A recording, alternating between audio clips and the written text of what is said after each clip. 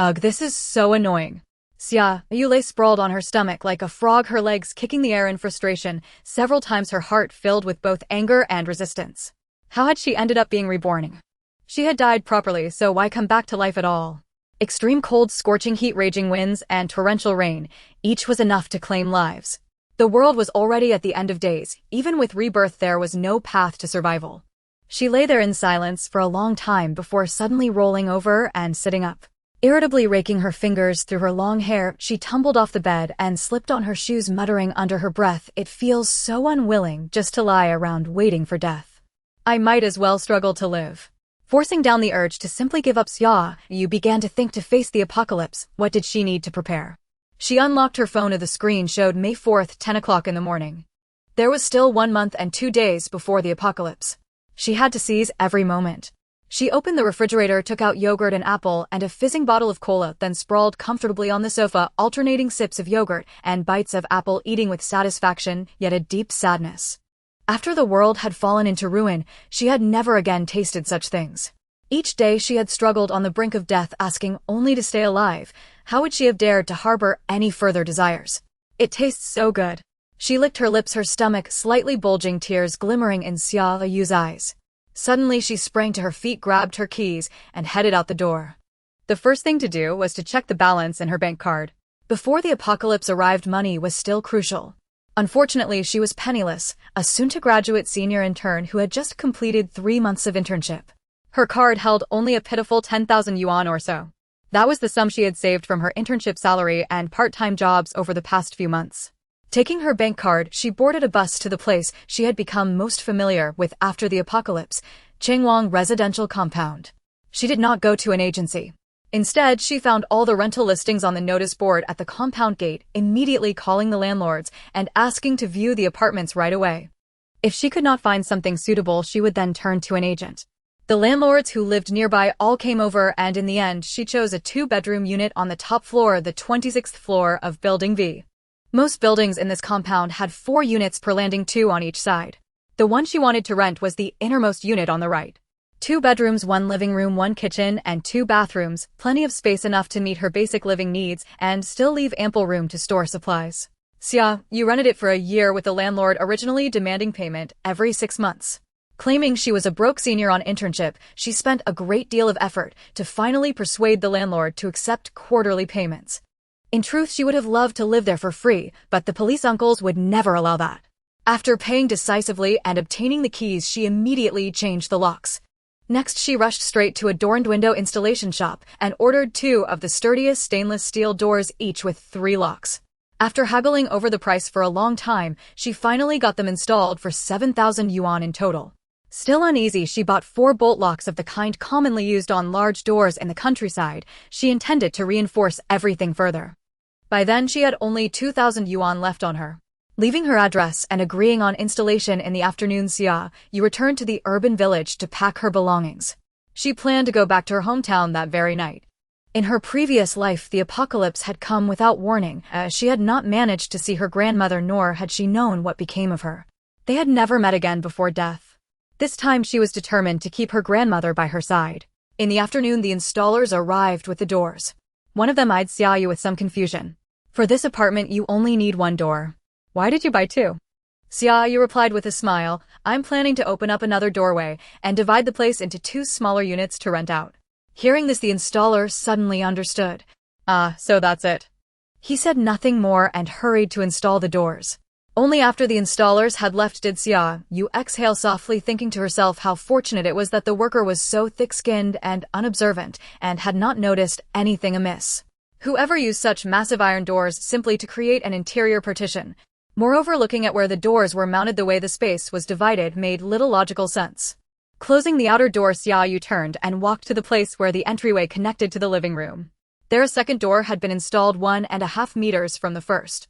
She took out the tools she had bought in advance and fixed the bolt locks onto both doors. Only when she saw a neat row of 5 locks did she finally clap her hands in satisfaction. It was done.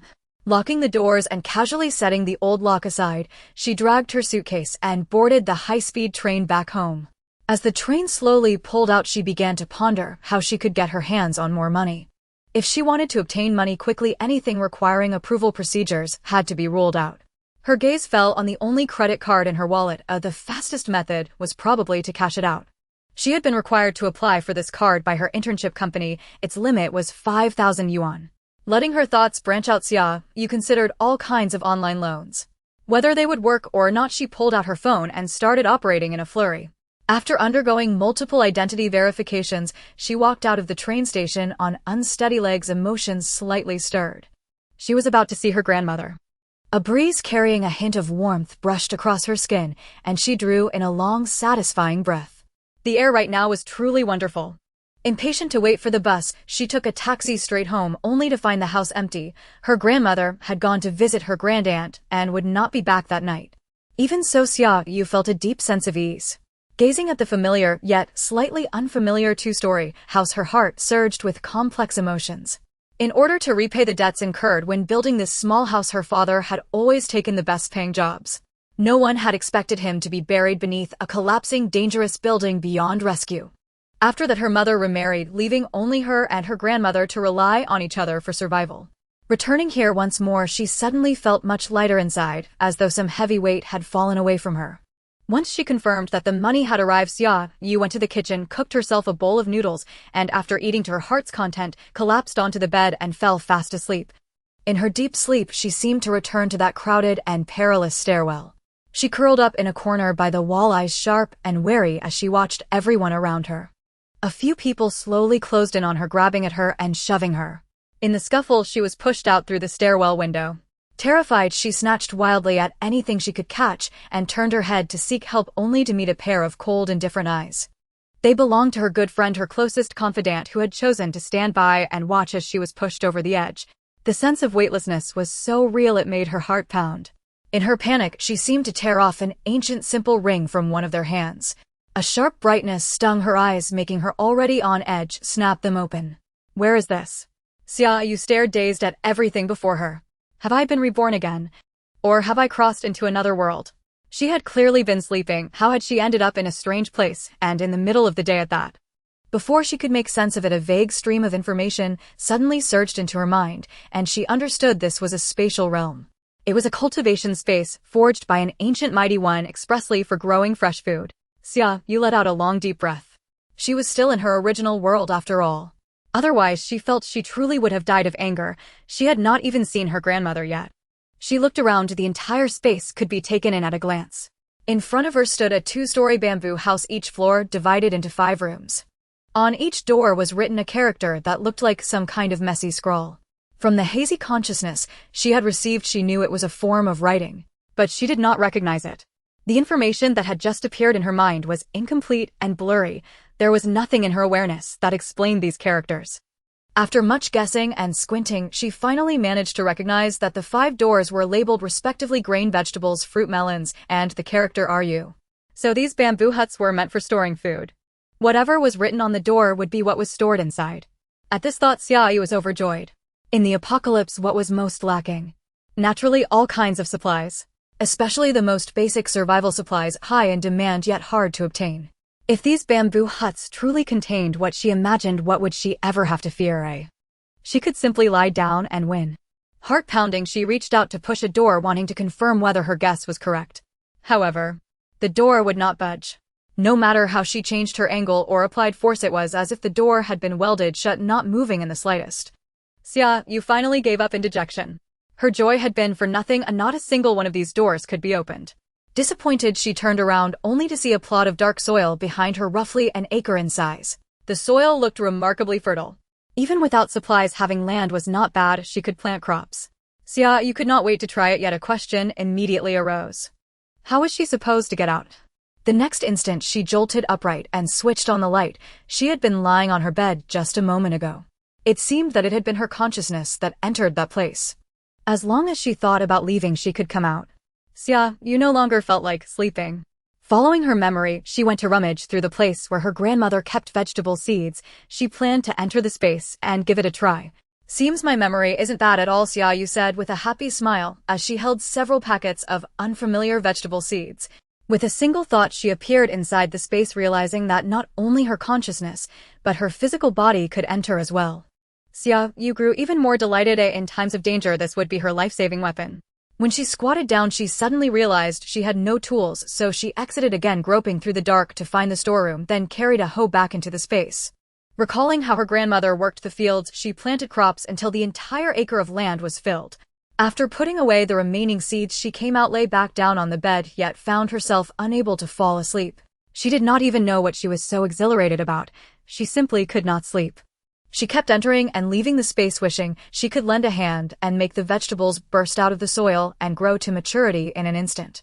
After tossing back and forth for quite a while, she finally could not hold on and drifted off to sleep. The next day, she woke to her grandmother's loving call. Looking at her grandmother's deeply wrinkled yet warmly smiling face, Xia Yu could not help but grow misty-eyed. How wonderful to see her grandmother again. She could not suppress the grin that spread across her face, her first genuine smile since her rebirth. Her beautiful peach blossom eyes curved into a gentle arc and her round face seemed to glow. "Girl, what made you suddenly come back?" Her grandmother gently stroked Xia Yu's hair as she asked with a smile. Seeing her granddaughter, whom she had not seen for nearly half a year, she was overjoyed. Looking at this little girl who had depended on her all these years and had now grown into a young woman, the grandmother could not help but feel happy. Leaning close, Xia Yu nuzzled her grandmother's hand with her head and said softly, "I missed you, Grandma, so of course I came back." After speaking, remembering her plan, Xia Yu sat up, faced her grandmother, and looked at her seriously. "Grandma, let's sell the house and have you come live with me in the city." This was the idea she had come up with the previous night. With the apocalypse approaching, this place would surely be submerged. It was better to sell it while it still held value, exchanging it for money to stock up on supplies. "Grandma, does the village chief still want to buy our house?" she asked, not giving her grandmother a chance to reply before continuing. The village chief had tried to buy their house over a year ago. She had changed the water buckets 3 times, filling over 20 buckets, with 10 liters of water each. After having lunch, Suyun practiced with a knife in the living room, and only after sweating profusely did she pick up. Xia Yu met her grandmother's gaze and said once more solemnly, "Let's sell the house. Come to the city with me." Seeing that her grandmother was about to voice her opposition, Xia Yu quickly clung to her arm. "I have to work. When I'm busy, I won't even have time to eat." "Grandma, come help me," she said. "Help me cook and keep the place clean." Her grandmother, who had been ready to refuse, fell silent at those last words. To be honest, she was not at ease with her granddaughter living alone outside. Each of them lived in a different place, yet their hearts were always with the other. In that case, it was better for the two of them to live together so they could both be at ease. Still, she could not bear to leave this place. She had lived here all her life, used to working at sunrise and resting at sunset, and feared she would not adapt to city life, instead becoming a burden to the child. "Grandma, come help me, please. I'll starve to death on my own," Xia Yu said, tugging at her grandmother's arm in a playful whine. Unable to withstand her clinging and already somewhat moved, her grandmother finally agreed. Xia Yu jumped up with delight. "Great. I'll go talk to the village chief right now," she said, and dashed out, afraid her grandmother might change her mind. "Slow down," her grandmother called after her. Standing at the village chief's door, Xia Yu silently organized her thoughts. How could she maximize her own benefit and sell for the highest price? The village chief was greedy and despicable. If villagers had business with him, they could not get him to act without bringing gifts. Because of this, Xia Yu felt no guilt and showed no mercy in taking advantage of him. When the door opened, Xia Yu could not be bothered with small talk and went straight to the point. "Uncle, I heard from my grandma you still want to buy our house. How much are you offering?" The village chief instinctively wanted to press the price down, but Xia Yu cut him off. "Uncle, if you're sincere about buying, give me a fair price. If not, I'll find someone else," she said, blocking his attempt to bargain. The village chief's expression turned sour as he hesitated. He truly wanted to buy Xia Yu's house. His younger son was about to get married, and he and his wife did not wish to live with the young couple, fearing constant quarrels. He intended to buy the house as a marital home for his son, being close by. He and his wife could still look after the young couple. In the end, he could only grit his teeth and say 300,000, including the land behind your house. That way he would not be losing out. Xia Yu pressed her lips together and after a long moment said, "I want the money by tomorrow in full. If you can manage that 300,000, it is for the house, the courtyard, and the land behind." This time the village chief agreed readily and nodded at once. "All right. You come with me to the bank tomorrow," he said. He had already scraped together the 300,000 half a year earlier, originally planning to buy the house and courtyard for 280,000. Now adding another 20,000 to get a large plot of land as well was no loss. Xia Yu knew she was getting the short end of the deal, but this was her best option. Someone else might offer a higher price, but she could not afford to wait. Time was life. In this way, each side got what they needed and both could be considered satisfied. Back home, Xia Yu told her grandmother it's settled. We'll handle the paperwork tomorrow, so let's start packing. It would be best if they could leave as early as tomorrow. The rented place in the city had to be reinforced, and food, water, and daily necessities all needed to be stocked up. Now that she had the space, she naturally wanted to hoard as many supplies as possible, and all of that would take time. I'll start packing, her grandmother said, turning away, as she planned to take one last good look at the place where she had lived her whole life. Only then did Xia Yu have a moment to pick up the phone lying on the cabinet. When she lit the screen, she discovered a flood of text messages. Upon opening, she was greeted by reminders of her online loan disbursements, and Xia Yu happily took out her calculator. She had received over 1 million in total, although there were several platforms that had denied her applications. She felt angry. However, with this unexpected 1 million, she was quite pleased. Along with the 300,000 from selling the house, she now had over 130,000 to plan with. Taking advantage of the early evening light, the grandmother and granddaughter hurriedly began tidying up. To their surprise, upon starting to clean, they discovered that Xia Yu's grandmother was quite the hoarder. Various vegetable seeds. Big cabbage, tomatoes, carrots, white radishes, coriander, squash, eggplants, beets, napa cabbage, scallions, garlic, celery, cucumbers, chili peppers, and large bags of each weighing about half a kilogram. There were also some seeds she didn't recognize, totaling around 5 to 6 kilograms. Xia Yu carefully packed these seeds, knowing they could be planted in her space, as these would be valuable resources in the future. Grandma nodded in satisfaction at Xia Yu's actions. Fortunately, this girl wasn't a spendthrift. She didn't throw things away. Otherwise, she would definitely have to face the consequences. Next were the grains, which included about 3,000 to 4,000 gen of wheat that her grandmother had planted last year. In addition to wheat, there were also soybeans, mung beans, corn, each around 700 to 800 gen, plus sesame, rapeseed, peas, lentils, oats around 200 to 300 gen each, and even 2,000 gen of potatoes, as well as 700 to 800 gen of both astragalus and angelica, which were medicinal herbs.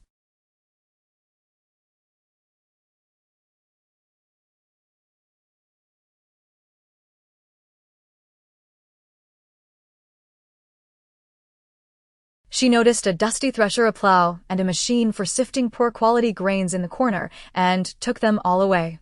There was land in her space, and she could definitely use these. These machines all ran on electricity, so it seemed she needed to stock up on some power generation equipment. After finishing, she stepped out, closed the door tightly, and secured it with iron wire before heading to the backfield.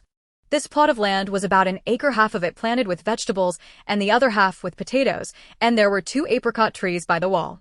She pulled up the vegetables and dug out the small apricot trees that had accidentally grown last year, while leaving the underdeveloped potato seedlings untouched. Returning to the front yard, she took away any leftover coal, collected the wood, and left some weeds behind to cover Grandma's eyes. She entered the kitchen temporarily, leaving the visible seasonings, but took away all the jars from the less conspicuous spots and gathered the stored oil, salt, soy sauce, and vinegar. Xia Yu circled around and finally entered another shed where some items her grandmother deemed useless were stored, but which she felt were a pity to throw away.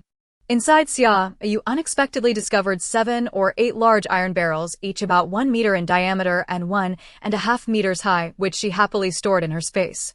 They could be used for water storage. The next morning, Xia Yu brought her documents and completed the property transfer with the village chief. Holding the freshly processed 300,000, Xia Yu's eyes gleamed as she asked, "Uncle, are you planning to tear down and rebuild the house?" The village chief shook his head no. This house was only built 2 or 3 years ago and used good materials. It was still 80% new, so why would he waste money on that? Xia Yu felt disappointed as she had intended to thoroughly scavenge. "I want to take the furniture." "All right," he replied, "I wouldn't even look at your old junk." "Xiao Yu, what about the remaining items?" Grandma kept glancing back, her eyes filled with reluctance, as if something was pulling at her feet, preventing her from leaving. Xia Yu, with a hint of apology in her eyes, replied, "I found a good person to help. They'll deliver it to the city tomorrow." That's good, that's good." Grandma grasped Xia Yu's arm, and after a long time she lowered her head and left without looking back. After buying her train ticket, Xia Yu asked Grandma to wait in the waiting room while she found a secluded spot to retrieve the electric bike that she had previously stored in her space.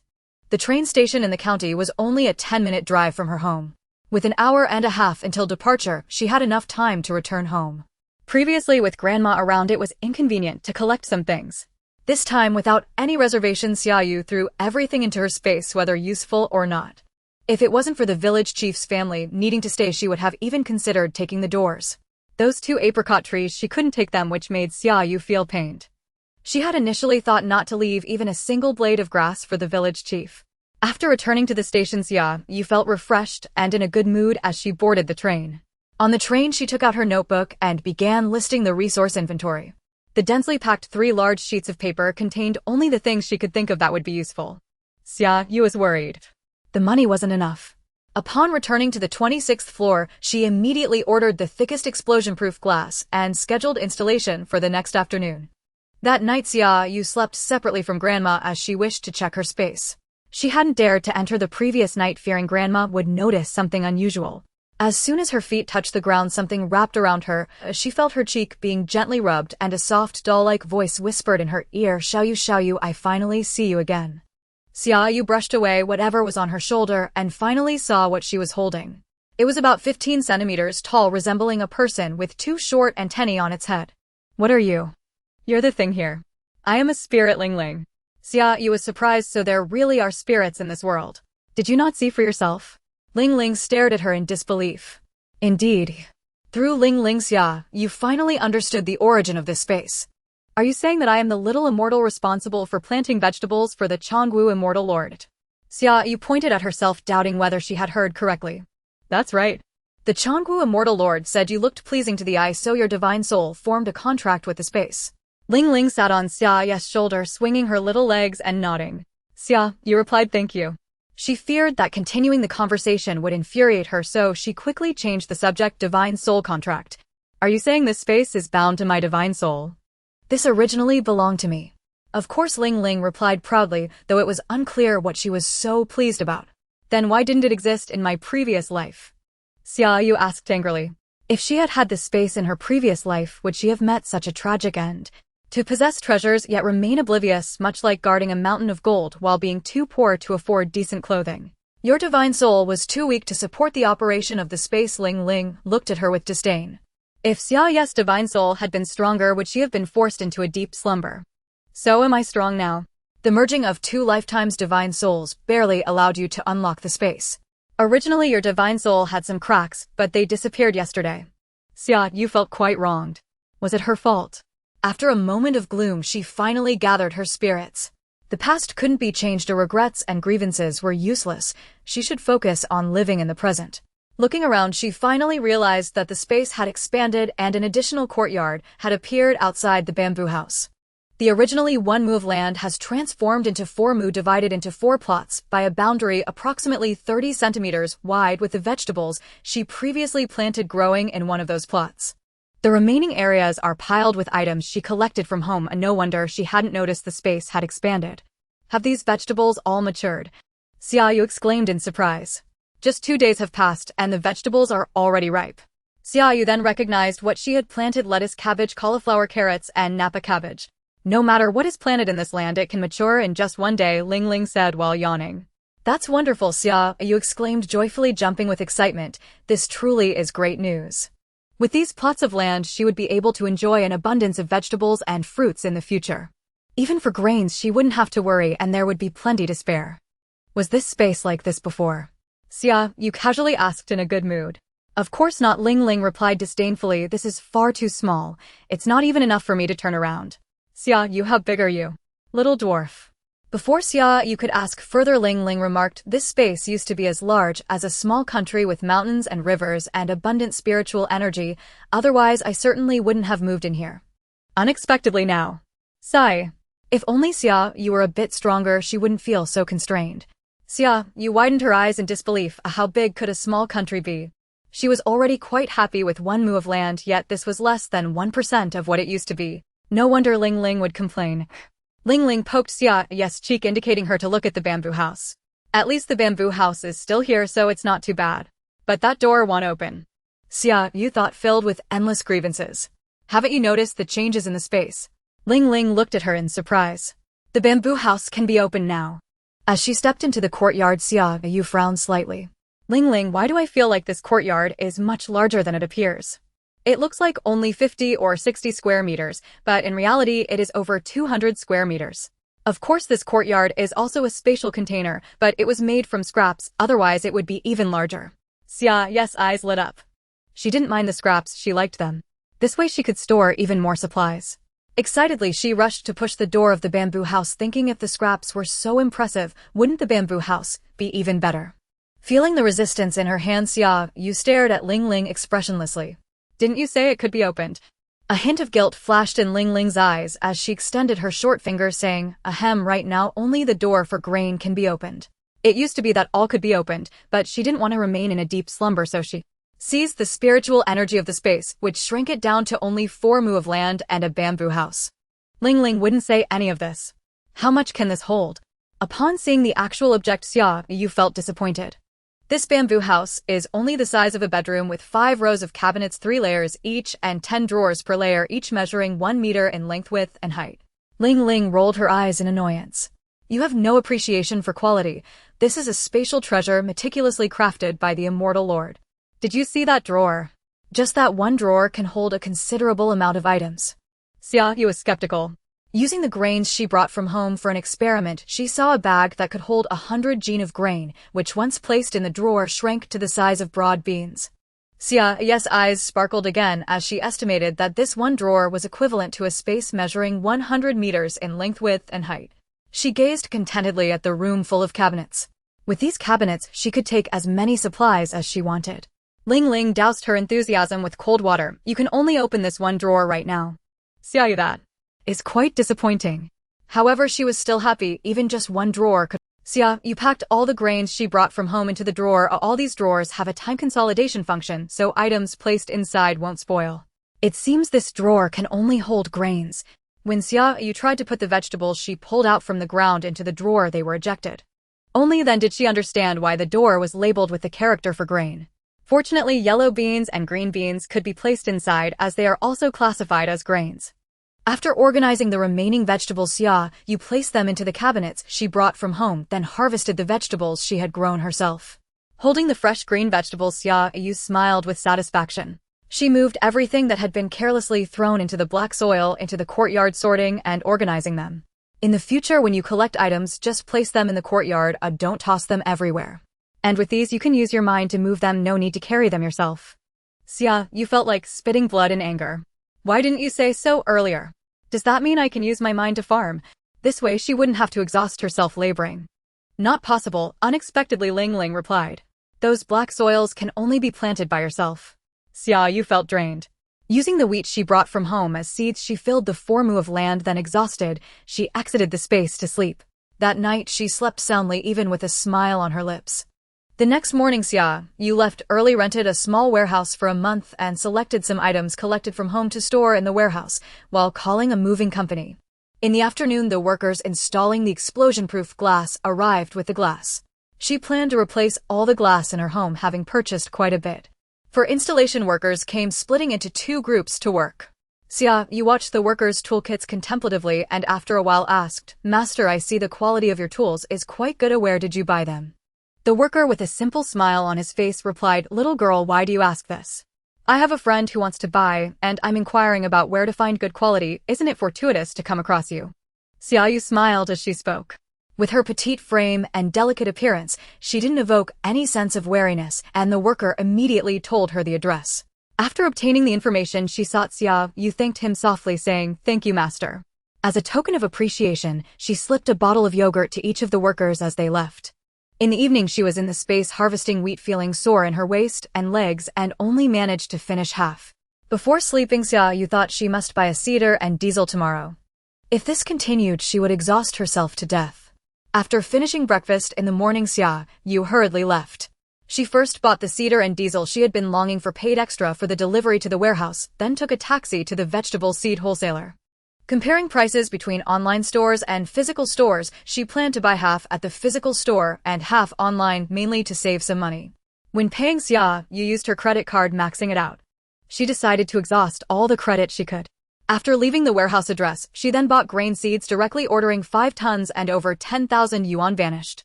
Then she hurried back to the warehouse, waiting for the delivery to arrive so she could store everything in the space. Xia Yu found a well-reviewed outdoor equipment store online, and after reading the buyer's comments about the good product quality, she hurried over. She ordered 3 inflatable boats, 3 speedboats, 2 sets of outdoor survival tools, polar cold-resistant clothing, down sleeping bags, and 4 sets of bulletproof vests, all of the best quality.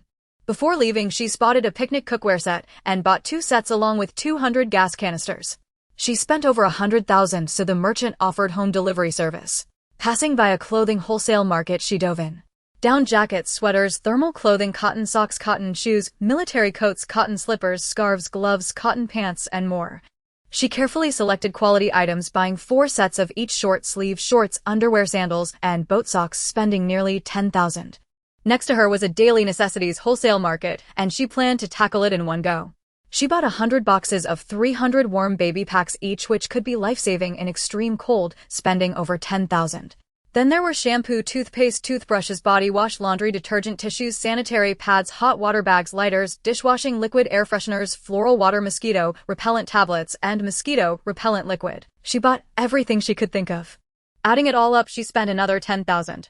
It was still early, and after some inquiries, Xia Yu found a place selling fruit saplings, buying 3 to 4 of each kind available. At first, the owner was reluctant to sell, but seeing her large variety of purchases totaling over 30,000, he happily agreed. Noticing the attractive prices, the owner kindly offered home delivery. As the sky darkened, Xia Yu took a tired step, buying a fragrant bowl of sour and spicy noodles by the roadside before heading to the warehouse. She pulled out 2 small stools, sitting on one and using the other as a table, eating while waiting. Soon the vegetable, seeds, clothes, and daily necessities were delivered.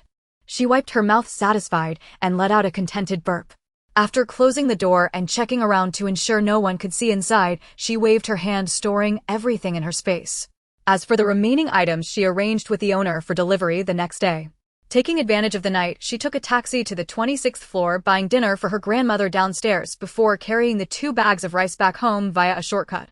Just as she exited the elevator, Xia Yu noticed a tall, burly man standing in front of the neighboring house, a large army green bag at his feet, facing away from her and seemingly busy with something. Hearing footsteps, he turned around and their eyes met directly. Her body instantly tensed, and she quickly lowered her eyelids to hide her wariness and vigilance. This was a habit formed over 3 years in the apocalypse. Whenever a stranger was nearby, she would instinctively become alert. Thus she missed the surprised raise of his eyebrows and the unexpected look in his eyes. "Hello, could you help me? I'm having a bit of trouble with one hand," Yubin said, shaking the keys in his hand. Xia Yu then realized he was holding a small baby in his arms and had just been trying to unlock the door with one hand.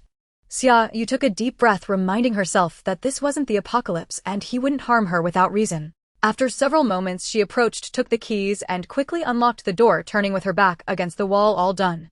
"Thank you." Yubin pulled out the key, lifted the heavy bag, and turned slightly, meeting Xia Yu's gaze again. "I just moved in. Do you live here too?" "It's getting late. I'll thank you properly tomorrow." "No need to mention it. Go inside quickly. The baby needs to sleep." Xia Yu didn't reply, still pressed against the wall, showing a standard smile. Yubin smiled back, saying nothing more, politely bidding farewell before closing the door. Then, "See you tomorrow." Once Yubin's door was firmly shut, and she confirmed he wouldn't come out again, Xia Yu quickly turned, took out her keys, and swiftly opened and closed her door in one smooth motion. Even though she understood that Yubin would soon realize she lived next door, Xia Yu was still unwilling to reveal her information. After closing the door, she felt at ease talking to her grandmother, unaware that Yubin had already confirmed she was next door. After closing his door, he immediately pressed his ear to it, using all the knowledge he had learned to confirm the target's location. Listening to the faint sound of a door closing next door, he straightened up, a smile on his face as he patted the baby in his arms. "Tang Tang, we have a nice neighbor." Years of training meant that even using just one hand did not hinder him from accomplishing anything. Asking for help was merely a way to establish a reason for interaction. Xia Yu was completely unaware of this. At that moment, she was telling her grandmother about Yubin. "A young man moved in next door today, tall and strong. He looks quite spirited. I just saw him. It seems like a family. He was holding a child too." "Really? He didn't mention it to me." Her grandmother muttered quietly. "Did he come to our house today?" Xia Yu asked cautiously upon hearing this. Her grandmother quickly shook her hand. No, I went to throw out the trash. I couldn't use the elevator, and that young man helped me. We talked in the elevator." Xia Yu had only taught her grandmother how to use the elevator once. Being older, she struggled to remember. After organizing the house today, there were still some unusable little things without a place to put them, so she thought of throwing them away. However, not being accustomed to living in a building with elevators, she forgot the method Xia Yu had taught her and was feeling troubled when she happened to see Yubin coming over. He helped her press the elevator button and carefully taught her again. Her grandmother had a good impression of him, and they chatted in the elevator, thus getting acquainted. Xia Yu sighed in relief upon hearing this. It was good that he didn't come in. Many people who were praised as good individuals became notorious villains after the apocalypse. Xia Yu had seen plenty of such people and had to be on guard in advance. Yu Bin was exactly the kind of person she needed to be wary of. With his tall and robust physique, he seemed to have a high combat ability, easily capable of causing harm to others. Xia Yu had always feared encountering such individuals, because that meant danger. Yet her grandmother misunderstood Xia Yu, thinking she disliked Yu Bin. What's with your reaction, girl? We'll be neighbors from now on and we'll see each other often. It's wise to get along, it'll be easier to ask for help when needed. Her grandmother thought that it was just the two of them, an old and weak pair, and wanted to build a good relationship with Yu Bin so they could count on him in times of need. Better close neighbors than distant relatives. Xia Yu opened her mouth but fell silent. She wanted to say that in just over 20 days, no one other than herself would be trustworthy. But her grandmother hadn't experienced the apocalypse. Even if she said it now, she might not believe it. She might even get angry thinking Xia Yu is making excuses and end up giving her a lesson. Forget it, let it be. The apocalypse is coming. After witnessing the darkness, her grandmother would naturally understand. Let her have a period of peace.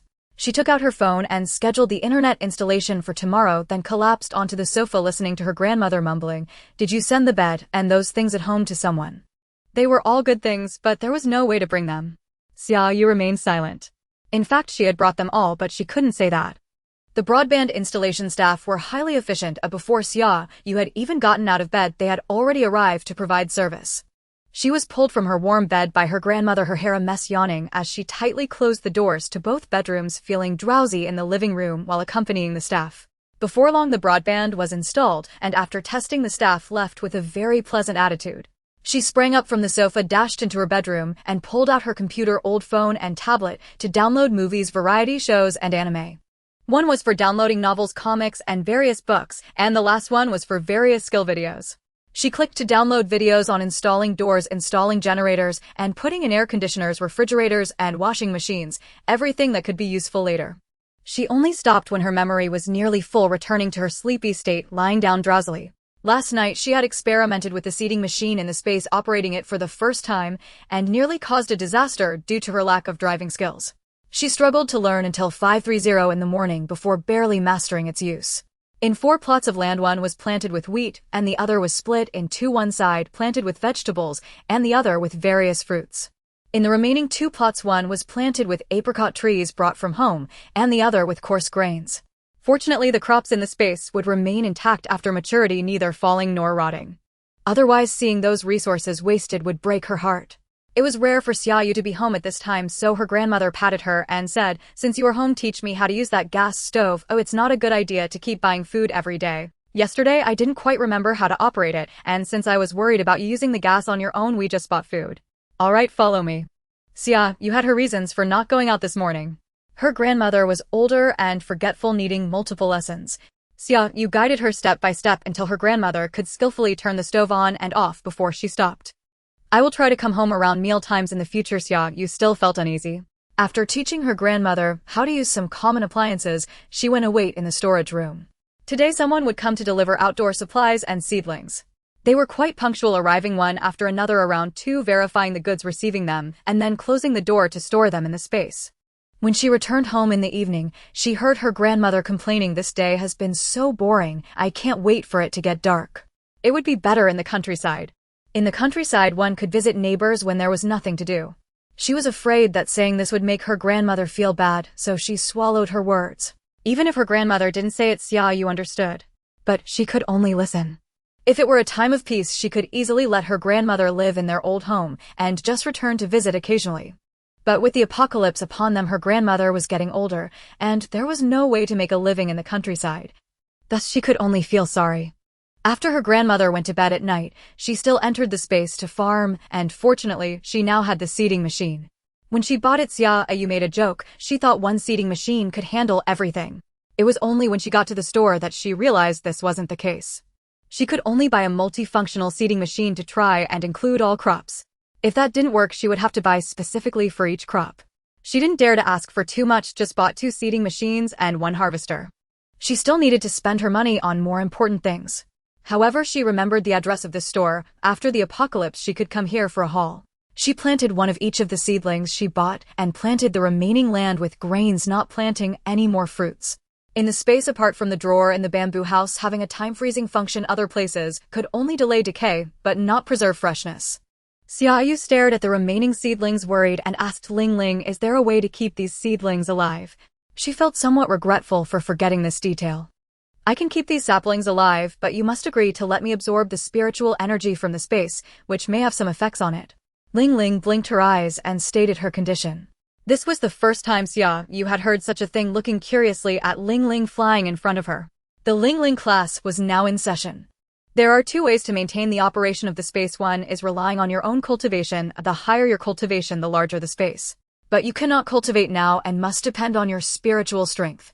The second is relying on the spiritual power of the plants within the space. The denser the spiritual power, the more perfect the space. Xia Yu rubbed her chin deep in thought, so the stronger I am, the larger the space becomes. The more plants I grow in the space, the better it will be. Thinking of a space as large as a small country, Xia Yu felt excitement. That can be understood that way. Feeling happy the space could be upgraded and her days had more promise. The next morning, she energetically rushed to the flower, bird, and fish market, intending to buy some flower pots for her grandmother to plant vegetables to keep her from getting bored at home. Later, she found that foam boxes seemed better, so she bought some foam boxes and soil carrying the foam boxes and several 1-meter high jars back home. Her grandmother was astonished to see the jars. Why did you buy so many jars? Didn't you say you were bored with nothing to do? I'll set up a small vegetable garden on the balcony. You can plant vegetables there. And my room. She paused for a moment. Grandma, let's switch rooms. Her room had a balcony and could also be used for planting vegetables. However, she had to enter the space from time to time, so she couldn't let her grandmother come and go freely. They could only switch rooms. Switch what? No, that room is quite nice for me. Her grandmother rejected without a second thought. Xia Yu's room was the master bedroom with a bathroom. Her grandmother knew it was the best one. Naturally, she wanted to leave it for her granddaughter. The balcony in that room can also grow vegetables. Wouldn't it be convenient for you to take care of them? Otherwise, if you let me watch, within a few days the vegetables you plant will all die. Xia Yu said this on purpose. Her grandmother hesitated. She trusted Xia Yu, and if she let her watch, those plants would definitely die. In this city, everything needed to be bought. Even a green onion costs money. She had to put in more effort to grow the vegetables well. In the future, they wouldn't have to spend money on that, and she could save some for her granddaughter. Having farmed her whole life, she could definitely do this well. So she nodded. Then let's switch. Xia Yu pouted. Indeed, crops were your favorite, your heart's delight. What about these jars? She asked. Are they for planting vegetables too? Xia Yu affectionately hugged her grandmother's arm. Didn't you forget about the vegetables we brought back? They can't be kept in this weather, so I was thinking of making pickled vegetables and sauerkraut. Immediately her grandmother pushed Xia Yu away, appreciatively touching the jars. This method is good. I was still worried about the vegetables going bad. Every time she cooked, seeing the vegetables wilt more and more, it pained her heart. But seeing Xia Yu so busy every day, she didn't want to trouble her granddaughter further. She decided to dry the vegetables in a couple of days. Unexpectedly, her granddaughter gave her a surprise, making her grandmother as happy as the Buddha. Instantly, she stopped complaining about being bored and directly dove into the kitchen to boil water, wash jars, and vegetables, getting busy. Xia Yu initially wanted to show some granddaughter love to help, but was ruthlessly pushed out of the kitchen by her grandmother. Xia Yu gazed at the transparent glass door of the kitchen with a complex expression for a while before picking up a pen to jot down notes. She pulled out a list of supplies, crossing off the items she had already purchased, and finally the pen tip lingered on the words rice. As her grandmother transitioned from the kitchen to the living room to prepare the ingredients, she took the keys and stepped outside.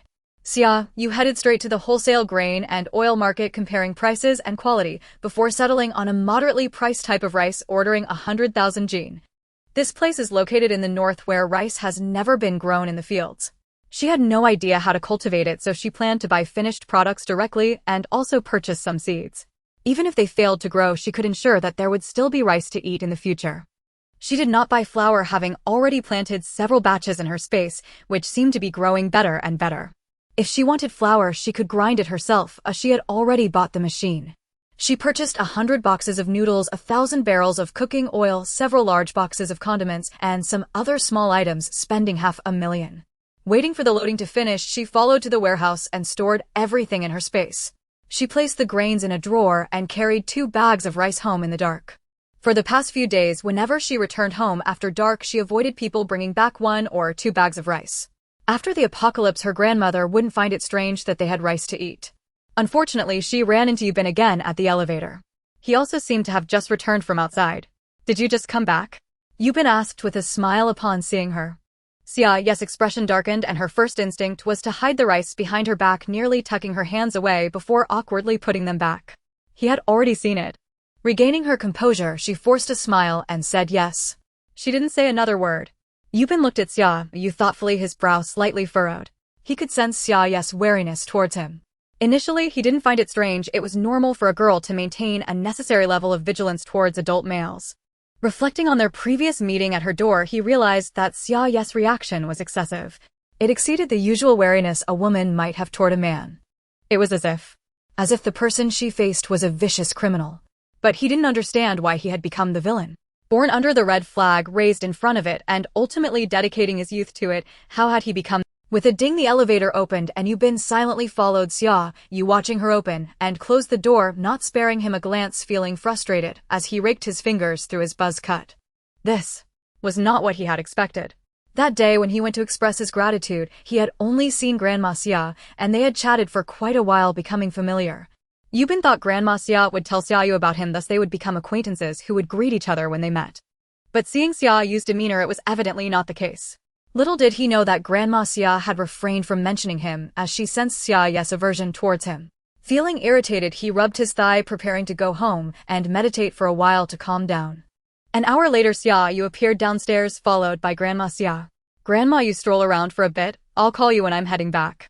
After saying that, she took off running along the winding path. The threatening aura from Yubin was too strong. She had to prioritize her physical training. Originally, she planned to start in a week. The next day, Xia Yu left early to avoid running into Yubin again. Today, she was going to meet her college roommate, as they had already made plans.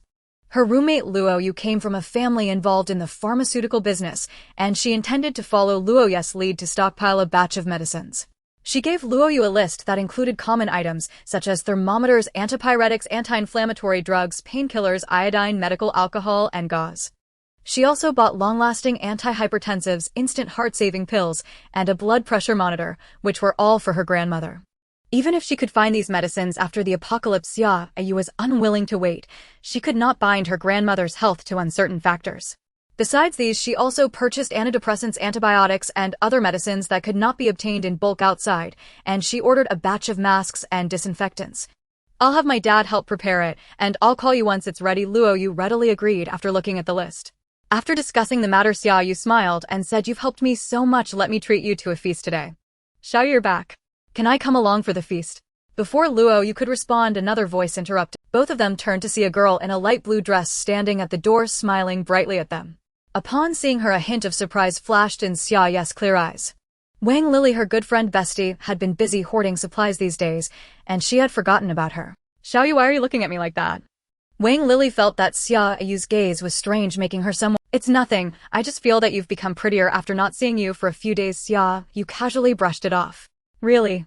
Wang Lily exclaimed in surprise. "No wonder people say love is the best beauty treatment." "Xia Yu, you've been hanging around Xia Yu every day, so you naturally wouldn't notice," Luo Yu teased with a smile. The dormitory relationship was quite good, and it was normal for them to playfully banter. Xia Yu. Xia Yu had some impression of him. At the beginning of the apocalypse, they had teamed up to search for supplies, and that young man had taken care of her a few times without her noticing. Later, they somehow became distant. Oh. No wonder she had seen Wang Lily at Changwang Community in her past life. Did Xia Yu live there? How had she ended up with those two again? Was it too late to move now? Didn't you just say Xia Yu wanted to treat us to a meal? Is there some good news? Wang Lily smiled brightly. "It's me giving.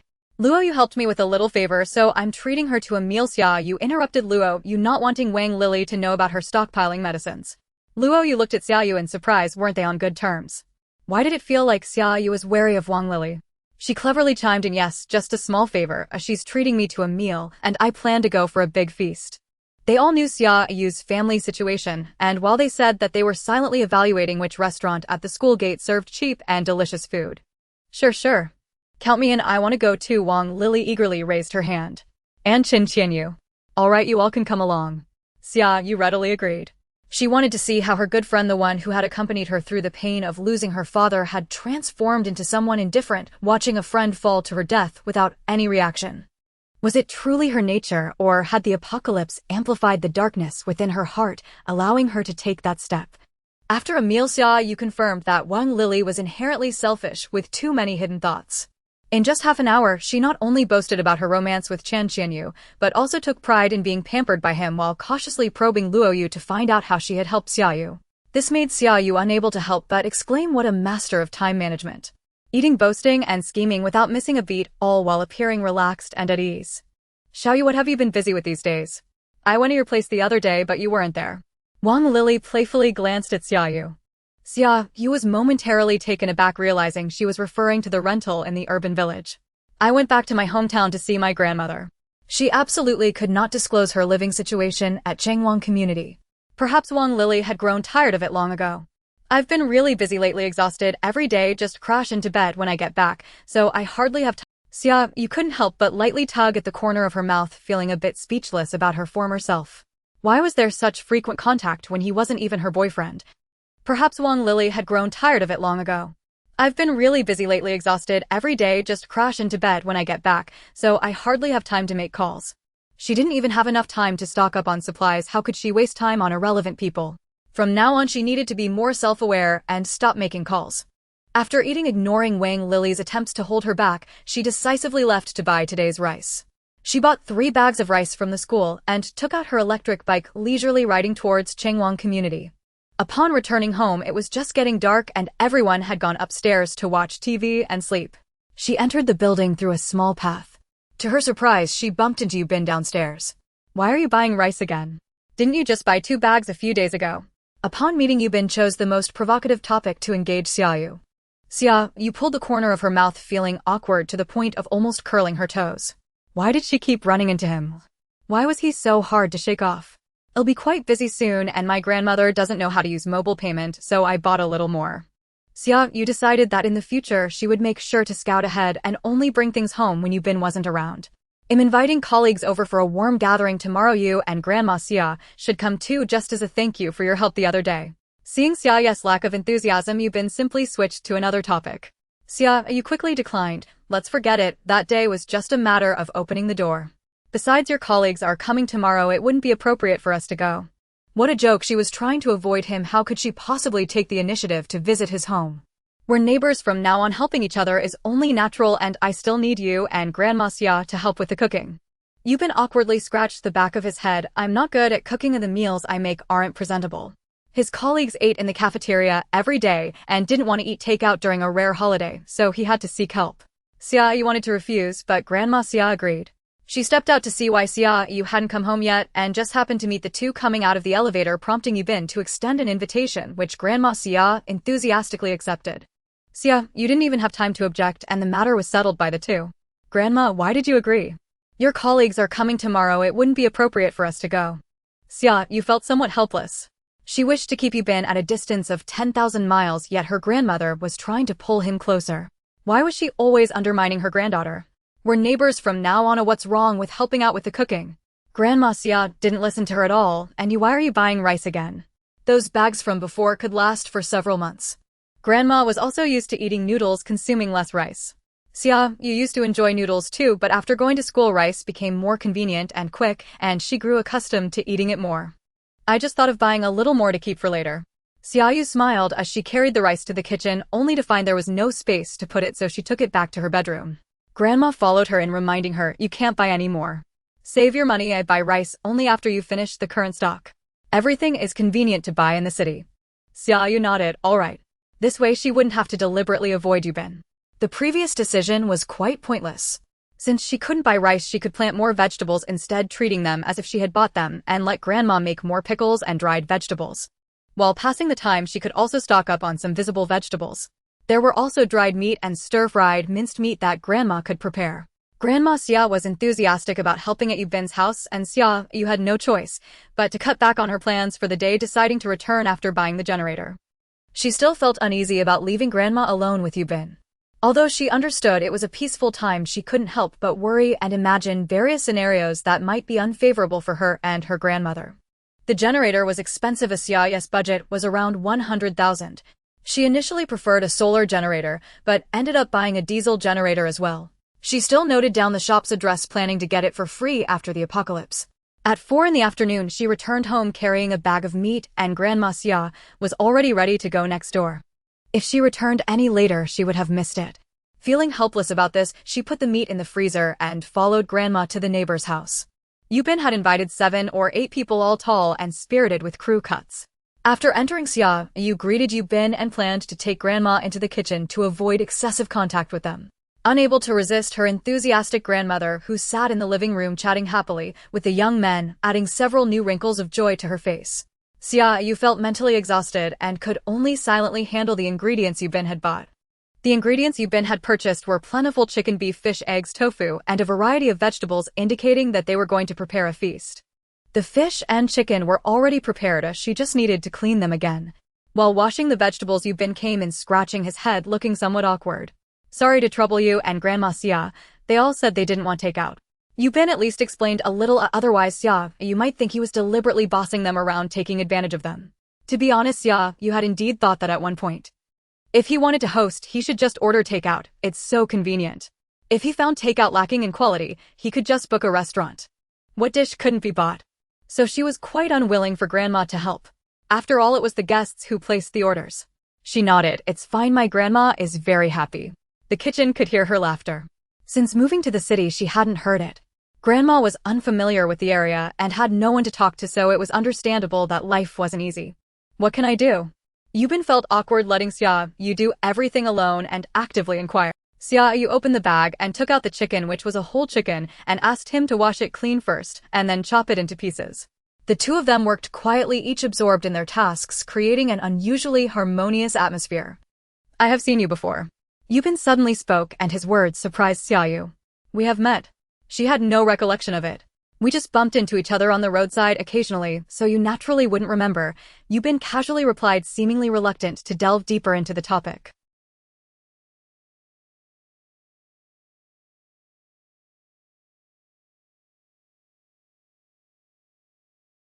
At that time he felt that perhaps he should not exist in this world.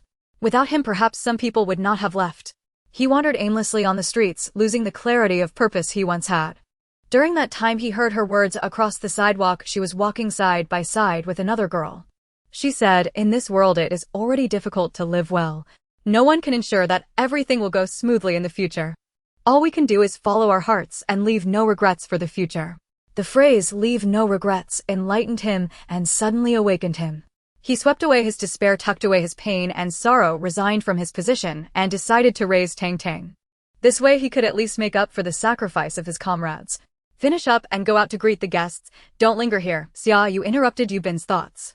Glancing at the large patch of skin he had scraped off, he quickly cleaned up, flipped over a piece, and with a few swift strokes of the knife, destroyed the evidence. It's fine here, go out and let my grandmother in to help. He couldn't let his grandmother entertain the guests while he was busy in the kitchen. That wouldn't be appropriate.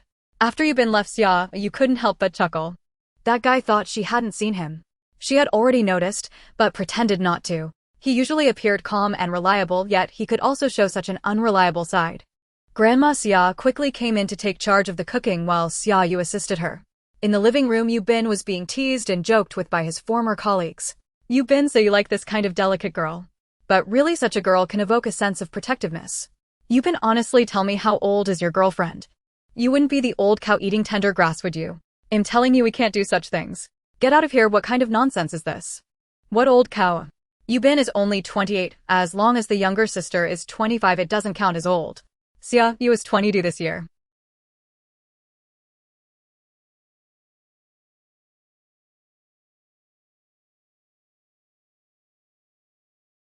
When teased, Yubin's first reaction was to anxiously glance at the kitchen, fearing that Xia Yu would get angry upon hearing it.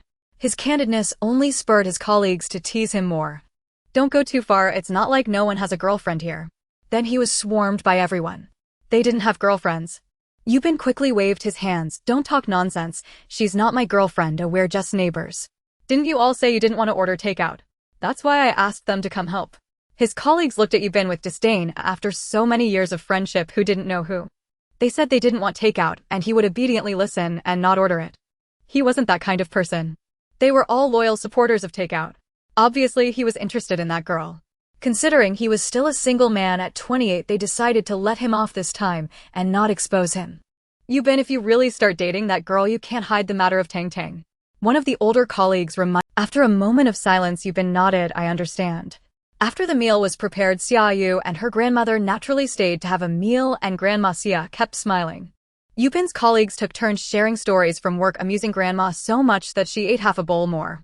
In the end, they exchanged gifts and agreed to keep in touch more often, promising to help take care of Tang Tang. Xia Yu realized that she could not distance herself from Yubin. With her grandmother around, it was impossible. Resistance was futile. She could only try to pull Yubin into her camp and turn enemies into friends. So when Yubin said to find him if she needed anything, Xia Yu did not refuse, pointing at the equipment piled up in his living room, asking, "Can you teach me to work out?" After learning about Yubin's former profession, she actually wanted to say, "Can you teach me to fight?" But they weren't close enough for that, so she could only settle for less. Yubin readily agreed, "No problem. I am now a fitness coach. Whenever you have time, just come over." He chose to become a fitness coach because that gym was run by his comrades, allowing him the greatest freedom and the ability to take care of Tang Tang. "How about you teach me to drive as well?" Xia Yu said hesitantly. Since she had decided to become teammates, she might as well trouble him a bit more and repay him in the future.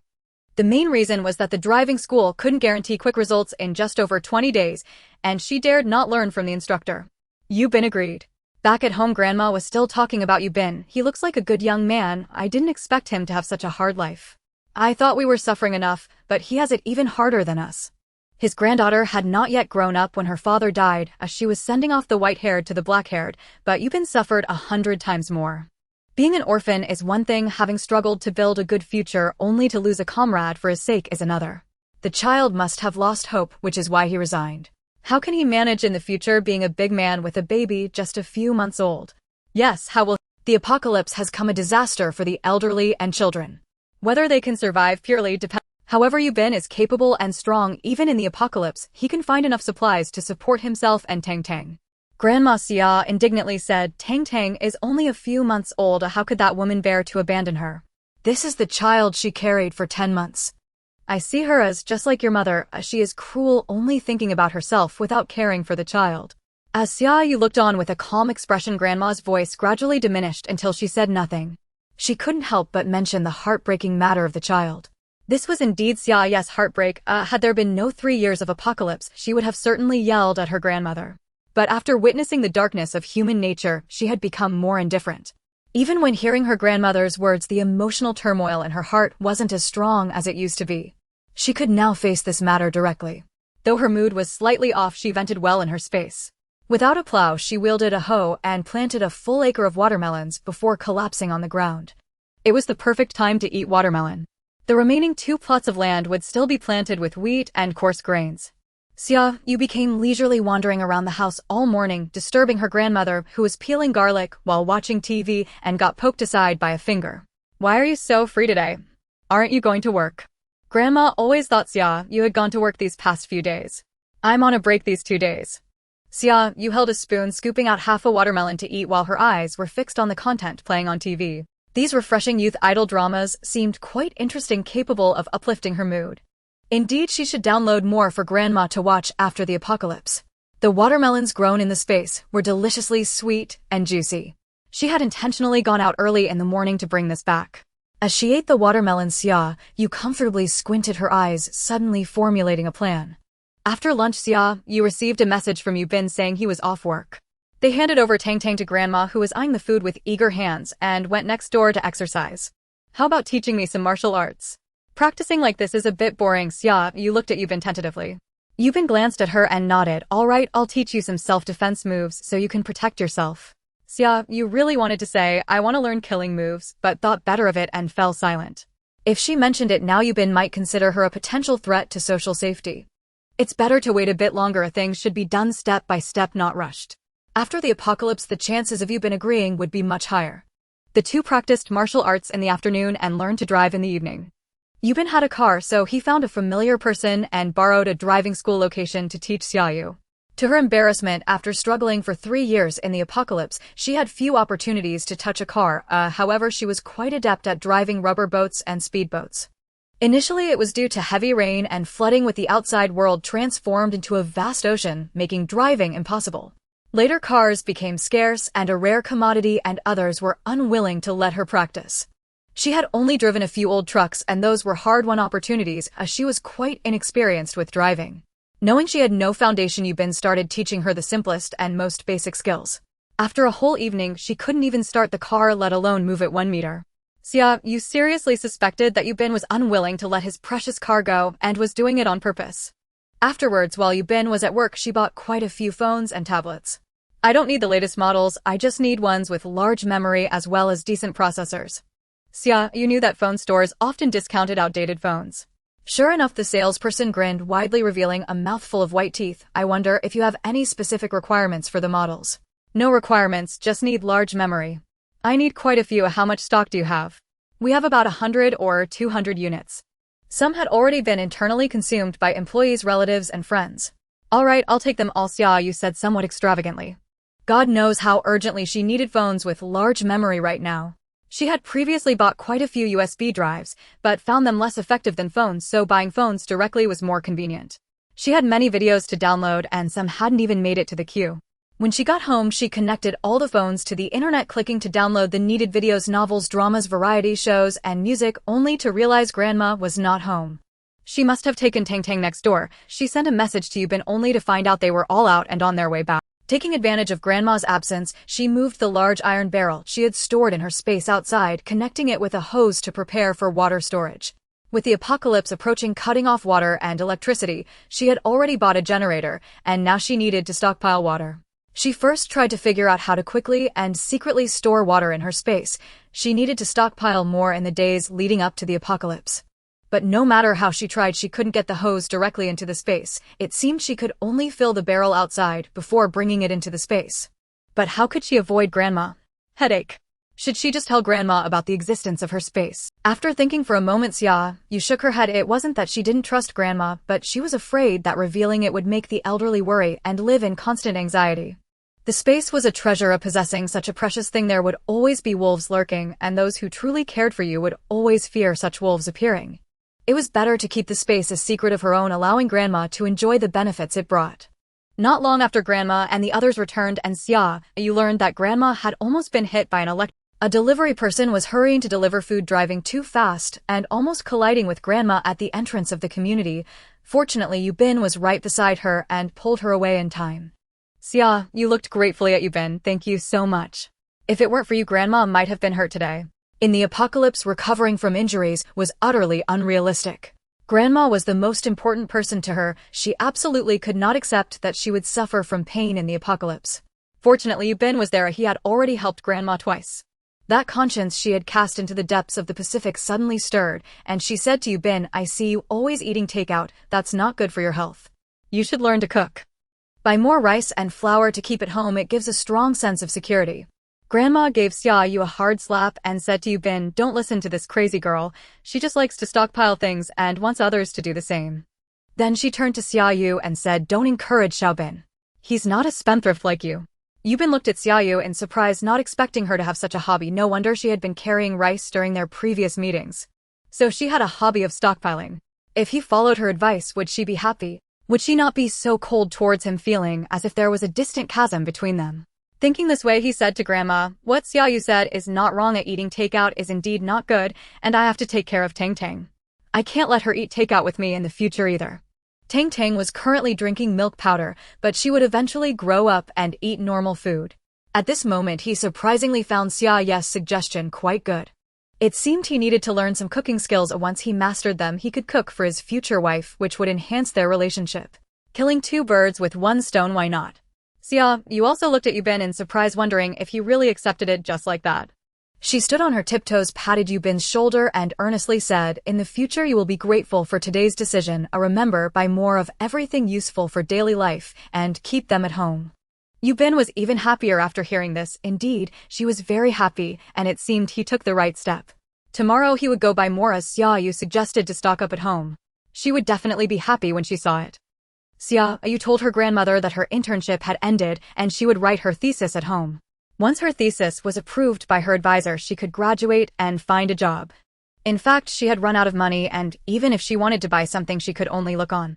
This morning, she received a bank notification stating that her loan application had been denied due to online loans.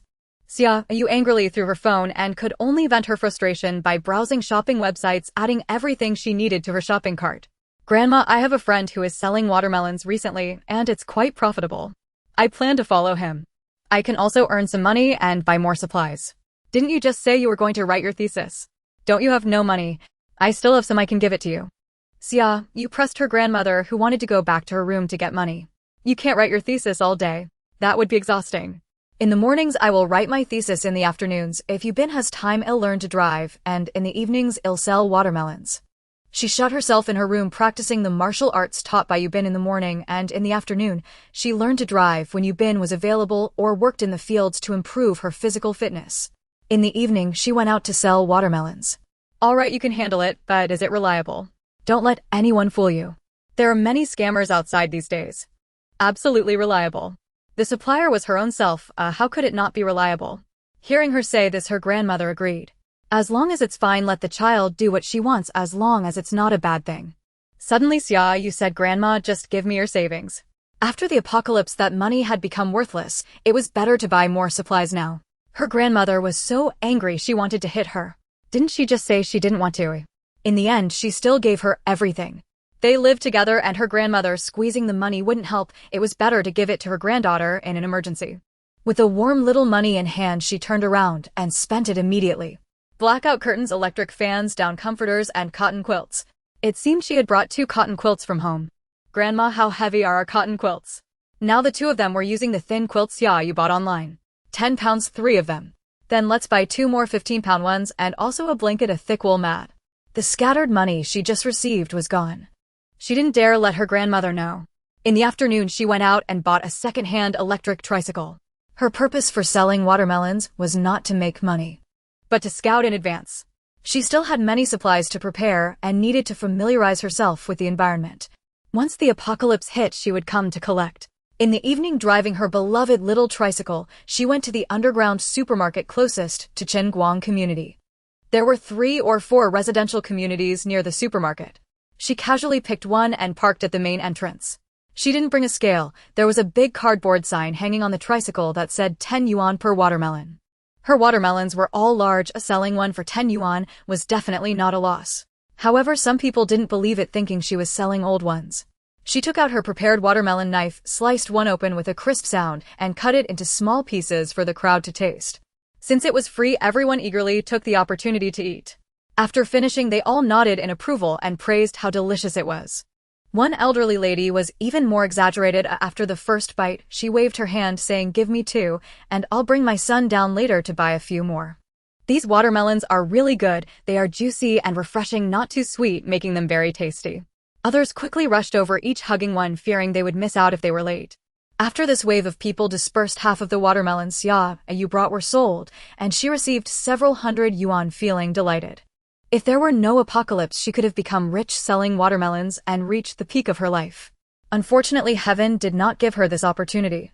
That elderly lady kept her word and returned half an hour later with a middle-aged man of average build and a slight beer belly. "Miss, give me 3 or 4 more watermelons. The 2 I just bought are liked by my family, and they will be gone soon." Xia Yu asked her to pick them herself. After all, the quality was guaranteed, and letting customers choose made them happier. The man didn't move. He asked Xia Yu, "Where did you buy these watermelons?" "They're very good." Xia Yu sneered inwardly. He must have seen the benefits and wanted to get involved. With a smile, she said, "I'm not quite sure. I got them from a friend. This is a hot item. He can only spare me 1 truckload a day. Then you can sell all your watermelons to me in the future. I'm a procurement staff member at a supermarket, and I need them." He thought Xia Yu was selling them too cheaply. Such good watermelons would still sell out even if the price increased a bit.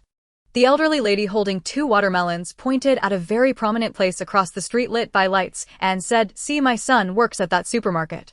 It must be tough for a young girl like you to run around like this. Why not sell directly to him? It saves time and effort, right?" Xia Yu smiled, "And it also saves money. So you work at the supermarket, big brother. I can sell these watermelons to you, but I can only spare 1 truckload a day. I don't have more. Who told you to be an employee of my target supermarket? Otherwise I wouldn't have any." The man was not satisfied with just this little tricycle full of watermelons. Can you get your friend to give you more? Let me ask, but tomorrow I will only have this truckload. He won't be back until the day after. The man could only agree helplessly. Let's sell for now. Maybe we can create some buzz. Then Big Brother leave a contact number and I'll deliver the melons to you tomorrow morning. Xia Yu happily took out her phone, not expecting it to go so smoothly. The next day, taking advantage of the sun not being out yet, she took the melons to deliver and called the Big Brother to wait for her at the supermarket entrance. Big Brother, where to deliver? She stopped the tricycle, revealing a big smile. Just follow me. She followed the man winding around to the back of the supermarket where the door was already open. Xia Yu looked at the man with a flattering smile. Big Brother, do you need help?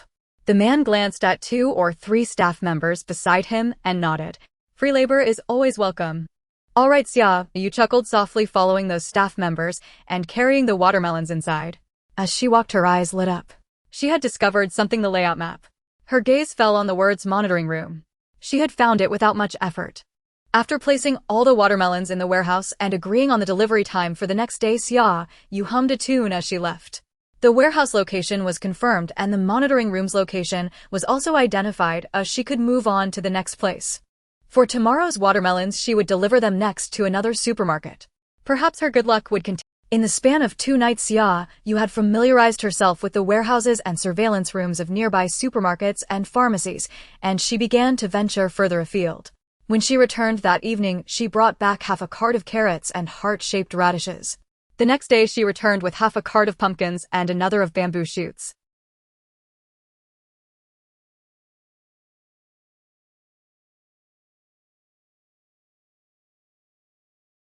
Of course, all of this was done in the dead of night. Yubin had encountered her a few times, yet he was no longer surprised. He himself had also bought quite a bit, gradually filling the empty spaces in his home. She needed to buy Chinese medicine. After the apocalypse, factories had ceased production, all industries had collapsed, and various resources had become non-renewable. She had practiced too hard in the morning and was feeling a bit fatigued, needing to take it slow. As she passed a small storefront, she abruptly stopped her vehicle, slapping her forehead. How could she have forgotten such an important matter? She needed to buy Chinese medicine.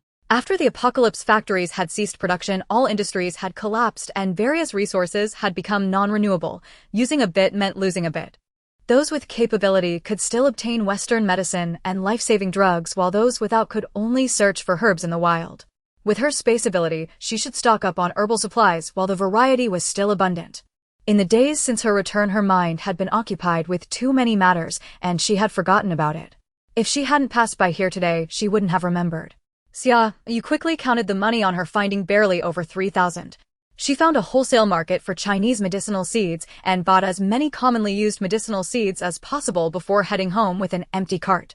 She decided to deliver a few more loads of watermelons each day, using the earnings to buy medicinal seeds. The more life-saving items, the better. Upon returning home, she sensed an unusual atmosphere. Her grandmother was unusually not watching television, just sitting silently on the sofa. "Grandma, what's wrong?" she gently asked as she sat beside her.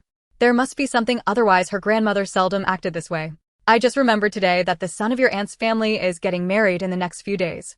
You should give her a call." That was her grandmother's relative, and she had always been on her mind. Xia Yu then realized that this was the case.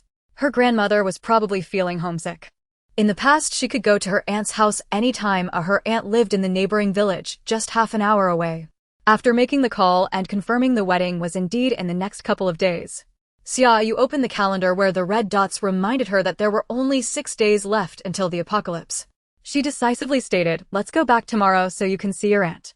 Afterward, who knows if they would meet again." Her grandmother then perked up, tiptoeing to rummage for anything that could be taken back. Xia Yu shared in her joy, sending a message to Yubin to keep an eye on the tricycle before she returned to her room to tend to her crops. Currently, the 4 plots of land in her space were all planted with different crops. One plot was for grains and coarse grains, another for watermelons, a third for fruit trees, and the last for herbs. Ling, I wonder if the space can sustain living creatures. Of course it can. If your strength is strong enough, it can become a world of its own. Xia Yu thought to herself, just imagine it. Don't expect me to achieve that. The next day, the two of them set out at dawn. By the time they reached home, it was already past 9. After dropping her grandmother off at her aunt's house, she headed to the county town.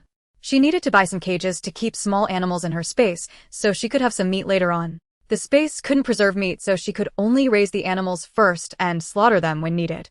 The county town was small, she could finish shopping in half an hour, but it had its advantages as she didn't have to run around. She bought 10 small cages, 10 medium ones, and 10 large ones. She had it all planned out: the small cages for chickens, ducks, and geese, and the medium ones for pigs and sheep, and she intended to try raising cows, horses, and donkeys in the large cages. After placing the cages with the store owner, she went to the market for live poultry and successfully bought chickens, ducks, and geese, getting 4 of each, 1 male and 3 females, and also bought a pair of piglets. To Xia Yu's surprise, she even saw someone selling pigeons and quails, which she bought directly. Unfortunately, there were only 2 female quails, which could only lay eggs and not hatch chicks. There were more pigeons, and she selected 1 male and 3 females. Returning to the place that sold cages, she bought 2 more bird cages, and then went to the supermarket to buy a pile of gifts before heading back with her haul. She slipped into her space when she reached the house at the village entrance, where the occupants had already moved away and the house had not yet been demolished. She first assembled the cages, then placed the small animals which had their feet and wings bound inside. Each breed in its own cage, no need for fights, they just needed to lay eggs. She placed the cages on the ridge separating the black soil fields, ensuring there were spaces between each cage. Xia Yu tested it. The medium cages could fit here, but the large ones could not. The largest cage, 1.5 meters high and 3 meters long, could not fit here. Ling suggested you could put these cages in the yard. But these animals need to defecate. I can overlook that on the ridge. As time goes by, it will be buried in the grass, but I can't do that in the yard. I only enter the space once a day, and I can't clean frequently. I have no idea what kind of mess that will create. You don't need to worry about that. I can help you manage it, preventing them from defecating freely, but I will need spiritual energy. Ling said, hands on her hips confidently. Xia Yu was speechless. Why did it always come down to spiritual energy? Couldn't the space just upgrade itself? But she truly needed to keep these animals alive. After the flood, there weren't many animals left alive, and whether she could find them was still uncertain. After much thought, she agreed to Ling's proposal, but she added a condition: you also have to take responsibility for feeding them. The ridge was filled with grass, lush and green, so it wouldn't take much effort from Ling. Ling considered the spiritual energy and agreed. Xia Yu harvested the mature grains, fruits, and herbs inside and planted another batch before leaving with peace of mind. The banquet at her aunt's house lasted for 2 days. During those 2 days, while helping out, she also wandered around the village hoping to buy some cattle and sheep. She offered a higher price than others, which swayed several families who had not intended to sell. Some shrewd ones started calculating in their minds. They could first sell the one at home, and then buy a younger one. This way the livestock could be used for more years, and they could also save some money. Thus in one afternoon, Xia Yu bought a cow, 1 male, and 1 female horse, a donkey, and a pregnant. Xia Yu said the allure of money was indeed great. In the evening, she paraded these cattle, sheep, donkeys, and horses through the streets, heading out of the village towards the county town under the watchful eyes of everyone. Only after it was completely dark did she put them into her space, reminding Ling to keep an eye on them before returning to the house at the village entrance. She entered the space, harvested the mature grains, and planted a new batch. Xia Yu did not expect that as soon as she opened her eyes in the morning, her grandmother would be staring at her. Seeing her grandmother's pitiful appearance, Xia Yu couldn't bear to refuse and could only take her back to their old courtyard for a glimpse. Xia Yu thought that living here would be quite nice if there were no apocalypse. Standing in front of the familiar courtyard, her grandmother's eyes were already red. Xia Yu also felt uncomfortable, as she knew her grandmother loved this place, but she couldn't let her stay here. Hey, you over there, hurry up and catch that rabbit. The silence between the two was interrupted by an urgent voice, and then Xia Yu felt a bump against her leg. Looking down, she saw a rabbit that had been knocked over, its feet in the air, staring at her in confusion. Almost instinctively, she crouched down and grabbed the rabbit by its ears to prevent it from escaping. Oh, I'm exhausted. This little thing runs quite fast. The person who shouted earlier ran over. Hello, Grandma Wang. It turned out to be an acquaintance, and Xia Yu greeted her with a smile. So it's Xia Yu and your grandmother. I was wondering why you were just standing at the door. This was no longer their home, and they couldn't just walk in confidently anymore. Everyone was surprised when they learned that Xia Yu sold the house and moved to the city with her grandmother. Her grandmother had never mentioned it before. Some said Xia Yu was filial, knowing to bring her grandmother to the city to enjoy life. By the way, we're having rabbit for dinner tonight. You two should come over. Without giving them a chance to refuse, she pulled Xia Yu and her grandmother to her house.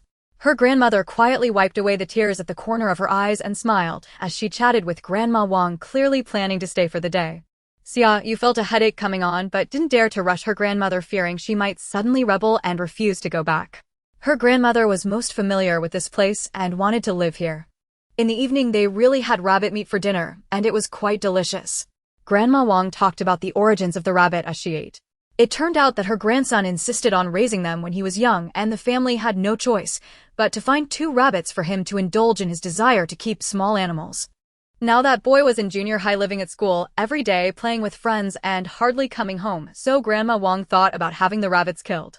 Keeping them at home was too much to handle as sometimes she was too tired to cook and still had to take care of these little creatures. It would be better to have them killed and enjoy a meal. They had already killed several, leaving only these last 3. Xia Yu's thoughts stirred, but she said nothing. After dinner she went out and took 2 big watermelons from her space to the village chief's house.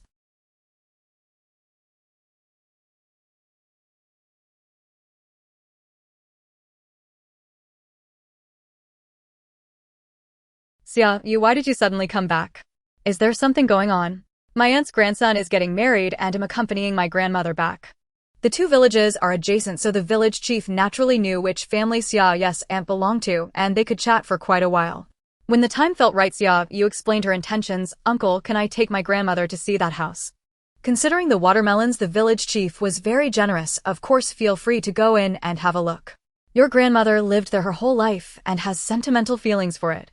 Xia Yu smiled and agreed, then asked, is the water pump still working? I want to wash some clothes. It should be fine.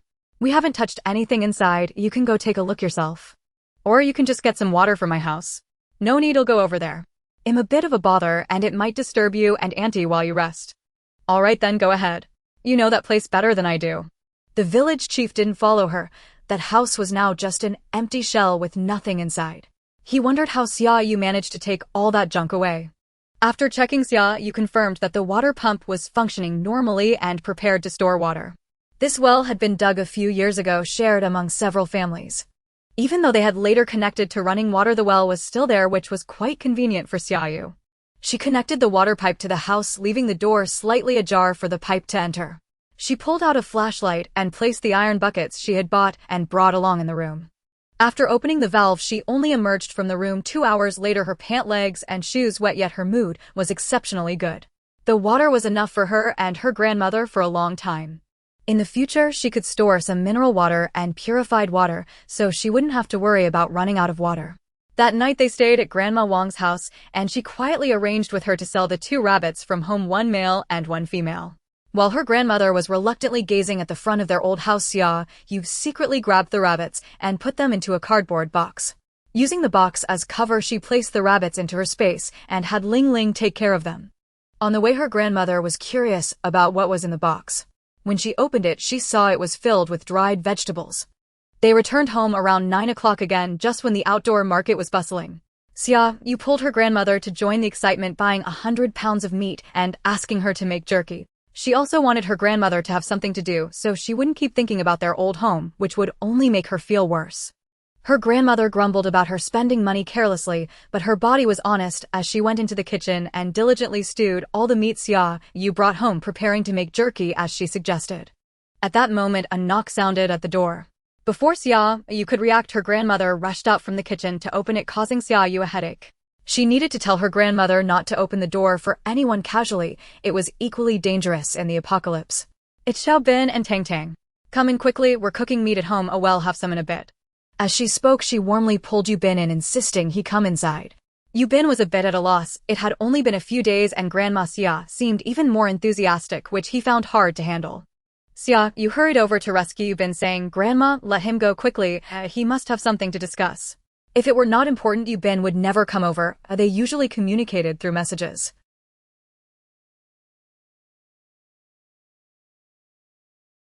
Grandma, something suddenly came up at work. Can you watch Tang Tang for a while? I'll be back as soon as... His comrade called, saying a client he was handling insisted on seeing him right now. After searching everywhere without finding anyone to help take care of Tang Tang, and with everyone busy, he had to seek Grandma Xia's assistance. What could Xia Yu do? She could only agree. She wouldn't go against her grandmother today. Yu Bin left, thanking her profusely, and informed Xia Yu that someone would bring Tang Tang's baby supplies over shortly, and she would need to go out to collect them. After spending some time together, Yu Bin discovered Xia Yu had a strong territorial sense. As long as she was unwilling, she held hostility towards any creature entering her territory. Perhaps Yubin had specifically instructed them as the visitor waited in the hallway after knocking, showing no intention. Xia, you remembered him. His name seemed to be Xia Yu. Yubin asked me to give you Tang Tang's things. I packed some for you to see if anything is missing. Immediately Xia Yu's face turned awkward. She had never raised a child, how could she possibly know? She closed the door somewhat messily, thinking that Yubin's friends were just as clueless as he was sometimes. She tossed the bag that Xia Yu had brought directly to her grandmother, saying, all her things are here, you can use them as you see fit. What wasn't there could be improvised.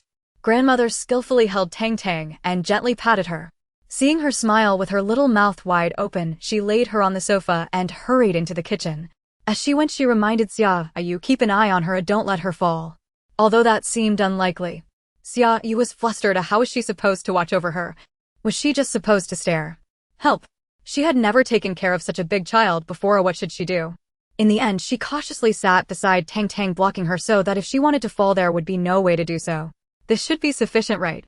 Staring into the eyes of the toothless little one for a long time, she conceded defeat. Didn't small children usually blink? Her eyes were getting sore. Suddenly Xia Yu's body stiffened and she didn't dare move her fingers. Tang Tang had grasped her index finger. She looked down, wanting to pull Tang Tang's hand away, but upon seeing the special birthmark on her little hand, she froze. She recalled that birthmark. She had seen it in her past life. A few days before the fall, she had risked going out with her companions to exchange supplies when they happened to encounter a robbery. All the supplies they had obtained were stolen, and she was beaten almost to death. She lay on the ground for a long time before managing to get up, and it was then that Tang Tang ran over and gave her a handful of candy. She looked to be only 3 or 4 years old, her hand small, with just a few pieces of candy. Later, when her companions arrived, she quickly hid Tang Tang and left in a hurry. She couldn't let her companions see Tang Tang. They were all starving, and it was very dangerous. Looking at Tang Tang, she seemed to be dressed well, and behind her there was always someone following. Xia, you only saw the person's shoes and didn't catch a glimpse of their face. It must have been Yubin.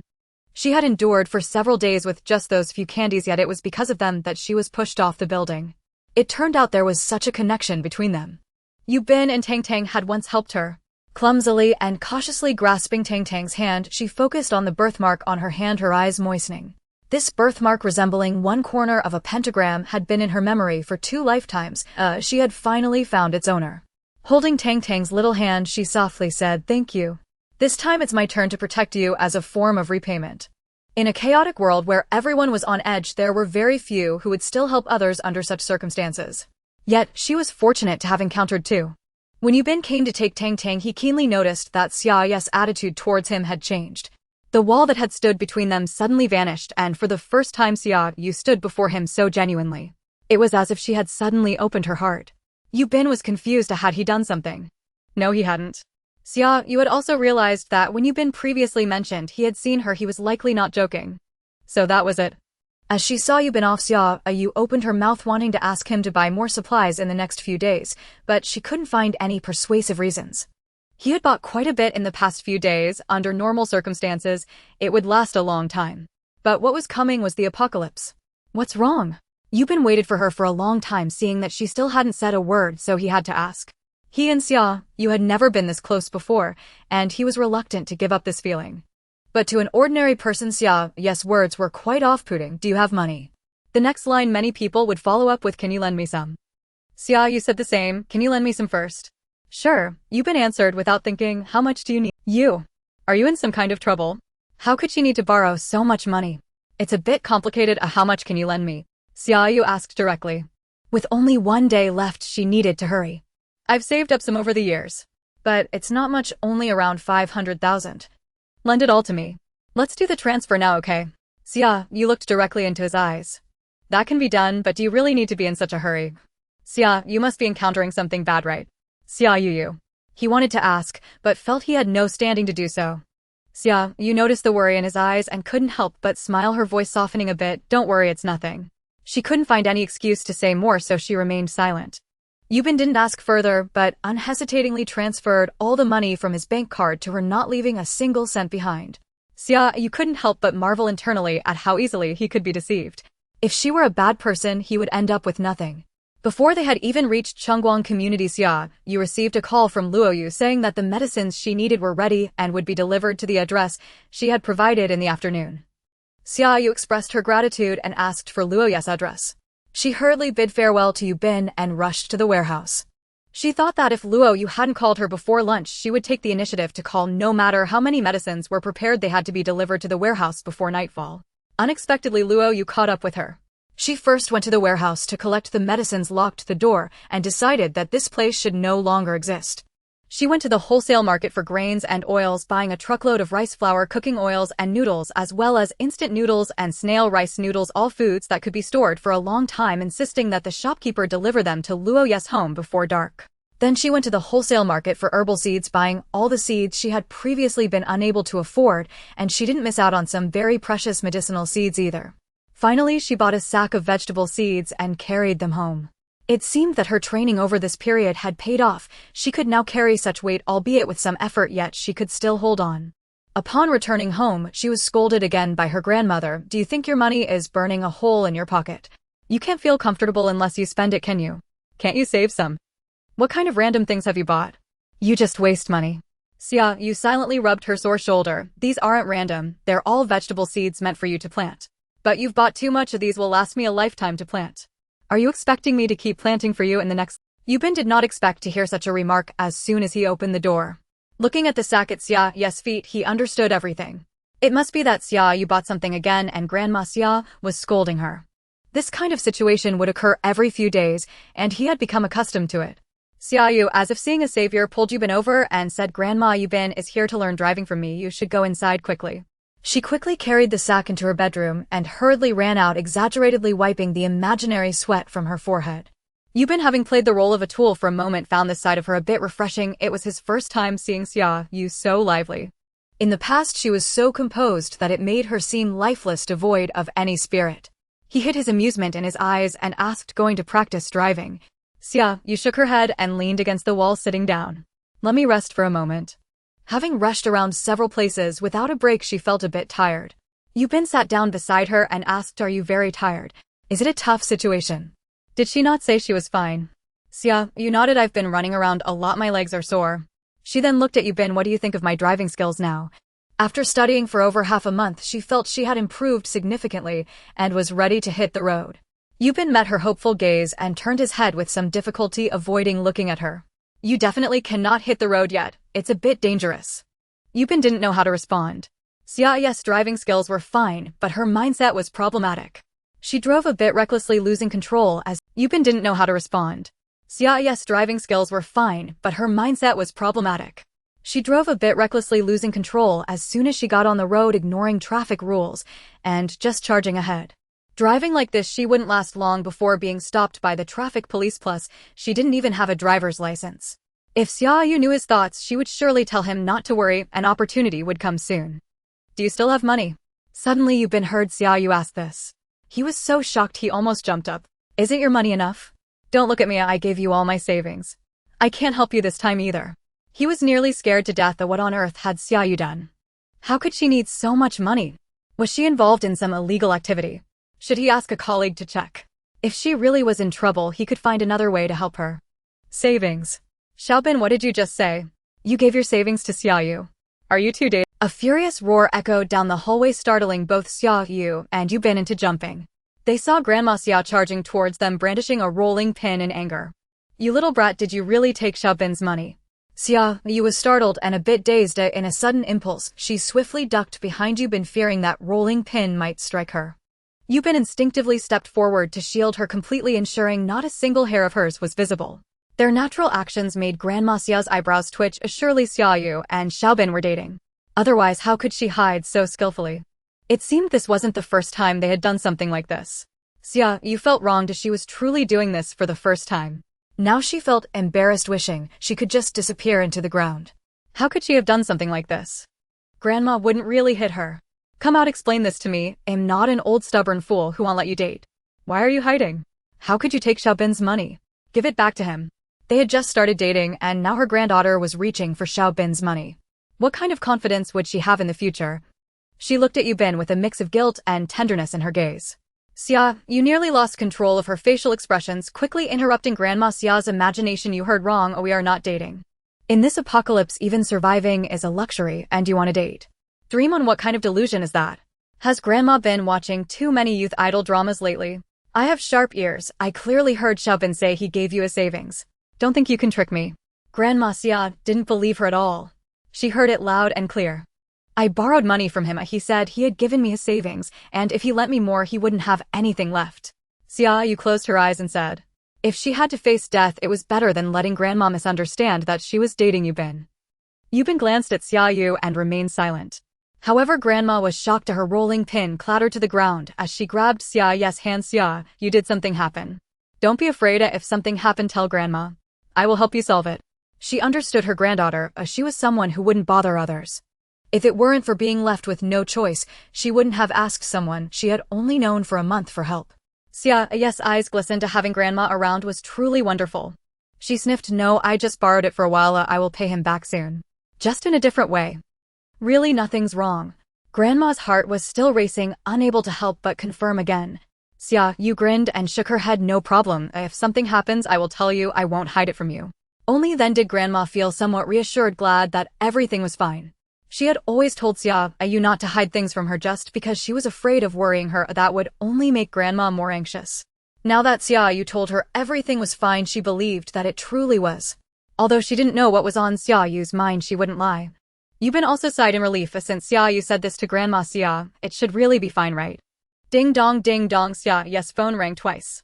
She took out her phone and upon seeing who was calling, she couldn't help but raise her eyebrows.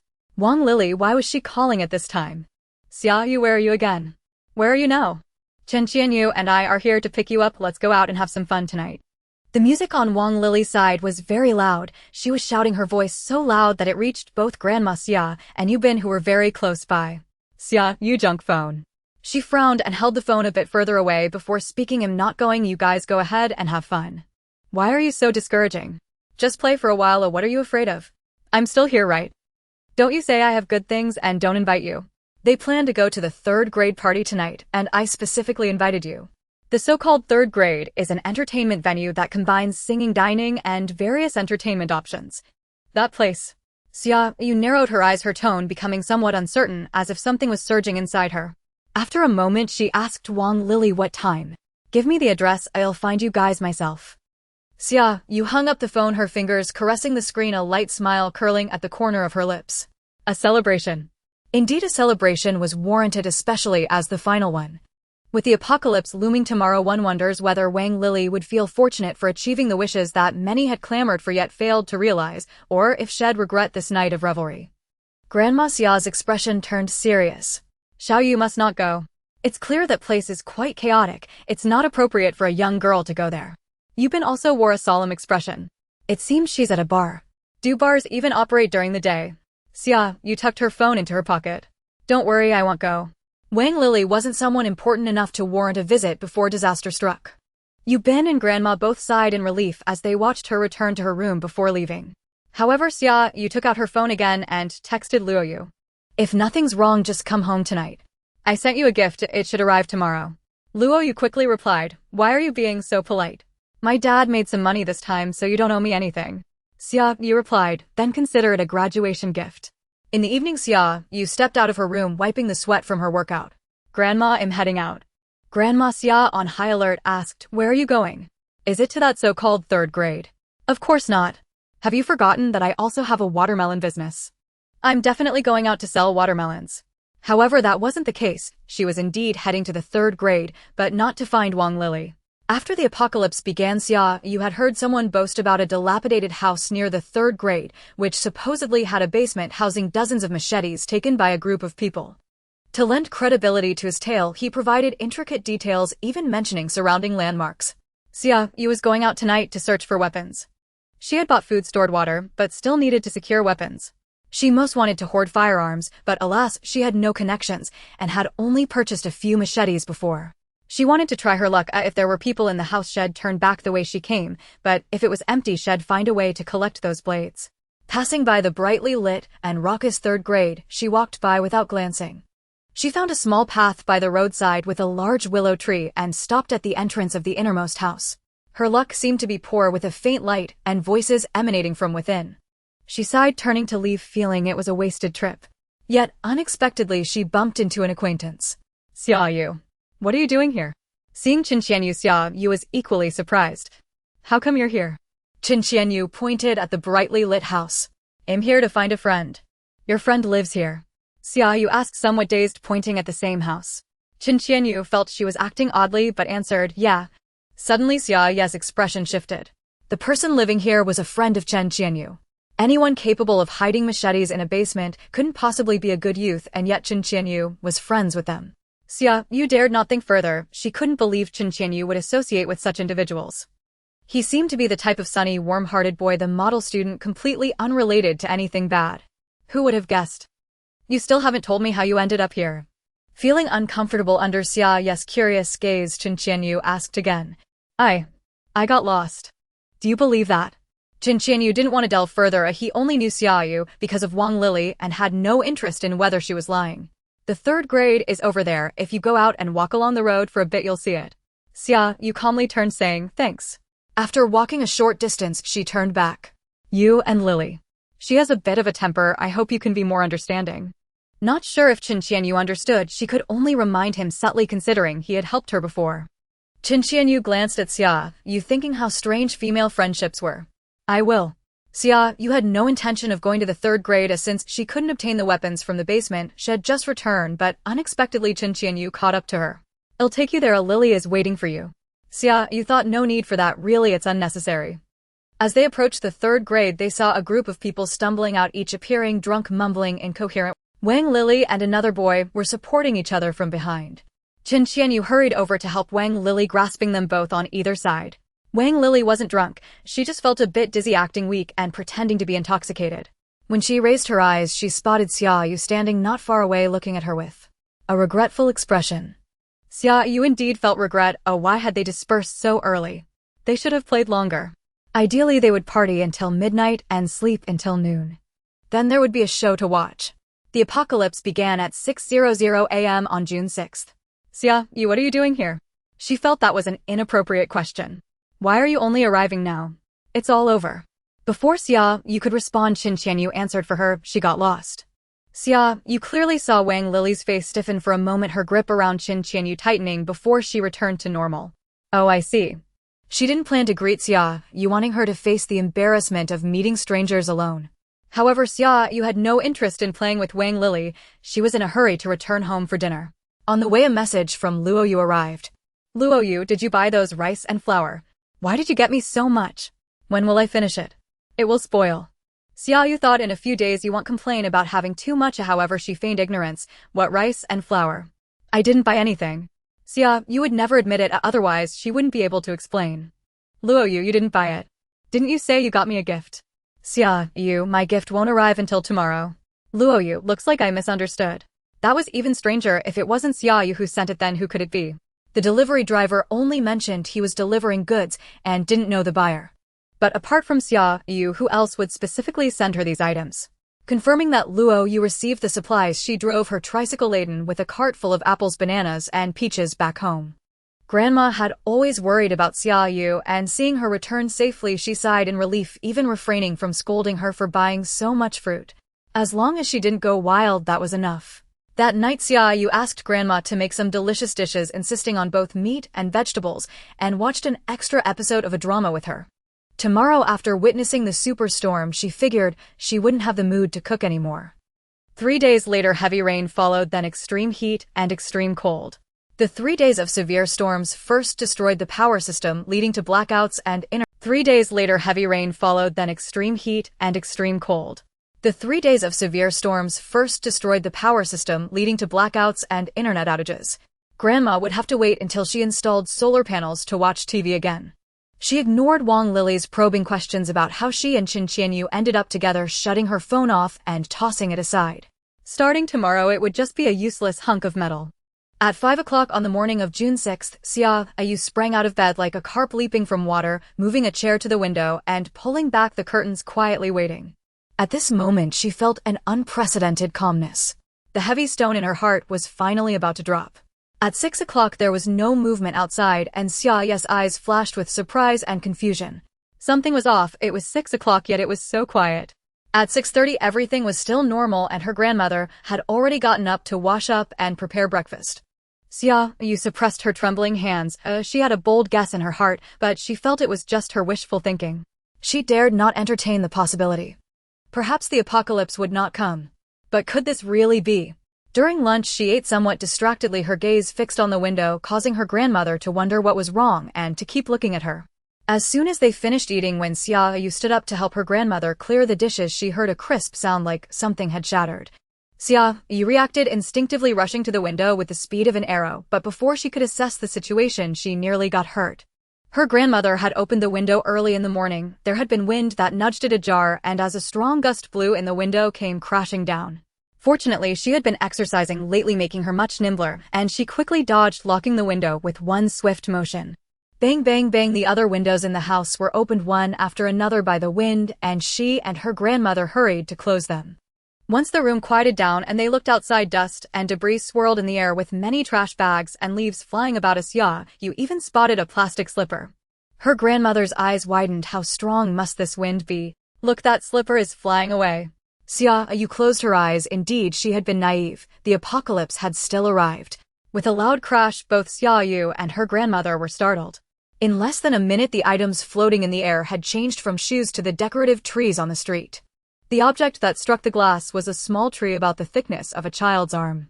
Their hearts sank simultaneously, and her grandmother was very worried, fearing that if this continued, all the glass in the house would be destroyed.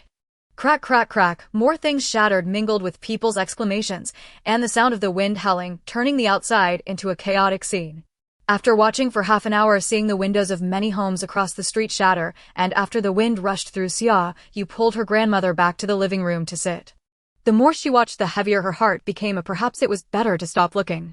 Our glass is quite sturdy. I had scolded you about it before. Xia Yu thought to herself that she had understated the price, otherwise her grandmother would have scolded her. Noticing her grandmother's gaze drifting outside, Xia Yu decided not to intervene anymore. The next 3 days would be like this. It was better to watch and see clearly. Her heart, however, calmed down. A knock on the door sounded, and when Xia Yu opened it, Yubin stood at the door, somewhat disheveled, holding Tang Tang. Xia Yu, can you please help me watch Tang Tang for a moment? The glass in my place has shattered, and I'm afraid she'll catch a cold. I'm going out to buy glass. Just then a tree the size of a bowl came crashing down, and the glass in my living room was completely destroyed. Before I could find anything to repair it, the glass in my bedroom shattered too. Tang Tang woke up frightened, buffeted by the wind, crying incessantly. He had a hard time calming her down. Stepping outside, he saw that many homes had shattered glass, and people crowded in the hallway to escape the wind, their voices rising and falling. On the other side, 2 families were also in the hallway, but Xia Yu's home had its door tightly shut. Yubin felt worried for them and planned to check, not expecting the world inside the door to be completely different from what he imagined. Xia Yu's home was quiet and warm, as she and her grandmother were unharmed. Yubin immediately changed his mind and sought Xia Yu's help. Being alone in the hallway was no issue for him. He was an adult and could handle it. But Tang Tang was still small, and even slight changes in temperature could easily make her sick. The windows in the hallway had also shattered. Although the wind was not as strong as inside the house, he could still feel a distinct chill. Is that you, Xiaobin? Hurry inside. The wind outside is strong and Tang Tang can't withstand it. Grandmother pulled Yubin inside, shutting the door amid the envious gazes of the other 2 families. Once inside, Yubin was even more surprised, and not a single piece of glass in Xia Yu's home had shattered. Xia Yu understood his confusion, and while her grandmother was busy entertaining Tang Tang, she quietly said, I installed shatterproof glass. Yubin was speechless. How could Xia Yu think to install shatterproof glass? Ordinary people wouldn't use it. Xia Yu shrugged. I just thought it wouldn't be safe for a girl to live alone, so I installed it right after renting the place. Yubin recalled Xia Yu's unusual wariness when they first met and didn't ask further. If it were Xia Yu, it would be normal for her to do such a thing. He pointed to the 2 doors. Is this the same? He had been in once and already felt it was strange, but it wasn't his place to pry into other people's matters. Xia Yu nodded. In the face of the apocalypse, it was safer to install 2 doors. Confirming that the windows in Xia Yu's home were secure and could hold for a long time, Yubin planned to ask Grandma Xia to help take care of Tang Tang while he went out to buy glass and fix the windows as quickly as possible.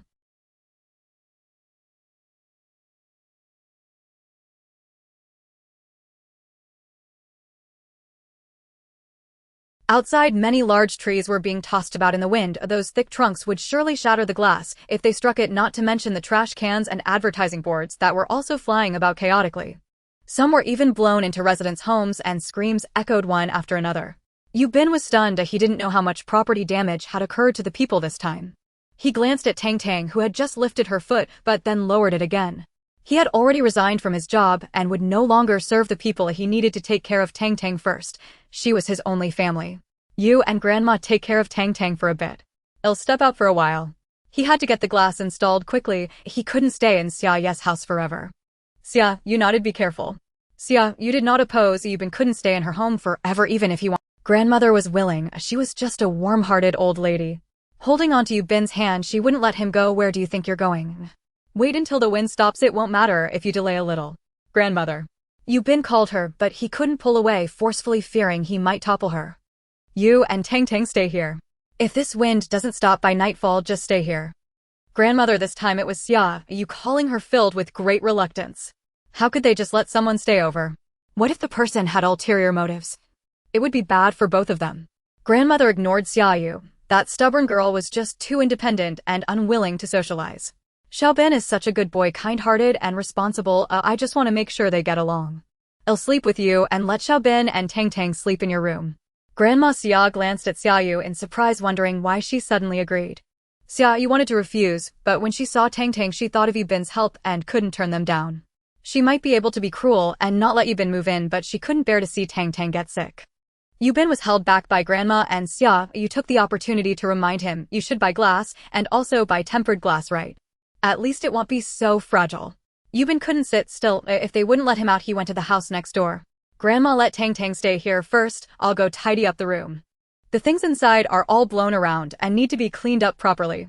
This time Grandma readily let him go as long as he didn't go outside. After Yu Bin left, Xia Yu slipped into the room, pretending to pull out a few wooden boards from under the bed, actually retrieving them from the space. I'll take this to Yu Bin first. The glass hasn't been installed yet, and no matter how he tidies up, it will be blown around again. I'll block the wind first. I don't know how long it will hold. Grandma was surprised. Where did you put these wooden boards? I thought you threw them away. At that time there was no place to put these wooden boards, and Grandma had asked Xia Yu to deal with them, feeling sorry for several days. I put them under my bed. They don't take up space. As Xia Yu thought, if the window wasn't blocked, she couldn't tidy up the room, nor could anyone stay inside. Holding back her hair that was flying around wildly in the wind, she helped Yu Bin nail the wooden boards to the window, sealing it tightly. The room was dark, and when Yu Bin tried to turn on the light, he discovered there was a power outage. Wait a moment. Xia Yu went home to find a flashlight and grabbed 2 rechargeable lamps to help Yu Bin tidy up the house. Let's go over there first. The house is dark, making it feel oppressive. In the afternoon, Xia Yu suggested making the bananas they bought yesterday into dried bananas, which might help the two who looked serious over there relax a bit.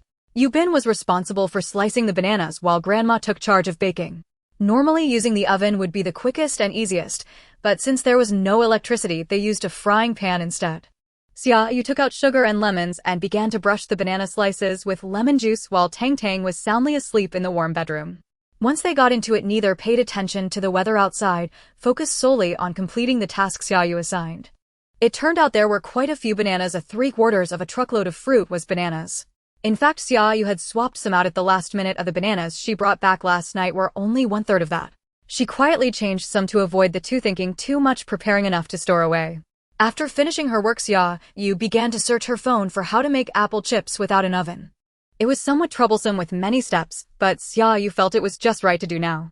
The apples were a bit wilted, so she prepared a basin of warm salt water, washed the apples, peeled them, cut them into pieces, removed the cores, and soaked them in salt water. After Yu Bin finished slicing the bananas, he turned around and saw Xia Yu busy squatting beside him. Naturally, he walked over, moved a small stool, and sat next to her, mimicking her actions. Xia Yu smiled at this. She was very pleased with Yu Bin's attitude. Once the large basin was filled, she took it out and placed it in the living room to dry, continuing to slice the remaining apples. Grandma had just finished baking all the banana slices when Xia Yu brought over a basin of apple chunks, found a large steamer, layered them neatly, and started steaming. Both stoves were occupied. Grandma put the warm banana chips onto a plate, pulling the two to the living room. Try this and see how it tastes. When Xia Yu took a bite, she found it very crispy, fragrant, and delicious. She couldn't help but eat a few more pieces, and even Yu Bin couldn't resist eating a bit more. Grandma was very pleased with her cooking skills and found a jar which had been gathering dust in the corner since Xia Yu brought it back. She washed it clean and dried it, then packed all the banana chips inside. She also found a small jar for Yu Bin, filling it for him to enjoy as a snack.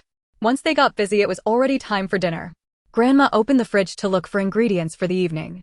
Yubin was surprised to see the fridge stuffed full with not a single empty space. Even the freezer was filled with meat. A quick glance revealed lamb, beef, and chicken. He had a new appreciation for Xia Yu's hoarding ability. Xia Yu, however, felt a pang of anxiety, her gaze fixed on Yubin, trying to see if he showed any greedy expression. She had forgotten that it was still not the end of the world, and Yubin wouldn't show a covetous look at a fridge full of food. It was only the first day of the storm, once the wind stopped he could buy all this again. Why be greedy? After a moment, Xia Yu relaxed. She probably was overthinking. It was also possible that Yubin hadn't realized the apocalypse had come yet. While Xia Yu bowed her head to eat banana chips, Yubin turned to glance at her and went to help Grandma fetch something. Dinner was lavish. Despite the worries about the situation outside, everyone ate happily. After dinner, Xia Yu took her quilt and pillow to Grandma's room, finding a new quilt to send to Yubin and Tang Tang. Yubin was feeding Tang Tang with milk powder. She blinked her big eyes, curiously examining Xia Yu, as if trying to figure out who this person was. In front of Xia Yu, that bouncing and fair-skinned little girl seemed to appear again. She pinched Tang Tang's chubby little face with a smile. "You really are adorable. No matter if it's now or later." That night, Xia Yu woke up from the cold. She quickly rolled up the thin quilt, covered herself and Grandma with a regular quilt, and went to the kitchen to brew ginger water, giving Grandma a bowl to drink. "It's troublesome to get sick now." She went to knock on Yubin's door. As soon as she knocked once, Yubin opened the door from the inside. "It's a bit cold. I made ginger water. Would you like a bowl? Is your quilt thin? I can get you a thicker one." She was mainly worried about Tang Tang getting cold. Yubin glanced at the peacefully sleeping Tang Tang, thought for a moment, and nodded, "Thank you." He didn't feel cold himself, but Tang Tang was a child and needed to stay warm. Late at night, everyone slept relatively soundly, waking up to the dawn. Others, however, were not as comfortable as Xia Yu and the others. Their homes' windows were shattered, cold winds howling inside. Not only was it cold, but if they weren't careful, they could be blown away. Many families had to hide in the bathroom. Bathroom windows are generally small, blocking them even slightly can help. Some families didn't even have bathroom windows, making it a perfect hiding place. A family huddled in a small bathroom all night, anxiously hoping for rescue to arrive quickly. They also hoped that the wind would stop after dawn, the sun would come out, and life would return to normal. In the morning, Yubin informed Xia Yu and Grandma that this super typhoon was very strong, causing power outages in most areas of the city, affecting nearly all residents. There were even reports of casualties, and workers were actively organizing rescue efforts. Yubin called his former colleague last night, which helped him understand the overall situation of the disaster, leaving him feeling even heavier in heart. Xia Yu lowered her head, thinking to herself, this is just the beginning. The real disaster has only just begun. The days ahead will be more difficult. The eagerly awaited rescue did not arrive the next day, nor the day after. It's not that they are not rescuing, but the storm is too severe. Rescuers and transportation cannot be deployed at all. Once exposed to the storm, there is a possibility of being blown away. Everyone can only endure waiting for the storm to pass. By 8 o'clock on the third night, the terrifying superstorm finally began to subside, and those who had been anxious for 2 to 3 days couldn't help but embrace their loved ones and cry heartily. These 3 days have been incredibly tough for them. They all felt as if they could not go on living. Fortunately, it has all ended. Some families had no food stored and had gone hungry for a day or two, so they hurried out to find stores that were open, hoping to get something to eat. The streets were in disarray and everyone was exhausted. Even the money-loving merchants wanted to have a good rest for the night before getting back to making money. After the storm ceased, Yubin took Tang Tang and left, casually taking with him 2 of Xia Yu's desk lamps. Xia Yu had gone to bed early. After midnight, she quietly got up without alerting her grandmother, rode her electric bike, and stealthily left the house. Along the way, various items were scattered about: billboards, trash cans, plastic bags, and bicycles lying askew. It looked as if a great disaster had struck. Xia Yu intentionally went to the largest park nearby, collecting every tree that had been uprooted by the wind into her storage space. In extreme cold, these would serve as the best material for warmth. As she walked and collected, Ling Ling anxiously called out in the space, "Can I absorb the spiritual energy from these trees?" Xia Yu pondered and decided to clarify, "If you absorb the spiritual energy, will the trees still be there?" "They will still be, but they will die and cannot survive." Xia Yu agreed, as she intended to use these trees for firewood, and whether they survived or not did not concern her. She took the opportunity to ask Ling Ling for help in chopping these trees into pieces and stacking them neatly. Xia Yu was unaware of how long she had been collecting until she noticed more and more pedestrians on the roadside, after which she rode her electric bike home. She felt a surge of excitement as she looked at the mountain of deadwood, unable to sleep from joy. Since she couldn't sleep, she decided to practice martial arts. Ling Ling gently let out a satisfied burp. It didn't seem like much, but she was surprised that the gathered spiritual energy was substantial, and now she felt a bit overwhelmed and unable to digest so much spiritual energy.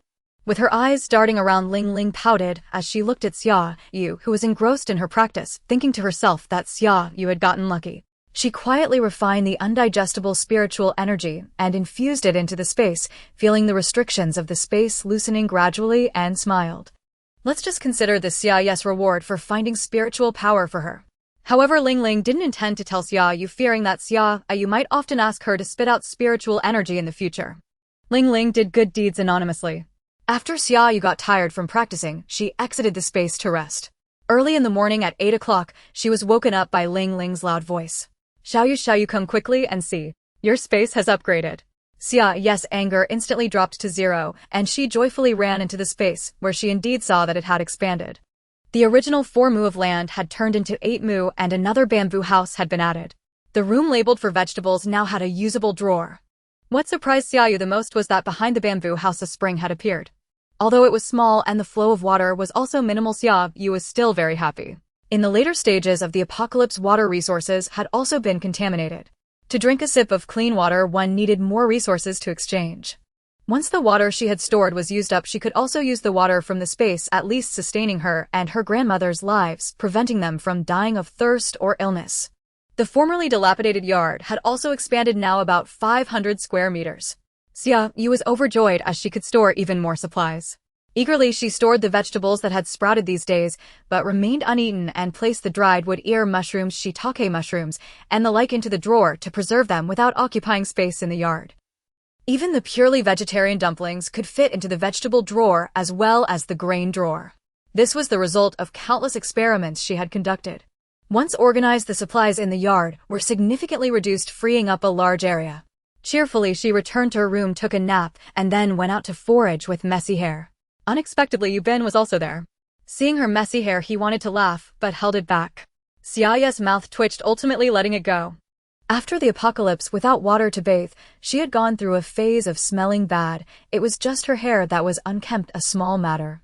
Calmly, she held the delayed breakfast eating while listening to Yu Bin and her grandmother talk. I'm going to buy glass to fix the windows. Tang Tang will trouble Grandma.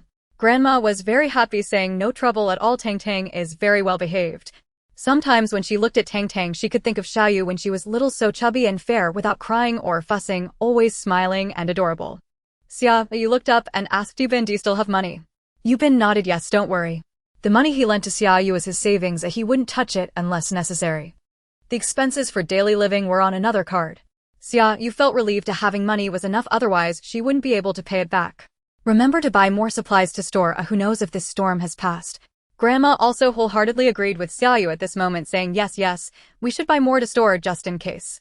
Previously, she had scolded Xia Yu for spending money recklessly, but these 3 days had made her fully appreciate the benefits of Xia Yu's stockpiling. At the very least, when faced with such natural disasters, they didn't have to worry about starving. They could eat fruits while making dried fruits. Over these 3 days, the 3 of them made several jars of dried fruits, and soon she would pack some jars to give to Yu Bin to take home. Yu Bin nodded, indicating that he understood. He had also enjoyed the benefits of Xia Yu's stockpiling. After finishing her meal, Xia Yu received several calls, all asking her to deliver watermelons. She rolled her eyes and decided to make one last profit. Driving a tricycle, she made several trips and brought back 3,000 yuan. She pulled her grandmother along, joining the shopping frenzy. If they didn't move, it would raise suspicion, or at least the 2 stores across from them would definitely be whispering to themselves. The 2 of them arrived at the supermarket, and Xia Yu bought everything: delicious frozen dumplings, glutinous rice balls, vegetables, tofu noodles, and hot pot ingredients. Also grapes, cantaloupe, strawberries, and plums, all packed into big bags in the shopping cart. Plus milk, instant noodles, hot and sour noodles, self-heating rice, and self-heating hot pot, all loaded in boxes. Startled Grandma hurriedly stopped her. All right, buying so much won't be eaten before it spoils. She knew her granddaughter had a tendency to stockpile, but she didn't expect it to be this crazy. Xia Yu kept her hands busy. She wanted to spend all 3,000 yuan. However, Grandma had a point, and she was considering whether to buy another refrigerator. Otherwise, if she brought these things back, it would be difficult to store them in the space, and they would spoil easily. Xia Yu managed to gather a few $1,000s to buy a double-door refrigerator, and while taking items home with her grandmother, she installed it. The installation fee she offered was quite high, so the seller prioritized her request. Within 2 hours, a brand-new refrigerator was powered on in her grandmother's bedroom, beginning its work. She stuffed everything that couldn't be stored for long into the refrigerator and found there was still a lot of space left as she could buy more. She set off again with her grandmother. Her grandmother was worried that she would go crazy buying things again and decided to follow her to stop her. In the end, she was persuaded by Xia Yu. Let's buy more. If we can't finish it, we can give it to you, Ben. Didn't you say we should maintain good relations with our neighbors? Plus, we can make dried vegetables and dried meat. There's no harm in having more. In the end, her grandmother watched in astonishment as Xia Yu returned home carrying bag after bag of items, even including rice and flour. Seeing so many empty shelves made Xia Yu feel a bit distressed. The supermarket had been raided, and what would she collect tonight? Xia Yu told her grandmother to head home first. She rode the tricycle covering the cargo area with a cloth and returned home with empty hands. After tossing the tricycle downstairs, she decided not to sell watermelons anymore as the vehicle was nearly useless.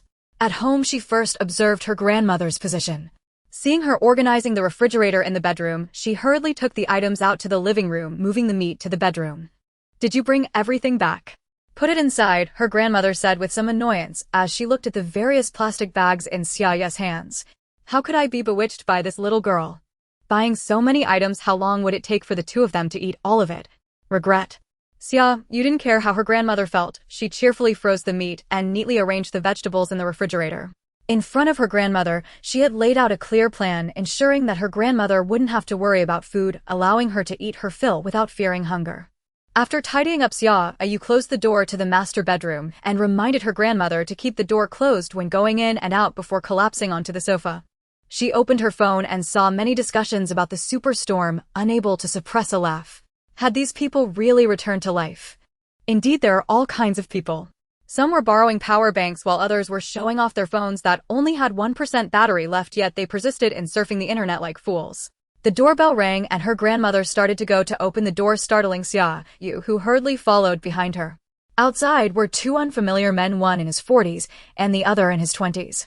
The older one smiled and said, "Hello, I'm Xia Yu, the building manager of Building B. You just moved in and haven't joined our buildings group yet, have you? Since we're all here today, you should join quickly so we can communicate more in the future." Xia Yu frowned at Xia Yu while her grandmother had already enthusiastically agreed. Having lived in the village all her life, she understood the saying better than anyone: distant relatives are not as good as close neighbors. Seeing Xia Yu standing motionless, she nudged her, "Hurry up and get your phone. Join that group." Xia Yu lowered her head, turned back to the living room to fetch her phone. Joining was fine. She could observe what kind of people lived in this building and their personalities. She could indirectly monitor their actions and be aware of any movements in advance. After joining the group, Xia Yu knocked on Yu Bin's door as this family had also recently moved in and weren't in the group. Yu Bin was not home. He had gone out with Tang Tang. Her grandmother, being quick to speak, said, "Little Bin is not here. He has gone out." "Oh, so you two families know each other? Then please tell him to join the group. This makes management easier." Xia Yu nodded indifferently. "Okay, I will inform him." Xia Yu left with the young man and Xia Yu slammed the door shut. She looked at her grandmother. "In the future, don't open the door for strangers. This place is different from our hometown. People generally don't visit each other and won't easily let others in." "They don't visit each other?" her grandmother asked in surprise. "They live in the same building every day and they don't visit each other. In reality, those who have lived here for decades surely know one another, but since they were newcomers, they would likely be bullied first if any issues arose." She said this to extinguish her grandmother's hopes of building good relationships with everyone. Her grandmother felt a bit disheartened. This place was indeed different from the village. City dwellers don't visit each other. It's too lacking in warmth. Her desire to interact with the people in the building suddenly cooled. From now on, when someone knocks on the door, you need to see clearly who it is before opening. It's better not to open at all. She pointed to the peephole for her grandmother to remember to use it. At night, Xia Yu went downstairs and found that the second-hand tricycle was still there. Since it was still there, she decided to ride it. She told her grandmother she was going to sell watermelons, but instead rode the tricycle to the other side of the city. By the time she reached the other side of the city, it was completely dark. Due to a power outage, many places were pitch black and no one could be seen. She quickly gathered the trees that had been piled by the roadside and parked the tricycle in a concealed spot. Her goal for tonight was gasoline. This was a scarce resource after the apocalypse, and it was also what she needed most to whether driving or farming she could use it. Later it could be exchanged for more supplies. For the past half-month she had been planning routes trying to find a way back to Chungguang community that would pass as many gas stations as possible.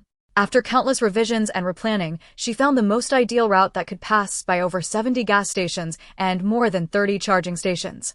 Tonight her goal was to travel this route and collect more gasoline. First she confirmed that the cameras were not working, then located the position of the tanks to quickly collect them. She avoided the cameras as a precaution. What if the apocalypse didn't come after all? Riding the tricycle, she passed by a pharmacy and went in to look around, collecting all the medications. Passing by a car dealership, she collected all the SUVs and picked out the usable ones and those she liked. All night she was on this route, not daring to stop for a moment, just collecting and running. By the time dawn approached, she was nearing Chungguang community. Breathing hard, she slumped on the tricycle seat saying, "Just a few more left. Once I finish collecting, I can head home." She had gathered hundreds of gas canisters, and as she stepped outside, she was drenched. The rain had started to fall. She hurried wearing a raincoat, visiting the last 2 gas stations, then dropped by 2 pharmacies, finally standing in front of the nearest underground supermarket to Chungguang community. This was the last stop. There wasn't time to go to the other supermarket. She needed to return home before the heavy rain fell. In the underground supermarket, Xia Yu first confirmed that the surveillance cameras had stopped working due to the power outage, then, without further hesitation, headed straight for the warehouse. She moved everything from the warehouse regardless of whether it was useful or not, taking it all. She also didn't leave anything behind on the shelves in the supermarket. After all, this underground supermarket would soon be flooded, and whether there were supplies inside or not, others wouldn't see them. Unlike the gas stations, she had to leave some for others. In this apocalypse there was an unspoken rule: don't take everything. Supplies couldn't all be taken, especially gasoline. Some had to be left for those who came later unless the resources were particularly scarce. This way it ensured that more people could survive. Xia Yu was ultimately late. The underground supermarket was quite large, and gathering supplies took more time than expected. By the time she reached the Chungguang community, the heavy rain had already begun. The torrential rain pelted down on her, causing pain. She endured the discomfort and sprinted toward building B at her fastest speed. This was a route she had streamlined countless times, even practicing several times with a tricycle, yet time proved insufficient. Upon opening the door, she saw light in the living room, followed by the sound of shuffling footsteps. "You naughty girl, why are you only back now?" Grandma looked at her wearily, her eyes still showing lingering concern. Xia Yu paused in her motion of taking off her shoes, then bent down to pick up her wet shoes. "I was delayed by something. Go to sleep, I need to catch up on my rest too." She knew Grandma had waited for her all night. Although she had informed her in advance that she would be returning late, Grandma still worried. A pang of bitterness rose in her heart, but she chose not to reveal it. After stripping off her soaked clothes, she went to the space to boil a few kettles of water. After taking a hot shower, she fell into a deep sleep. Xia Yu slept soundly, only waking in a drowsy haze in the afternoon, discovering Grandma staring blankly out the window. "What do you think? Why is the weather so terrible this year?" "The crops this year are doomed," Grandma said, her face filled with worry. Xia Yu didn't know how to respond, only touching her stomach and saying, "Grandma, I'm hungry. Is there anything to eat? I'm keeping lunch warm for you." "Just wait, I'll go get it," Grandma replied. Xia Yu hesitated and then withdrew her foot. Let Grandma be busy. Perhaps in her busyness, she would forget her worries. "Did you eat?" With her mouth full of food, Xia Yu asked Grandma, her words slightly muffled. She was genuinely hungry. After a night of running around outside, she hadn't even managed to drink water, and had collapsed into sleep upon returning. Now her stomach was starting to feel uncomfortable from hunger. "I ate earlier. Just focus on your meal," Grandma said, looking at Xia Yu with concern as she served her vegetables. Xia Yu wondered what Grandma had been busy with lately, waking early and sleeping late, neglecting her own well-being. Xia Yu devoured 2 dishes and 2 bowls of rice, feeling much more comfortable afterward. Taking a bottle of yogurt and a bottle of cola from the fridge, she offered the yogurt to Grandma, while keeping the cola for herself. She opened her computer, found the latest idol drama Grandma was following, and the two of them settled on the sofa to watch. "How does your computer still have power?" "We've been out of electricity for 4 or 5 days, Grandma asked curiously. "I charged it before and I bought a solar panel. I'll set it up later and we'll have power from now on." In fact, she had charged it in the space earlier that morning. The space had ample light, and the solar generator, which claimed to work as long as there was light, surprisingly functioned there, much to Xia Yu's delight. She had installed the generator early in the space, saving some electricity.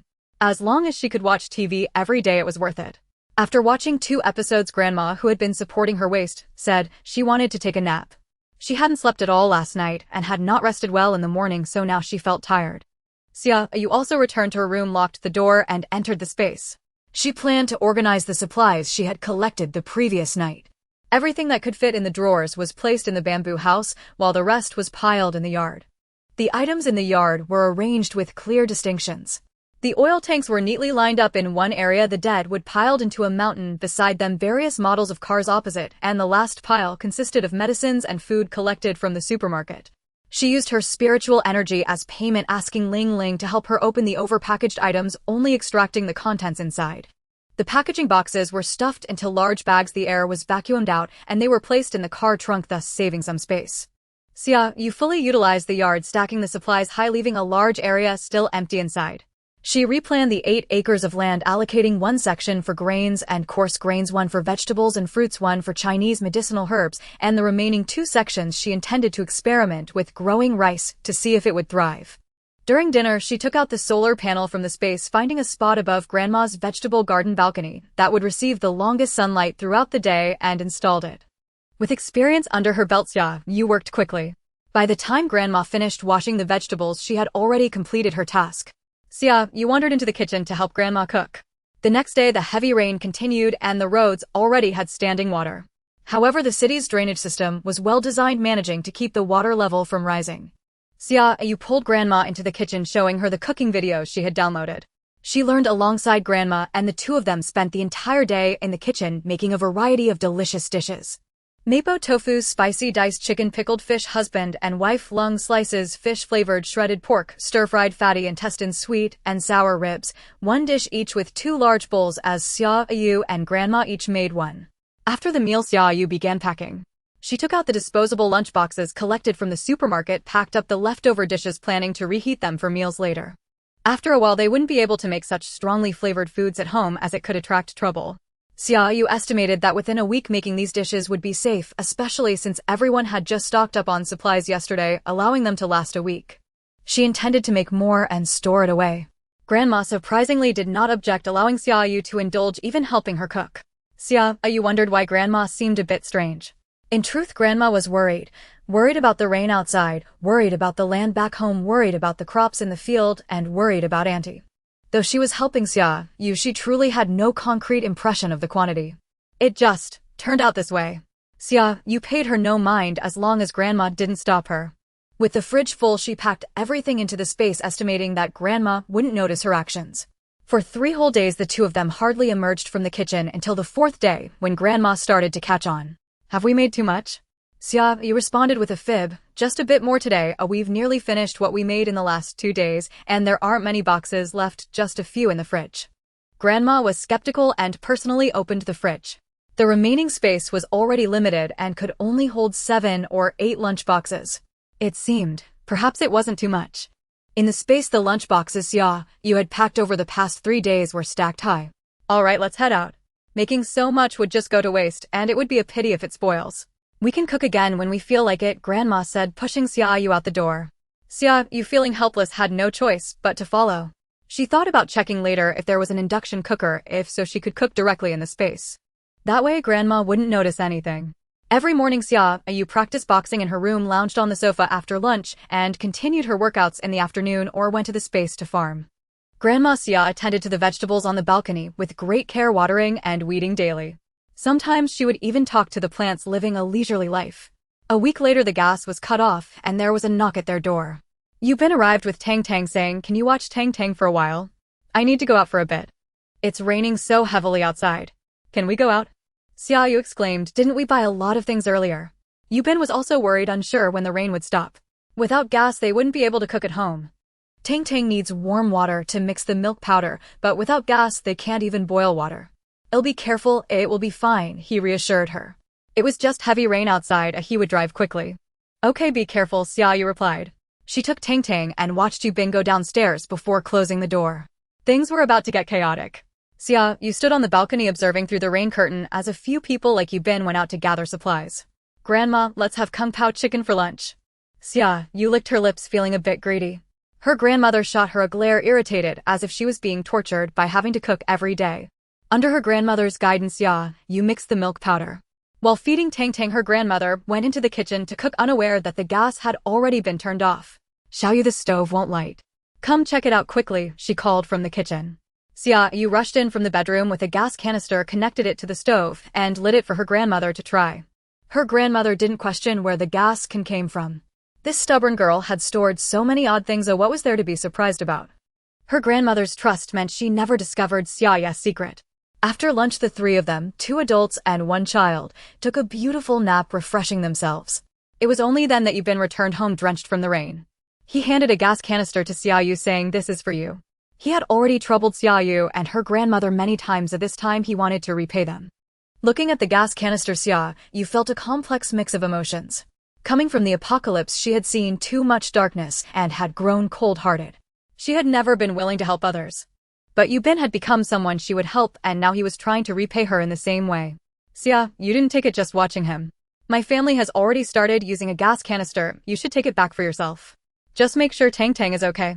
Fearing Yubin wouldn't believe her, she pulled him into the kitchen to see the newly set-up gas stove. Yubin was surprised. How had Xia Yu stocked up on this too? Had she seemingly prepared thoroughly for the current situation in advance?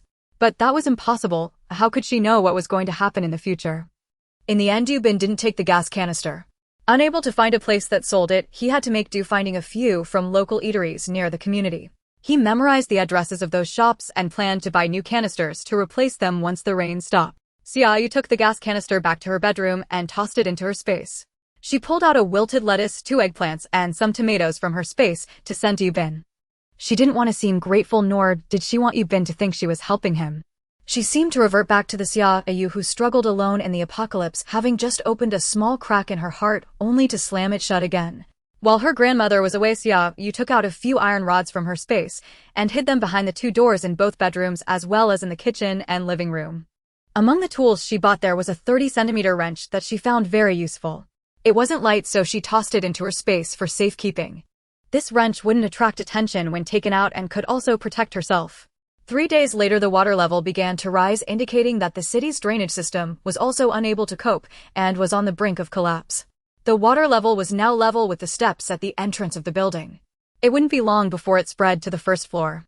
Some people, braving the heavy rain, rushed out of the community looking for food, while others hesitated, debating whether to go out. Xia Yu and her grandmother closed their door and went about their lives, ignoring the storms outside. Her grandmother hoped every day that the vegetables Xia Yu planted would grow well so they could have fresh greens to eat. However, Xia Yu was always attentive to everything happening in the building and the emotions of everyone around her. In such circumstances, those with poor mental resilience were prone to collapse and act irrationally, and Xia Yu didn't want to be targeted. Especially the 2 households on the 26th floor, who were the primary targets of her vigilance. On the 11th day, the first floor was flooded and residents began migrating their belongings to the 2nd floor. Familiar neighbors would squeeze in together to endure this period. Upon learning this, Xia Yu couldn't help but light a candle for those people. A moment of kindness might bring disaster to herself and her family, and she wondered if they would regret their actions in the future. On the 12th day, some people, unable to bear the hunger, began borrowing food everywhere. Initially, they borrowed from friends, managing for a day or 2. But the heavy rain continued and their food supplies were only enough for a day or 2. In the end, they had no choice but to go out and borrow again. Those with a conscience felt embarrassed to seek friends again and had to trade their belongings for food, while those without scruples continued to deceive their friends. As time passed, more and more families ran out of food and the line for borrowing food quickly expanded. But who would stockpile that much food at home? Most just bought a little, consuming it, and then buying more. Even those who could last half a month still felt terrified from the last intense storm. Even if they had bought a bit more last time, it would now be running out. Suddenly someone said, "That girl on the 26th floor, didn't she buy a large bag of meat? Her family should have food left." This remark awakened everyone's memory and stirred some people's ulterior motives. Yes, I saw that too. The little girl was carrying a large bag weighing around 80 or 90 pounds. With just an elderly woman and a girl at home, no matter how much they eat, they should have leftovers. We all live in the same building, so we should help each other. Let's go ask her for some food to get through these days. I think that's a good idea, let's do it. More people echoed in agreement. The residents on the 26th floor were newcomers, and now was the time to curry favor with the longtime residents so they could help each other in the future. Some people's remaining conscience caused them to hesitate in pressuring old acquaintances, so they had to target the newcomers instead. When the door was knocked, Xia Yu's body tensed immediately. She pulled her grandmother, who was about to open the door, and took an iron rod from behind the television, heading towards the door. Her grandmother, startled, changed her expression and grabbed Xia Yu's sleeve. "What are you doing?" In recent days, the girl had been acting increasingly strange, and sometimes her gloomy demeanor even frightened her. Xia Yu pushed her grandmother's hand away, locked her in the living room, and hid the iron rod behind her as she went to open the door. Her grandmother anxiously paced in the living room, wanting to open the door, but Xia Yu had locked it from the outside with a wire, preventing her from opening it. "Is there something you need?" Xia Yu opened the door just a crack, and the first person she saw was the building manager, Xia Yu. Xia Yu had a good attitude and did not intend to enter. He looked at the alert girl with a hint of embarrassment. He had been pushed into asking the girl for food by everyone else. But at his age, he really couldn't bring himself to bully a young girl. Xia Yu opened his mouth, but found himself at a loss for words. In response, Xia Yu raised an eyebrow as she found Xia Yu to be quite decent. Xia Yu felt embarrassed, but the person behind him was impatient. He directly shoved Xia aside and reached for Xia Yu's door. With a loud bang, the door was blocked, and no matter how hard he tried, he couldn't open it. Xia Yu looked down at the security chain at her feet, a cold smile appearing on her face. This was something she had specially added to prevent situations like this from happening. She gazed with dark eyes at the man pushing the door and asked, "What do you want?" "Open the door, don't you have any food left?" The man, relying on the fact that there were only 2 women in Xia Yu's home, adopted a very rude attitude. Xia Yu's voice turned colder, even carrying a hint of murderous intent. She had killed before and had no psychological barriers about it. Hearing this, her grandmother became anxious and angry, wishing she could rush out and scratch the man's face. But what a thing. Asking to borrow something and acting so shamelessly. At that moment, Xia Yu's grandmother had a poor impression of everyone in Building B. They're all bad people. Xia Yu's hand had already moved from behind her to her side. "We have no food," she declared. Seeing the atmosphere grow increasingly tense, the people behind quickly dragged the man away, and several aunties squeezed forward. "Miss, please have mercy and help us out. We haven't had food for several days and are truly starving. Yes, please help us in our time of need. Once the rain stops, we can repay you double. How about that?" Xia Yu scoffed. Did they really think she was just a young girl to be easily swayed? She couldn't set a precedent today. If she did, these people would only become more relentless in the future. She wasn't that kind-hearted. She only repeated the stiff words, "We have no food." "Miss, that's not correct. Just a few days ago I saw you carrying a bag of meat back. How can you lie now?" "That's right, there are only 2 people in your house. You surely haven't eaten it all. Share some with us." Xia Yu forced a smile. "We really have no food left. For the past few days we haven't had any vegetables and have been eating meat for every meal. We've finished all the meat." She wasn't that kind-hearted. She only repeated the stiff words, "We have no food." "Miss, that's not correct." They hadn't eaten for days and were suffering from severe hunger, their stomachs burning with pain, yet she was acting like she was too good for a meal. Is this how a person should act? Xia Yu couldn't help but twitch at the corners of his mouth. This girl must be lacking a sense of reality. How could she come out to flaunt her situation at a time like this without fearing public outrage? Did Xia Yu not know this? No, she knew, and she understood it better than anyone else here. Yet she still acted this way because regardless of her actions, these people had no intention of letting her off. As a new resident, if someone had to be bullied, it would definitely be her. Because she was a girl looking weak and unwilling to resist.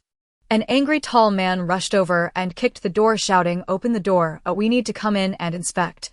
His strength was immense, and with one kick, he loosened the parts of the security chain. A few more kicks and the door would be opened. But would Xia Yu give him that opportunity? As the man lifted his leg to kick again, she swung a metal rod at him without any mercy, using all her strength to strike his calf. An ear-piercing scream echoed through the hallway, and the man curled up, clutching his leg, rolling on the ground in pain. Others were taken aback by the scene, instinctively stepping back to distance themselves from Xia Yu's range of attack. Well, who would have thought? This girl who looked so soft and easy to bully was unexpectedly a fierce character. That last blow had been delivered without holding back, and the fierceness on her face made them shiver with fear. Many began to think that they had run into a tough opponent today. They thought the young girl would be easy to bully, but instead she had crushed them and fought back. Xia Yu retracted her metal rod, coldly looking at the man. "If there's a next time, it'll break your legs." The man instinctively rolled back, but once he realized what he had done, he glared at Xia Yu with malice. Xia Yu noted that gaze and committed it to memory. This man was like a venomous snake lurking in the shadows, waiting to strike with the most lethal attack. Such a person was very dangerous. Xia, you do need help. At that moment the door next door opened and Yubin stood at the entrance asking. He was tall and imposing, standing there exuding an oppressive aura, especially as he coldly gazed at the group in front of Xia Yu's door. Xia Yu was surprised that he would speak up for her at this moment. She shook her head. No need, I can handle it. Yubin couldn't leave his doorstep. Tang Tang was still inside. Seeing the standoff, Xiang Yue hurriedly stepped out to mediate. Everyone, let's calm down, a peace is paramount. Xia Yu, everyone is in a desperate situation, that's why they're asking you for help. Xia Yu coldly laughed in her heart, her face exuding a fierce aura. I said we have no food, if you don't listen I can only defend myself. As she spoke, she shook the metal rod in her hand. Everyone had some psychological scars from that rod and they immediately took a step back. With Yubin's help and since she couldn't borrow food, some had begun to lose their resolve and prepared to leave. Xia Yu was simply too fierce, attacking with fatal force. They didn't dare test the law. How painful would it be to be hit by that metal rod? Hesitant and dragging their feet, in the end they all left, and the 26th floor returned to silence. A well-behaved girl filled with solitary courage stood her ground against a dozen people without losing her momentum. It was truly, they would not give up easily, especially as food became increasingly scarce. Yubin looked deeply at Xia Yu. He had witnessed the fierceness and murderous intent on her face. A well-behaved girl filled with solitary courage stood her ground against a dozen people without losing her momentum. It was truly strange. I know you and Grandma should also be careful. After securely closing the door and locking all 5 locks, she opened the inner door and her grandmother instantly rushed over. Xiao Yu, are you hurt? You child, why are you so bold? Going out alone, what would Grandma do if something happened? Xia Yu placed the metal rod back and pulled her grandmother to sit down. I'm fine. Only after confirming Xia Yu was unharmed did her grandmother angrily say, how can these people be like this? Asking to borrow food and acting so arrogant. If he had spoken nicely, I might have been kind enough to lend him some. Xia Yu's expression suddenly darkened as she sternly looked at her grandmother. No matter who it is and no matter what reason they give you to ask for food, you must not give it to them. That is not kindness, it is a death sentence. Her grandmother hesitated. Xiaoyu, we've bought so much, sharing some with them is fine. Grandma, let me ask you, do you only give to one family or to everyone? Of course we give to whoever is in need, but now everyone is short on food.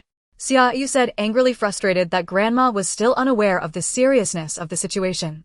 If you give to one, there will be a second. Do you think the food we bought can feed everyone in an entire building? Or are you planning to save our rations to give? Grandma became anxious. Of course not, you are my granddaughter. How could I let you go hungry to feed others? I am not that kind of person. Hearing this, Xia Yu finally relaxed a bit, calming her emotions as she said, that's more like it. The rain doesn't show signs of stopping. How can you be sure that the food we have is enough? Grandma replied, what we bought can last the 2 of us for half a year. Do you think this rain can last for half a year? If Xia Yu knew Grandma's thoughts, she would definitely affirm that it could. In her past life, the rain did last for half a year before it stopped. And besides, if you give to one person, how can you refuse another? Everyone is living in the same building. Grandma thought about it and felt a little embarrassed. Following that ling of thought, she began to panic. This path cannot be opened. Damn me. 5 rats, each as big as a rabbit, were glaring at the iron crate like predators eyeing their prey. Ningjins, would they come to rob us? Would they harm us? Have you considered any of this? Grandma's mind flashed back to the arrogant man from earlier, and she was suddenly drenched in cold sweat. She realized her mistake and almost endangered her granddaughter. For her frail self, dying was unimportant, but her granddaughter was still young. She couldn't let anything happen to her. She firmly said, don't worry, no matter who comes, Grandma won't give them food, not even to Xiaobin. This was a serious promise, as Grandma indeed liked Yubin a lot. Seeing that Grandma understood the seriousness of the situation, she reiterated, also don't open the door for anyone, don't unlock the door. Grandma nodded. After the scare earlier, she dared not disagree. Fortunately, it was her granddaughter who went to open the door. If it were her, that group would have barged in long ago. Thinking about what her granddaughter said about those people robbing food and harming them, Grandma shivered. It was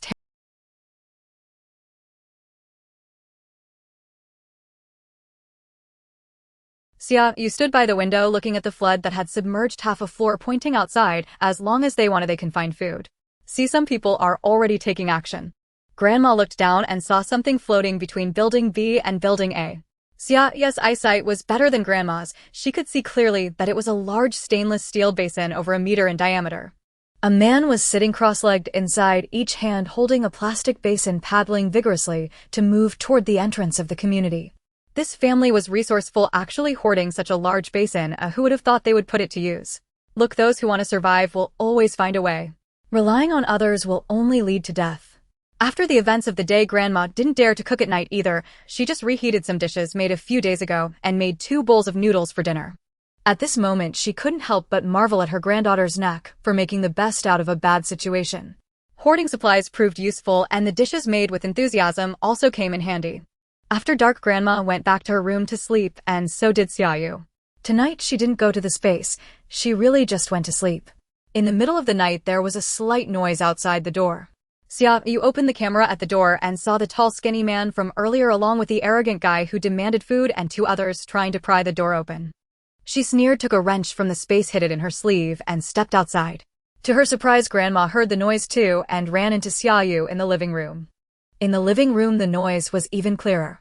Xia Yu shushed Grandma, signaling her not to make a sound. She initially wanted her to go back to her room but thought better of it and said nothing. She wanted Grandma to see what kind of people had emerged now, to clearly recognize that the apocalypse was different from before. In the future, they must remain vigilant. Grandma was quite frightened, her hands and feet trembling, yet she had to put on a brave face. She couldn't let her granddaughter worry or feel discouraged. Xia Yu told Grandma not to go out this door. She quietly approached the entrance. As she got closer, she could hear their voices. This woman must have food at home, otherwise, why wouldn't she let us in during the day? She definitely has food. She bought a lot of things back and forth, so there must be plenty of food at home. Xia Yu's eyes darkened as she had been cautious, but she didn't expect to be seen. It seemed that these people today couldn't be allowed to leave the 26th floor easily. Determined, Xia Yu went to unlock the door. She planned to let 1 person in and deal with them first. 1 against 4, she lacked confidence and could only take them down 1 by 1. With a creak, the door seemed to be pried open, and the people outside were delighted, one of them pointing to himself, indicating that he would go in first, followed by the others. The few nodded, tiptoeing in a line to wait to enter. Xia Yu hid behind the door, gripping the wrench tightly, waiting for them to come in. Soon she saw a head enter, followed by half a body. Xia Yu didn't give the other party a chance to look around, as seizing the moment, she struck, immediately swinging the wrench at the back of the person's neck. Without making a sound, the person fell limply, and Xia Yu caught him, dragging him inside to make room for the second person. The second person was the tall, skinny man. He was more alert, and as his head entered, he sensed something was wrong and tried to retreat, but there was no time. Xia Yu swung the wrench at him too. His head was smashed open and blood flowed down like water. With a thud, he fell too. The 2 outside paused upon hearing the noise, then listened again, but there was no sound. They didn't pay much attention. After all, it was their first time doing something like this, and they were so nervous that it was easy to overlook details. The third person was the arrogant man, and when he entered, he faced Xia Yu directly, screaming in fright. Xia Yu struck out immediately, since she had already been discovered. There was no need to hide. This arrogant man had bad luck, getting struck on the temple with the wrench, dying on the spot. Only 1 person remained.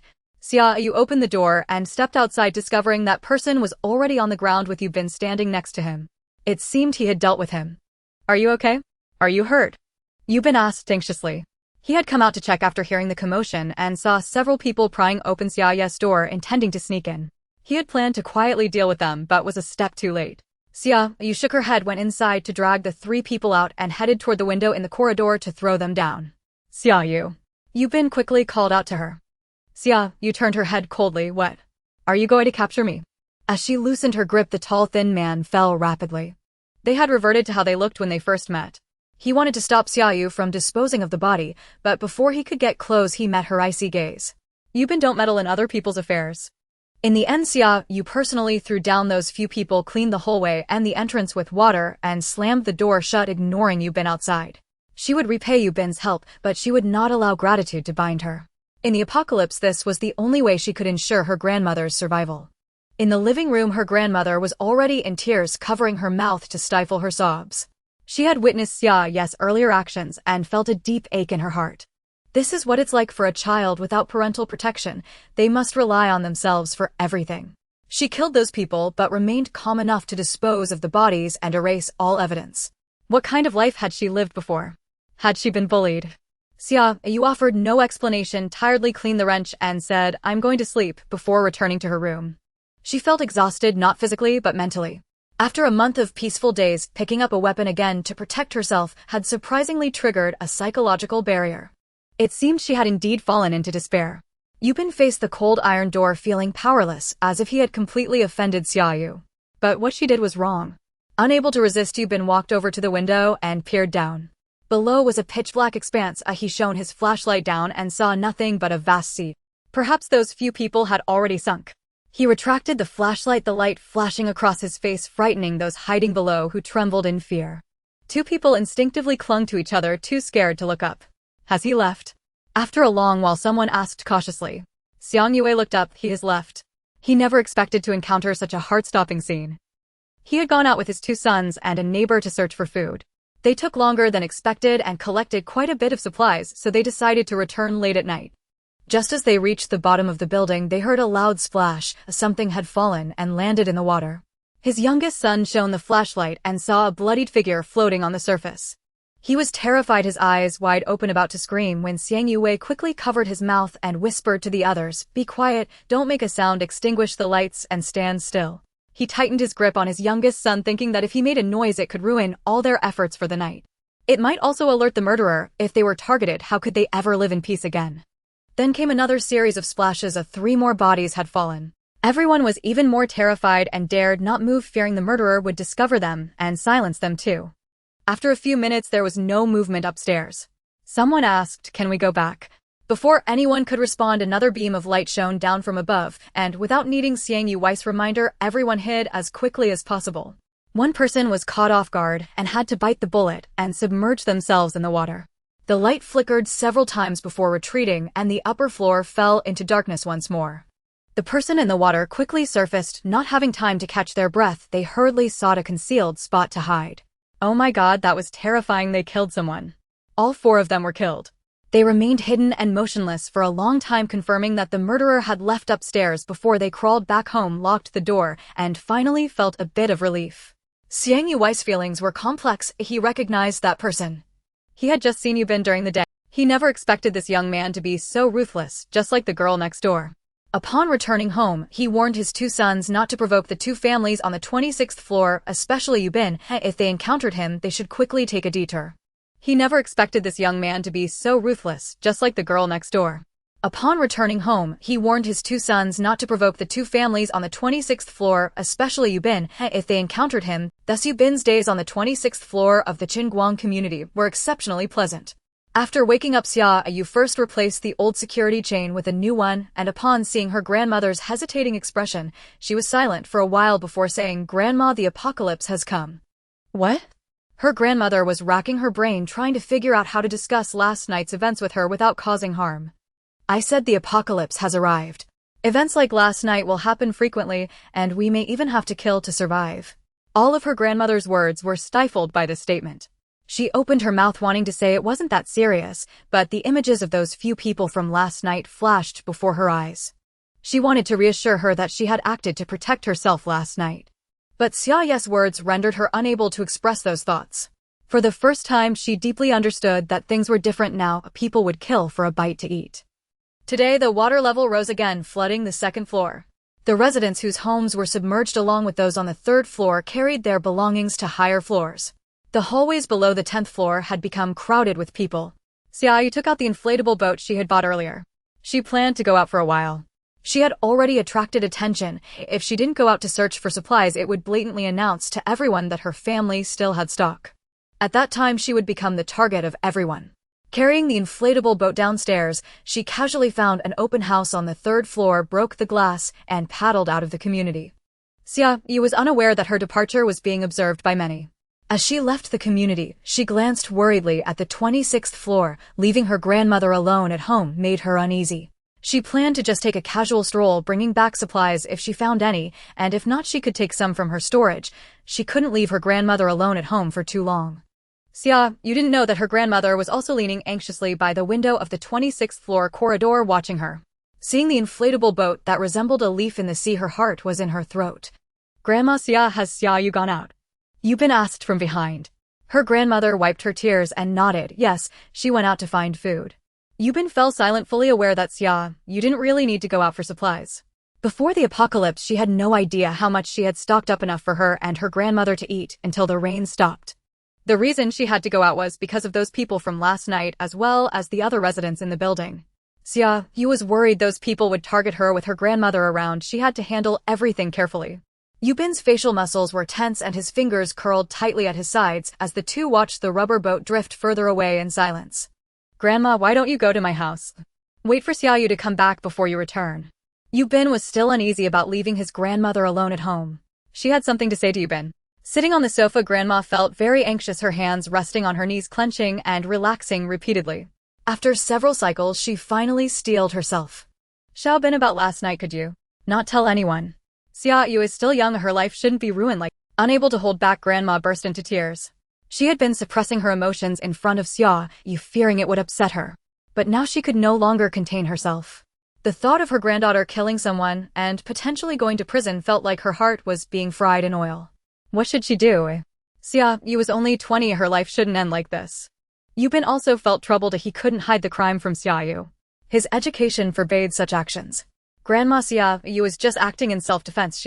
The words that she wouldn't get in trouble were stuck in his throat. Although Xia Yu acted in self-defense, it resulted in someone's death and she wouldn't be acquitted. Moreover, from how calm she appeared last night, it was evident that she knew what she was doing, as she was aware she was committing a crime, yet she went ahead. This was clearly intentional murder. It might not even qualify as self-defense. Xiao Bin, I beg you, please don't say anything. Grandma panicked and tried to kneel before Yu Bin. Yu Bin hurriedly grabbed her. Grandma, what are you doing? Xiao Bin, you were the only one who saw what happened last night. As long as you don't say anything, no one will know. Those people were all thrown into the water and washed away. She surely wouldn't say anything. As long as you've been kept silent, no one would know Xia Yu killed someone. Bang, bang, bang, the door was suddenly knocked on urgently. Yu Bin recognized it as Xia Yu's knocking style. He strode over to open the door and saw her hair wet and sticking to her face, her eyes filled with anxiety. Is my grandma at your house? Yu Bin stepped aside to reveal Grandma sitting in the living room, letting her in. Xia Yu entered, grasping Grandma's trembling hand, her gaze sweeping over the tear stains on her face, ultimately saying nothing. After stepping outside, she turned back to Yu Bin and said, if you want to catch me, then wait until everything outside is over. Unless you have extraordinary luck and fate on your side, you won't have another chance. Grandma followed Xia Yu like a child caught in wrongdoing, which made Xia Yu feel helpless yet heartbroken. Her clothes were somewhat wet, so she didn't sit on the sofa, but moved a small stool to sit down, letting Grandma sit opposite her. Grasping her hand, Xia Yu reassured, don't worry. Didn't I tell you the apocalypse is here? No one will care about these things. Grandma's tears flowed again as Xia Yu said the apocalypse had arrived, but had it really? At this moment, Grandma would rather the future be the apocalypse so Xia Yu wouldn't be taken away. Xia Yu couldn't immediately reassure Grandma. She decided to wait a little longer, perhaps a few more days. Once people started fighting over food, Grandma might finally feel at ease.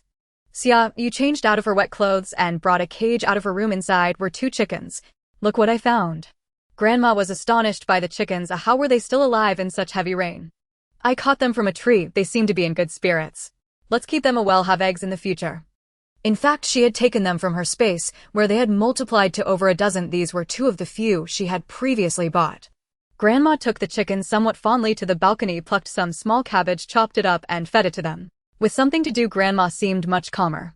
Only then did Xia Yu open the backpack she had brought back. It was for show. Inside were several bags of bread, bottled water, instant noodles, and the most space-consuming were disposable food containers. The nearby snack shops had been visited in recent days, and there was hardly anything left. Further away, food could still be found, but most ingredients had spoiled. After all, there had been a power outage for so long. She casually discarded the few items and went to exercise, not noticing Grandma's worried gaze. There was another knock on the door at Xia Yu's house, and Grandma looked nervously at the door, feeling quite uneasy. Xia Yu grabbed an iron rod and peeked through the peephole, seeing 3 unfamiliar men. Xia Yu frowned. She had just fought someone a couple of days ago. Why were more people coming today? She felt somewhat impatient. What do you want? Her tone was quite unpleasant. Hello, we are residents from the 15th floor and would like to borrow your rubber boat for a bit. The leading man nervously swallowed and looked uneasily at Xia Yu. They had learned of Xia Yu's reputation a few days ago. If it weren't for their food running out and not having eaten for several days, they wouldn't have dared to knock on her door. Xia Yu raised an eyebrow, wanting to borrow her rubber boat. What if you break it? I promise, I guarantee it will be returned to you in perfect condition. The man immediately raised his hand to swear, fearing Xia Yu might change her mind and refuse to lend it. Xia Yu scoffed. We all know that guarantees are meaningless. If you really break it, I can't do anything to you, can I? And I can't kill you either. Her nonchalant tone frightened the three men, causing their faces to change dramatically as they all retreated, fearing Xia Yu might suddenly strike. Xia Yu smirked. Were they that timid? We will share half of the supplies we find with you. If your rubber boat is damaged or lost, we will compensate with supplies. Suddenly the boy behind the man stepped forward and earnestly said to Xia Yu. Xia Yu was surprised. This boy was surprisingly decisive. Thinking it over, she nodded. Sure, leave your name and address. If the rubber boat gets damaged, I will come to find you. It wasn't that Xia Yu was being kind, as she had no choice. One fist cannot defeat four hands, she alone could not handle an entire building. Thus she had to gather allies as much as possible, dividing her enemies internally, preventing them from uniting, making her situation safer. These three men displayed no greed and had relatively clear eyes. They wouldn't turn bad in a short time, which was exactly who she needed. Borrowing the rubber boat could be considered a good deal. My name is Xia. I live on the 15th floor at your place. I will return the rubber boat to you as soon as possible, said the boy before leaving. Xia Yu remained non-committal. As long as the rubber boat was in her possession, it was rightfully hers. She tucked the wrench back into her sleeve, turned to go back to her room, only to hear the door next door open, and she locked eyes with Yubin. Xia Yu glanced at him faintly, not intending to speak, and turned to leave. Xia Yu. Yubin hurriedly called out to her, fearing that if he was slow, he would have to face the Iron General. What is it? Xia Yu looked at him, her indifference making Yubin feel uncomfortable. I want to talk to you. There's nothing to discuss. She believed no conversation was necessary between them. Do you truly wish for Grandma Xia to remain anxious? Let's talk, just the two of us. Xia Yu paused at the mention of Grandma. Over these past 2 days she had watched her grandmother eat poorly and sleep restlessly, yet she had no idea how to ease her worry. Could Yubin actually resolve this? Xia Yu followed him into the neighboring apartment. She casually opened the door he had just closed, and the two stood silently in the living room. Yubin pressed his lips tightly together. From the corner of his eye he caught sight of the wide-open door, and a faint bitter smile flickered at the edge of his mouth. Xia Yu was making her distrust unmistakably clear. She was guarding herself against him. Xia Yu, I won't harm you. There's no need for such vigilance, he finally said, voice edged with quiet frustration. Xia Yu didn't respond to his words, only asked, what is it you wish to discuss with me? Yubin felt utterly powerless. She was like a tightly sealed clamshell, no seam, no opening, only his futile circling outside. He drew a deep breath. I'll tell Grandma Xia that I'm keeping your secret, but after the storm ends I expect you to turn yourself in. I'll testify on your behalf. A subtle shift stirred within Xia Yu. It was indeed a sound plan. Grandma could finally rest easy at night. As for Yubin's demand regarding surrender, she replied calmly, if that day comes I will honor my word. Watching Xia Yu walk away with unburdened steps, Yubin felt bewildered. Was she truly unafraid? Why did she seem instead to have exhaled in relief? Did she truly care so little for her own future? A flicker of anger rose in him. Xia Yu was nearly humming, her inner anxiety resolved. She settled into the living room, waiting for Yubin's arrival. True to his word, he knocked at the door soon after. This time Xia Yu remained still, letting Grandma open it herself. Grandma took an unusually long time returning. When she re-entered, her expression was markedly lighter, as if a heavy weight had lifted from her shoulders. Xia Yu thought so this move was indeed the right one. Xia was a man of integrity. After dinner, under cover of darkness, he arrived carrying the supplies promised to Xia Yu and the deflated rubber dinghy. Here are the supplies I pledged, and the dinghy returned to its rightful owner. Would you like to inspect them? Xia Yu waved her hand dismissively. No need. If anything's amiss, I'll come find you. She wasn't concerned whether the dinghy was punctured. Her spatial ring held spares, another rubber dinghy, and even a rigid hull inflatable boat. Her remark was merely strategic, to avoid suspicion that she possessed reserves. Before departing, Xia warned her, someone saw us leave earlier today. They may soon come asking to borrow your dinghy. Xia Yu thanked him warmly. As long as they pay half their haul as rent, I'm more than willing. Lending a single dinghy spared her from venturing out and brought in a steady stream of supplies. Why refuse? Only one thing gave her pause, others might. Just as Xia predicted, visitors soon arrived seeking the dinghy. Xia Yu stated her terms plainly, half of whatever you gather. How heartless can you be? One man immediately erupted. We risk our lives searching for food, and you demand half. Xia Yu raised the iron rod in her hand. You're free to decline, I won't compel you. You. How else could he venture out for food? Those genuinely intent on borrowing the dinghy conferred briefly and agreed. The dinghy belonged to Xia Yu, charging a fair fee was perfectly reasonable. Though half was steep. Xia Yu fixed the earlier protester with a sardonic glance. The dinghy was already gone, and now even those offering half would have to wait in line. The man who'd just raged turned ashen-faced watching Xia Yu slam the door behind her, fuming inwardly yet utterly helpless. This building held only one dinghy. They had no choice but to wait. Once Xia Yu confirmed via surveillance that the crowd outside had dispersed, she set aside her tablet, ready to step out and ask Grandma to prepare a celebratory meal. Grandma worried aloud, "Is cooking safe right now?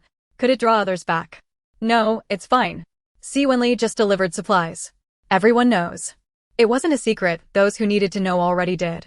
Fragrant steam drifting from their windows signaled that food had been consumed, deterring any would-be thieves. At this, Xia Yu couldn't help but commend Si Wenli, thoughtful, discreet, and wise. All supplies were packed in opaque black bags, concealing their contents completely. And the quantity was modest, not excessive enough to incite envy. Inside lay individually wrapped bread, biscuits, dried noodles, and more, all carefully portioned. Each item was vacuum-sealed before being placed inside the black bag, compact in appearance, yet surprisingly abundant in substance. A quiet smile touched Xia Yu's lips. Intelligence thrived everywhere, and such people endured longest. Hearing she could cook today, Grandma cheerfully headed to the kitchen, only to find the tap dry. Xia Yu carried in a large bottle of mineral water. "Use this." Grandma accepted it with a sigh. "Heaven above, when will this ordeal end? Open your eyes and let this end for all of us. Grant us all a path forward." Determined to make this rare meal special, Grandma selected eggs, thawed meat, and retrieved a packet of frozen dumplings, then entered the kitchen with renewed vigor. Xia Yu didn't intervene. Cooking, gardening, and raising chickens were Grandma's sole sources of joy now. If she helped too much, Grandma would grow restless, and that she couldn't allow. Xia Yu stood by the living room window. Outside, the torrential rain raged unceasingly, flooding another floor. Day after day, people devised desperate schemes to scavenge for supplies. To Xia Yu's surprise, Yu Bin himself arrived to borrow the dinghy. She handed it over, then couldn't resist asking, "And Tang, what of her while you're out?" "Xiao Yu is here, he'll watch her." Xiao Yu lived on the 5th floor, now nearly submerged. Yu Bin had invited him to stay nearby, both to safeguard Tang and to enable his own excursions. Xia Yu nodded. With someone caring for Tong, all was well. She turned and walked back inside. "Xiao Yu." "Xiao Bin." Grandma began, then sighed deeply and fell silent.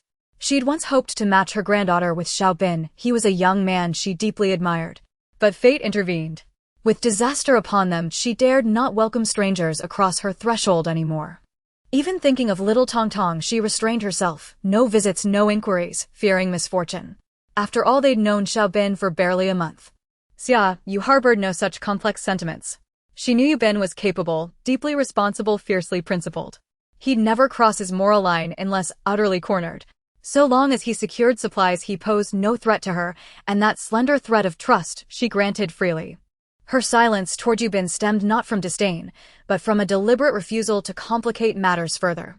In this unforgiving apocalypse, survival demanded focus, not entanglement in intricate human dynamics. In her previous life, she had staggered through 3 years of relentless tension, every moment poised on a knife's edge. This time she chose simplicity. When Yu Bin returned the inflatable boat, he also brought along the reward that belonged to Xia Yu. Xia Yu declined, saying, "Let the things I borrowed from you be offset by supplies. In the future, if you want to use the inflatable boat, just come and take it without charge." Asking her to repay the money was impossible for her, and since Yu Bin could not use the cash either, he thought it better to take a compromise approach. He silently retracted his outstretched hand and did not refuse. The relationship between him and Xia Yu had reached a freezing point. Even if he wanted to dodge the issue, Xia Yu was unwilling to cooperate. He decided to accept her proposal. There was nothing wrong with exchanging material goods. At present, supplies were more useful than money. Didn't they see how many people had tried to exchange cash for food only to be refused? Xiao Yu had settled on the 26th floor. Xia Yu had quietly observed him and found him to be a quite righteous young man with a good character, always smiling at others. She heard that he had previously lived in the Changwang community, but not in Building V. This time he had come to Yu Bin because his home had flooded.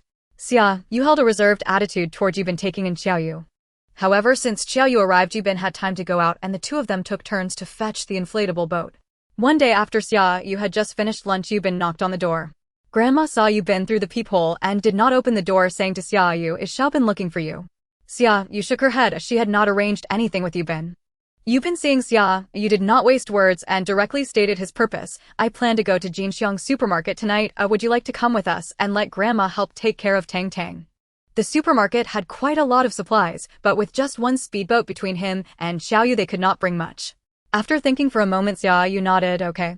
She also wanted to go out but was worried about Grandma. It was just right as since Yu Bin and the others were going out they could leave Tang Tang with Grandma who was at an advantage and wouldn't be afraid of anything happening. As for the people outside, as long as they were careful no one would know they were not home. Xia Yu let Grandma cook and said she would be going out tonight then went to prepare. She found a large black backpack, took out 2 woven bags to stuff inside and put in 2 knives before carrying it to the living room to start eating. Grandma heated up some spicy chicken and stir-fried intestines as Xia Yu ate happily and felt satisfied. In the early morning, Xia Yu carried the inflatable boat while Yu Bin carried the speedboat, placing Tang Tang in Grandma's room as the 3 of them quietly went downstairs. The speedboat's engine was not running and all 3 sat in the inflatable boat planning to use the speedboat to carry the inflatable boat once they exited the community. Yu Bin knew that Xia Yu was wary of him and took the initiative to sit at the front with Xia Yu while Xia Yu silently sat at the back. Looking at Yu Bin, who was completely unguarded and facing away from her, Xia Yu wondered internally whether she was being a bit too much. After all, Yu Bin was her benefactor, and he had not shown any threat toward her. Shouldn't she be less wary? In fact, from a normal person's perspective, Yu Bin's reaction was quite normal. It was her who was not normal, as she knew what the future looked like and was somewhat overreacting. Perhaps it was because she felt a bit afraid of Yu Bin in her heart that she acted this way. In the past, she had been most afraid of encountering someone like Yu Bin, and that fear might still linger. After realizing this, Xia Yu gently sighed. Being on guard against everyone all day was exhausting. Jinxiang Supermarket was located in the largest mall in this area, which was somewhat strange. The supermarket was on the 4th floor, and the terrain here was higher than that of residential areas, so it should not have been flooded yet. The windows on the 3rd floor of the mall were smashed. It seemed someone had visited ahead of time. The 3 tied the speedboat downstairs, picked up their weapons, and Xia Yu carefully walked inside with her backpack. The 3rd floor was for men's clothing, which was not useful for Xia Yu, but Yu Bin and Xia Yu needed it. Xia Yu planned to go upstairs, but thought for a moment and followed behind the 2 of them. She had very few clothes for herself and Grandma, and since it was uncertain how long the apocalypse would last, it was wise to stock up on a few items. Men's clothes could work in a pinch. Ignoring Yu Bin and Xia Yu headed straight for the area selling short-sleeved pajamas, taking away loose short sleeves, long sleeves, and pajamas. As for coats and pants, she only picked a few pieces, but she did take several cotton coats that were stored in a corner. Seeing that Yu Bin and Xia Yu were still getting things, she said, "I'll head up first." Yu Bin thought for a moment. Xia Yu's combat power was not weak. If she encountered someone, she could handle 1 or 2. Besides, with the 2 of them upstairs and downstairs, they would hear if she called out. Xia Yu went upstairs via the safe staircase and first arrived at the clothing area. Although there were not many clothes and styles, there were some women's clothing, so she put all suitable items into her space. Taking advantage of Yu Bin and the others not having come up yet, she threw some items into her space. She didn't take rice or flour, planning to grab 2 bags on her way out. What she mainly took were seasonings, sauces, hot pot-based yogurt, tea beverages, and various health products. Passing through the cosmetics area, she stored everything in her space. These were consumables, and no matter how much she took, it wouldn't be enough, and they could be used for trading supplies later. She took paper towels, sanitary napkins, laundry powder, dishwashing liquid, power strips, light bulbs, and electric blankets. By the time Yu Bin and Xia Yu arrived, she had already collected some items, making the supermarket appear quite empty. Yu Bin and Xia Yu did not suspect anything, thinking that the items had been taken by those who had come before. Seeing that Xia Yu had picked up so many seasonings, they were somewhat speechless. Now, shouldn't the most important thing be food? The 3 headed straight for the food section, where there were even fewer items, indicating that the area was primarily raided by those seeking supplies. Xia Yu took 2 bags of rice, 1 bag of flour, a bundle of vermicelli, a few bundles of noodles, a bag of dried wood ear mushrooms, and a bag of dried shiitake mushrooms, filling 1 woven bag completely. In the other woven bag, she packed millet, black rice, yellow beans, and green beans, leaving the remaining space for bottled water. The water supply interruption was not far away. The backpack contained eggs, as she didn't take many since most had been taken by Yu Bin. He planned to prepare complementary food for Tang Tang, and egg custard was the most suitable. Yu Bin primarily came to find milk powder, eggs, milk, and flour. With everything packed, Xia Yu's gaze turned upstairs. He pointed upstairs, saying, "There are children's clothes for sale up there." Jinxiang Supermarket was the one she didn't have time to collect from, as she had explored this area thoroughly before the apocalypse. The 5th floor mainly featured a children's paradise, children's clothing, an arcade, and sportswear. Yu Bin immediately nodded and went up to the 5th floor with Xia Yu. Xia, you mainly browsed sportswear while you've been focused on children's clothing, also checking out the children's paradise to see if there were any toys he could bring back for Tang Tang. The 6th floor was for home appliances, and Yubin did not want to go up. This was just right for Xia Yu, who wanted to shake him off, and went up alone. Refrigerators, air conditioners, water purifiers, juicers, ice makers, bed sheets, and anything useful she tossed all into her space. In a corner, she surprisingly found several solar panels. She didn't know if they were for sale, or just temporarily placed there. Regardless of the situation, it was a bargain for her. When Xia Yu left, the stock here had decreased by more than half, and she could hear echoes. Not seeing Yubin on the 5th floor, Xia Yu went down to the 4th floor, finding him and Xia Yu. The two were in the supermarket's fresh produce and meat sections. Watching the rotten fish, shrimp, and fresh meat, the two felt heartbroken. It was so difficult to even have a taste of meat. Xia Yu pulled the two of them to the sausages and jerky, saying this is also meat. There was no need to act so pitifully. She turned around and collected the fish tanks, chasing after Yubin and the others to the place where the pots were arranged. Xia Yu found a large kettle on the stove and took two. Passing by the baby supplies section, she discreetly tossed several cans of milk powder as well as bottles and nipples into her space. She also grabbed cotton slippers, socks, toothpaste, toothbrushes, shampoo, and more, not missing any reachable items. Fortunately, Yubin and Xia Yu did not turn back, otherwise they would have definitely discovered Xia Yu. She was quite bold, daring to act under the noses of these two without fear of being caught. There were still some remaining spots on the speedboat and inflatable boat. Xia Yu looked around and pointed to the building diagonally across, saying, I remember that there is a hardware store over there, let's go take a look. Since we're out, we shouldn't return empty-handed. The more we take back, the fewer trips I have to make. Yubin and Xia Yu had no objections. They also did not want to run back and forth for nothing. Saws, drills, wires, energy-saving bulbs, switches, sockets, and various tools. Xia Yu collected some of everything. In fact, she wanted to take it all, but with Yubin and the others following, she didn't want to draw too much attention. Estimating that she had gathered enough, she stopped, thinking that she could come back herself another time to collect everything. The space was so large, how could she let these supplies gather dust outside? For now, she would stock up. There was no need to waste anything. Yubin and Xia Yu needed more supplies, and they were still gathering screws, screwdrivers, locks, various valves, and nails. Taking advantage of their concentration on gathering supplies, Xia Yu collected the paint from several nearby stores, as that stuff could be tossed anywhere. After spending half an hour rummaging through several floors, when Yubin and the others came back down, they found Xia Yu staring blankly at the door of a shop. Let's take these two doors down and take them with us to install at the stairway. Not only can it prevent downstairs residents from coming up, but it can also block the other two households on the 26th floor. Xia Yu's eyes lit up. Yes, installing doors would enhance their security by more than a notch. They had both elderly and young ones to protect, so they needed to reinforce their home. Yubin had no objections, as the two of them took out the tools they had just scavenged and began to dismantle the two exceptionally heavy doors. One couldn't help but wonder what the owner was thinking installing such thick doors in the building. Were they hiding gold bars inside? After removing one of the doors, Xia Yu entered the shop, rummaging around for a cutting machine, cutting discs, electric saws, and dust masks, taking half and leaving half. She also took the snacks, bread, and bottled water that the shop owner usually consumed, as well as a computer and two mobile phones, but there were no cash bars. With each of them carrying a door, Xia Yu held onto the supplies they had found just as they were about to leave when they heard footsteps and voices. Yubin stopped, alertly focusing intently on the direction from which the sound came. He and Xia Yu slowly put down the doors on their backs, trying not to make a single sound. Xia Yu also quietly set down her bag and backpack, pulling out a knife from her backpack, one in each hand, and noticing how shabby Xia Yu looked with just an iron rod, she lent him one. You have to return it after using it. She had stalked this knife with difficulty and didn't want to give it away for nothing. If it weren't for the inopportune timing, Xia Yu would have rolled his eyes at her, wondering who she looked down upon. The footsteps grew louder, and the three of them also heard the voices of the other side. Xia Yu, why aren't we going to the supermarket first? What are we doing here? Xia Yu raised her eyebrows slightly. That voice sounded somewhat familiar. Let's find a few useful tools first, and then go to the supermarket for supplies. Xia Yu was vigilant on both sides, answering casually to the relaxed Wang Lili, who was following him as if they were shopping. How about we go to the supermarket first, and then come back here?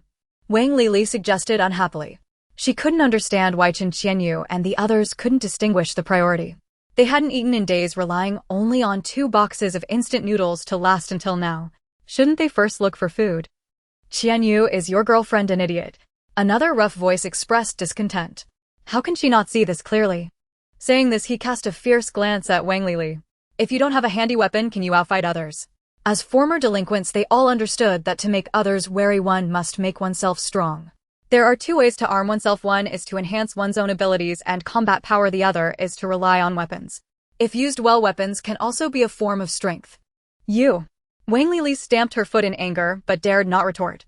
This person was a friend of Xia Yu, built like a tank, and did not look like a good person at all.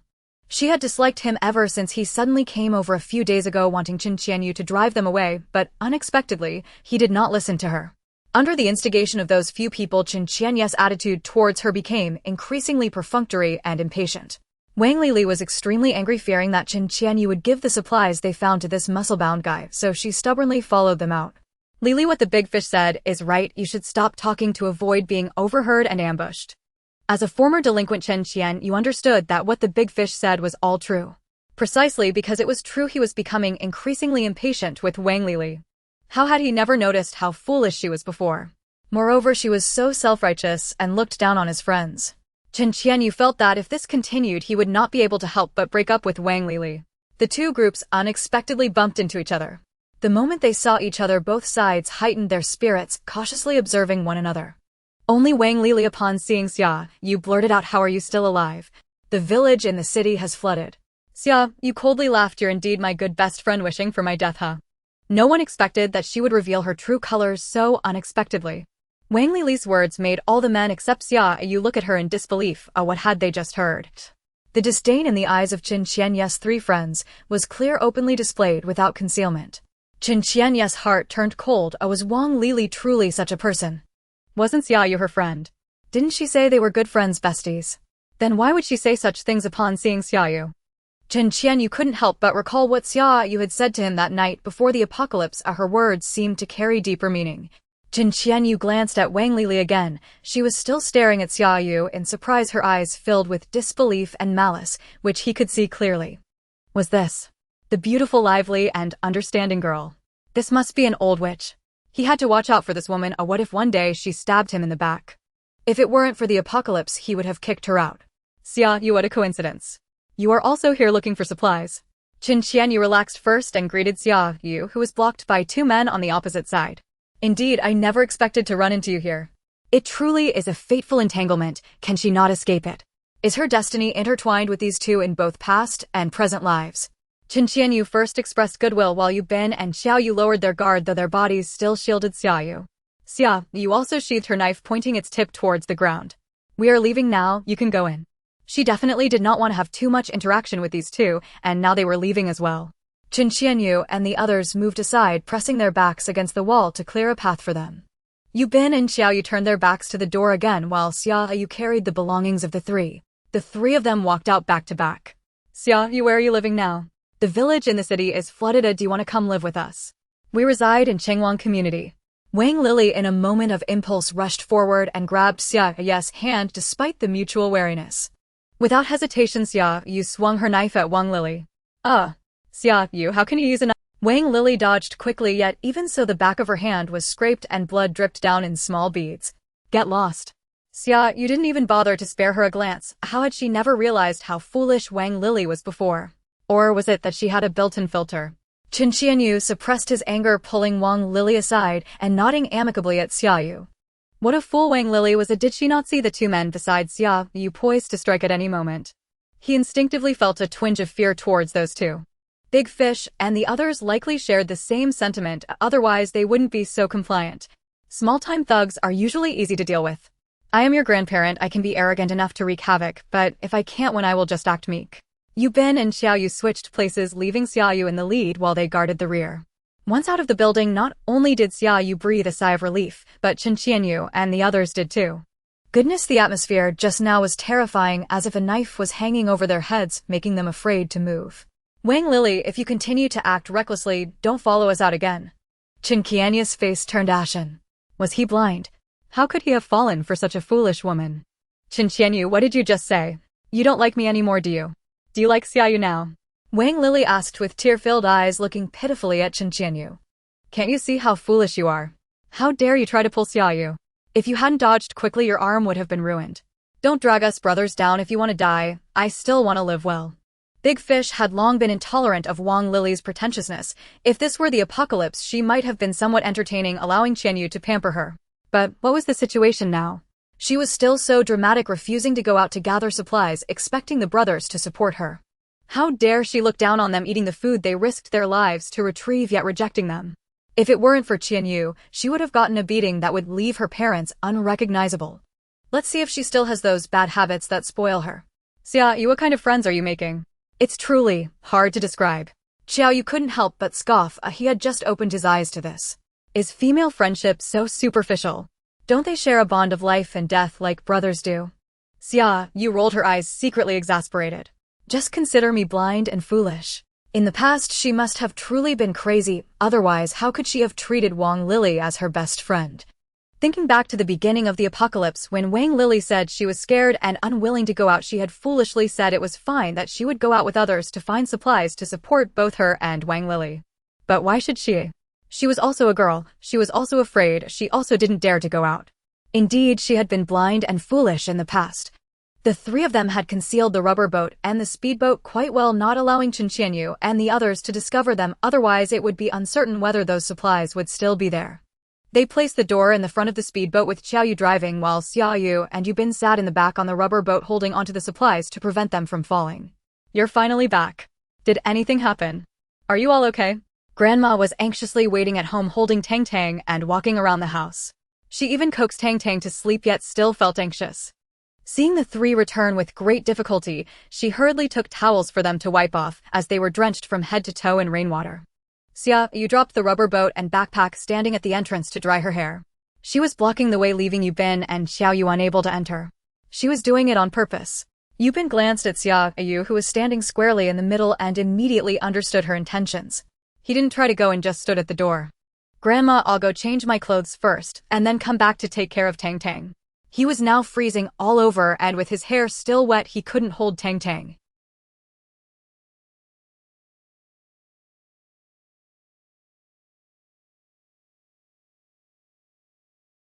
She understood Xia Yu very well. Her earlier behavior had been intentional, and Xiaobin must have noticed too. Grandma didn't say Xia Yu was wrong. After all, she had known for a long time that things were different now. Her granddaughter was wary of Xiaobin, and she understood that Xiaobin should also be able to comprehend this. Could Yubin not understand? Even if he couldn't change the decisions Xia Yu had made.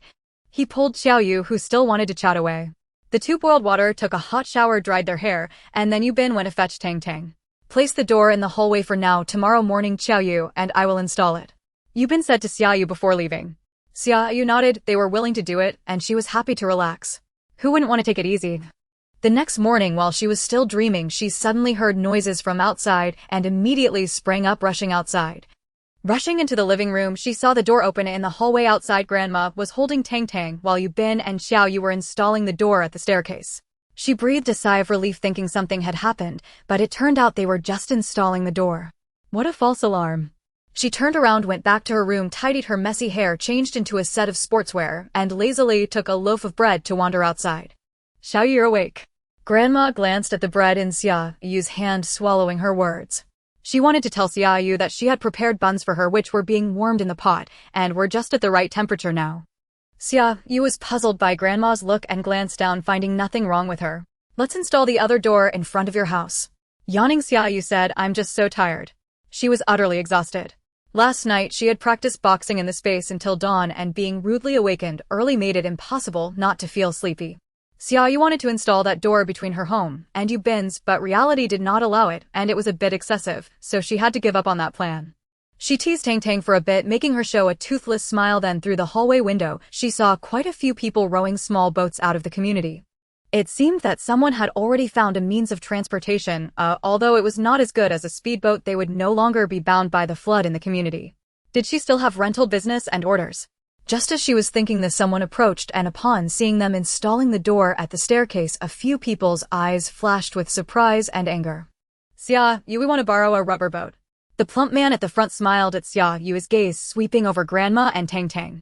Xia Yu did not overlook his gaze, narrowing her eyes, hoping he wouldn't seek death, otherwise she would let him know the feeling of wishing for death. Before handing over the rubber boat, she asked, You all know my rules, right? If you borrow my rubber boat, you need to bring half of the supplies as rent. Everyone nodded, but the plump man had a look of annoyance in his eyes which he suppressed. Xia, can you charge a little less? Xia Yu retracted her outstretched hand. That's not possible. Everyone else is paying half. If I charge you less, it wouldn't be fair to the others. She didn't like these people not only for their ill intentions, but also for their ulterior motives. Xia Yu, we are all neighbors in the same building. We'll see each other often, so let's be accommodating. This isn't just a one-time deal, right? Xia Yu coldly laughed. Take it or leave it. The plump man gritted his teeth and ultimately borrowed it, but he felt unsatisfied. Be careful, these people are not easy to deal with, Yu Bin suddenly reminded her.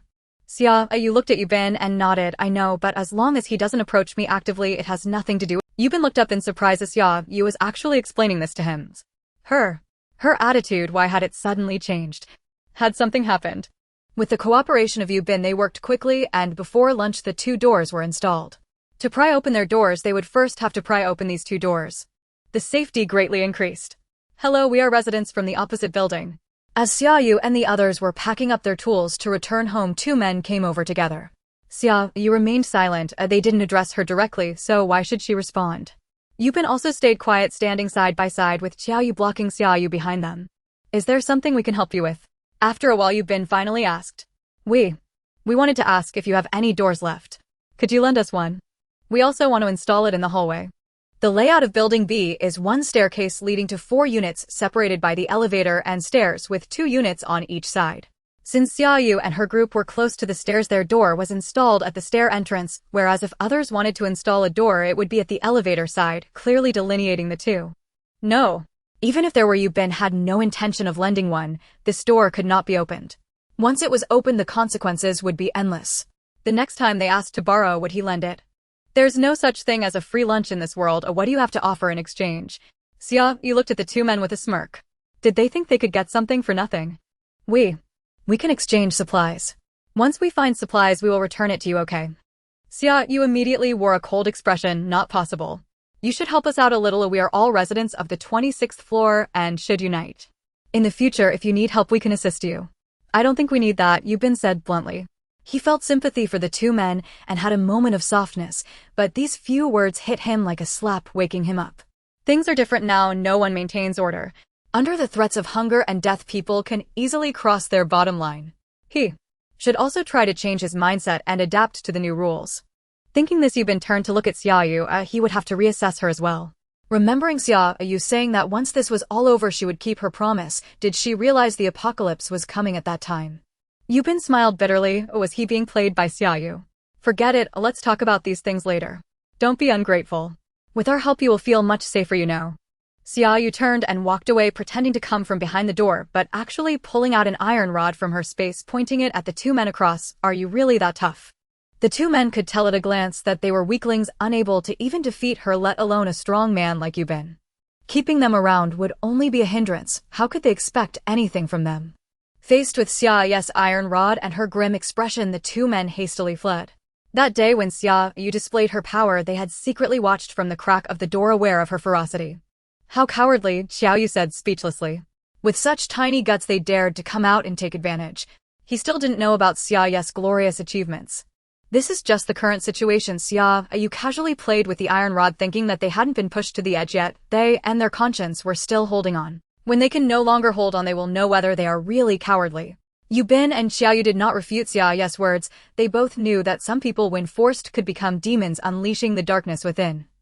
They had seen many such people, and silently they raised their alertness a bit more.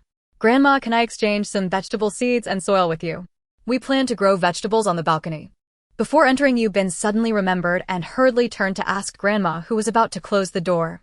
Grandma looked at Xia Yu and, seeing her not opposing, waved her hand. Sure, what do you want? I don't know what to choose. How about you pick some for me? Although he was an orphan, he had never farmed before and didn't even recognize vegetable seeds. If he had to choose, he would just be guessing. Xia Yu is the same. All right, I'll pick some easy to grow ones. Xia Yu, do you still have soil? Xia Yu had bought a bag of vegetable seeds, which both Yu Bin and Grandma knew, but they didn't know whether Xia Yu had soil. Yes, I'll go get it. Xia Yu hadn't bought much initially, but she still had a fair amount left. Mainly she had underestimated the soil. After soaking it expanded and her estimation was off. Grandma had used it and still had enough left for several uses. It wouldn't be a problem to give Yu Bin some he had said he wanted to exchange, and it wasn't like she was giving it away for free. Xia, you didn't take much, just 3 pieces. Grandma was busy with the bag Xia Yu had brought back, mumbling, our vegetables will be ready for harvest soon. I'll take some seeds outside. Just give Shubin some cabbage, it's easy to grow and tastes good. Don't give him anything that needs a frame for fear he might kill it. Xia Yu was left speechless. Are you really thinking about him this much? Yubin didn't even know how to plant vegetables, so he naturally invited Grandma to be his teacher, explaining things to him and Xia Yu. Xia Yu also went to Yubin's house and immediately noticed some differences. His house had shatterproof glass installed with security windows and reinforced security doors. In some hidden corners of the living room, there were some seemingly inconspicuous tools that had a certain level of harm. While the 3 of them were busy, Xia Yu sat on the sofa, blocking Tang Tang from climbing down. Tang Tang smiled at her with her toothless grin, using her chubby little hands to grab her, seemingly wanting to play. Xia Yu no longer felt the initial panic she had when facing Tang Tang. She smiled and began to play with her. The child's giggles added a touch of warmth to the atmosphere.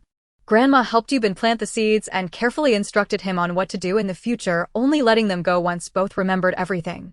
Xia Yu lay on the sofa like a soft noodle, saying, I didn't expect farming to be more tiring than working. There were so many details to consider. In this world, the hardest workers are the farmers, tied to the land all year round just to feed themselves, Grandma remarked, seemingly reminiscing about those days as if they belonged to another lifetime. Yubin took out a pile of snacks from the fridge, plum candy, sunflower seeds, crispy rice, and popping candy, which excited Xia Yu greatly. She never expected such treats would be found at Yubin's. Can I trade these for your vegetable seeds and soil? Seeing Xia Yu's interest, Yubin asked with a smile. These were snacks he and Xia Yu had brought back, but they didn't like them, so they had just been sitting there. He had just thought that Xia Yu, being a girl, might enjoy snacks. Putting down a bag of rice he had picked up, he took out the snacks instead. No problem, I can do that. Xia Yu eagerly tore open a bag of plum candy, stuffing one into Grandma's mouth and one into her own. A burst of sourness made her squint and shiver, but her eyes were smiling, clearly indicating that she was in a good mood. Xia Yu was indeed happy. She hadn't had snacks in a long time. After returning, she had been busy every day buying supplies, surveying routes, making plans, and stockpiling food. Upon reflection, she realized she hadn't even had time to buy snacks. Most of the supplies she collected were necessities like rice and cooking oil, with very few snacks. Even the ones she had were gathered from supermarkets, and she hadn't even had the chance to look at them yet. She decided that once she got back, she would dig out the snacks and enjoy a good feast. Suddenly, she really missed those flavors. In a good mood and wanting to ease her relationship with Yubin, she asked, I have a few solar panels, do you want them? These were the ones she had brought back from the mall yesterday, more than 10 pieces, just right for trading with Yubin. She had just seen that the fridge at Yubin's was basically used as a box with eggs for Tang Tang inside that were prone to spoil. Tang Tang couldn't be left hungry. Yes, what do you want in return? Yubin was overjoyed. He wanted to find a solar power generator too, but there were none around. Some places were right in the city center, and a round trip would probably take a whole day. If Tang Tang didn't see him for a long time, she would cry and Xia Yu wouldn't know how to handle her. If you have any snacks, just give them all to me. She wasn't short on main supplies, just these peculiar. It was the first time Yubin saw Xia Yu so fond of something, and the smile on her face finally made her look like a 20-year-old girl. I don't have snacks, but I have a few bags of brown sugar. Is that okay? No problem. In Xia Yu's mind, countless recipes emerged: brown sugar eggs, brown sugar ginger tea, brown sugar steamed buns, all delicious. Holding a bag of snacks, Xia Yu happily went home, lying on the sofa and taking out the snacks one by one, lining them up, waiting to be eaten by her. Grandma found it amusing, yet this was the most relaxed she had felt in days. This girl finally had a smile on her face. Xia Yu, I see that hen is starting to incubate. Shall we raise a few chicks? Sure. Xia Yu wanted to remind Grandma to hatch the chicks as well. Watching Grandma collect those eggs one by one every day, she felt helpless. Wouldn't it be better if eggs hatched into chickens and chickens laid eggs? Before she could think of a suitable way to remind her, Grandma brought it up herself. Of course she was willing. With chicks, they could sharpen their knives for the big chickens. It was already dark outside, but no one had come to return the rubber dinghy. Xia Yu scoffed, they sure. She took a knife from her bedroom and knocked on Yubin's door. Yubin was startled by her fierce demeanor, thinking she had come to find him. You keep an eye on Grandma for me, I need to go down for a bit. She was worried that if she wasn't there, someone might come to trouble Grandma. What happened? Yubin looked at Xia Yu with a serious expression. She wasn't someone who would cause trouble without a reason. Someone must have provoked her. Someone is looking for death, and I'm preparing to fulfill his wish.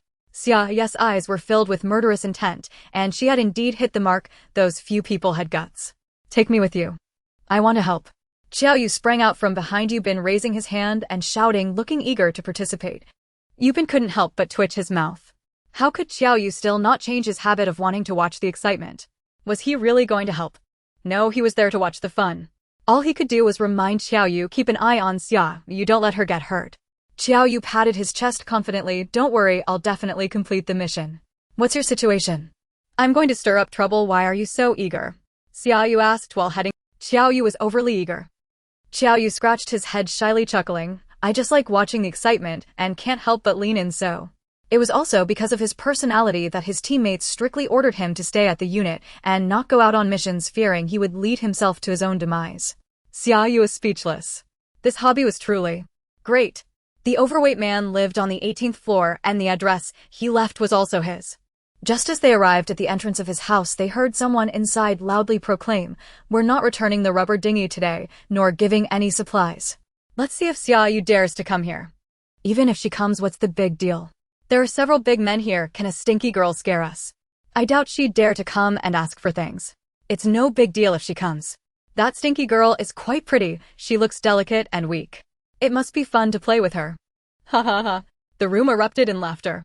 A strange smile curled at the corners of Xia Yu's mouth. Has it already begun? Have scumbags started to morally degrade and target women? In the apocalypse, women had it tougher than men. They not only faced hunger and natural crises, but also had to guard against men's covetous gazes and desires.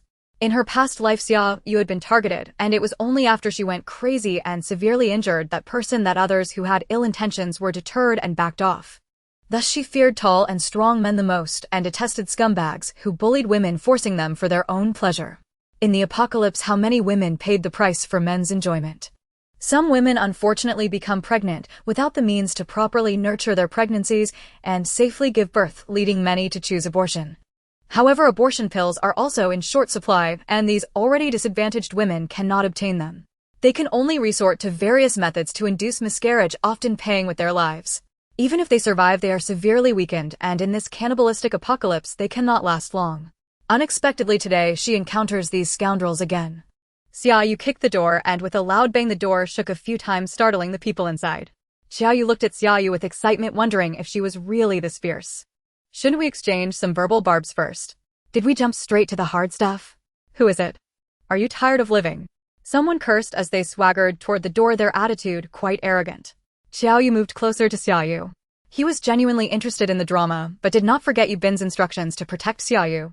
As the door opened, neither side could see who was standing opposite before Xia Yu struck with her knife. A scream immediately echoed, causing the others to shudder, goosebumps rising on their bodies. Xia Yu, you really dare to come? The overweight man gritted his teeth as he glared at Xia Yu, his eyes blazing with fury. Why wouldn't I dare? Have you forgotten something? Brother E, don't waste your breath on her. She's just a little girl, are we really afraid of her? Once you're here, you won't be able to leave us, stay with me. Another person with a sharp face said menacingly. Xia Yu raised his hand, did you forget about me? Is my presence really that negligible?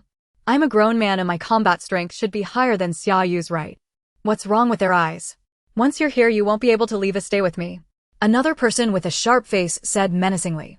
Xia Yu raised his hand, did you forget? Xia Yu glanced at the 5 people Brother E mentioned, one of whom had already been taken down by Xia Yu, clutching his bleeding arm and wailing. The remaining ones were the sharp-faced man Brother E and 2 young men, one with green hair, who used to be a small-time thug. These few people really couldn't stop him and Xia Yu. He alone could take down Brother E and the sharp-faced man.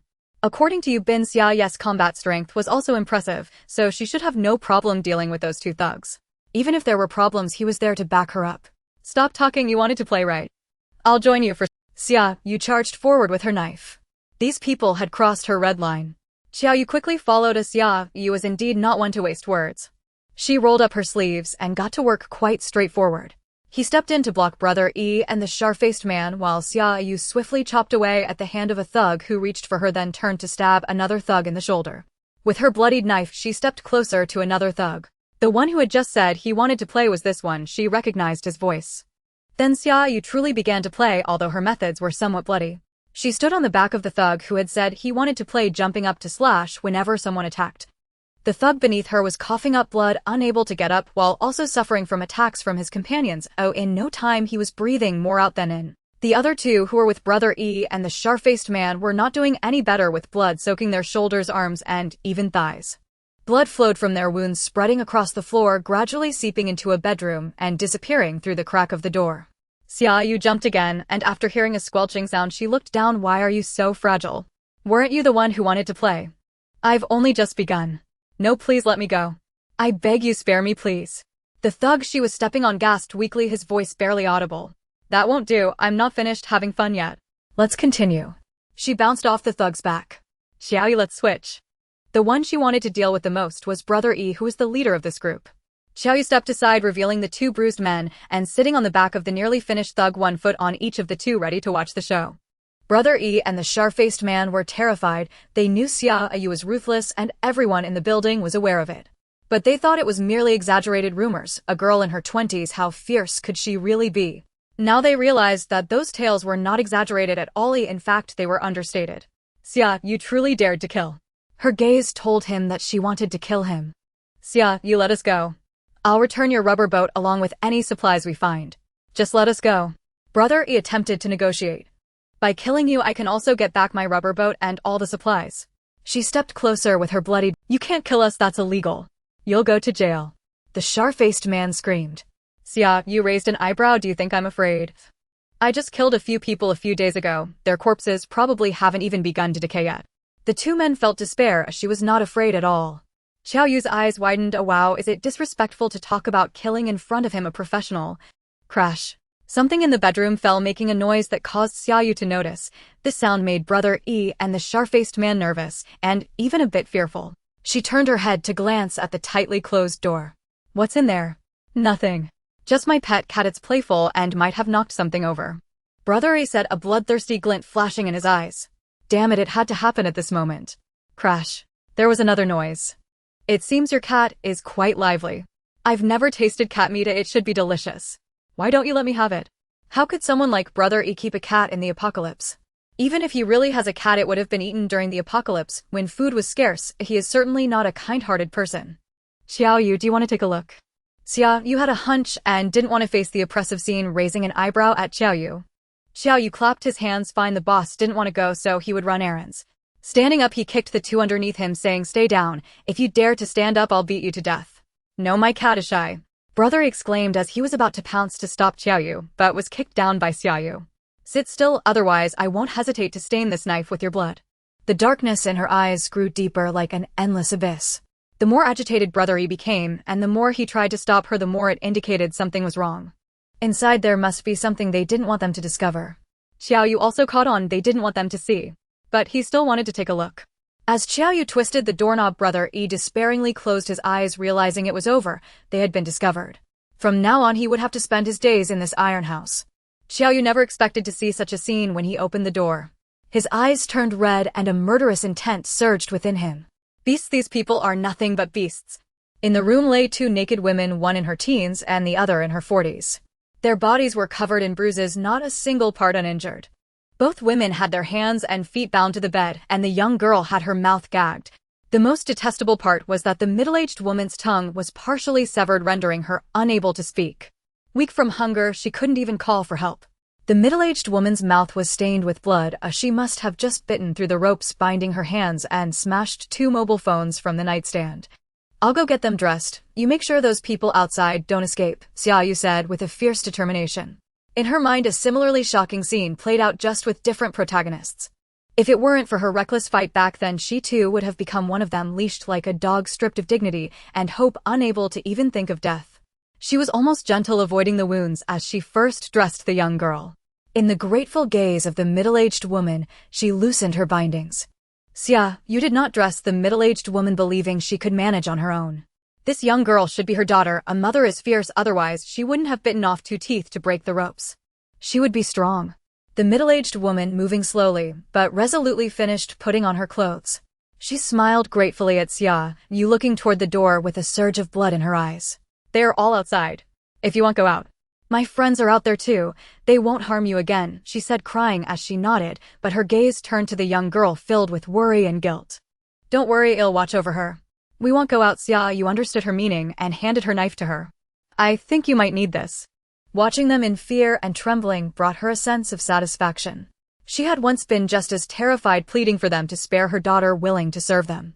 Watching them in fear and trembling brought her a sense of satisfaction. She had once been just as terrified, pleading for them to spare her daughter, willing to serve them. Yet this group of beasts still violated her daughter, who had just turned 18. The middle-aged woman was in tears, but so determined as if nothing could stop her from what she was about to do. Xia Yu's lips moved as he wanted to tell her she couldn't do this, that she shouldn't sacrifice herself for a handful of scum. She should trust that the law would bring her justice. But thinking of the current state of the world where everyone lived in fear and help was slow to arrive, the situation outside was probably even worse. This hesitation cost her dearly. The head of ego had already fallen, rolling to the corner with his eyes wide open in terror, unable to close in death. Xia Yu closed his eyes, deciding to pretend he was blind. He saw nothing in the moment he lost focus. This man just died. The thick-faced man was utterly terrified, trembling as the woman approached him like a goddess of death. His legs turned to jelly, a hot liquid bursting forth. He had wet himself. But this did not change the fact that he was about to die. He wanted to escape, but his weak legs simply wouldn't cooperate. He tried to hide, but there was nowhere to hide. Desperately, he watched the knife edge draw closer and closer. The last image in his eyes lingered on the knife. The thin-faced man was dead. The remaining three were so frightened they lay still on the ground, playing dead, as if this might make them overlooked. The middle-aged woman dropped the knife with a clatter, squatting on the ground and crying silently, but her shaking shoulders made Xia Yu's heart feel heavy. In this world. At this moment, Xia Yu came out of the bedroom, squatting beside the middle-aged woman. Your daughter is still in the bedroom. For her sake, you must be strong. She depends on you to keep her alive. With a mother's support, the young girl should be able to slowly walk out of the shadows. She calmly looked at the two heads. Your daughter wanted to come out, but I didn't let her. I think this should be your decision. Allow me to add, things are different now than in the past. The best way to protect yourself is to clearly recognize the dangers of this world and then strengthen yourself. Only then can you better protect yourself. This is a summary of what she has learned in 2 lifetimes. It was also because she had experienced something similar that she said so much, otherwise she wouldn't have cared about others' lives. Thank you, the middle-aged woman silently said, wiping away her tears and forcing a not so pretty smile. She firmly opened the door, smiling at her daughter. They really should understand this world well. It was precisely because they did not see clearly that they had taken in those beasts, leading to this disaster. In the future, they must live with awareness and become stronger. Xia Yu retrieved her knife and walked to the 3 pretending to be dead. You should go join them now. Don't kill me, please. I was wrong. I'm sorry, don't kill me. Please. Please. You please. Xia Yu paid no mind to their nonsense. With a swift motion of her knife, several more heads fell. Turning to ask Xia Yu for help, she saw him facing the wall, his head resting against it, banging it repeatedly. As she got closer, she could still hear him mumbling, I can't see, I'm blind. Xia Yu couldn't help but laugh. This Xia Yu is much cuter than that wooden block you've been. Since he was blind, let him be blind. Xia Yu asked the middle-aged woman to help her skillfully throw the bodies out the window. She clapped her hands, job done. She dragged her rubber dinghy out from another bedroom. This is my stuff, I want it back. The remaining supplies are for you. Things are different now than before. In the future, don't easily trust others, nor should you take anyone in or open the door for them. Protect yourself. If it weren't for this mother and daughter, she would have kept the supplies for herself. But she felt some pity for the 2 of them, so she decided to show a little kindness. Xia Yu was about to leave, pulling the blind Xia Yu with her, when the middle-aged woman stopped her. She found a piece of paper from the coffee table drawer and began to write on it. My name is Xiao Qinglan. Thank you for today. I will repay you in the future. This young girl, like a savior, had freed them from suffering. She couldn't help her now, but could only wait to repay her later. Xia Yu shook her head. There's no need to repay me. Just live well, protect yourself, and take care of your daughter. Live together. In her past life, she had been separated from her grandmother, which was always her regret. She didn't want Xiao Qinglan to have such a regret either. A family together and intact, isn't that better? You can open your eyes now, Xia Yu said with a smile, looking at Xia Yu. She didn't expect him to have such. Xia Yu secretly opened one eye, just a crack, saw that they were already in the hallway, and immediately opened both eyes wide, coming to life. Xia Yu mocked him. You really know how to deceive yourself, huh? What are you talking about? I can't understand you, he replied. If you don't understand, then forget it. I'm going back, my grandma is still waiting for me. This person is quite interesting. Unable to calmly handle the situation, like a machine, yet not wanting to betray the education he received, he actually came up with such a self-deceptive method. What a talent. On the 26th floor, Grandma was anxiously waiting. If it weren't for you been holding her back, she would have rushed to the 18th floor. Back already. Grandma's eyes were almost overflowing with worry. Xia Yu shook her head. No, they were quite easy to talk to. I said I was here to get the inflatable boat, and they just gave it to me without any obstruction. Xia Yu couldn't help but roll his eyes. Those people were easy to talk to. Are you sure? They certainly wanted to obstruct, but the body didn't allow it. Your skill in opening your eyes and speaking nonsense is simply top-notch. I'm impressed, truly in awe. Yubin could tell from Xiao Yu's eye roll that things were not as simple as Xia Yu said. Those people would definitely not end up well. More likely they had already. Thinking of those people from some time ago, Yubin had already guessed. These people are really something. They borrow others' things and don't even think to return them voluntarily, yet they still want others to come knocking for them. Isn't that bullying? From now on we won't lend out this inflatable boat. Well, just close the door and live our own lives ignoring them. There were quite a few people in the community who had boats, and some also got inflatable boats, even speedboats. She was no longer the only one. Hiding now wouldn't attract much attention from others. Moreover, with the door at the stairway installed, it wasn't suitable for others to come in again, and she didn't lack those supplies. Grandma wholeheartedly agreed with this. Dealing with those people was like dealing with robbers. It's better to just close the door and live a quiet life, regardless of the storms outside. Due to Yubin and the others' tacit agreement to keep quiet, Grandma happily went back to her room to sleep. Yubin glanced at Xia Yu without saying a word. Why ask about something he already knew the outcome of? He would no longer say that Xia Yu should turn herself in. They would discuss it after everything was settled. Yet Xia Yu unexpectedly raised an eyebrow. Did Yubin figure it out? He didn't say anything at all. Was it because he realized the apocalypse had come, or did he think she was beyond saving? Shaking her head, she wondered why she was thinking about this. She should just go back to sleep. She still needed to practice her punches. Why bother with such thoughts? Xia Yu returned, and Xiao Yu immediately looked at Yubin with excitement. Yubin, feeling helpless, thought that there was no need to ask. Xiao Yu would surely blurt it out himself. An hour later, after Xiao Yu finished talking, Yubin finally learned what they had done downstairs. However, he fell into silence. Had he made a mistake before? Shaking his head, he didn't think he was wrong for suggesting Xia Yu turn herself in. But he hadn't done right either. He failed to recognize the current harsh reality. If Xia Yu hadn't been vigilant that night, and he had kept his head down not going out, would Xia Qinglin's current situation be the same as Xia Yu's? Yubin dared not think further. He lay there staring at the dark ceiling, realizing he should take a good look at this world. Just as Xia Yu said, only by seeing clearly could one know what to do. His fingers were gently held. Yubin turned to see Tang Tang sleeping soundly, and he couldn't help but smile with relief. Hadn't he already made the decision to raise Tang Tang well and no longer concern himself with those matters? What Xia Yu did would be managed by someone else, and when the time came for his cooperation, he would cooperate actively. But that was all. Xia Yu still didn't know about Yubin's significant decision at this moment. She was sweating profusely in the space. Today, everything about Xia Qinglan stimulated her, making her want to become stronger quickly to protect herself and her grandmother. She needed to work harder. Xia Yu, the wind is picking up again. Do you think our windows can withstand it? She had just woken up in a daze and was met with her grandmother's worried face. Xia Yu's sleepiness vanished immediately and she became fully awake. The wind was picking up. How could that be? It didn't happen in her past life. Could it be that the heavy rain was about to end? But the timing didn't match. There was still a month left. She leaned on the window and indeed saw that the wind was picking up, but it wasn't as strong as the last time. This wind couldn't even lift her slippers. Xia Yu felt relieved, estimating that it was just an occasional gust and not a super strong storm. However, others were not as relaxed. Those who had experienced a super strong storm were like startled birds, busy reinforcing their doors and windows at the sight of a gentle breeze. Throughout the day, many households had put a layer of wooden coverings outside their windows. They sealed their windows tightly with wooden boards to protect the glass from shattering. But in doing so, they also blocked the light outside, turning the interiors dark. Lighting supplies suddenly became scarce. Xia Yu, are we really not going to take care of it? Grandma said anxiously as she watched others walk out of the community. Our windows are sturdy. If their wooden boards break, our glass will still be fine. Don't worry. Otherwise, why did I specifically install shatterproof glass? I wasn't just idling my time away. In the afternoon, Grandma went to guide Yubin in farming and saw that they also hadn't protected their glass. Unable to help herself, she asked curiously, "Little Bin, aren't you going to protect your glass?" Xia Yu said, "Our glass is fine, but I can't shake off the worry in my heart." Grandma, don't worry. Both our families installed shatterproof glass. This type of glass is dozens of times sturdier than ordinary glass. It won't break so easily. Last time such a big storm didn't do any damage, right?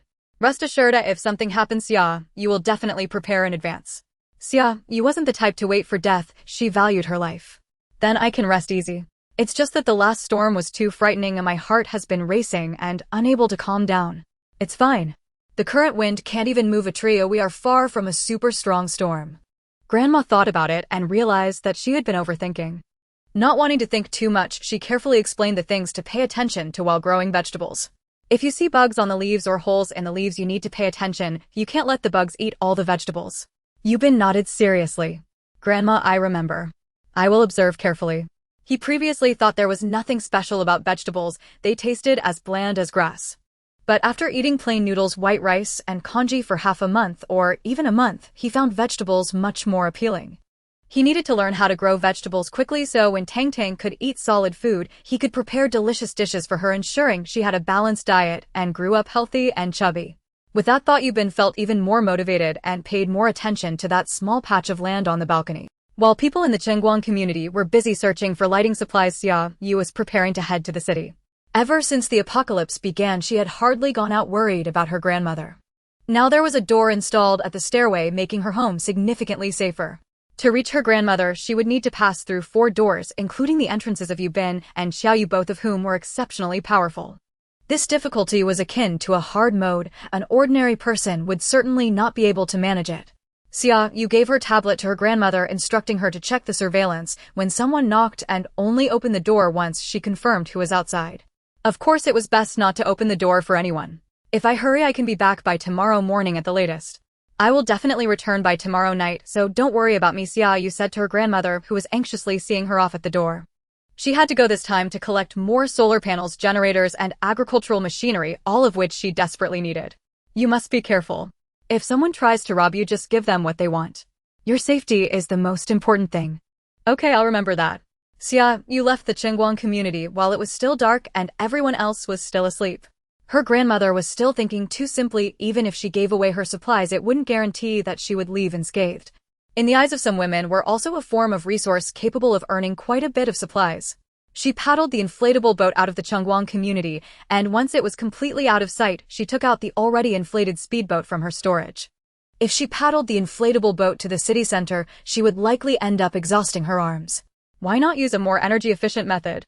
Xia Yu planned to first visit a few addresses she remembered, although the likelihood was high that they had already been submerged. But what if? Who knows? Clearly Xia Yu's luck was not good. Those shops were all flooded and the items inside were underwater. Even if she managed to salvage something, whether it could still be used was uncertain. Xia Yu had no choice but to change her target, ultimately deciding on the department store. The department store had many floors. While the lower levels were flooded, the upper levels were intact, and there should be places selling the items she needed. Half of the department store was submerged. She stored the speedboat in her space, took out the inflatable boat, hid it well, and went upstairs with her backpack and a knife. The floor where Xia Yu was located appeared to sell computers and their accessories. Having stored some computers in her space, she thought, since I can take them, why not look around? The once expensive laptops were now within her reach, making Xia Yu feel a sudden sense of grandeur, as if she had the world at her fingertips.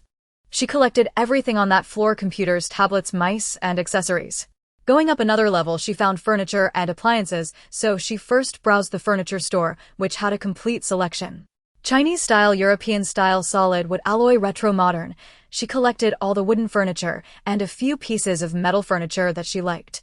She set aside her favorite furniture, leaving the rest in a pile that could be chopped for firewood during the extreme cold. Being picky, she even spared a small stool, and in the end she also took the delivery left by the staff at the store, including snacks and a humidifier.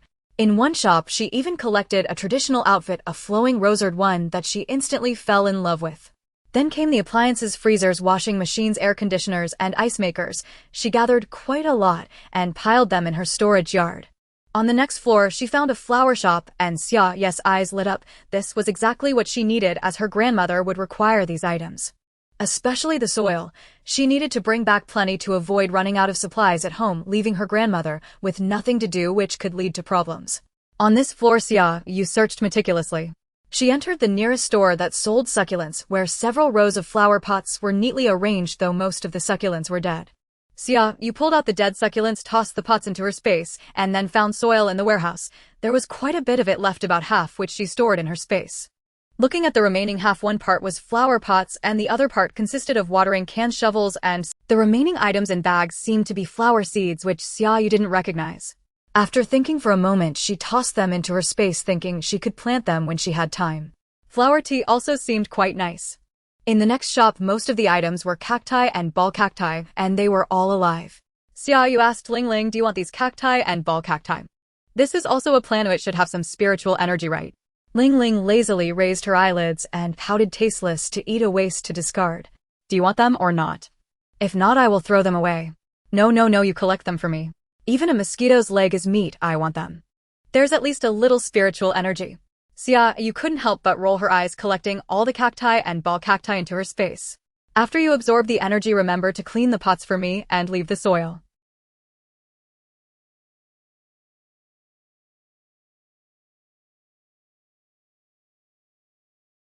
As Xia Yu walked through, she let Ling Ling absorb the spiritual energy from the living potted plants while she pulled out the dead ones, leaving the pots and soil behind. After finishing this floor, there was a mountain of flower pots in Xia Yu's storage yard, piled so high that they were nearly covering the bamboo house. On the next floor, there were mechanical and electrical devices, many of which Xia Yu did not recognize. Some looked strange, and she couldn't discern their specific uses, but fortunately there were instruction manuals. However, there was one item she recognized, a generator, which was different from the one she bought, but those three characters were familiar. Seeing the generator, Xia Yu's eyes lit up. This was her main purpose for this outing. Finally, she found it. Xia Yu didn't care about the specific functions. As long as it was labeled generator, she stored it in her space. After she had collected all the generators, she finally had time to check out the other items. Transformers. Distribution boxes. She didn't recognize them, but they should be useful to her, right? For now, she didn't care. She just stored them up in case they came in handy later. She didn't understand the uses of these items, but someone would, and they could share the benefits later. Thus, Xia Yu happily collected these items as well. As long as there was space available, she wouldn't stop collecting. Once her storage ran out of room, she would think of a way to clear it out. As long as she could hoard without dying, she would hoard to her heart's content. Xia Yu climbed up another floor, and the layout here was completely different from downstairs. This floor resembled an office building with an entire floor of clean and tidy offices. After looking around for a while, Xia Yu realized that this floor was all about agencies, medical agencies, clothing agencies, cosmetics agencies, and so on. Passing by a familiar shop named Xia Yu confirmed that she had seen it downstairs. It had a unique name which stuck in her memory. It seemed that these agencies also had shops in this building, but they were on the lower floors. From the information analysis on the desks, this was an office mainly handling bulk orders, which explained the neatness. Xia Yu searched through the area and found the pharmaceutical agency office. After checking several rooms, she discovered a few boxes of commonly used medicines and a thermometer. Next was the clothing agency. Although there were clothes available, they were too fashionable for Xia Yu, who felt she wouldn't wear them even at home. However, she still accepted them. If she couldn't wear them, perhaps someone else could. In a cluttered corner, she found useful clothing, including several large bags of underwear, camisoles, thermal vests, and sports bras. These bags of clothes seemed to be discarded by someone else. While they were fashionable, they were still acceptable, and Xia Yu was in need, so she gladly accepted them. Next door was the cosmetics agency, which featured internationally renowned brands, yet she couldn't find a single bottle of cosmetics, only some samples. Xia Yu frowned. These people were really stingy. In such a large office, couldn't they spare some samples? She could only take all the small samples with her. Better than nothing, I suppose. However, the employee benefits at this company were quite good. The break room and pantry had decent supplies, while the perishable food had spoiled candies and bread were still intact. In the boss office, she also found red wine, white wine, and Jun Mei tea. After realizing there were good things in the pantry as well, she turned back to gather more. In the innermost corner, she discovered a kitchenware agency with only a small amount of utensils, which she also collected. As she wanted to go further up, she suddenly heard the sound of an engine below. She quickly hid behind the curtains, pulling apart a gap to observe outside. Downstairs, a speedboat was rushing toward her, carrying 4 burly men.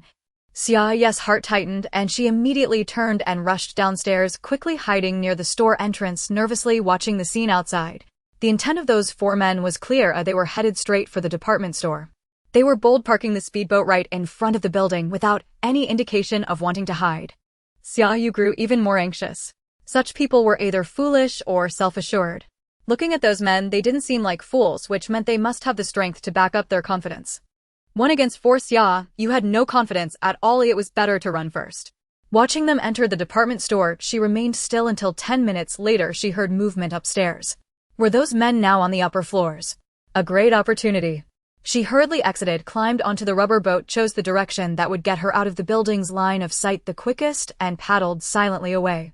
Only when she confirmed her safety, knowing she was out of sight even from the department store, did Xia Yu finally breathe a sigh of relief. She stopped the rubber boat, her arms trembling from the exertion. Once her breathing stabilized and she calmed down, she couldn't help but let out a bitter laugh. After months of peaceful days facing such danger alone, for the first time, she still couldn't remain calm. Just moments ago, she hadn't even dared to start the speedboat, fearing it would attract the attention of that group. It seemed she still needed more practice. The stronger her abilities, the more her confidence would grow. Putting aside her thoughts, she then realized she had walked close to the police station. Looking at the building with only the rooftop remaining, Xia Yu's eyes were filled with complexity. Many people were hoping for rescue, but here, a flash of inspiration struck Xia Yu, her eyes lighting up as she looked at a section of the rooftop. She began to close her eyes and rummage through her supplies. She remembered that she had collected diving equipment, but she couldn't recall exactly where she had put it. With Ling Ling's help, she found the diving gear, and after putting it on, she couldn't help but rub her hands in excitement. The firearms I've longed for might just be within reach this time. She directly tossed the rubber boat into her space and leaped into the murky waters, swimming towards the office building. The glass inside the building had been shattered by the water pressure. She squeezed through the window, searching room. Finally, in the deepest and most secure area, she found a small weapons cache containing dozens of handguns and submachine guns. Xia Yu wasn't sure if the waterlogged weapons would still work, but she collected them into her space, planning to study them. What if they could still be used? Exiting through the back window, she discovered a courtyard inside with several parked vehicles, including a tall SUV, which made Xia Yu happy as she took it. It didn't matter if it couldn't be driven, she could have someone modify it later, making it even more powerful. She wanted to explore further, but her oxygen tank was nearly empty. Reluctantly, she had to give up and swim straight up. This was still good. It was an unexpected surprise. At the very least, her weaponry had become more refined. Breaking the surface, she swam to the back of the building, confirming no one was around before pulling out the speedboat and laboriously climbing aboard. Her physical strength was still somewhat lacking. After swimming for a while, she began to gasp for breath. It seemed she needed to increase her training intensity. After recovering her strength, she moved on to her next destination, the office building in the commercial street. The exterior of the office building appeared very intact, seemingly untouched by explorers. Xia Yu left the rubber boat behind and took a knife with her as she headed upstairs. After surveying the area, Xia Yu found that most of the offices were occupied by advertising, planning, public relations, and intermediary companies. She didn't intend to explore the underwater areas, opting instead to check the upper floors. In the employee office area, there were only a few bags of snacks. There was a fair amount of instant coffee, some potted plants, notebooks, and books. Some employees had prepared items according to their own needs. For example, in a female employee's drawer, she found 20 to 30 bags of strawberry-flavored bubble tea. Another girl had a large box of rainbow-colored lollipops on her desk, which looked beautiful and tasted. In the drawers of male employees, there were cigarettes, lighters, and betel nuts. While it seemed like a small amount, she still collected quite a bit by the time she finished the entire floor. On the next floor up, which appeared to be mostly law firms, she first checked the reception area and collected the piled-up packages before heading to the offices and break rooms. Most of what she found was still coffee, but of a higher quality: hand-ground coffee, coffee machines, coffee beans, and even some tea. After finishing this floor, she didn't plan to stop and continued upwards. This floor had only a game company, where she found many self-heating rice meals and self-heating hotpot. Most of the supplies were still coffee. It seemed that office workers relied on coffee to keep going every day. Employees of internet companies were no different, and the coffee supply here was even more astonishing. Additionally, there were more living supplies stocked up, mostly convenient fast food. Xia Yu was pleasantly surprised and then boldly collected everything. After spending several hours, she finally reached the top floor. This was a restaurant, and the items in the kitchen were spoiled. The only things she could take were seasonings and kitchenware. Some of the items in the freezer had spoiled, but fortunately some were packaged and still usable, which she collected. What delighted her the most was that she found red wine with 200 to 300 bottles, which seemed to be high-end. She laughed out loud, feeling fortunate. Today her luck was good, as she was able to find such great things. At the top level, there is a live streaming company, each broadcasting different content. Xia Yu found a live streaming room focused on beauty and clothing, both of which she needed and collected. There were also food items, instant noodles, ramen, local specialties, dried fruits, and jerky, quite a variety, though not in large quantities. She collected them all as well. Satisfied, Xia Yu walked out of the last room. She glanced at the sky outside. It was getting dark and she should head home. It was late, and she feared her grandmother would have trouble sleeping tonight. Passing by the safe stairs, she discovered there was also a staircase leading to the roof, wondering what could be up there. She decided to take a look. When she saw what was above, Xia Yu was so pleasantly surprised that she almost jumped up, bouncing a few times in place to calm her excited heart. Wow, a rooftop parking lot. She hadn't expected there to be a parking lot here. Looking around, she saw no fewer than 100 cars, many of which were luxury vehicles. As for the cars, Xia Yu didn't understand much. She only remembered a few luxury car logos, but couldn't recall the specific models. The reason she remembered them was almost due to a paranoid fear of accidentally scratching someone else's car while walking. She had memorized the logos of luxury cars, planning to keep her distance when she saw them in the future, because if she really damaged one, she wouldn't be able to afford it. She was grateful for her previous wild imaginations, which unexpectedly helped her here. What caught Xia Yu's eye the most was a motorhome standing out among the rest, clearly a luxury vehicle as indicated by its logo. The doors were locked, so she couldn't see inside, but that was fine, she could check it out later. She collected the off-road vehicles and vans as well. To her surprise, there was even a motorcycle and a truck parked here. The motorcycle was a nice find. Once the heavy rain stopped, it would come in handy. She left the other small cars untouched. There were a few in the space, but collecting them would be useless. They were just scrap metal, not worth more than wood. Xia Yu walked back and forth several times in the hundreds of square meters of the parking lot, confirming she hadn't missed anything before planning to leave. But her luck was so good that her peripheral vision caught sight of the roof. To protect the vehicles from sun and rain, the parking lot had built a large canopy, and to her surprise, it was covered with solar panels. Xia Yu covered her mouth in delight. Her final goal was indeed the solar panels. She had initially thought she would have to make a fruitless trip, but unexpectedly, it had all come so easily. Heaven, you are so good to me. I must be your favorite child. I love you so much. There were many solar panels, and Xia Yu gritted her teeth, deciding to dismantle them overnight. This kind of thing is rare. If she missed this opportunity, who knows when she would encounter it again. She absolutely couldn't miss it. I'm sorry, Grandma, but I can only make you worry. She took out a folding ladder from her space, and after much effort, climbed up to the roof, pulling out her tools and preparing for a night of hard work. Having assembled solar generators and solar panels before dismantling them was much easier. As long as she found the right method, it would be quick. She tore off a panel and tossed it into her space, taking the wires and batteries as well, wasting nothing. Before she knew it, night had fallen. It was only when she could no longer see that Xia Yu realized it was already evening, and her stomach began to growl. She paused her dismantling, feeling a bit cold. She took out a fleece hoodie from her space and felt warmer. Having focused on the solar panels, she hadn't noticed the temperature had dropped. From the drawer in the bamboo house where the grains were stored, she took out a steaming bowl of stir-fried noodles and found a spicy, self-heating hot pot. While waiting for the water to boil, she started slurping the noodles, finishing them just as the hot pot was ready. The spicy hot pot made her sweat lightly on her forehead and warmed her entire body.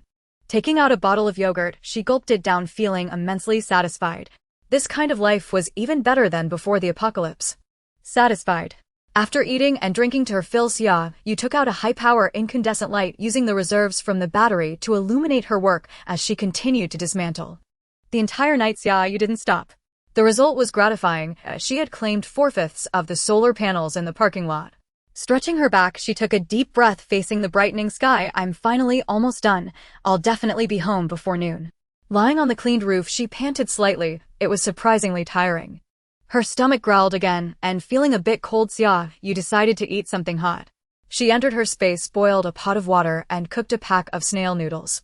Sitting cross-legged, she devoured the boiled fish and water. She was starving. Once she finished the bowl of fish and the pack of snail noodles, Xia Yu felt as if she had come back to life, energized. With a bun in her mouth, she stood up. Let's keep going, we're almost done. By noon, Xia Yu still hadn't completed all her tasks. There were still dozens of solar panels left to dismantle, but she really couldn't continue any longer. After over 30 hours of continuous work, she felt her body no longer obeying her commands, and her reactions were slower with a higher frequency of mistakes. Should I just leave? There's only a few dozen panels left. It wouldn't matter if I left them. She tried to convince herself, but before she could believe it, she muttered, but I really can't bear two of those are good things. Xia Yu hesitated about whether to leave, but in the end someone made the decision for her. It was the 4 men she had seen yesterday, each burly and clearly strong. Even in her earlier state, Xia Yu chose to avoid confrontation, and now she naturally wanted to escape. She didn't want to leave the solar panels behind, hurriedly climbing down the ladder from the rooftop and then running at full speed, trying her best to suppress the sound of her footsteps so they wouldn't hear. Damn it, when did these guys come in? I didn't hear a thing. The current situation was very unfavorable for Xia Yu. The 4 had already entered the building, and if she wasn't lucky, she might run into them face to face. This was not good for her. 1 against 4, she would be like meat on a chopping block waiting to be slaughtered. No, she had to leave before they discovered her. Fortunately, a man had shouted just now. She was sensitive to sounds and recognized it was one of the 4 from yesterday. Thank goodness she hadn't run into them, otherwise she wouldn't even have a chance to escape. The further she descended, the more cautious Xia Yu became, moving lightly. Each time she would observe for a long time before swiftly moving to the next floor. When she was 3 floors above the water surface, Xia Yu confirmed the location of the group. They were moving things outside, and judging by what they were carrying, it should be food. Xia Yu's expression turned serious. The office building only had 1 exit, which was right where that group. Xia Yu wanted to go out, but she had to pass by those several people without being discovered. This was simply impossible unless she could become invisible. She decided to go downstairs to see if there might be a chance. Unfortunately, luck was not on her side this time. There were people guarding the exit downstairs, moving things into a speedboat. Xia Yu clenched her fists, weighing in her heart whether she could charge out, overpower the burly man moving things, and escape. The chances of success were very low. He had support upstairs. As long as he shouted, those people could rush down immediately. She still had to run first. However, that person was guarding the exit, and it was utterly impossible for her to leave quietly. Xia Yu abandoned the idea of leaving through that exit and shifted her gaze to the shops on this floor. Perhaps she could break another piece of glass to escape. How could she make sure that the person wouldn't hear the sound of breaking glass? Xia Yu locked the door of the shop she was hiding in from the inside and turned to check the glass, hoping to find a way to leave quietly. Unfortunately, she was quite unlucky today. The windows here were too advanced, and she couldn't open them, which would truly end badly. She took out her diving gear from her space and found a heavy hammer, wrapping it in a towel, planning to smash the 4 corners of the glass. She didn't know if this would work. She was mimicking the use of an emergency hammer from a bus. Since it was all glass, it should be applicable, right? She swung with all her might, and the moment the hammer made contact with the glass, it produced a dull sound, but it wasn't loud and should not carry far. The glass didn't shatter, but cracks appeared resembling a spider web. Xia Yu's eyes lit up. This method was useful. She listened closely, not hearing any footsteps or other sounds, and felt relieved to strike again at another corner. The glass still didn't break, but the spider web cracks increased, spreading from the edges toward the center. She paused again, confirming no other sounds before striking the 3rd blow. The entire glass was covered with spider web-like cracks, yet it still didn't shatter. Where did this glass come from? It was so sturdy that it made her feel envious. The 4th strike only added more spider webs and still did not break the glass. Xia Yu felt helpless and angry. Wasn't it better to make a flimsy construction? Why was it so difficult to cause destruction? In the end, she gritted her teeth and struck the center, hoping this time it would break. This time the sound was somewhat loud, filled with Xia Yu's anger, startling her as her heart raced, feeling extremely tense. The people outside shouldn't have heard it, right? She paused, listened for a moment, and after realizing everything was normal, joyfully struck the final blow. Finally, a large hole was broken in the middle of the glass. Xia Yu decided not to strike again, as she thought using her hands to pry it open would be faster.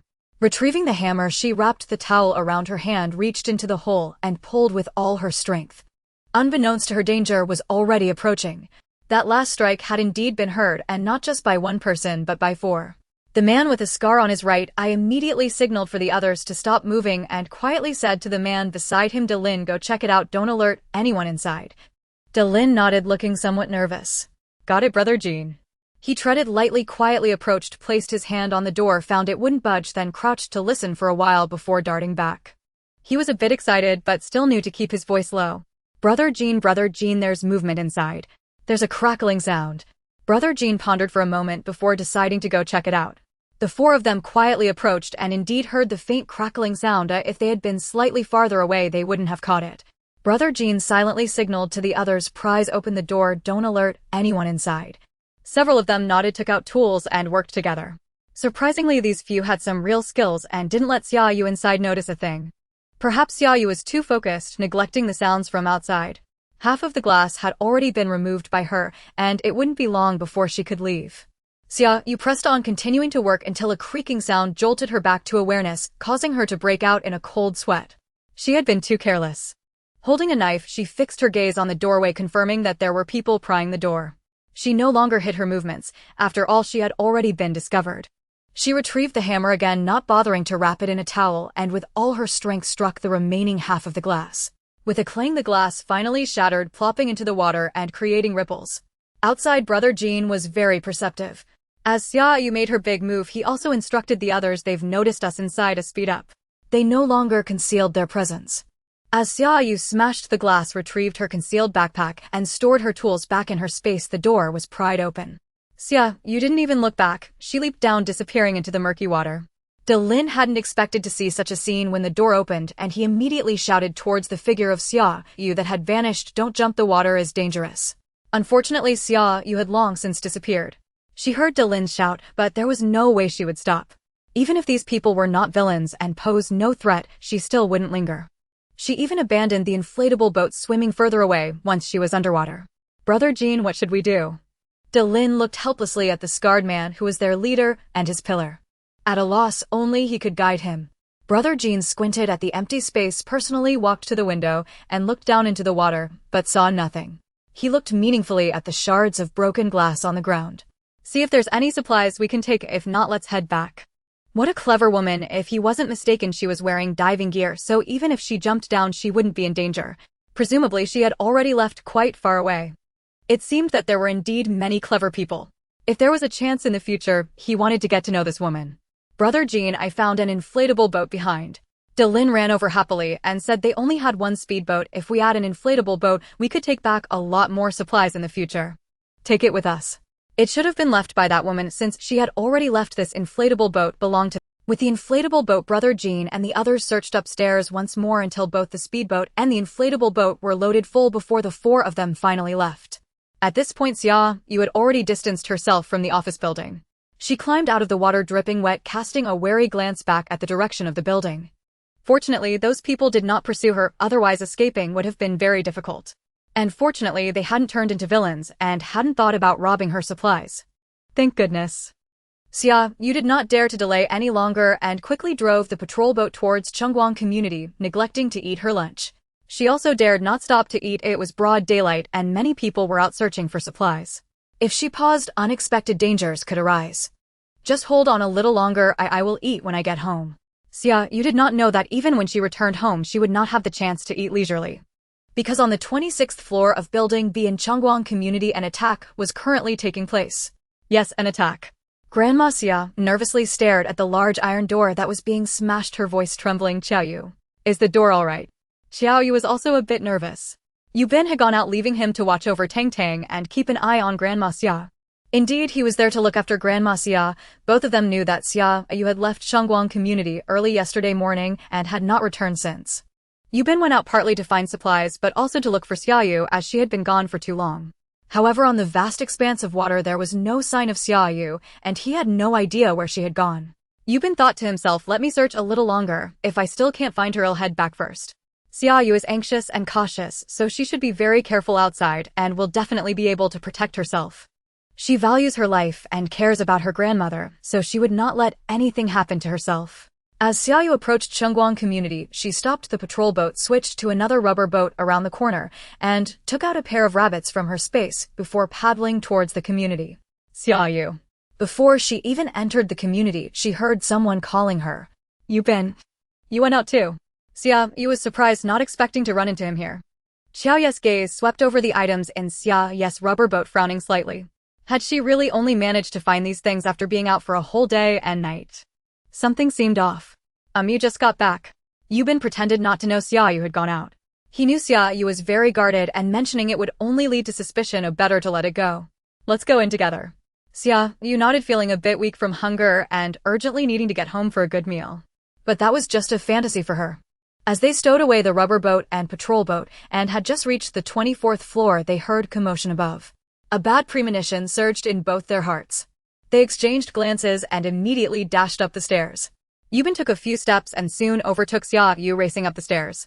Xia Yu, already weak from hunger and lacking Yu Bin's stamina, trailed behind by about half a minute. Upon seeing the situation on the upper floor, Xia Yu was furious. 7 or 8 men were confronting Yubin with axes and iron rods, while the iron door at the stairway had been battered in with several dents and openings. If she and Yubin hadn't returned in time, this door would have been smashed open by them. A murderous aura surged from Xia Yu, her eyes tinged with a bloodthirsty red. She was losing control. Just the thought of her grandmother being inside, and these men potentially scaring or harming her, filled Xia Yu with murderous intent. These men deserved to die. Her right hand was hidden behind her back, concealing a revolver. Yubin was also startled by Xia Yu's bloodthirsty demeanor. She seemed to be losing control. Yubin couldn't care less about the men opposite him, and quickly grabbed Xia Yu's shoulder tightly. Xia Yu, grandma is fine, calm down. Really? Xia Yu blinked as if just realizing, her eyes still a bit dazed. Grandma is… Yes, look, the door hasn't been opened yet, don't worry. As Xia Yu regained her composure, Yubin couldn't help but breathe a sigh of relief, for her earlier state had been too dangerous. One careless move could lead her and others into the abyss. Good, that king of hell is back. One of the men opposite began to hesitate. Mainly Yubin's reputation as the king of hell had quietly spread throughout Building B. If asked who they least wanted to encounter, it would definitely be Yubin. They were starving and had decided to take the risk of robbing Xia Yu, who was surely hoarding plenty of supplies while leaning against her rental rubber boat. They thought that since they were just passing by the king of hell's door, he wouldn't hold a grudge, right? With a mix of hope and unease, they acted immediately after Yubin went out.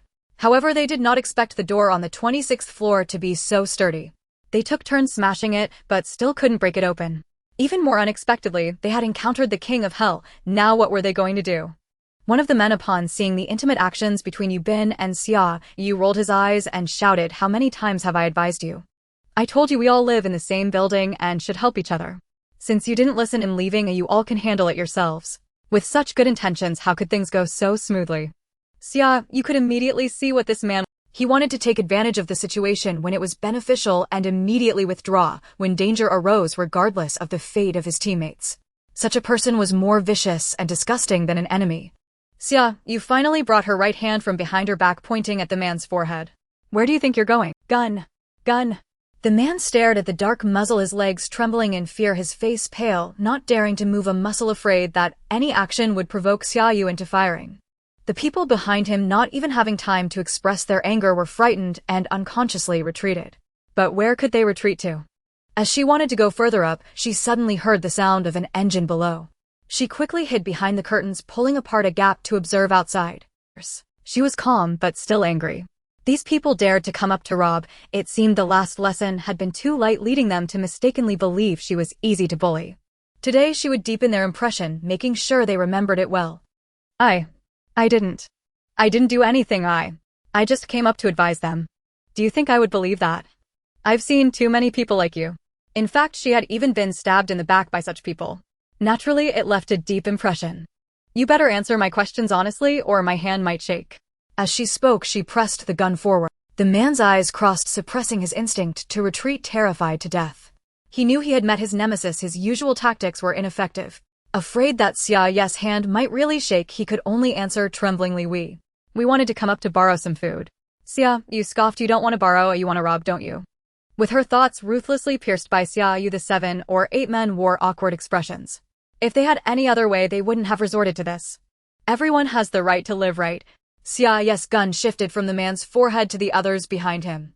"Are you trying to rob my home?" The 6 or 7 men shook their heads like a rattle drum.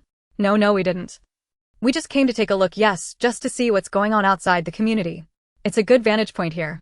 At that moment, they were grateful for the layout of Changwon community, as the window at the stairwell was next to the elevator and was not shut by the iron gate. With the dark gun barrel pointed at them, their hearts raced, uncontrollably beating faster and faster. They worried that if their hearts raced too quickly, they might suddenly die. Xia Yu raised an eyebrow, amused by their excuse. "Then why did you smash my door?"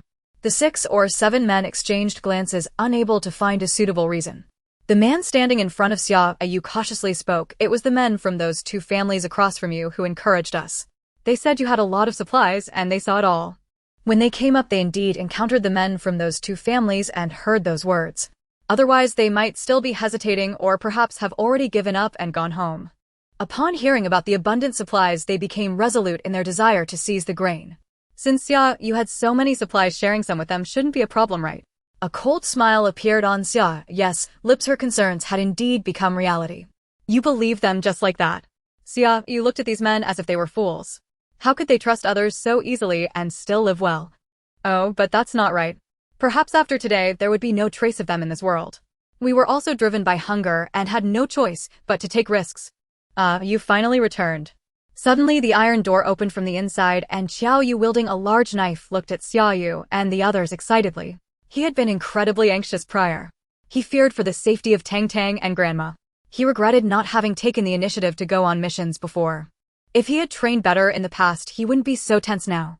Suddenly, when he no longer heard the sound of the door being smashed, he became even more nervous. What happened? What was going on? Why did they suddenly stop? Were they thinking of other ways to break in? What was he supposed to do? Should he go get a weapon? Or should he first hide Tang Tang and Grandma? You been? Why haven't you come back yet? Xia Yu, where have you been? If you don't come back soon, we're doomed. It was only when he vaguely heard Xia Yu's voice that he finally stepped out of this strange cycle. Grandma, take Tang Tang into the house, lock the door tightly, and don't open it for anyone. I'm going out to check. It seems Xia Yu has returned. Upon hearing that Xia Yu was back, Grandma's eyes lit up.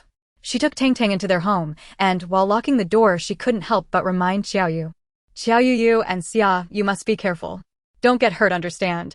Xia Yu nodded eagerly, and them I know. I will be careful. His mind was entirely focused on the situation outside, eager to rush out and see if Xia Yu had truly returned. He grabbed the large knife he had painstakingly retrieved and was satisfied with, took the key, locked the door, and walked towards the stairway. He carefully opened the first door, locked it, and stood quietly listening intently until he confirmed Xia Yu's voice before daring to open the second door. He didn't know what Xia Yu was thinking. He felt brave enough to step out as long as Xia Yu was there.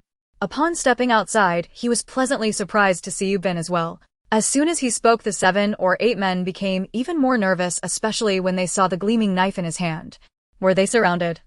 Would they be able to leave the 26th floor safely today? Besides the Yama King, there was a strong man with a knife and a ruthless woman with a gun. Had they known, they wouldn't have come up here and wouldn't have listened to others' instigation. These 3 were scarier than the raging storm and flood outside. Xia, you didn't expect that Xiao Yu's appearance would lead these men to such a ridiculous conclusion. If she had known, she would have laughed. How could someone like Xiao Yu, who looked strong but was afraid to act, scare anyone? Ridiculous. Unfortunately, she was unaware, watching the men squeeze towards the center like sheep surrounded by wolves, as if that could help them escape. For some reason, she found it somewhat amusing, and the negative emotions brought on by hunger and anger had eased greatly. She raised her gun, meeting the terrified gazes of the 7 or 8 men. Do you want to atone for your mistakes? The men hurriedly nodded, fearing that if they were slow, they would be punished. Yes, we really want to. Then go and rob those 2 families across from you, and I'll let you go. How does that sound? Xia Yu gestured with her chin towards the 2 families across. If they dared to deceive her, they should be prepared for retaliation. She was not easy to bully. The few men hesitated. After being ruthlessly tormented by figures like the Yama King and the Grim Reaper, they no longer dared to rob others. With that effort, they might as well go out and look for supplies. It might even be safer. These people were too terrifying. Xia Yu shook the item in her hand. She wouldn't allow them to back down. Once they were caught by her, escaping would not be easy. Threatened by Xia Yu, the 7 or 8 men hesitated as they walked to the other side, glancing back 3 times, hoping Xia Yu would change her mind. It was impossible for her to change her mind. What? Do you want to eat peanuts? That's not out of the question. No, we don't want that. The cunning man immediately rushed forward, continuously goading, "Are you all fools? That's peanut. Besides, they're not innocent either. They just coaxed us into robbing others. How could they have good intent? I see they are just envious of the supplies the ones across have gotten and plan to use us to rob food. Since they are using us, it is only fair that we rob them in return." By sheer chance, the cunning man actually guessed correctly. Those 2 families across were thinking exactly that. They were also tenants, having arrived at Changwon community just over 2 months before Xia Yu. This is why Xia Yu's landlord decided to rent out the house. One of the 4 families on the first floor was unoccupied and 2 were tenants. Fearing conflicts with the tenants and with a lower floor available for the elderly's convenience, he decided to rent out the house as well. Coincidentally, just a few days later, Xia Yu rented the house. Thus, the 2 families across had no friends in this building or community and naturally didn't know about Yu Bin's title of Yama King. As fellow tenants, they felt a kinship and grew closer, planning to band together for warmth. From the beginning they were envious that Xia Yu could rent a rubber boat, envious that they could add a door, and envious of the supplies they continually brought back. Thus when faced with the fierce 7 or 8 men, their thoughts quickly turned to a plan. The two households had been watching everything outside through the peephole from the very beginning. Seeing the opposite door smashed to pieces, they were so delighted they almost jumped up. This is the consequence of offending them.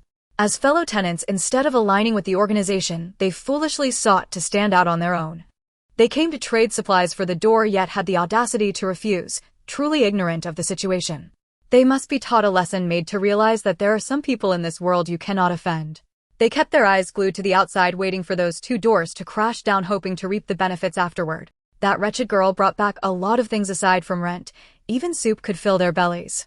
It would be best to rob the nearby household as well so they could obtain even more supplies. The supplies the two men brought back were not any less than what that wretched girl had they observed through the peephole. Upon seeing the door across the way break, they nearly screamed with excitement. Ah, supplies. So many supplies, we are about to get the supplies. Fragrant rice, delicious cookies, and savory meat. Soon they would be able to eat. So thrilling. Just a step away, yet unexpectedly Yu Bin and Xia Yu returned, leaving them particularly disappointed. However, they quickly regained their spirits. Even if they were back, what could it matter? There were 7 or 8 people on the opposite side, all adult males. Even with the elderly woman and the baby inside, they were only 5 and were no match for these men at all. The robbery across the way was a certain thing, there was no escaping it. Unexpectedly, there was a twist. That wretched girl actually had a gun. How could she have a gun? Guns are banned in the country. What infuriated them more was that the wretched girl with her black heart and nature actually incited those people to rob them. How outrageous. Watching those people get closer, the two families finally panicked. Quick, hurry and push the cabinet over to block the door. Oh, we cannot let them break in. Go grab weapons, take whatever you can. We must not let them in, otherwise we might as well wait for death. The two families sprang into action, but unfortunately it was too late. As they prepared to barricade the door, the axes had already struck their door. Their door was not as sturdy as Xia Yu's, it was just an ordinary solid wood door. With a few more strikes it would surely break. The 7 or 8 people split into 2 groups, one team attacking one household. Soon the door across the way was chopped open, and with a kick it shattered. What are you doing? What are you doing? Do you know this is illegal? Get out now, or I will call the police. Murder. Murder. Help. Help. Immediately chaos erupted in both houses, with screams, anger, and the sounds of smashing filling the air. For those robbing, Xia Yu's threat was more intimidating than the police. The police could be a long time coming while peanuts were waiting just behind them. Was there any hesitation? Xia Yu, holding a big knife, approached with some reluctance, looking at the opposite side. Is this really okay? Isn't this too much? They brought this upon themselves, didn't they? We are merely repaying them in kind, a matter of reciprocity. To Xia Yu's surprise, this was actually said by Yu Bin.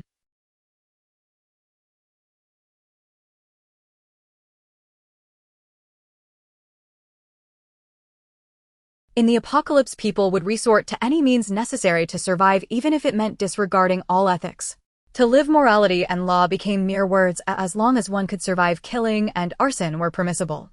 Thus he too had changed. He now understood what he needed to do most. To protect Tang Tang as she grew to survive in this harsh apocalypse and to gather more supplies. Therefore he buried everything he had held onto for nearly 30 years deep within his heart, facing the apocalypse with the most suitable methods. Xia Yu's lips curved slightly. It seemed Yu Bin was starting to face the apocalypse with composure, while Xia Yu remained somewhat naive. Half an hour later, 7 or 8 people crowded at the stairway holding bags of various sizes. Clearly each of them had made a haul. They huddled together, trying to hide the bags they held, yet fearing the peanuts behind them they could only lower their heads in silence. They were unwilling to voluntarily hand over their food. Yet truly ignoring Xia Yu was impossible. They could only resist silently.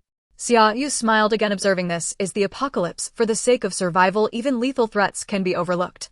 Let alone harming others' lives which pose no threat to their own survival right. She raised her handgun again, sweeping the muzzle across them one by one. Do you want to try again? Not knowing what to say, yet everyone understood. The people frantically shook their heads. We dare not, we dare not. This time was thrilling enough. Who would dare to have a next time? Better to honestly go out and find supplies. Yu Bin pressed down Xia Yu's handgun, stepping aside to make a path. If you want to leave, think first about how to get past. Letting you go. Not a chance. The cunning man was the first to understand, immediately kneeling down with a thud. I bow to you, guaranteeing I will never disturb you again, nor will I come back to the 26th floor. Xia Yu leaned against the wall at an angle. Your guarantee is worthless. You think you can leave with just a vow. Dream on. Then I will give you half of the supplies. The man called brotherly cautiously glanced at Xia Yu. Xia Yu stroked her chin as someone was beginning to understand, but it was still not enough. Xia Yu remained silent. Surely you can't expect to give you all the supplies. Someone spoke with a sobbing tone filled with unwillingness. Were they truly going to waste a day? Their family was starving. The child had no strength to cry. They absolutely could not give away these grains. He gritted his teeth, feigning a heroic gesture. You see, what can I leave behind besides the grain to let me go down? He needed to cook porridge for the child. You can leave behind the arm you used to smash the door. Xia Yu's eyes grew fierce again. If you do something wrong, you must pay the price, otherwise the cost is far too low. The man gritted his teeth and ultimately agreed, transferring the grain to one hand and holding it in the other. This arm you can take it. Xia Yu snatched Xiao Yu's big knife, the blade scraping against the ground, producing a piercing sound as she moved. The sound was like a death knell resonating in the hearts of those men, making them grip the grain tightly, their faces turning pale with fear. You're the first to stand up voluntarily. I will give you a discount. Xia Yu stood in front of the man, raising the big knife without hesitation. With force, she struck down. The man let out a chilling scream, beads of sweat immediately rolling down his forehead, his left arm hanging. Xia Yu retracted her great knife, her tone indifferent. Thank you. The man forced himself to bow to Xia Yu before supporting himself down the stairs. He was somewhat grateful to Xia Yu for not exposing his little scheme. He had just played a trick by extending his left hand. His dominant hand was actually his right, but he could not afford to lose it. Moreover, Xia Yu had shown mercy, using the back of the knife, and had not completely crippled his left arm. It was only broken. There was a doctor downstairs, so he could just take the supplies to have it checked. The cunning man quickly extended his left hand, saying, "This is the hand I meant to." Xia Yu looked at him with a hint of a smile, "But that's not the hand I saw." The cunning man choked momentarily, thinking to himself, "What ghost did you see? When you came up we all stopped." But he dared not say it. He could only shamelessly insist, "It really is this hand, you can ask others." He was confident that no one would expose him, otherwise they would have to face his revenge. The people behind him lowered their heads, not daring to look at Xia Yu or speak. Xia Yu scoffed coldly, "I don't care about them, I only care about what I see. Either extend your right hand or you get peanuts. It's your choice." Did she really think she was easy to deal with? It was a matter of give and take, with negotiations underway. The cunning man became anxious that his dominant hand was also his right. If it were broken, his life would certainly become much more inconvenient. In his anxiety, he let his emotions get the better of him. That person just now wasn't using his left hand either. "But didn't you agree anyway?" Xia Yu brandished her knife, the piercing sound once again striking terror into these people's hearts. "I said that was a concession for him, and you receive no concession." The cunning man was particularly furious, thinking, "How can you treat me like this? If it weren't for this damn girl having a gun, would he be so lowly submissive? He would have already attacked.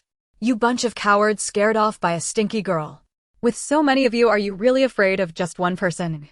That gun in her hand must be fake, it's just a toy gun. What are you afraid of?"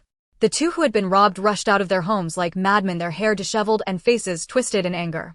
They hated Xia Yu to the core. It was all because of this stinky girl that they had been robbed by this group of bandits. If it weren't for her, they would still be living well. These two families had just moved in lacking everything and had bought many items, not expecting to encounter a heavy rain. Until now they had never gone hungry. But today everything was gone, all taken away.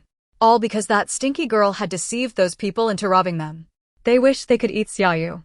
As for the people on that starship, throwing a child down here and then bombarding her without cause, using such lethal force against two children, still want to bounce around. Why not send them off again? To be honest, Xia, you didn't even know if the gun still worked. It all depended on which side Lady Luck favored. But the cunning man dared not take the risk.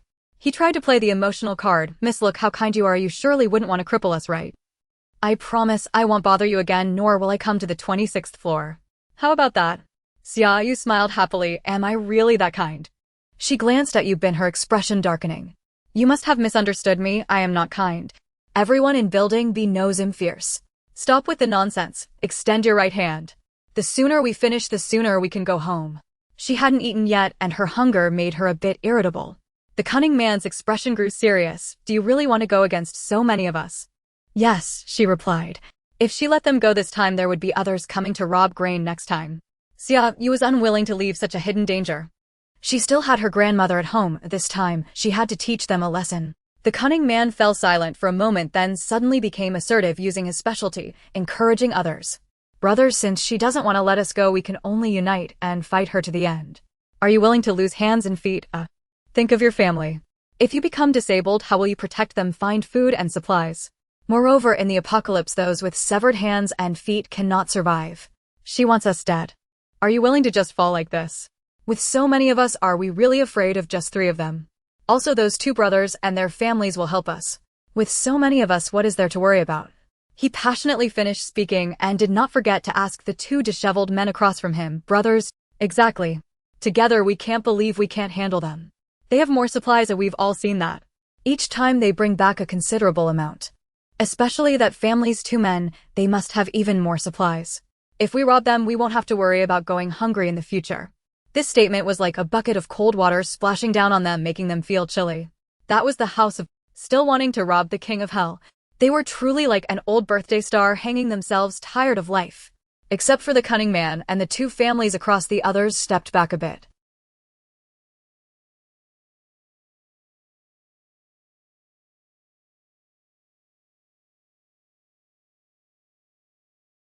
They dared not. The cunning man was also anxious. Could they afford to provoke the king of hell? He glanced at the 2 families across and quietly approached them, warmly striking up a conversation. Brothers, what surname do you have? My name is Hu Ji. I'm Lin Yi. Brother Lin, how about we form an alliance? Split the supplies equally after we rob them. Hu Ji immediately nodded, no problem. As long as we can rob that stinky girl, everything is negotiable. He was now blinded by hatred, only thinking about making Xia Yu's life difficult. Lin Yi still had some rationality. You guys want to split with just the 2 of us? The cunning man's lips twitched. Oh, was he dreaming? Where is there such a good thing in the world? But he didn't care. His goal was not to rob supplies, but to safely get downstairs. Let these 2 fools take care of the supplies. He didn't dare provoke the king of hell. So he nodded. Yes, that's how it is. Lin Yi frowned, feeling something was off. This person agreed too readily. It felt like a trap. But what was wrong? Hu Ji impatiently pushed Lin Yi. Don't worry so much. Today, we must teach that stinky girl a good lesson. Lin Yi looked at Xia Yu, his eyes also flickering with hatred. That's right, today they must make this stinky girl wish she were dead. Alright, we will form an alliance and share the resources we seize equally. Lin Yi also agreed to this decision, and since they would benefit from it, what reason did they have to refuse? Xia Yu glanced coldly at the group behind her who were openly discussing their alliance, sneering in her heart. Those 2 fools being sold by others, yet still helping them count the money. Was that cunning man really so kind-hearted? She would just watch and see how they planned to form an alliance and seize her resources. She turned to Yu Bin and Xia Yu, saying, do you 2 want to go back first? After all, this had little to do with them. Yu Bin shook his head, saying they are also plotting against us. Xia Yu took back his big knife from Xia Yu's hand, wiping it carefully. Though I feel sorry for them, I can't just stand by and watch you get bullied. Xia Yu was surprised and looked at Xia Yu, asking Yu Bin. He doesn't know. Yu Bin shook his head. I didn't tell him. No wonder they had treated her like a little rabbit. But she was clearly not one. Hu Ji and Lin Yi straightened their backs and strode over aggressively, with the cunning man hiding behind them. You little brat, you better open the door yourself, or once we start moving you'll be the one to suffer. Yu Bin and the cunning man looked at Hu Ji with expressions as if he was an idiot. Didn't he know about Xia Yu's ferocity? Lin Yi quickly pulled Hu Ji back, feeling somewhat dissatisfied. Wasn't Hu Ji being too arrogant? Xia Yu was not someone to be trifled with. Lin Yi cleared his throat, sounding a bit more gentle than Hu Ji. Miss, why don't you take the initiative? There are so many of us. 2 fists can't compete with 4 hands, and you will be at a disadvantage. Xia Yu let out a cold laugh, saying, so what? Should I thank you for considering my safety for your mercy and not killing me? Stop wasting time. If you have the ability, just show it. Her revolver once again appeared in her right hand, her face coldly gazing at the group opposite her. Yu Bin and Xia Yu quickly stood behind Xia Yu, indicating their position. Hu Ji laughed, saying, who are you trying to scare with a toy gun? If you have the ability, go ahead and shoot. Since you are so unappreciative, don't blame us for being heavy-handed. Hu Ji was the first to charge forward, followed closely by Lin Yi, while Yu Bin and Xia Yu immediately stepped forward to meet them. The others, seeing Yu Bin move, quickly halted their eager steps. The cunning man observed the chaos unfolding and slipped into the crowd, leaning against the wall, quietly moving toward the staircase. Xia Yu smirked, as she had been keeping an eye on this cunning man for a long time. Seeing him about to escape, Xia Yu did not hesitate to pull the trigger. However, fortune did not favor her today. She only heard the sound of the pin striking, but no further action followed. Xia Yu widened her eyes in disbelief, looking down at the gun in her hand. Was it out of order, or just not loaded? See, I told you her gun is just a toy. She was only trying to scare you. Hu Ji shouted.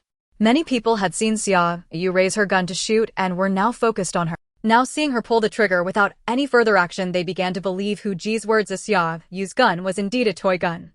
Only Yu Bin and Xia Yu exchanged shocked glances. They were not as simple as those opposite them.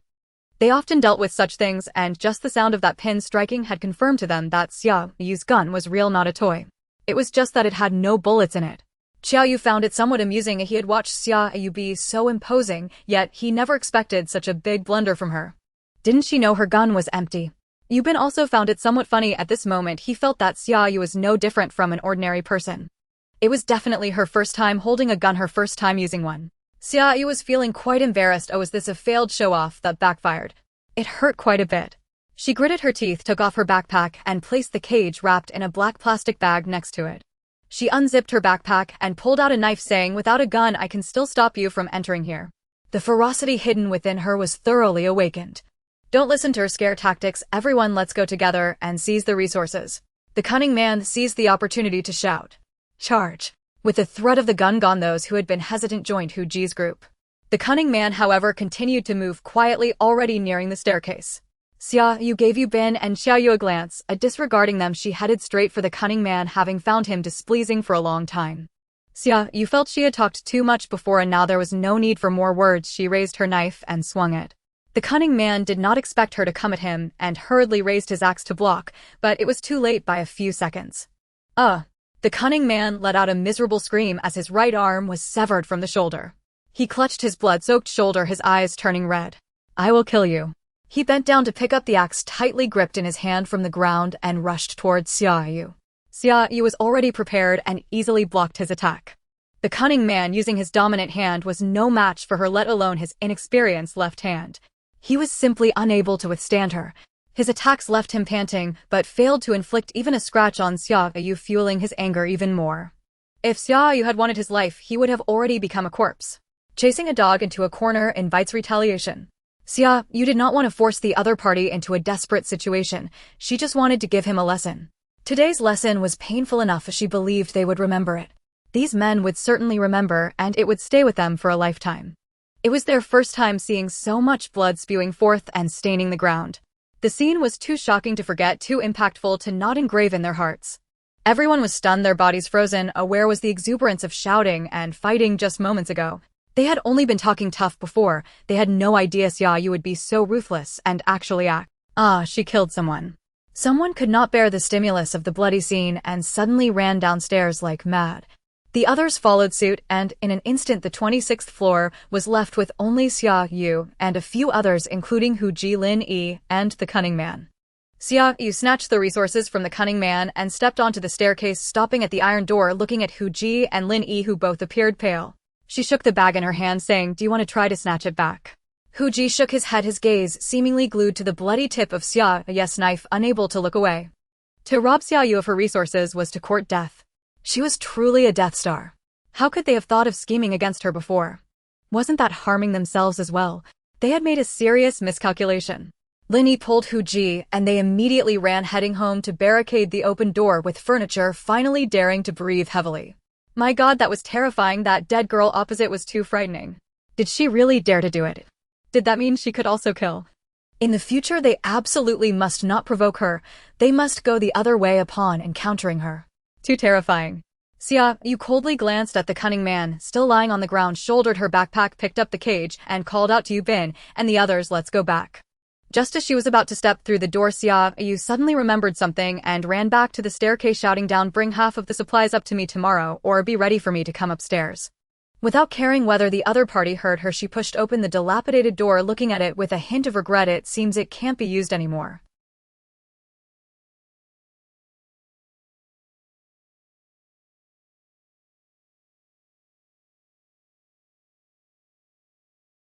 "I haven't eaten yet. I'm heading back. Goodbye." Ignoring Xiao Ye's hesitant expression, Xia Yu dashed toward her home. She was really very hungry. Looking at the closed door, and then at the excited Xiao Yu, Bin smiled faintly and went home. "Do you think they will really bring the supplies, Yu Bin?" Xiao Yu was most interested and concerned about this. Yubin, someone impatient, pushed him away, placing Tang Tang's dirty clothes in the basin, then filled a bucket with water from the tank outside the window, planning to wash them while Grandma Xia was taking care of Tang Tang. Don't just stay silent, do you think they will deliver? Xia Yu circled around Yubin, continually asking. They will. After being asked so persistently, Yubin could not help but utter a single word. He regretted letting Xia Yu become his roommate. Could he drive him away now? Boring dullard. Why are you so talkative in front of Xia Yu? Xia Yu muttered, clearly frustrated with Yubin completely forgetting his friend in favor of a girl. Yubin tossed the clothes aside, splashing water everywhere, and silently walked to the corner of the living room, performing a handstand against the wall. Xia Yu rolled his eyes. Got it. You need to calm down, I can keep quiet. What a bizarre habit, using a handstand to calm down. I'll go pick up Tang Tang. No need, Yubin said, pushing himself up and continuing to squat down to wash the clothes. Xia Yu squatted down with him. Why not? He never understood why Yubin trusted Xia Yu so much, just like he trusted him as a comrade. Yubin softly thought to himself, because Xia Yu cared for Tang Tang more than for him. A perceptive person like Yubin had long realized that Xia Yu liked Tang Tang. It was only through Tang Tang that he and Xia Yu could build a connection with her. Tang Tang was safe at Xia Yu's house. Suddenly Xia Yu's expression became serious. Yubin, where do you think Xia Yu got that gun? Would she really dare to shoot? Yubin replied solemnly, if it threatens her she would. He was quite certain he had seen enough. Xia Yu was slightly taken aback, then conflicted. Should we intervene? Their profession made it hard for him to turn a blind eye, yet he didn't want to take action against Xia Yu. He actually quite liked Xia Yu, as she wasn't fussy and was very reliable. It's up to you, Yubin said, wringing out the water and throwing the clothes into another basin filled with clean water for another rinse. Xia Yu exclaimed, what do you mean it's up to me? This is our duty. Yubin looked at him with a hint of melancholy. I've already resigned.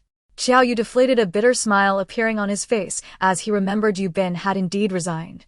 So we really just let it slide. What if Xia Yu does something bad? The weapon in her hands was always a potential threat that could not be ignored. She won't, Yubin affirmed, gazing directly into Xia Yu's eyes. Don't you see? She's always maintained her bottom line. Those who can push her to act are not good people. He had only recently realized these things. After analyzing Xia Yu thoroughly, he concluded that she was kind, but not a pushover. Xia Yu still looked worried, but what about the weapon in her hand? She won't misuse it, don't worry.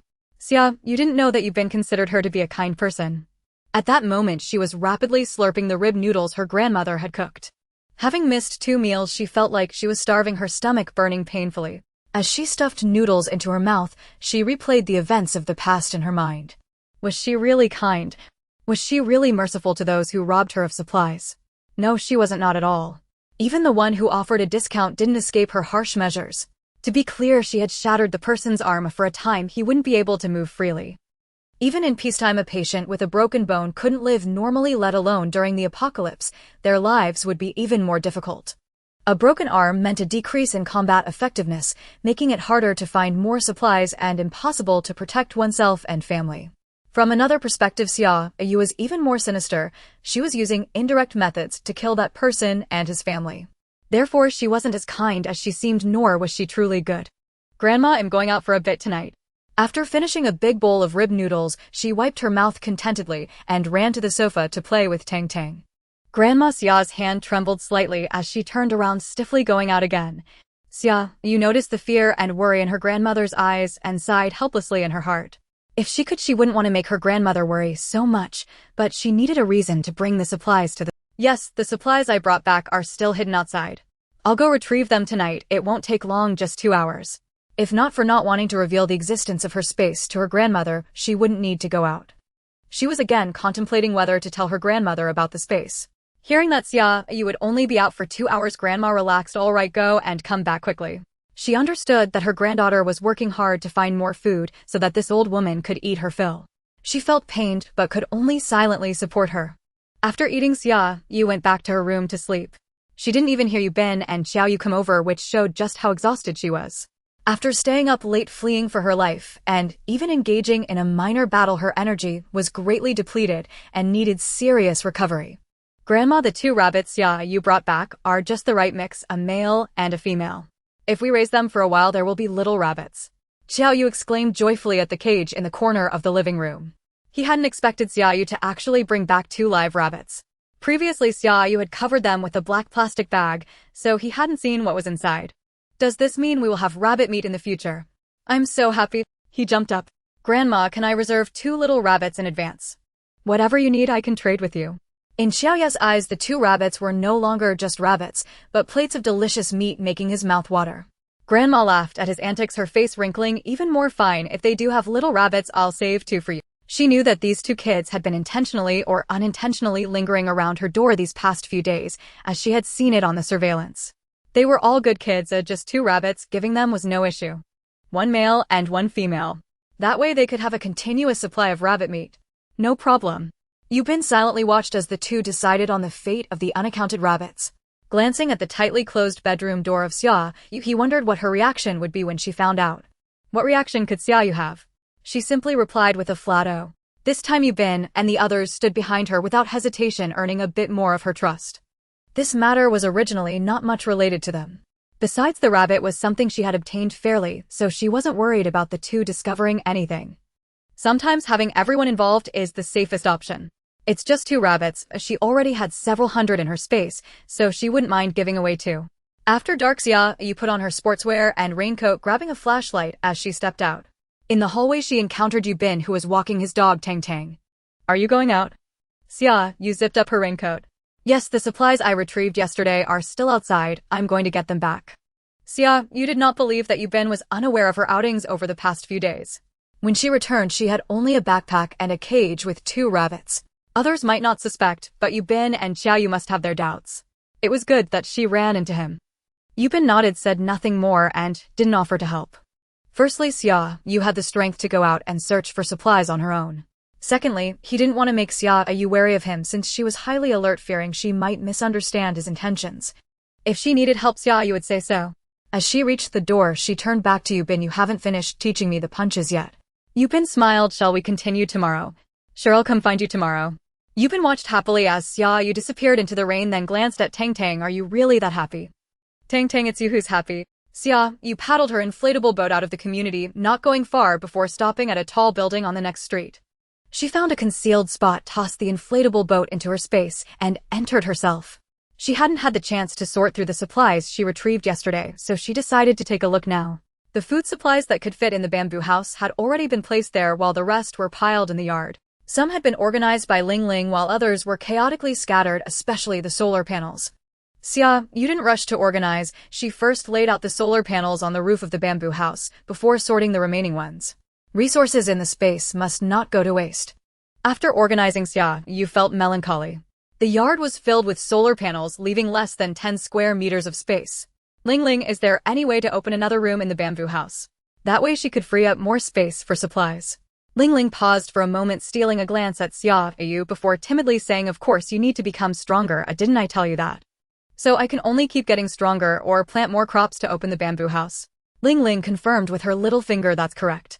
Xia Yu sighed. Fine, it seemed she had to become stronger quickly. Coincidentally, this aligned perfectly with her upcoming plans. Today she was compared to a no-purr by Yubin, which left her feeling somewhat dissatisfied. Estimating that the time was about right, Xia Yu exited the space and loaded 3 prepared woven bags into the inflatable boat, paddling towards the Qinguang community. Xia Yu, what are you doing here? At the entrance of the community, Xia Yu was blinded by a chaotic bright light, unable to help but squint and shield her eyes. Unexpectedly, she heard an uncertain call. Xia Yu's mouth twitched, somewhat annoyed with her sensitivity to sounds, and couldn't help but feel frustrated. Why was she so unlucky? She ran into Chen Yu again. Truly a fateful entanglement. She didn't plan to answer, wanting to pretend he had mistaken her for someone else. She certainly didn't want Wang Lily to know she was also in Qinguang community. But Chen Yu's light accurately illuminated her face. Her entire face was exposed to the bright light, making it impossible for her to deny. She could only force a smile. What a coincidence, we meet again. Heaven, am I not your own daughter? Can you treat me a bit better? You're also in Qinguang community. Chen Yu was quick-witted, immediately guessing. Xia Yu could only nod, as she had been in and out of Qinguang community so many times that if someone really wanted to inquire, they would surely find out. Since they had already met, there was no point in denying it. So she nodded. Yes, I just moved in not long ago. It's too late today, I come play another day. I live on the 12th floor of Building A. Chen Yu enthusiastically invited her. Xia Yu just wanted to escape. She didn't want any interactions with them at all. Thankfully, Building A and Building B were on opposite sides, quite far apart. She could only force a smile. Let's talk another time, it's getting late, I should head back. After saying that, she hesitated a bit, her eyes flashing with struggle, and finally said, "The heavy rain shouldn't stop for a while, you should be careful." "I will, thank you," Xia Yu shouted after Xia Yu's back. Wang Lily might not be great, but it turned out that her friend was quite nice. This was already the second time Xia Yu had reminded him. The first time was about Wang Lily. Thinking of Wang Lily, Xia Yu advised the others nearby, "You all should be wary of Wang Lily. That woman is quite restless. Don't let yourselves get tricked." "Don't worry, we'll be cautious," Big Fish quickly nodded. If it weren't for Xia Yu being there, he would have had Wang Lily living in such a way that she couldn't take care of herself. What a mess. Xia Yu, feeling very unhappy, went up to the 26th floor looking dejected as she handed over the supplies to her grandmother and slumped on the sofa with a sigh. Her grandmother, speechless, patted her back. "At your young age, why sigh? You'll scare away all your good luck." Xia Yu pouted, feeling superstitious. She got up from the sofa, deciding to give her grandmother a heads up. "Grandma, if someone knocks on the door saying they're my classmate, you mustn't open it." I'm afraid Grandma wouldn't know anything and would warmly invite them in as soon as they said they were my classmates. Inviting a spirit in is easy, but sending them away is hard, especially someone like Wang Lily, who wouldn't leave once inside. You don't get along with her. Grandma was surprised. This was the first time Xia Yu had so clearly expressed dislike for someone. Xia Yu thought for a moment and said, "She thinks too much, and it's just too exhausting to deal with." Wang Lily isn't overtly bad, but she has a lot of minor issues. Such people are like flies, annoying yet impossible to chase away. It's just disgusting. Children like that shouldn't be played with. Don't worry, Grandma won't open the door for her, Grandma assured. Xia Yu nodded. A grandma was quite perceptive, and if she promised, she would definitely follow through. "Grandma, you handle the cleaning, I'm going to sleep." She needed to make the most of her time to train. A Wang Lily was an unpredictable bomb, and she had to prepare in advance. The next day, while Xia Yu was still lost in her dreams, she was abruptly awakened by a thunderous knock at the door. "Go check outside, there are several bags left out there." "They must be from those people," Xia Yu said, his face brimming with excitement and a hint of eagerness in his eyes. To her surprise, those people actually delivered the supplies. Xia Yu counted them, and not a single bag was missing. He had thought that they would choose to ignore her once they realized that the gun in Xia Yu's hand was a fake. Who would have thought they would be so cowardly? Xia Yu raised an eyebrow, questioning. They delivered it so quickly. She had expected them to be a bit more defiant. Little did Xia Yu know those people were frightened by her ruthless display of cutting off a person's arm, fearing they might be the next target. When they returned home and spoke to their families, they were urged to quickly deliver the supplies to avoid being confronted by Xia Yu. Those individuals had delivered the supplies in the dead of night, and several of them even collided with each other, sharing awkward smiles before hurriedly leaving the supplies and fleeing. From now on, they would never dare to raid the 26th floor again. The Grim Reaper and the Executioner were a fearsome combination. They needed to keep their distance. Xia Yu unceremoniously brought the supplies inside, slamming the door shut in front of Xia Yu. She was still half asleep and intended to catch a little more rest. Xia Yu thought to himself, "Am I invisible?" After that day, Xia Yu's life became quite routine, waking up at 7 each morning to have breakfast with her grandmother. After breakfast, while her grandmother tended to her garden and small animals on the balcony, Xia Yu would retreat to her room to run and practice martial arts. After lunch, she would go next door to learn boxing from Yu Bin, who had started teaching her combat skills. Sometimes Xia Yu, feeling restless, would join her for practice. Every day the sounds of thuds echoed in the hallway, and Xia Yu bore different bruises each time. To spare her grandmother from worrying, she deliberately wore long sleeves and pants, especially since the temperature was dropping. Xia Yu took out a thermometer to measure the indoor temperature, realizing it was only in the 20s. Could it be that the extreme cold was approaching? Counting the days, it seemed the heavy rain was about to cease. Should she venture out? She needed to retrieve some winter supplies. That day, while sparring with Xia Yu in the living room, Yu Bin came in with a tablet and said, "Someone's here." The surveillance camera outside was installed by Yu Bin after the previous robbery on the 26th floor. It allowed them to see the staircase and the situation at the two neighboring apartments. Her grandmother replied with 2 words, simple. "You just need to cut the meat into strips, hang them up, and then light a fire underneath using smoke from burning wood. It will take about half a month." Xia Yu remarked, observing Xiao Qinglan's demeanor, which suggested she was up to something. Furrowing her brows, Xia Yu felt discomfort. She had only helped her out of a slight sympathy, but didn't want to get entangled. In this apocalypse, it was already difficult for her and her grandmother. She didn't want to add 2 more burden. Xia Yu remarked, observing Xiao Qinglan's demeanor, which suggested she was up to something. Furrowing her brows, Xia Yu felt discomfort. She had only... The 3 of them watched as Xiao Qinglan finished writing and placed the sticky note on the door before turning to leave. Only then did Xia Yu step outside to retrieve the note. "Here, do you think we can go?" Xia Yu handed the note to Xia Yu. Both of them were puzzled by Xia Yu's intentions and first looked at the contents of the sticky note. Yubin leaned in, suddenly causing Xia Yu to pause for a moment, then relax. The sticky note read, "There's a farmhouse in the northern suburbs situated on high ground, likely untouched by the floods. I want to check it out and would like to invite you both. I wonder if it's possible." Xia Yu's eyes lit up. It was like receiving a pillow when one was sleepy. She had been contemplating when to venture out, and now wasn't this the perfect opportunity? This time many resources would become available. "I know this farmhouse. They say it specializes in free-range chickens, wild rabbits, ducks, and wild boars. I've heard they've leased an entire mountain, and these animals are all raised in the wild. The meat is particularly delicious." Xia Yu suddenly exclaimed excitedly. Although he had heard about it from others, he had never been there himself. Xia Yu was surprised, "So we need to catch them ourselves. How high is it?" Yubin asked Xia Yu, considering that the floodwaters had already reached the 11th floor. Xia Yu pondered, trying to recall what he had heard, and said uncertainly, "There should be some parts that are not submerged. The mountain is quite high and the elevation in the north is generally higher than in the city." What Xiao Qinglan mentioned should be true, Yubin said, looking at Xia Yu. "Shall we go take a look? With meat to eat, how could they let this opportunity slip? The heavy rain could stop at any moment. It's wise to prepare more supplies in advance." Xia Yu nodded, "No problem. But we can't keep it for long once we bring it back." Xia Yu lamented. Though they had solar panels installed, the weather outside was gloomy. The electricity generated daily by the solar panels was barely enough for their basic lighting and to supply a portable refrigerator. It could not provide long-term power for their home refrigerator. He and Yubin had been eating plain rice, plain porridge, and boiled noodles for a long time. Fortunately, some vegetables that Yubin had planted recently had sprouted, adding a bit of color to their bowls. Xia Yu envied Tang Tang every day for being able to store her food in a refrigerator. Xia Yu was naturally aware of this situation. She had the spatial ability to continuously supply her with electricity, otherwise she would also be in a similar predicament as Yubin, unable to keep the refrigerator running for long. "Bring back the live ones to raise it. The ones we can't bring back, kill them. Some can be made into jerky, some into cured meat, and some can be kept for fresh meat." Xia Yu contemplated before responding. Fresh meat is not easy to store, but jerky and cured meat can last a long time. Xia Yu slapped his thigh. "That's a great idea. But another problem arises. Neither Yubin nor I knows how to do it." "Do you?" Xia Yu asked cautiously. Nowadays many girls do not know how to cook, and he feared it might embarrass Xia Yu and provoke her. Xia Yu rolled her eyes at him and confidently said, "I can fry crispy bits of meat. I don't know anything else." In truth, she was aware of the general process of making jerky and could manage it with some trial and error. But she couldn't guarantee the flavor. "What should we do? None of us can cook. Well, just go and stare blankly if we go." Although Xia Yu's grandmother would know how, she wasn't sure if she should take her along. Her grandmother was elderly, and with the heavy rain outside, she feared her grandmother would catch a cold after getting soaked, which her body might not withstand.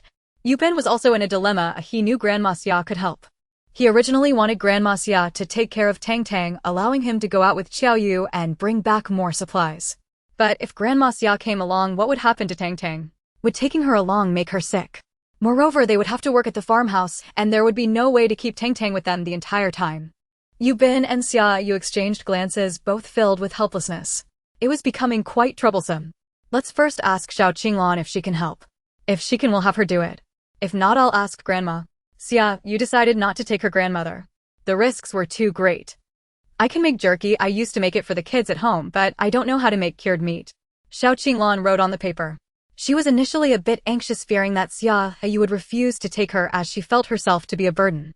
While anxiously waiting at home, she unexpectedly heard a knock on the door from Xia Yu and Xiao Yu. After listening to their plans, Xiao Qinglan was particularly delighted, as she had not anticipated there would be so many methods for storage.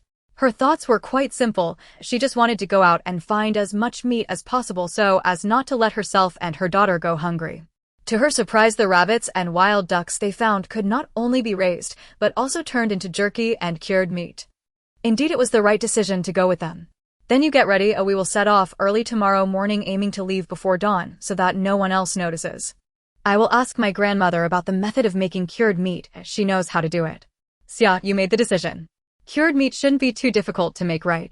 At this moment, Xiao Qinglan looked at Xia Yu with a hint of anxiety, hesitating to speak, but finally mustered the courage to write, "I want to bring my daughter along."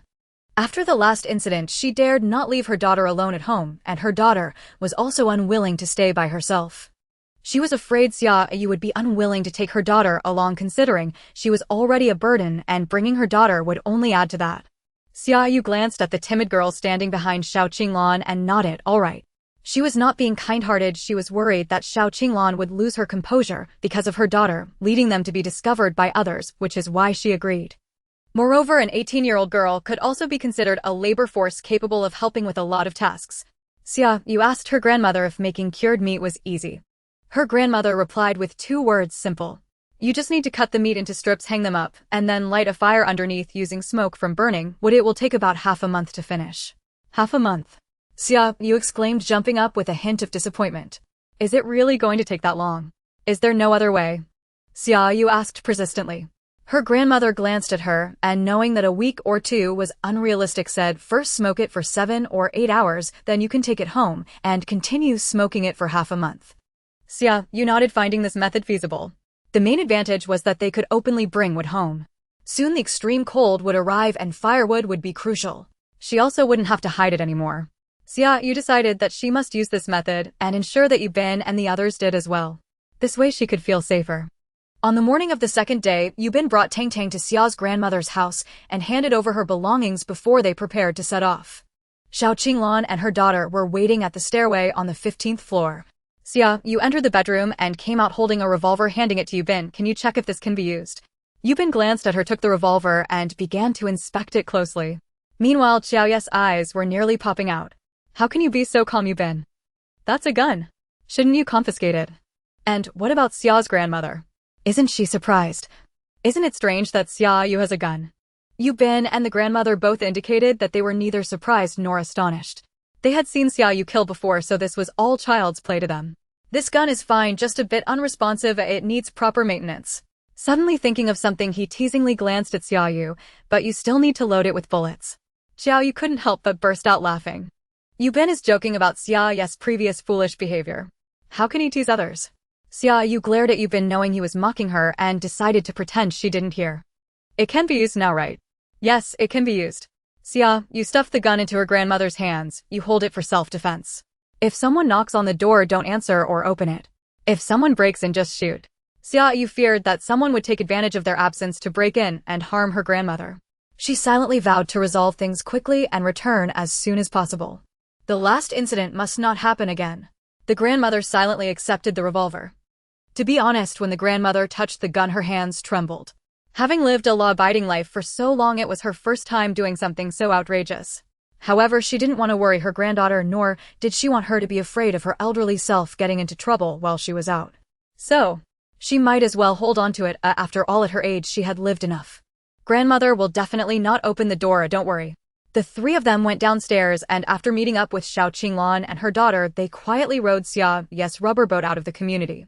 Yu Bin looked down at the brand new rubber boat beneath him, glancing sideways at Xia Yu silently rowing.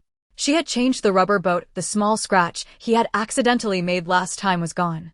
Once they were far enough away, Yu Bin started the speedboat and headed towards the farmhouse Xiao Qinglan mentioned. This farmhouse had parts at the foot of the mountain that were submerged in water, but the area halfway up the mountain where guests could barbecue had not yet flooded, and everything above it was just fine. Xia Yu and the others were very pleased to see this, as it meant they would find a lot of food this time. Animals instinctively seek safety, and after the flood they would surely flee to higher ground, indicating there were plenty of good things up there. After hiding the speedboat and rubber boat, they carried pots and stoves up the mountain. If we had known there was charcoal and pots here, we wouldn't have brought our own. Seeing that the barbecue area was well-equipped, Xiao Yu set the stove down on the ground. Even if we did bring it, it's fine, and we can speed things up and get back sooner. Xia Yu dropped the pot, looking around and discovering that there were plenty of good items here. There were barbecue grills, charcoal, and all the necessary tools, as well as a complete range of seasonings. It seems we can enjoy a barbecue here today. It had been nearly 3 months since the end of the world, and she hadn't had barbecue once. It was fine when she didn't see it, but now that she did, she couldn't help but feel a craving. Sure, let's have roasted meat. I haven't had it in ages, Xiao Yu said happily. Xiao Qinglan and her daughter also smiled. Then what are we waiting for? Hurry up and catch some mountain chickens and rabbits. It would be even better if we could catch a wild boar. Let's go, let's go. Xiao Yu couldn't help but urge them. He was too eager to have barbecue. The group headed up the mountain, and at first, they didn't see many mountain chickens or rabbits. Occasionally, they passed 1 or 2 wild ducks, which were shot by Yu Bin and Xiao Yu. As they continued up the mountain, they saw more rabbits and wild ducks, and Xia Yu even spotted a wild boar. Let's split up, just don't go too far apart, Xia Yu suggested. This way whatever anyone finds belongs to them, and they wouldn't have to worry about uneven distribution, which would leave everyone unhappy. The others were taken aback for a moment, but ultimately nodded in agreement. This was also a solution. Xiao Qinglan agreed too. They were the weakest in this group, and she felt embarrassed to take a share of the prey they caught. Meanwhile, Yu Bin and Xiao Yu would be at a disadvantage. This way how much they could find depended entirely on their own abilities, and the things obtained this way would feel more secure in their possession. Xia Yu's desire to separate from everyone else stems from her own selfish motives. Firstly, it is to avoid any complaints about unequal distribution of supplies. Secondly, it's more convenient for herself. She has space to carry more supplies, and moving in a group would be rather inconvenient. It's best to separate. Xiao Qinglan and her daughter chose a direction, and after Xia Yu and her companions each selected their own paths, they set off separately. Xia Yu held a wooden stick, tapping it continuously in the grass. Due to the heavy rain, visibility was somewhat obstructed, and she was afraid of snakes. She thought that tapping with the stick would scare them away. I just saw wild boars, why haven't I seen a single rabbit now? Xia Yu mumbled to herself. It was indeed strange. She had been walking for almost half an hour, yet not a single small animal had appeared. Could it be that there are no animals on this mountain? That doesn't make sense, as Yu Bin and the others had caught several just moments ago. Was it just her bad luck? Fool, Ling Ling couldn't help but scold from within the space. You've scared all the animals away in advance, how could you possibly see any? Her wooden stick had scared away the snakes as well as the rabbits and wild ducks. It was no wonder she couldn't see them. Xia Yu. How did I forget about that? She stood awkwardly in place, her face flushed. What should I do now? Without the stick, I'm too afraid to enter the grass. I'm worried that a snake might suddenly jump out at me and I'd faint from fright. Ling Ling rolled her eyes quietly. Didn't you plant so many herbs for a reason?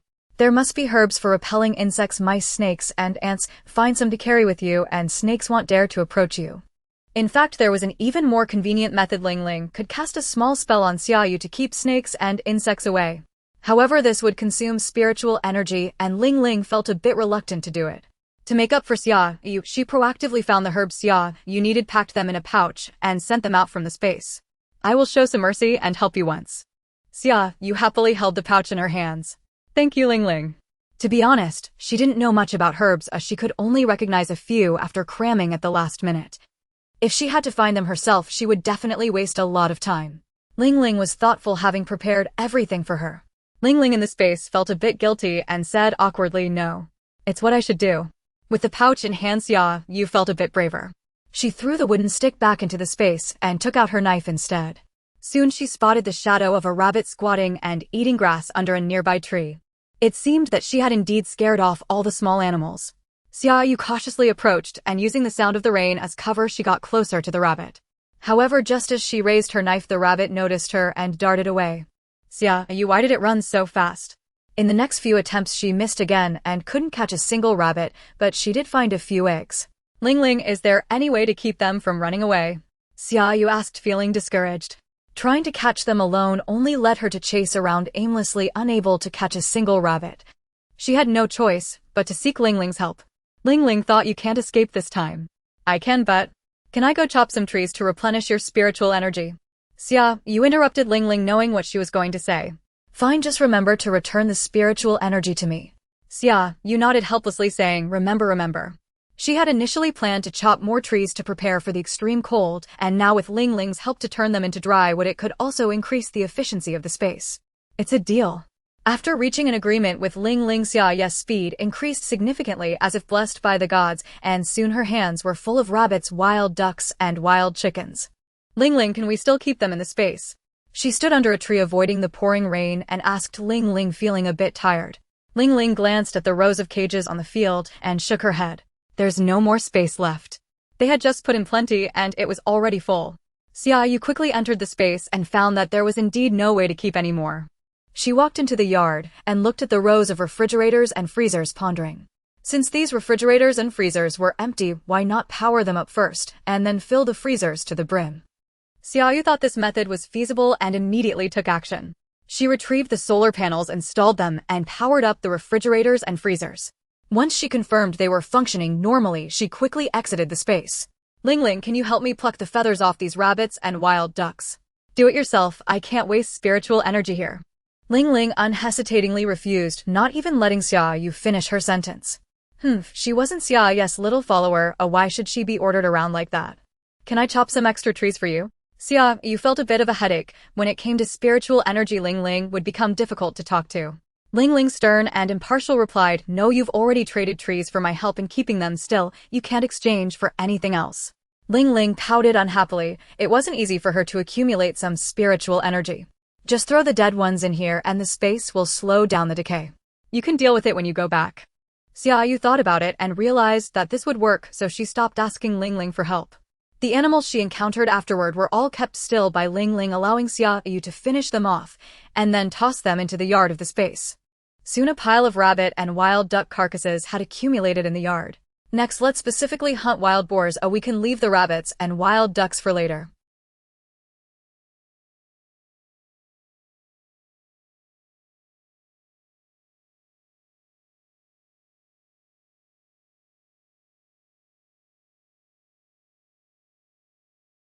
There were too many to find a place for. First they would look for wild boars, and when they had a good amount of wild boars they would go back to catch rabbits and wild ducks. Xia Yu focused on hunting wild boars and quickly climbed to the mountain top, already having over 100 wild boars in her space. Xia Yu thought that these eggs would spoil if left here, so it would be better for her to take them back. Making full use of resources, wasting food was shameful. Xia Yu swept through the area like a locust, gathering all the nearby eggs. After filling a bag, she tossed them all into the space.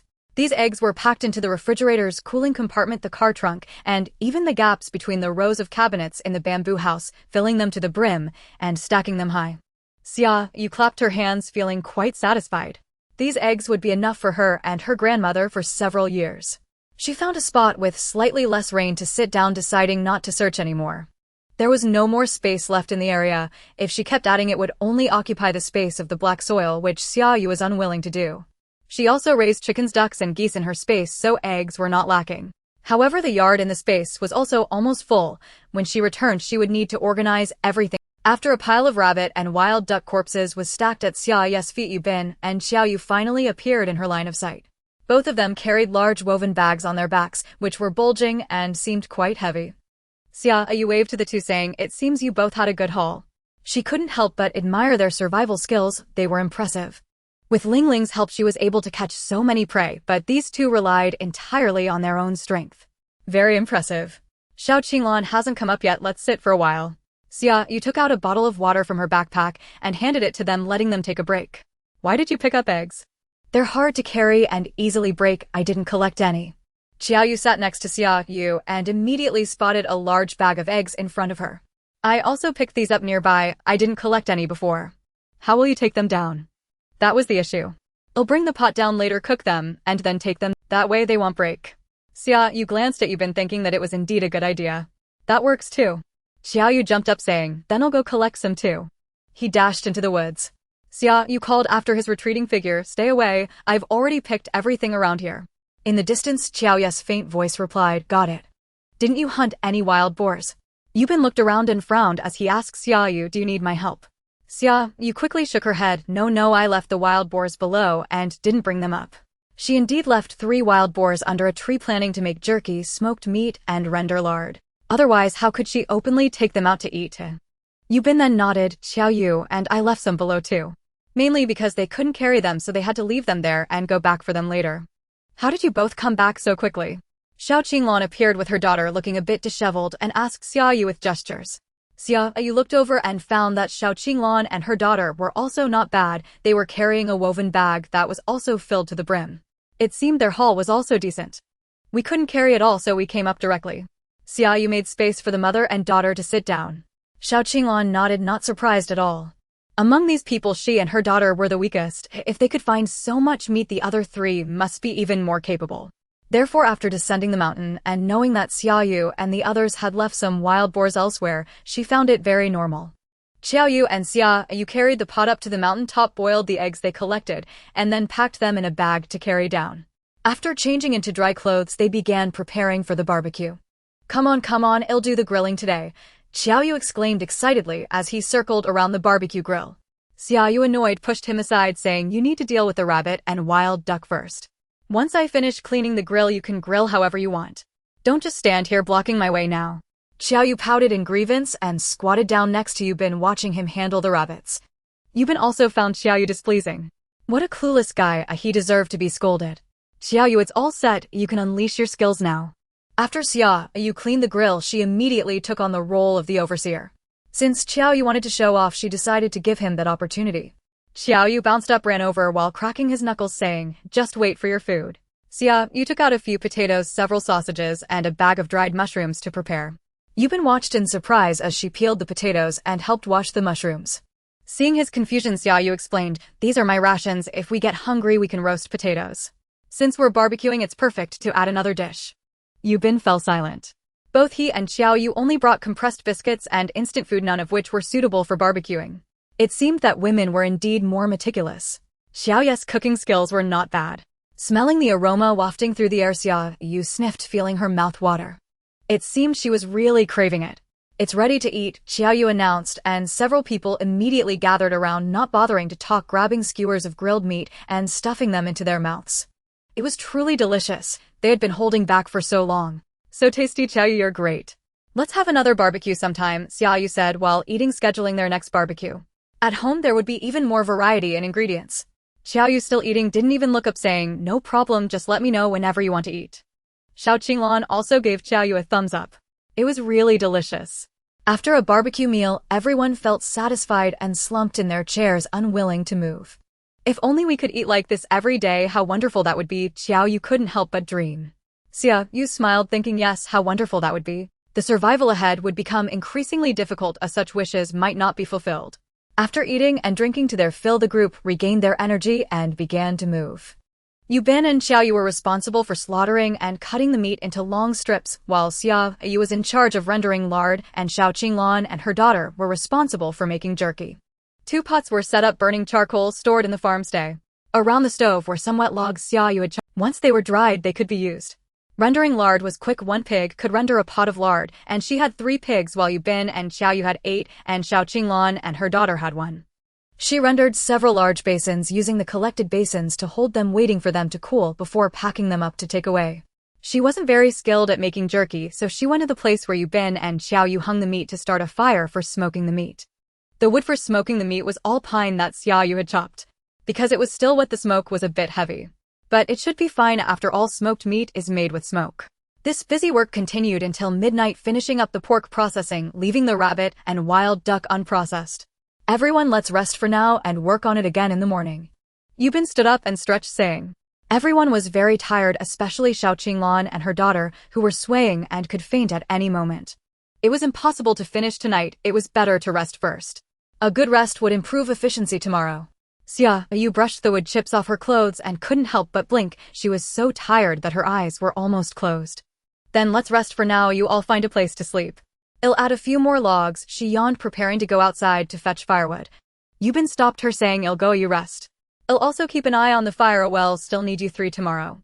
Xia Yu glanced at Yubin, didn't refuse, and followed Xiao Qinglan to find 2 chairs, pushing them together to lie down. With a fire burning in the house, she didn't feel cold, and soon Xia Yu leaned against the back of the chair and fell asleep.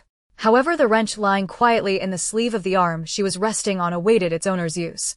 Yubin glanced at Xia Yu's awkward sleeping position, then at her arm that was pinned down, withdrew his gaze, and went to fetch firewood to add to the fire. He kicked Xia Yu, saying, "You should go sleep too." He had no intention of sleeping, it wasn't safe outside, and someone needed to keep watch. "Then wake me up in the second half of the night, I'll take your place." Xia Yu also yawned, feeling very sleepy. Yubin didn't look at Xia Yu's retreating figure and did not respond. Just staying awake for one night was nothing new for him. At dawn, Xia Yu climbed out of her chair, shaking her numbed arm and tossing the wrench into her spatial store. After washing her face with rainwater, she tied up her hair and patted the drowsy Yubin, saying, "You should take a nap, I'll keep watch." The meat hanging above had changed color after being smoked all night. Yubin rubbed his face a few times to wake himself up. "It's fine, I can sleep when we get home. I'll help you all, it will be faster that way." He was still uneasy leaving Tang Tang at home, even with Grandma Xia keeping an eye on her. Xia Yu also felt uneasy. She glanced at Yubin, but did not say anything, instead helping him prepare the rabbit and wild duck. Xiao Qinglan also got up, starting 2 pots on the stove. She wrote on a piece of paper, "You should work with me today, ITLL, be quicker this way." Xiao Qinglan understood that with a grandmother at home Xia, you would surely be worried, so she thought to speed things up to return home sooner. Xia, you did not refuse, any time saved was welcome. Xia Yu and Xiao Qinglan worked on making jerky with Yubin assisting while Xiao Yu focused on the cured meat, occasionally adding firewood to the fire. After lunch, seeing that there were still over 20 pieces left to prepare, Xia Yu stomped her foot in frustration. She glanced at the pile of jerky and oil residue and said to Yubin, you should go back first. Go back and check on Grandma and Tang Tang, make sure they're safe. Yubin paused, thought for a moment, and replied, I'll stay here, you go back. It's the same if Xia Yu goes back. Xia Yu shook her head. We have too much stuff to take back all at once, so you can take some back with you. Also, we need to chop wood, so we can't return right away. This was their only chance. After saying this, Xia Yu turned to Xiao Qinglan. You all discuss who will go back with me. Xia Yu was worried Xiao Qinglan wouldn't feel at ease, and it would be difficult for Yubin to manage everything alone. Xiao Qinglan thought for a moment, pointing at her daughter, indicating that she would stay while she returned. Having her daughter stay here meant that Xia Yu and Xiao Yu would not harm her in case of danger. They might even protect. If she returned with Yubin, they might encounter danger along the way. Many people were out searching for supplies, and there were also many who would rob them. Yubin remained silent. He wanted to go back, but was unwilling to leave Xia Yu here. Xia Yu looked directly into Yubin's eyes. Each family should leave one person here to chop wood. It's the most reasonable arrangement. Yubin wanted to say that he and Xiao Yu could help her chop wood. But looking into Xia Yu's eyes, he couldn't bring himself to say it. He had always known that Xia Yu managed everything on her own. She wouldn't accept his help. Thus her arrangement was the best arrangement. Yubin agreed. I will return as soon as possible. You all must take care of yourselves. Xiao Yu stared blankly at his retreating figure and asked Xia Yu, what does he mean by that? Does he look down on me? I saw. Xiao Yu stared blankly at his retreating figure and asked Xia Yu, what does he mean by that? Does he look down on me? I saw disdain in his eyes. Xia Yu comfortingly patted his shoulder, silently acknowledging his feelings. She felt too embarrassed to criticize Xiao Yu. He could barely stand against her, and was it hard to understand being looked down upon by Yubin? It wasn't that Xiao Yu was weak, he was just too rigid, having learned techniques that he couldn't integrate or apply As long as one fought him a few times, they would become familiar with his patterns, making it easy to predict his next moves. If one prepared in advance and wasn't too weak, they could easily defeat him. Xiao Yu could only intimidate strangers. He was still lacking real-life experience. What do you mean, huh? Do you look down on me? I'm quite capable. Xiao Yu shouted after Xia Yu. Xia Yu ignored him, pushing him to tend to the cured meat while they both took charge of one pot each, continuing to. 3 to 4 hours later, all the jerky was finished, and the three of them collapsed onto the ground exhausted. Although the meat is delicious, it's really tiring to make. Wiping the sweat off his brow, Xiao Yu plopped down onto the ground.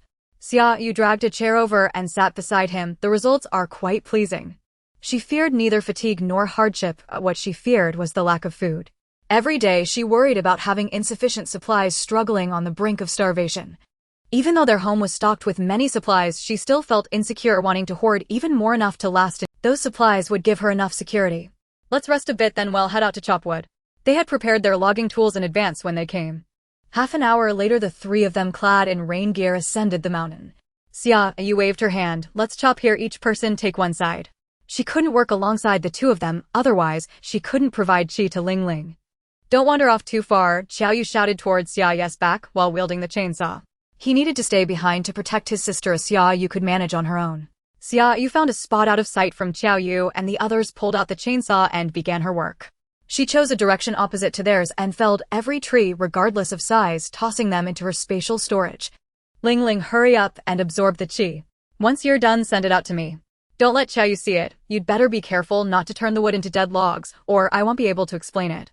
Ling Ling excitedly watched the large trees appear out of thin air in the spatial storage, rubbing her cute little hands. Chi my chi.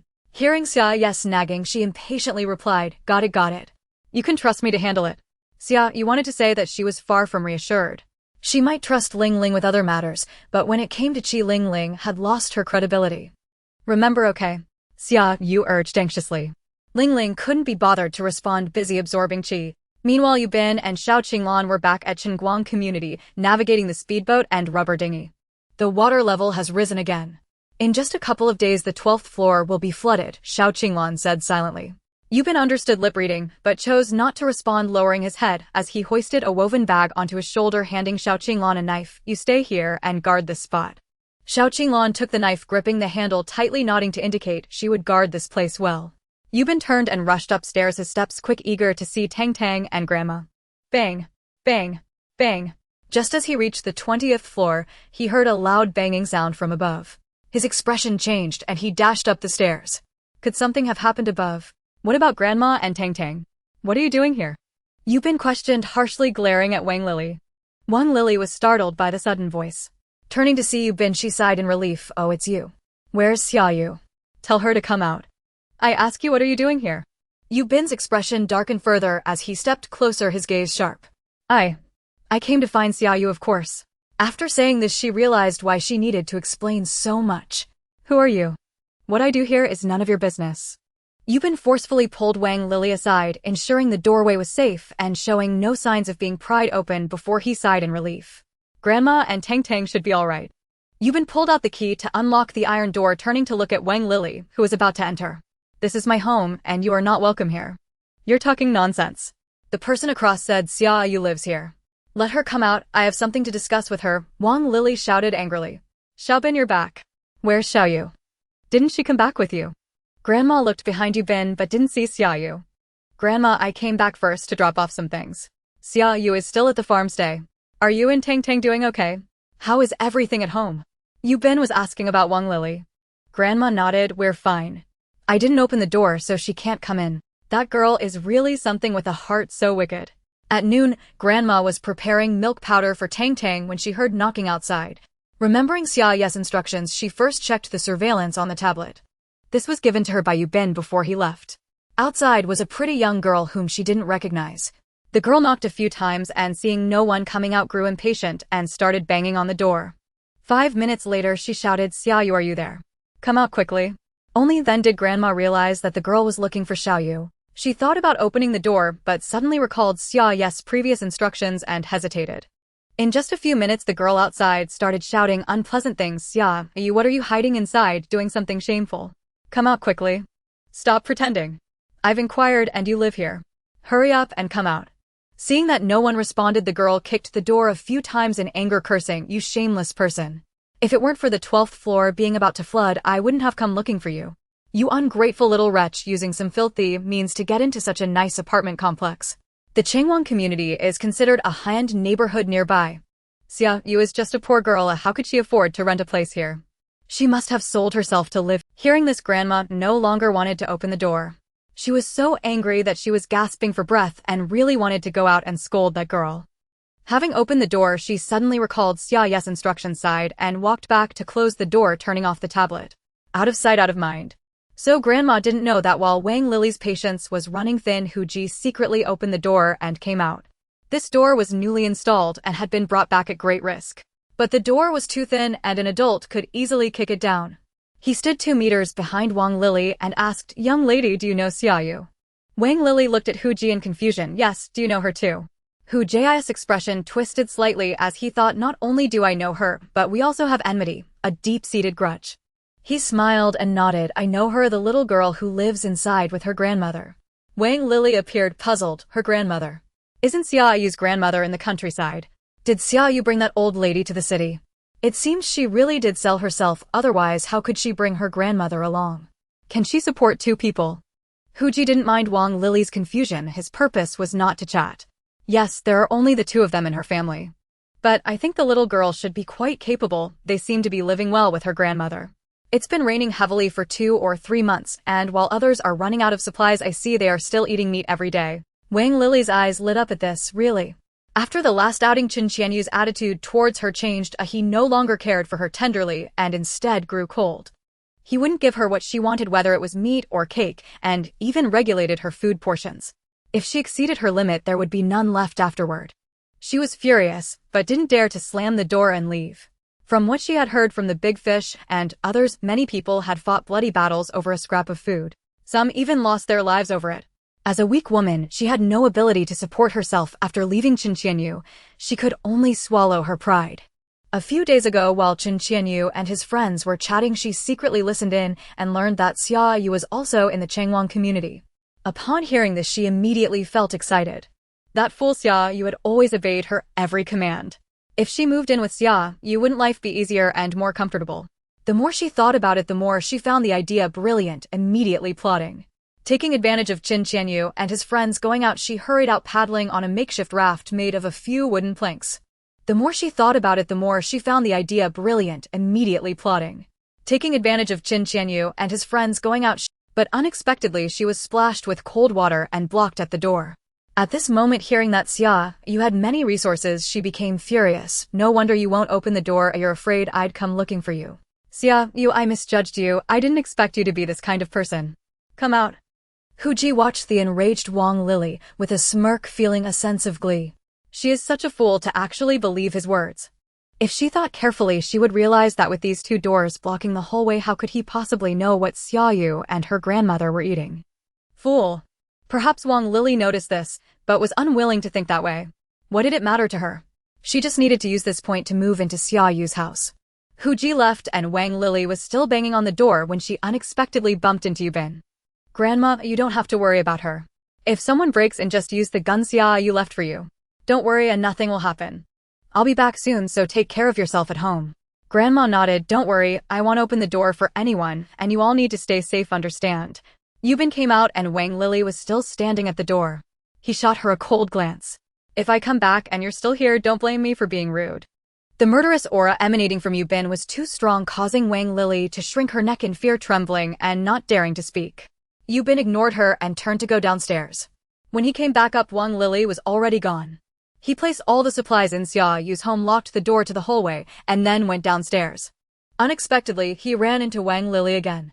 She was standing with Xiao Qinglan, laughing and fawning over her. Sister, is this your speedboat? Can you give me a ride?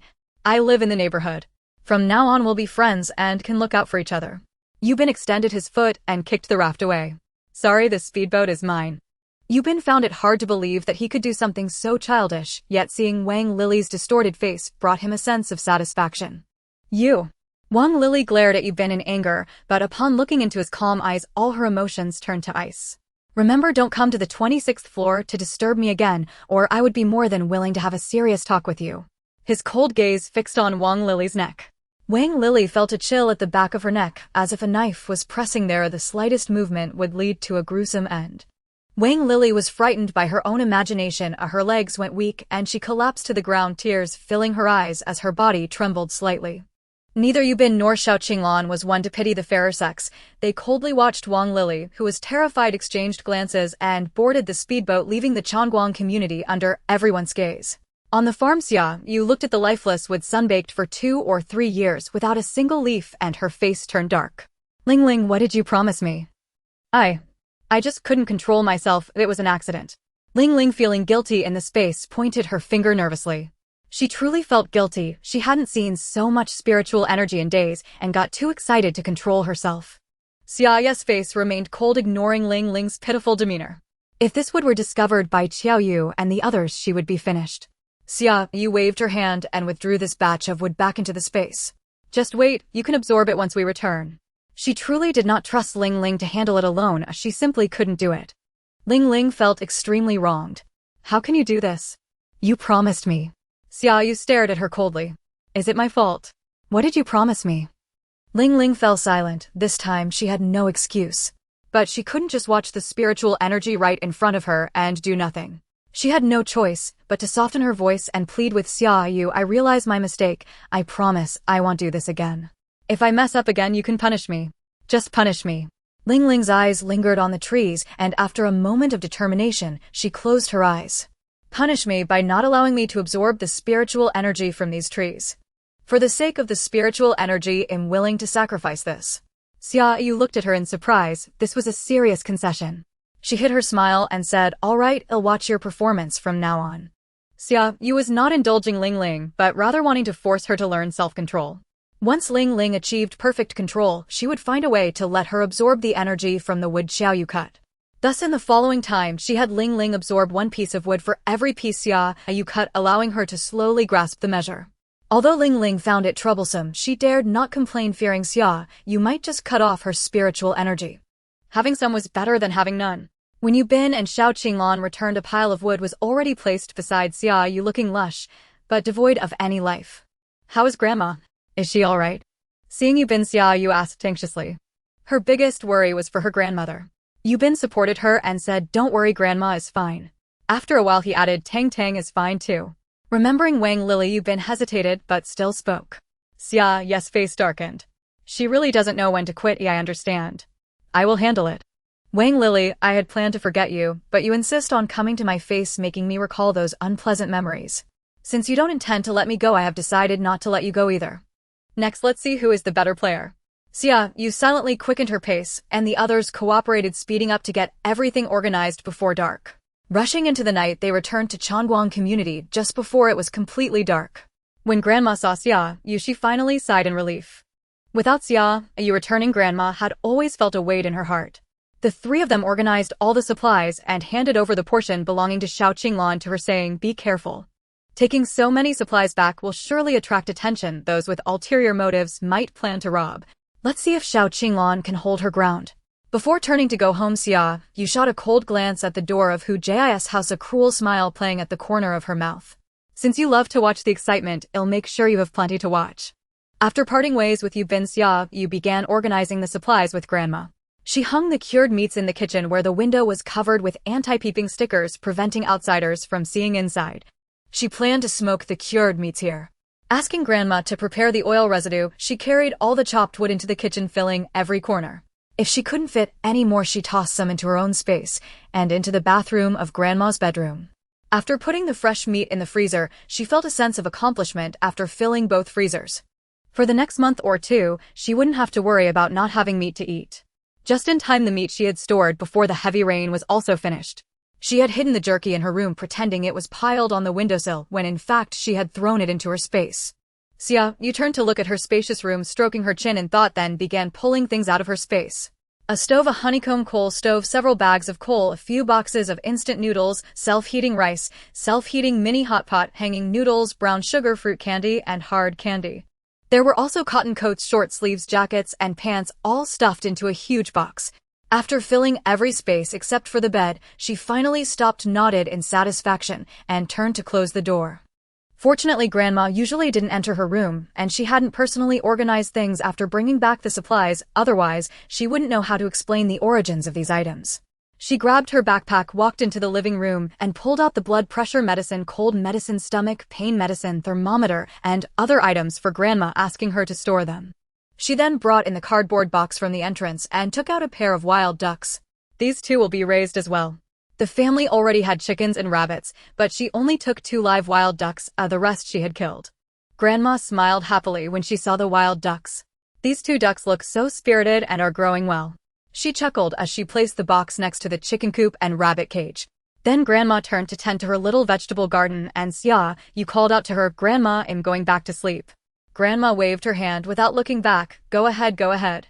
That girl definitely didn't sleep well last night, let her have a good sleep. As for the matter with that girl during the day, I'll tell her tomorrow. Xia Yu returned to her room, surprised by the pitch blackness, without a hint of light, and then remembered what she had just done. She took out a rechargeable desk lamp, turned it on, and finally adapted to everything in the room. After placing the lamp on the bedside table, she washed up, took off her clothes, and wrapped herself in the quilt for a deep sleep. Last night she had only dozed off for a while, and hadn't really slept, and now she was almost dead tired. Xia Yu decided to take a nap first and deal with everything else after waking up. She slept soundly until noon the next day, and it was only at her grandmother's knocking on the door that she groggily awakened, saying, Grandma, I'm up. The knocking outside ceased, followed by the sound of footsteps fading away. Xia Yu glanced at the dark room, turned on the desk lamp, and stepped out, yawning while fixing her messy hair. Then she opened her mouth, looked at the people in the living room, and turned back to glance at her bedroom, slowly closing her mouth. What are you doing here? She brushed her hair aside. Xiaobin came to find me his wife. It has nothing to do with you, her grandmother said, giving Xia Yu a light slap on the back. This girl, why does she still show disdain towards Xiaobin? I thought she had changed her attitude during these days. Xia Yu felt wronged. She really didn't dislike Yu Bin, she had just become accustomed to speaking to him that way. Yu Bin, of course, didn't think Xia Yu was being rude. He nodded at her, saying, I came to thank Grandma for helping me with Tang Tang yesterday. Only then did Xia Yu notice several bags of snacks on the coffee table, all soft and delicious pastries that were perfect for the elderly. Yu Bin had put in some thought. She swayed into the kitchen, taking out the meat-filled buns her grandmother had left, and started to munch on them. Grandma's buns are so good. She puffed out her cheeks and handed one of the buns to Yu Bin, saying, Want to try? Yu Bin thought for a moment and reached out to take it. Neither he nor Xia Yu were good at cooking, just being able to make something cooked was already impressive, so they didn't dare to aspire to make something more complex like buns. He hadn't had one in a long time. Taking a bite, the savory flavor of the meat instantly filled his mouth, a familiar and long-lost taste. Grandma felt that Xia Yu was being stingy, so she snatched 2 buns from Xia Yu's hand and stuffed them into Yu Bin's hands, saying, "Xiaobin, eat more, Grandma made a lot." Yu Bin held the buns, feeling a bit at a loss. After a moment, he softly said, "Thank you, Grandma." He ate one and held the rest, ready to take them back for Xia Yu to try. Xia Yu looked at the two of them a bit speechlessly. Really, was it necessary? "Grandma, I'm your granddaughter, right?" Turning back to her room, she pulled out a few bags of instant buns for Yu Bin, saying, "Here, I want to exchange them for snacks." Yu Bin smiled as he took them, saying, "I'll bring some over for you later."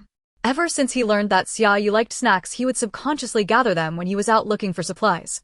It was all for this day. Grandma didn't stop Xia Yu, as the old saying goes, a grain of kindness is worth a grain of enmity. Xia Yu was doing well. Not to mention, after Yu Bin brought the buns back next door, Xia Yu cheered and gave him a loving hug. After eating, Xia Yu took another nap and felt revitalized before getting up. She hesitated for a moment, turned around, and grabbed a wrench before heading out, saying, "Grandma, I'm going out for a bit." Grandma thought she was just going next door and waved her hand dismissively. She was currently busy taking care of the wild ducks and didn't have time to pay attention to Xia Yu. Xia Yu dragged the rubber boat downstairs. Xia Yu should be living on the 12th floor of Building A. He had mentioned it last time. Xia Yu and a few others were sorting through the supplies they had brought back yesterday when they heard a series of knocks on the door. They had returned late yesterday and had all slept well, just getting up not long ago. Hearing the knocking, they reflexively grabbed their weapons nearby, nervously staring at the door that continued to be knocked on. "Is it someone here to rob us of supplies?" The only reason that came to mind for Yu. Xia Yu shook his head, hiding the dagger behind him. "I'll go take a look." Xia Yu was very cautious. He didn't open the door but stood at the entrance and asked, "Who is it?" "It's me, Xia Yu." "I'm looking for Wang Lily," came Xia Yu's voice from outside. Xia Yu. Although Xia Yu relaxed a bit, he still didn't open the door. "Yes, let Wang Lily come out." Xia Yu understood Xia Yu's concerns and didn't do anything rash. If it were her, she would do the same. Confirming that it really was Xia Yu outside, Xia Yu opened the door just a crack. Seeing only Xia Yu standing at the door, he opened it wider, but still gripped the dagger more tightly behind him. Xia Yu didn't step inside, but stood at the door, saying, "Just have Wang Lily come out, I won't go in." Xia Yu was also very cautious and wouldn't easily enter a place she was unfamiliar with. She couldn't take on Xia Yu and his brothers by herself. Xia Yu didn't insist. He turned to Yu, saying, "Go call Wang Lily out." Wang Lily was currently trembling in fear in her bedroom. She wasn't afraid of Xia Yu, but of Xia Yu. She never expected that Xia Yu, that wretched girl, would dare to come looking for her. She must have betrayed herself. It must be that man from yesterday who bought her. That man looked tall and strong. Xia Yu wouldn't suffer being with him. This wretched girl, having a backing, grew wings and dared to come to complain. Wang Lily didn't dare to tell Xia Yu that she had gone to find Xia Yu, fearing he would get angry and stop supporting her in the future. But now that Xia Yu was here, that matter could no longer be hidden. Wretched girl, it was all Xia Yu's fault. In Wang Lily's eyes there was an endless depth of malice. "Wang Lily, hurry up and come out." Yu knocked on the door with a gruff voice. He had long lost his patience with this woman, but since Xia Yu still had some affection for her, he had to endure. Coming. Wang Lily didn't dare to play dead. If she did, Xia Yu would break the door down. Inside, her hatred for Xia Yu grew even stronger. Xia Yu didn't care about Wang Lily's hatred at all. From the moment Wang Lily stepped out, she saw the hatred in her eyes. But what did it matter? In today's world, only strength is recognized. Without strength, even a dragon must lie low. Wang Lily met Xia Yu's puzzled gaze and quickly concealed the hatred in her eyes, replacing it with a false smile. Before she could even speak, Xia Yu coldly said, "Wang Lily, this is my final warning to you. Don't disturb my grandmother, or you will bear the consequences." Wang Lily's false smile froze on her face, as she couldn't believe Xia Yu would dare to speak to her like that. Memories buried deep in her mind resurfaced, and she recalled the last time Xia Yu had swung a knife at her without hesitation. That's right, Xia Yu had changed. That wretched girl had changed, becoming different from before. No longer following her like a dog, doing whatever she said. She no longer obeyed her. Xia Yu would eagerly do whatever Wang Lily didn't want to do. That wretched girl dared to raise her hand against her. She forced a stiff smile, looking at the chilling gaze of Xia Yu, and hurriedly said, "I just heard where you lived and wanted to come see you." Putting on a pitiful act, she continued, "If I disturbed you, I'm sorry. I won't come again in the future." Xia Yu wasn't buying her act and didn't engage with her. Instead, she said to Xia Yu, "Just a friendly reminder, be careful so you don't end up hurt." Qianqian's eyes suddenly narrowed as he glanced thoughtfully at Wang Lili beside him, nodding, "Rest assured, I will be careful." It seems that Xia Yu is someone worth dealing with. Qian Yu was truly mistaken, and during the previous 2 warnings it was Xia Yu reminding him out of gratitude for the help he provided in her past life. However, those 2 times were enough to repay the assistance he offered in his previous life. This time the warning was solely because Xia Yu did not want Wang Lili to have it easy. It seems that Xia Yu is someone worth dealing with. Qian Yu was truly mistaken, and during the previous 2 warnings it was Xia Yu reminding him out of gratitude. This was the very purpose behind Xia Yu's actions. How could Wang Lili not understand Xia Yu's intentions? Her predatory gaze bore into Xia Yu, filled with hatred, as if she wished to pierce her with looks alone. This vile woman, her thoughts so malicious, seeking to ruin her standing in Qian's eyes. Despicable. Wang Lili could barely suppress her rage, fearing that if Qian Yu saw her in a fit of anger, he might grow to despise her. She could only endure. Xia Yu, on the other hand, was unfazed, even finding some delight in witnessing Wang Lili's powerless anger, feeling the pent-up frustration within her finally release. She smiled at Qian Yu, maintaining a relatively pleasant demeanor.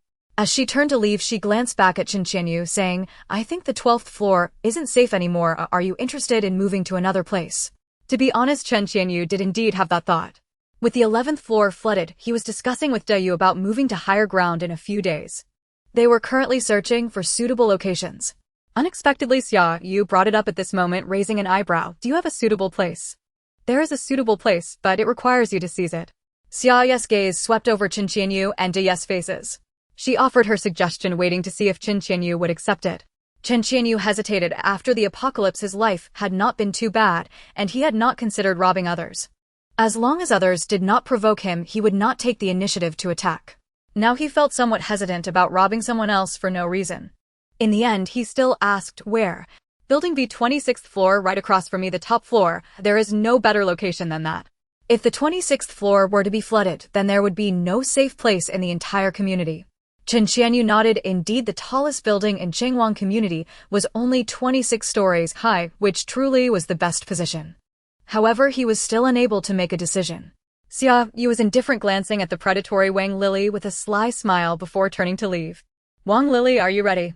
If Qian Yu really moves to the 26th floor, the coming days will be— I hope you can hold on." Back on the 26th floor, she paused at the stairway, looking at Hu Jia's door, smiling like a child who had just successfully pulled off a prank.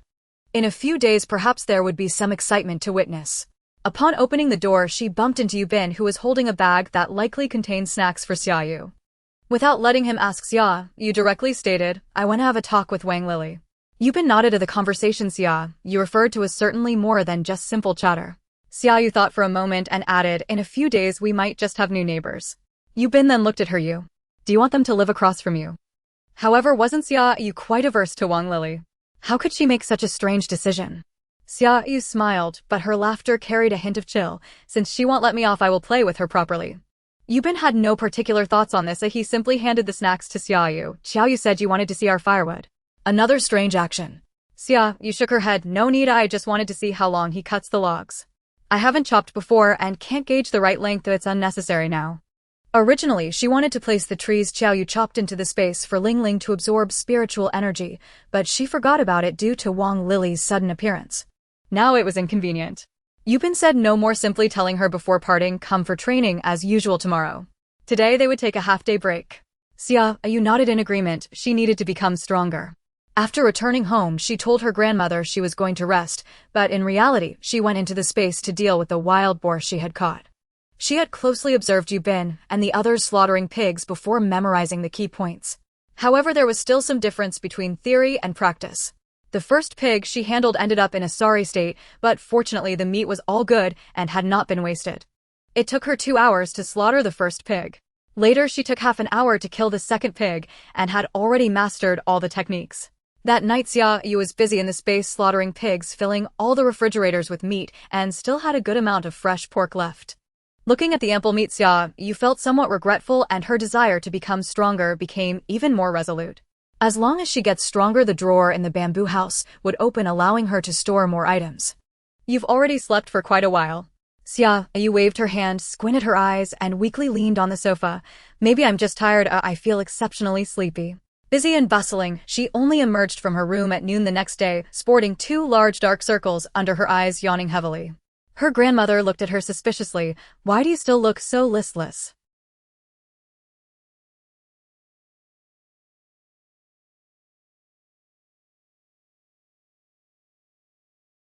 She could hardly resist the urge to fall asleep immediately. Yet she had to go train with Yubin soon. Xia Yu's poor state was evident. After just 3 minutes Yubin noticed it. He retracted his punching stance, looking at her seriously. "Why are you so distracted?" Xia Yu yawned again. "I'm just a bit tired. Oh, I haven't rested well." Without sleep, how could she rest? Yubin simply sat on the sofa. "Then you should go back. Oh, we will continue tomorrow." Huh. Xia Yu was surprised, looking at him. "We're not training anymore." Yubin shook his head. "No more training." Xia Yu's poor state would waste time continuing. It was better to help with smoking the meat. Yubin left Xia Yu in the living room with Tang Tang while he went to the kitchen to smoke the meat with Xia Yu. Xia Yu, feeling a bit embarrassed, touched her nose and pinched Tang Tang's delicate cheeks. "Am I being disliked?" Huh. Xia Yu was surprised, looking at him. "We're not training anymore." Yubin shook his head. "No more training." Xia Yu's poor... She climbed up with her eyes closed, reaching the living room. "Grandma, what's happening?" The noise was still a bit distant from her home, as she had no idea what was going on. Not hearing her grandmother's voice, Xia Yu suddenly opened her eyes, fully alert. "Grandma." Turning around, she saw the door open, her grandmother standing in the hallway on tiptoe, craning her neck to look outside. "What's wrong?" Xia Yu stepped out, asking Yubin, who was also in the hallway. Yubin looked at her, his eyes seemingly holding a hint of amusement. "It seems your plan has succeeded." Xia Yu looked at him in confusion. "What plan?" Then realizing something, she pointed outside. "Are you saying?" Yubin nodded. Xia Yu couldn't help but laugh. Chen Yu is quite quick with his actions. At such an important moment, I must witness it personally. Xia Yu turned around, grabbed the iron rod that was behind the door, and boldly opened the door, stepping outside. Xia Yu had already been eavesdropping at the door before her. Upon seeing Xia Yu come over, he immediately waved his hands excitedly. "Come over, it's quite lively outside." Xia Yu couldn't help but laugh again. Xia Yu truly loved watching the excitement. She pushed Xia Yu aside. "If you want to watch, do it openly." Saying this, she opened the iron door and walked out, with Xia Yu quickly following her. In the hallway, Chen Yu and his brothers had already forced the Hu family out and were shoving them in the corridor. "You thieves. What you are doing is illegal, do you know that?" Hu Ji shouted angrily, his face. Yu pushed hard, causing Hu Ji to stagger and nearly fall to the ground. "Get lost. Why don't you call the police?" At this moment, everyone was in a state of panic. The police station was flooded and they were still thinking about calling for help. "This is my home." Hu Ji stomped his foot in anger upon seeing that Yu wasn't intimidated. "Yu had a brutish demeanor. Just because you say it's your home, does it make it so? Does calling it make it so?" Xia Yu and Xia Yu both couldn't help but laugh. This Yu was quite a character. Could it really be so? A house is an inanimate object, it cannot speak. This was clearly just bullying. Hu Ji knew this as well, but he was powerless. He couldn't take on these few people, or his family consisted of just 3 individuals. His wife was weak, his child was small, and he wasn't particularly strong himself. Against these ruffians, he didn't dare make a sound. He could only shout with a fierce facade. But Yu was used to such people who had no real abilities, but just made loud noises. "Get lost, or else, don't blame me for being rude. I'll leave all your food here for me too." Chen Yu and the others still had some conscience. They didn't take everything from the Hu family, just occupied their house and threw their food and belongings out. Upon hearing about the food, Hu Ji immediately lunged and pressed down on the grain on the ground. "You can't take this away, it's ours." He had risked his life to retrieve this food. All the previous supplies had been robbed. Thinking about the last incident, Hu Ji felt hatred, hating Xia Yu for inciting those people to rob his home. Spotting Xia Yu smiling beside him, he immediately scrambled up and charged over. "You little brat, this is all your fault." Upon hearing about the food, Hu Ji immediately lunged and pressed down on the grain on the ground. "You can't take this away, it's ours." He had risked his life to retrieve this food. All the previous When Hu Ji reached her, she kicked out at the perfect moment, and with a loud thud, Hu Ji was sent flying, crashing into the hallway and sliding for a meter before stopping. Cough, cough, cough. Hu Ji clutched his stomach in pain, unable to speak, while his wife and child shrank back in fear. Wow, impressive. Yu stared wide-eyed, utterly amazed. Was Xia Yu really that powerful? Yubin and Xia Yu also raised their eyebrows in surprise. It seems Xia Yu's strength had significantly increased. The spirit in the space quietly indicated that this was all the elf's doing. Xia Yu ignored the Hu Ji on the ground and looked at Chen Yu. "You chose a great place." Chen Yu nodded with a smile. "This place is indeed quite good, a great location." Their conversation was cryptic, understood only by those in the know. Xia Yu's gaze swept over Wang Lily, who was huddled in the corner trying to minimize her presence. Wang Lily felt as if she had been pricked by a needle, immediately straightening her back and not daring to move. She was also startled. She hadn't expected Xia Yu to become so fierce, kicking an adult man away with one kick. She looked delicate and weak yet was unexpectedly so ruthless. The hallway fell silent with a slightly eerie atmosphere. As the focal point, Xia Yu had everyone's attention. When she looked at Wang Lily, the others followed. Hu Ji saw Wang Lily and recognized her, instantly realizing they were all in cahoots. Miss, how could you repay kindness with enmity? I told you everything about the situation across the street when you came to inquire that day. How could you bring people to rob my home? Hu Ji was indeed angry, but he wanted to find someone to take the blame. He understood that wanting to get his house back was impossible. Since he couldn't reclaim it, then these people shouldn't have an easy time either. Don't talk nonsense, you're slandering me, spouting lies. Wang Lily shrank into a ball, rebuking in a flurry. She hadn't expected that in the end she would also be implicated. She had worked so hard to minimize her presence, yet she was still seeing how infuriating. It was all Xia Yu's fault. If it weren't for that brat, that man wouldn't have noticed her. Wang Lily's hatred for Xia Yu deepened. You're the one talking nonsense. You're just a young girl, yet you lie so freely. Don't you remember knocking on the door here for so long that day? If you don't believe me, ask Yan Wang. Know that brother Yu, he saw everything and even spoke to you. Hu Ji had learned about the title of Yan Wang after the robbery. He was quite frightened and didn't dare hate Yu Bin, so he directed all his dissatisfaction towards Xia Yu, which led to these events. Wang Lily's face turned pale and she didn't dare look up. She knew Yu Bin wouldn't help her hide the truth. Everyone would know what happened that day. She cautiously glanced at Xia Yu right in time to meet his furious gaze. Wang Lily, it turns out you've done so much. Xia Yu gritted his teeth, speaking each word clearly. I was wondering how Xia Yu suddenly came to us, so kindly telling us about such a great place. It turned out it was all because of Wang Lily, that foolish girl. Xia Yu understood everything, realizing he had fallen into Xia Yu's trap and was used by her. Yet he truly couldn't say much. Xia Yu had indeed solved their urgent problem, but it also made him the villain, becoming her weapon to seek revenge. Everything was because of Wang Lily. Xia Yu regretted his earlier blindness in liking such a woman. He also felt a tinge of resentment for not being able to abandon Wang Lily. He still had his bottom line. Xia Yu could only look at Xia Yu with a bitter smile. You really played your cards well. She hadn't even lifted a finger yet had dealt with the two people she found unpleasant. Xia Yu looked at him, speaking with hidden meaning. Who told you to take on a troublesome matter? I can only make you repay it. What else could Xia Yu say? All that remained was a bitter smile. In the future, I hope everyone will take care of each other. In the end, Xia Yu willingly chose to fall into Xia Yu's trap. The position on the 26th floor was too good. He did not want to, nor could he give it up. Xia Yu squeezed over, patting Xia Yu's shoulder. Brother, let's take care of each other from now on. Xia Yu was speechless for a moment. Do you even know him? Do you even know what his name is? Just go and try to befriend him. Xia Yu let out a bitter smile and could only accept it. This was hardly befriending. This was clearly a warning. His shoulders felt like they were about to shatter. Hu Ji looked at the group of people who completely ignored him, filled with hatred. Why? Why could they stand there chatting and laughing while he was being driven out like a stray dog? At this moment his heart was filled with hatred for Xia Yu, for Xia Yu, and the others, for everything here. In a fit of anger, he did something that left everyone bewildered. He ran to pound on Lin Yi's door. He banged on the door with great force. Lin Yi, come out. Didn't you say we were on the same side? Why aren't you helping me? Do you think if you hide inside they'll let you go? You hate that stinky girl too. You encouraged others to rob her family before. She won't let you off. After speaking, Hu Ji turned to Xia Yu. He also did something wrong to you. Why don't you go find him? Xia Yu looked at the crazed Hu Ji speechlessly. Does this person even have a brain? He was planning to offend everyone and cut off his own retreat. She crossed her arms lazily, saying, I'm not in a good mood and don't want to move.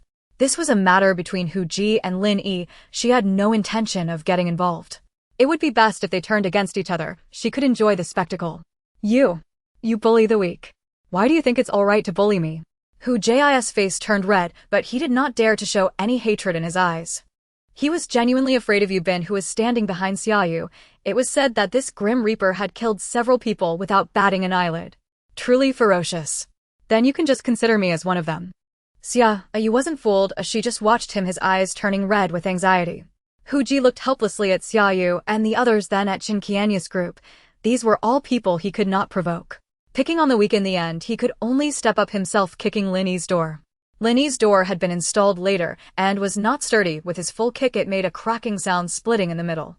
Xia Yu pouted as so weak, such a thin door, and he couldn't even break it. She really didn't understand where he got the courage to come and provoke her every day. Did she really look that weak? Lin Yi was currently pressed against the door, gritting his teeth, cursing Huji's ancestors for 18 generations.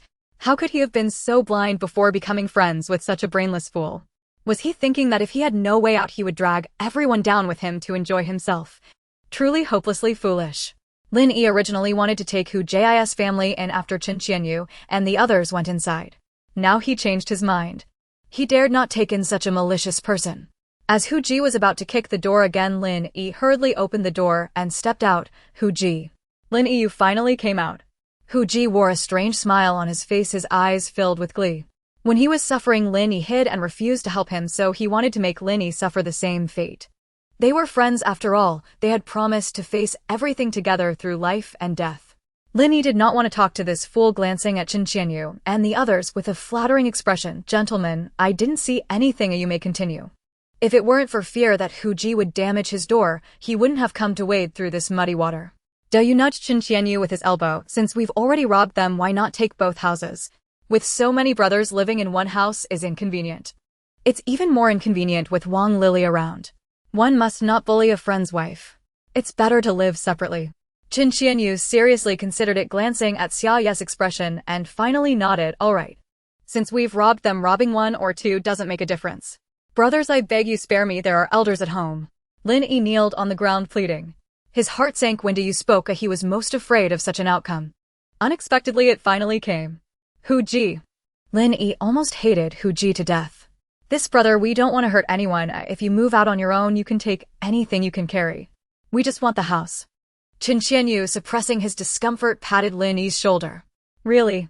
Lin Yi's spirits lifted slightly, looking at Xia Yu with hopeful eyes. He knew the house could not be kept to those who recognize the times are the true heroes. He did not want his family to be hurt. If he could still take some belongings, it wouldn't be too difficult. Naturally, Xia Yu nodded, as he had no intention of robbing belongings. But you have to move out yourself first. Lin Yi climbed up from the ground, wiping the cold sweat from his forehead. I'll go pack my things right now. Without even looking at Hu Ji, he turned and went inside, thought for a moment, and bravely closed the door. He did not want the outsiders to see how many things he had. Even if there was a great chance he couldn't hide it, he still wanted to try. Xia Yu did not resent Lin Yi's actions. He merely stepped back a few paces and leaned against the wall opposite the door, waiting. Hu Ji's face twisted again. He didn't know what was going through his mind as he popped out again. He has supplies. Why don't you rob him? He glared at Xia Yu. Last time he had others rob your supplies. This time you should go rob his. This way Lin Yi would become just like him. Xia Yu's index finger gently tapped the iron rod in her hand as she glanced at the frenzied Hu Ji. Are you teaching me how to do things? Hu Ji's crazed body halted, and images of Xia Yu expressionless striking people with the iron rod and cutting arms with a knife flashed before his eyes. His body trembled slightly. He lowered his head and did not dare to shout out. She was indeed a force to be reckoned with.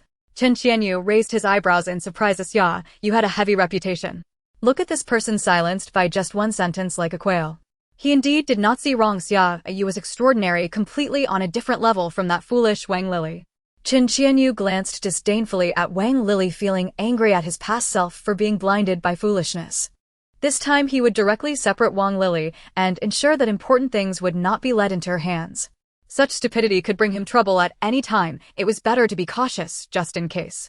Xia Yu saw that there was nothing more to watch and turned back home. She thought to herself Xia Yu was still soft-hearted. He did not root out the problem, which would leave many hidden dangers. In the apocalypse, being soft-hearted was the most taboo. Once you were soft-hearted, it might bring you the sharpest knife, one that stabs you in the back. What are you planning to do about those people on the other side? In the adjacent living room, Yu Bin asked while defending against Xia Yu's attacks.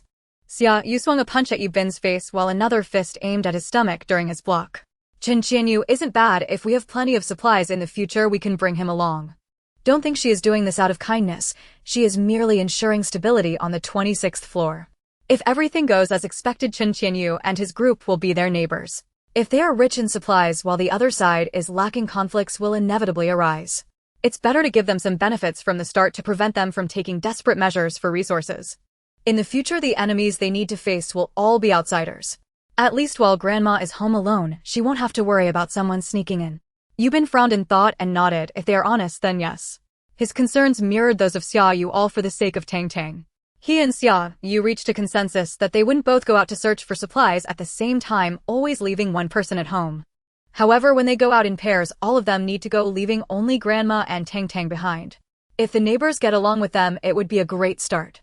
Xia Yu paused her attacking leg. How about we go to the farmhouse again? They should still have some supplies there. Last time they only brought back a portion, and some animals remained on the mountain. Xia Yu thought that since they knew there were supplies there, they should hurry to retrieve them. Making jerky and cured meat can preserve them for a long time, and with the extreme cold coming, there would be no worry about the meat spoiling. At the same time, they could also test Xia Yu and his group. Xia Yu chimed in, I think it's a good idea. It won't be too conspicuous, and it wouldn't incite greed in them to the point of wanting to kill for treasures. Then you go ask Xiao Qinglan if she's going, and we can set out tomorrow. Yubin agreed. He felt it was time to test Xia Yu and the others. I'll go invite the people on the other side. Xia Yu took the initiative. Only she was somewhat familiar with them. Xia Yu practiced for an hour before turning back. After she left, Yubin shook his arms. Xia Yu's strength has increased again. It was strangely strong, suddenly much stronger. Xia Yu lay on the sofa like he was playing dead, not saying a word. What could he do? He just couldn't learn to use his skills flexibly. He was currently being pressured by Xia Yu. In the evening, Grandma was in a good mood and made fried dough twists crispy and delicious, along with sweet fermented rice, making Xia Yu's mouth water. She thought having Grandma around is true happiness. After dinner, estimating the time was about right, she put on her loose sportswear and wobbled over to the other side. When Xia Yu opened the door and saw her, he asked, Is there something? Xia Yu was not one to visit without a reason. She wouldn't just drop by for no reason. Xia Yu did not beat around the bush, glancing at Wang Lily, who was eavesdropping behind the door. There's a farmhouse in the suburbs with plenty of meat. We're planning to go. Are you interested? Xia Yu did not say it was an invitation, just asking if he was interested. She needed to keep the initiative in her hands to have more leeway. What's the catch? Xia Yu didn't think Xia Yu would offer him such a big opportunity for free. There are no free lunches in the world. Naturally, we need to stand united and protect the 26th floor together. Regarding her intentions, Xia Yu was straightforward and candid. If they wanted to collaborate, they had to show some sincerity. Xia Yu did not hesitate and immediately agreed. Protecting the 26th floor is what we should do anyway. Forming an alliance with Xia Yu and her group is beneficial for us too. Why refuse a mutually beneficial arrangement? Moreover, there were plenty of supplies involved. We'll set off tomorrow morning, but you need to leave someone to watch the house while we do the same on our side. Yubin asked Xia Yu to stay and keep an eye on the other side. He planned to personally evaluate Xia Yu and his group. Xia Yu had no objections. He didn't want to go out with Xia Yu as it was too disheartening. Xiao Qinglan was also going, as she would not miss such a good opportunity. Usually she didn't dare go out alone, but with Xia Yu and the others going along, how could she refuse? Going once more, she and her daughter could also last a while longer. Once the rain stopped and her husband returned, she wouldn't have to worry anymore. At dawn, Xia Yu and the others set off. This time they didn't avoid others, leaving with everyone else searching for supplies. Yubin drove the speedboat at the front while Xia Yu and Xiao Qinglan were pulled along in the rubber boat behind. Xia Yu had 2 speedboats and a rubber boat following behind. To Xia Yu's surprise, Xia Yu actually brought Wang Lily this time. In her previous life, Wang Lily had never gone out even once. It seems some things have indeed changed. Wang Lily experienced the hardships of survival in the apocalypse well, so you won't always think food comes too easily. Xia Yu reminded herself to avoid using her space today if possible. That Wang Lily would definitely be watching her, and she couldn't let any flaws show. The group quickly arrived at the farmhouse. Just as the speedboat stopped, Yubin frowned. Has someone been here? Or is there someone inside? Xia Yu stood up, her expression serious, looking at the half-mountain in the distance. There were signs of dragging near the water. When they left here last time, there were no such traces. This indicated that someone had found this place after they left. Xiao Qinglan quickly took out paper and pen. What should we do? Should we go back? She had never encountered such a situation before and was panicking. Xia Yu shook her head. No need, let's take a look first. Even if the other party is still inside, there's no need to worry too much. With Xia Yu and his group, they were quite a formidable team, and the other side wouldn't dare to provoke them easily. The best outcome would be for both sides to not interfere with each other and go about their own business. Just as Yubin tied up the speedboat, several people rushed out from the woods armed with kitchen knives and iron rods, watching them cautiously. Xia Yu and the others behind Xia Yu immediately drew their weapons ready for battle. Xia Yu remained still, noticing that those on the opposite side were merely on guard and had no intention of attacking. Soon several somewhat familiar faces appeared in Xia Yu's line of sight. When she saw them, her eyes narrowed and she felt an impulse to hide. How could they be here? What a small world. They shouldn't recognize her, right?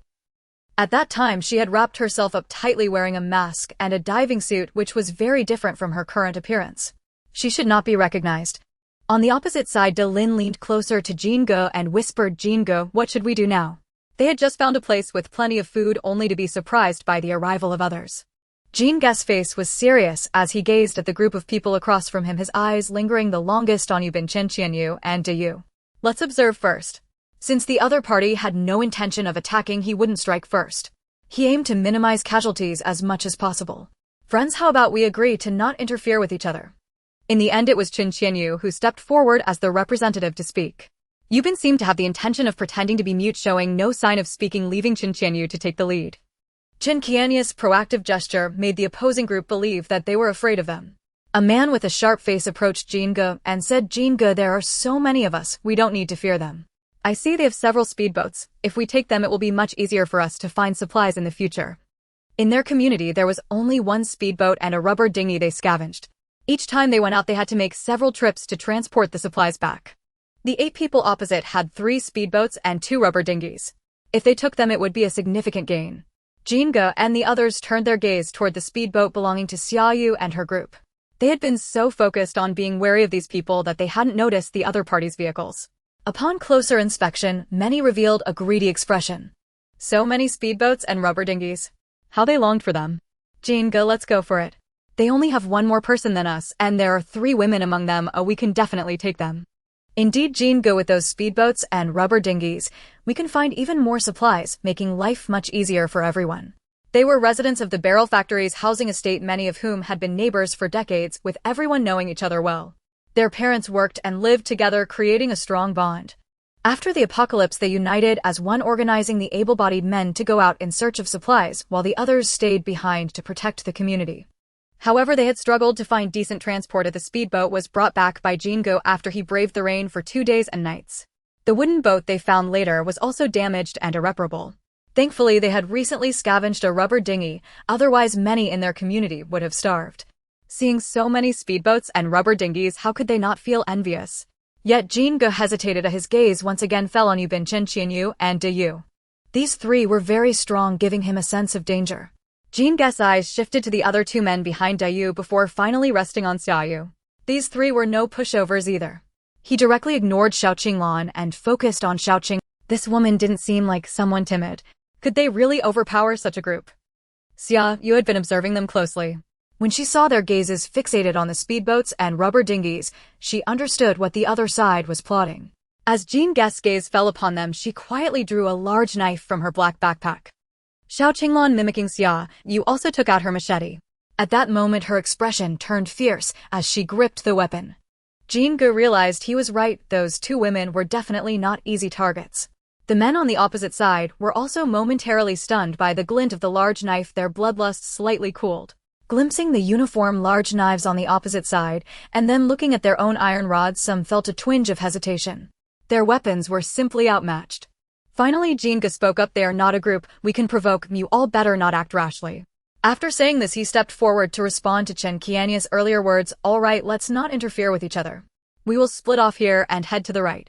Then we will take the left. De Yu replied with a smile. The 2 groups retreated, maintaining vigilance until they reached a safe distance before leaving without looking back. Yubin untied the speedboat and pulled it further away, with Xia Yu and the others following. On the way, Xia Yu asked Xia Yu, how did you acquire so many speedboats? And rubber dinghies too. It feels like they were prepared in advance. Xia Yu was startled. Could it be that Xia Yu, like her, was also reborn? Xia Yu, unaware of Xia Yu's speculation, pointed at De Yu. He enjoys these thrilling pursuits and has a bit of a collecting habit. But his parents disapprove, so he hides them all over. I live alone, so I keep the most here. Xia Yu glanced at De Yu, who was smiling while scratching his head, feeling relieved and giving him a thumbs up. Brother, good habit. De Yu could only smile sheepishly. In the past, he had been beaten by his father countless times for this hobby. Let's stay here. Yubin found a relatively flat and open area to stop, tying the speedboat to a tree. Xia Yu looked around and nodded. It was indeed a good spot. Even from the mountain it could be seen.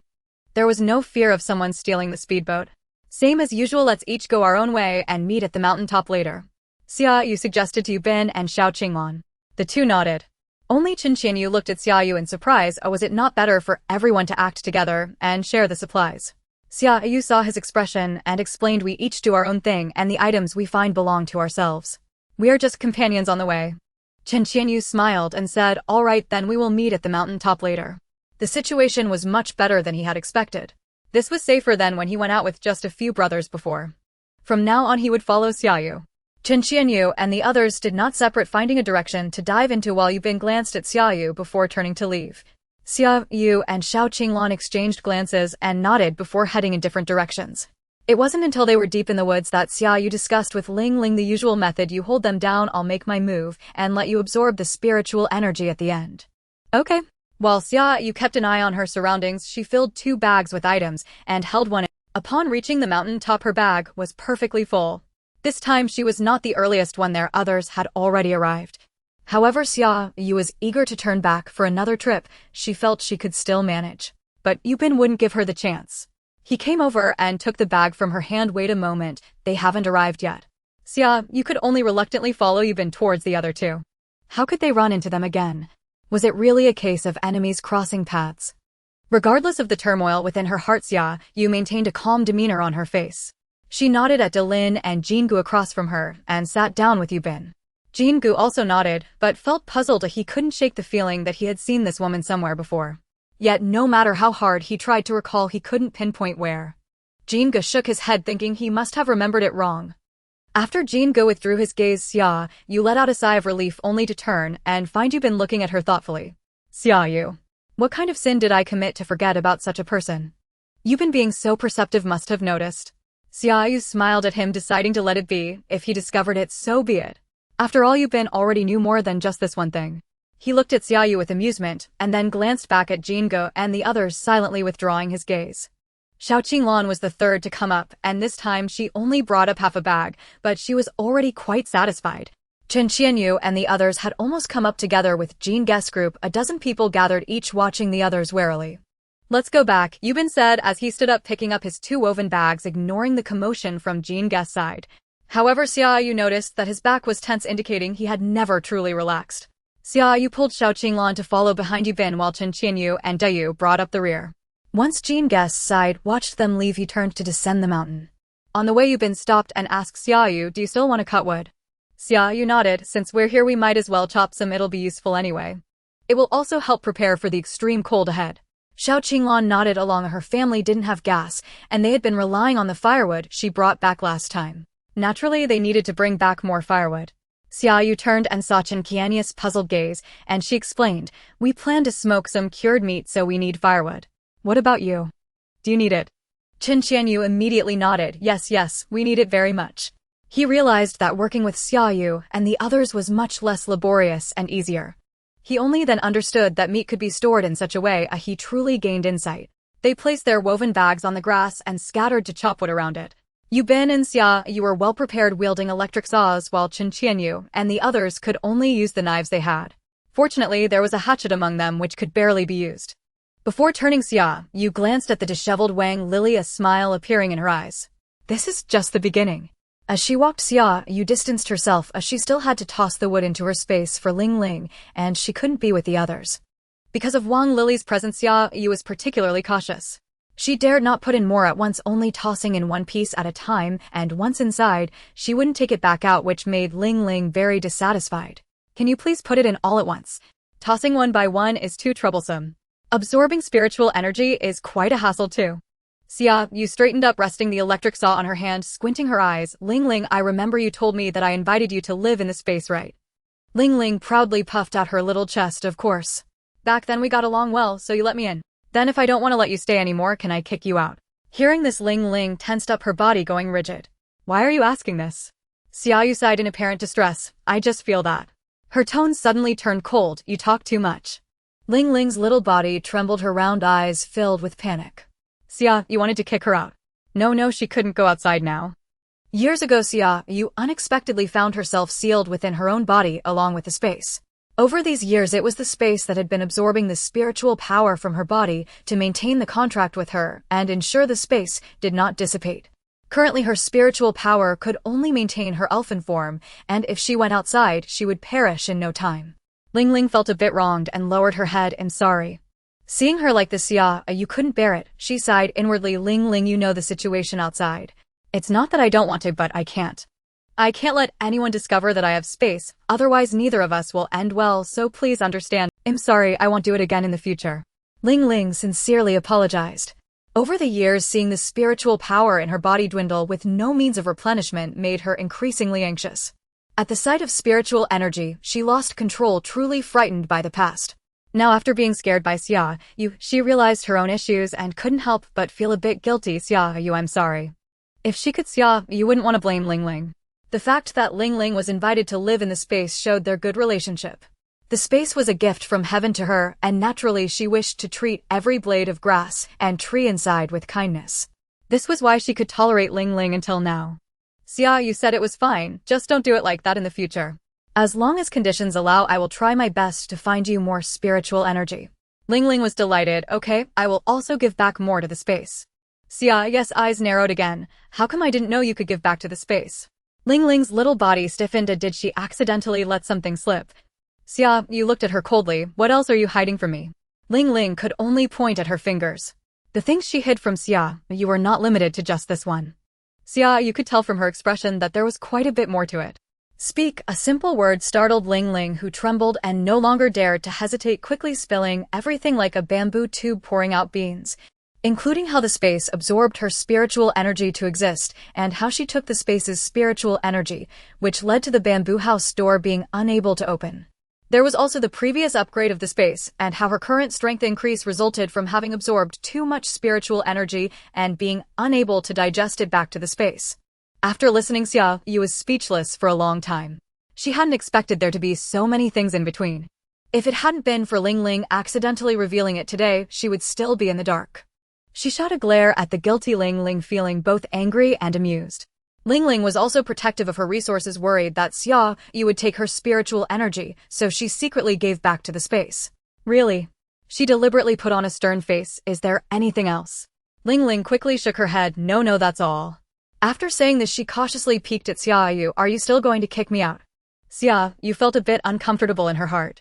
Just thinking about how she could have the space today was a sacrifice of Ling Ling's spiritual power, made her unable to feel angry anymore. Ling Ling was her benefactor. Afraid that Ling Ling would still dare to act on her own in the future, she could only deliberately maintain a cold expression. That depends on your performance. If you do well, I might allow you to stay. Ling Ling became happy. I will definitely perform well. I will help you organize supplies and take care of those animals. Xia Yu raised an eyebrow, not expecting an unexpected gain. Since you volunteered, it seems unreasonable for me to refuse. Thus Xia Yu waved her hand, agreeing. All right, from now on all the supplies in the space will be entrusted to you for organization. One problem that had been giving her a headache was resolved, which was wonderful. The sky also became beautiful and the trees appeared cute. Everything seemed pleasant. She tossed 2/3 of the felled trees into her spatial storage, leaving the rest piled beside her. Xia Yu, do you need help? Yubin asked as he approached from behind while she was struggling to chop down a pine tree as thick. She tossed 2/3 of the felled trees into her spatial storage, leaving the rest piled beside her. Xia Yu, do you need help? Yubin asked as he approached from behind while she was struggling to chop down a pine tree as thick as a bucket. Xia Yu straightened up and turned her head. I'm almost done. Have you chopped enough? Yubin nodded, noticing the approximately 20 trees piled not far behind her. I've chopped enough. You're about done too, right? Just these, and it's not enough for a single trip. Xia Yu nodded in agreement. Once I finish this tree, it will be sufficient. Her gaze lingered on the tree not far behind Yubin, the corners of her mouth curling into a malicious smile, clicking her tongue. Is he really coming over to keep an eye on her? Yubin noticed her expression and turned to glance behind him. Are you just going to leave that person be? Xia Yu nodded. Let her be. She doesn't live with me. As long as she doesn't provoke me, I'll ignore her. Wang Lily hadn't harmed her. She simply chose to protect herself. This was a choice most people would make in the apocalypse. She understood but couldn't accept it psychologically. After being reborn, she planned to keep her distance from Wang Lily, enjoying her own lively life. I'll keep watch. The firewood I chopped is over there. You should go take a look. Yubin pointed to the right. Xia Yu looked at him in surprise. What do you want me to go over there for? Yubin chuckled and left. Xia Yu finally realized that Yubin was trying to create an opportunity for her to store those trees in her space, for Ling Ling to absorb spiritual energy. How thoughtful of him. But how did he know? Did her previous excuses have any loopholes? Watching Wang Lily sneak away with Yu Bin following suit, Xia Yu hesitated for a long time before deciding to accept Yu Bin's kindness. She quickly walked to the place Yu Bin pointed out, confirming that no one was around before swiftly storing 1/3 of the trees in her spatial storage. Lingling, hurry and absorb, don't let anyone see. She reminded her worriedly. Got it, don't worry. Lingling happily dove into the pile of trees. She recognized her mistakes and adjusted her mindset, no longer being so extreme. Reassured, she stored another third into her spatial storage. Thus she had Lingling absorbed the spiritual energy from the trees chopped by Yu Bin in batches before heading back with the 2 wild chickens she had just caught.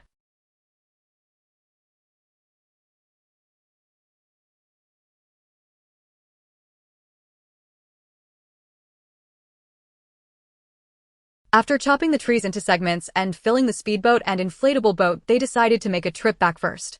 Xia Yu asked Yu Bin to take Xiao Qinglan back, while she stayed to finish chopping the remaining trees.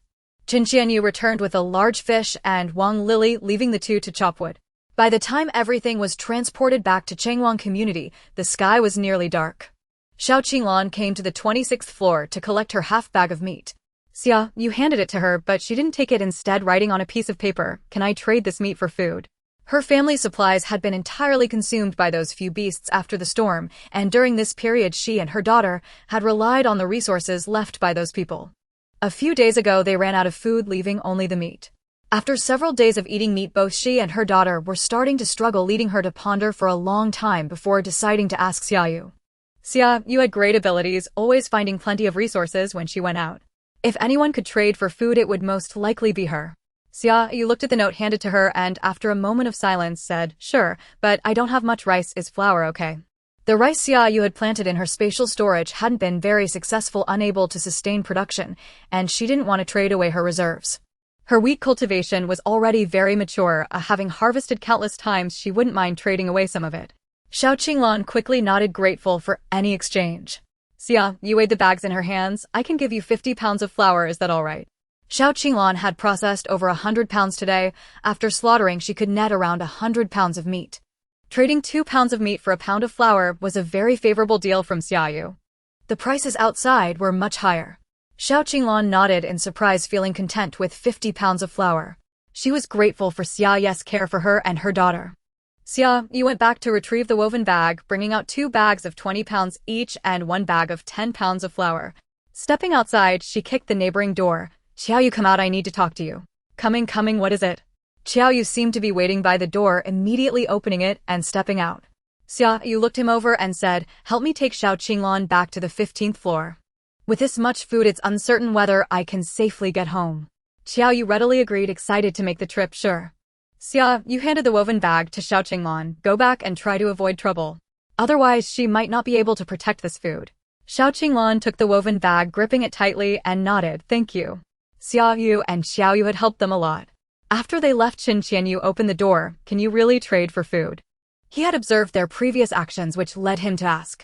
They had run out of rice and flour, leaving only instant noodles, spicy noodles, and self-heating hot pots. After eating so much, they wanted some staple food. Seeing that Xia Yu seemed capable of providing, he hesitated for a long time before asking. Xia Yu glanced at him. "I can spare 4 or 5 dozen pounds." Xia Yu immediately smiled. "What do you want?" "I can trade 50 pounds of flour." Eating the same thing every day, even the best food, became unappetizing. Snacks, biscuits, candies, or any other small items would be fine. Xia Yu thought for a moment and replied.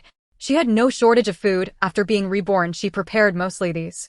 She lacked other items besides rice and cooking oil. "Wait a moment," Xia Yu said, running back to his room. In no time he emerged with a pile of items in his arms. In addition to the snacks, biscuits, and candy, Xia Yu mentioned there were also incense, hairpins, mosquito repellent liquid, and a mixed bag of other things. Xia Yu looked at him speechlessly. Did he think she was collecting junk?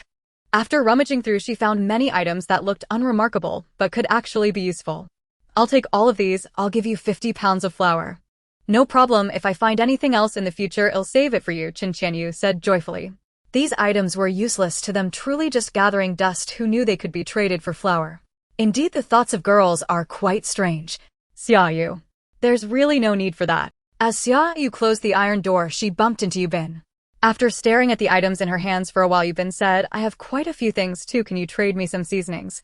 Xia Yu, what does he take me for?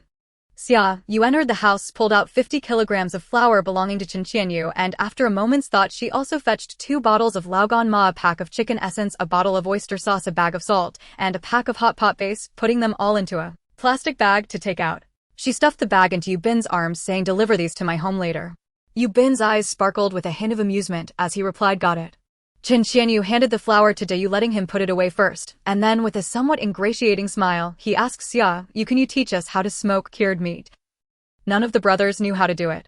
"Brother, I can do it, I'll teach you." Just then Xia Yu, who had just returned, overheard and immediately took on the task. Xia Yu was quite pleased, saying, "Let him teach you then." Xia Yu loved making friends and was happy to do such things. Xia Yu naturally agreed. Teaching was teaching regardless of who did it. Over the past few days they hadn't gone out, instead staying at home to smoke cured meat, as fresh meat couldn't be stored for long. With her grandmother around, Xia Yu had more variety. In addition to jerky, she made sauces, steamed buns, dumplings, and wontons, all frozen in the refrigerator, ready to eat whenever she wanted. While helping, Xia Yu would also take time to farm in her space. "Ling, I didn't expect you to have this talent."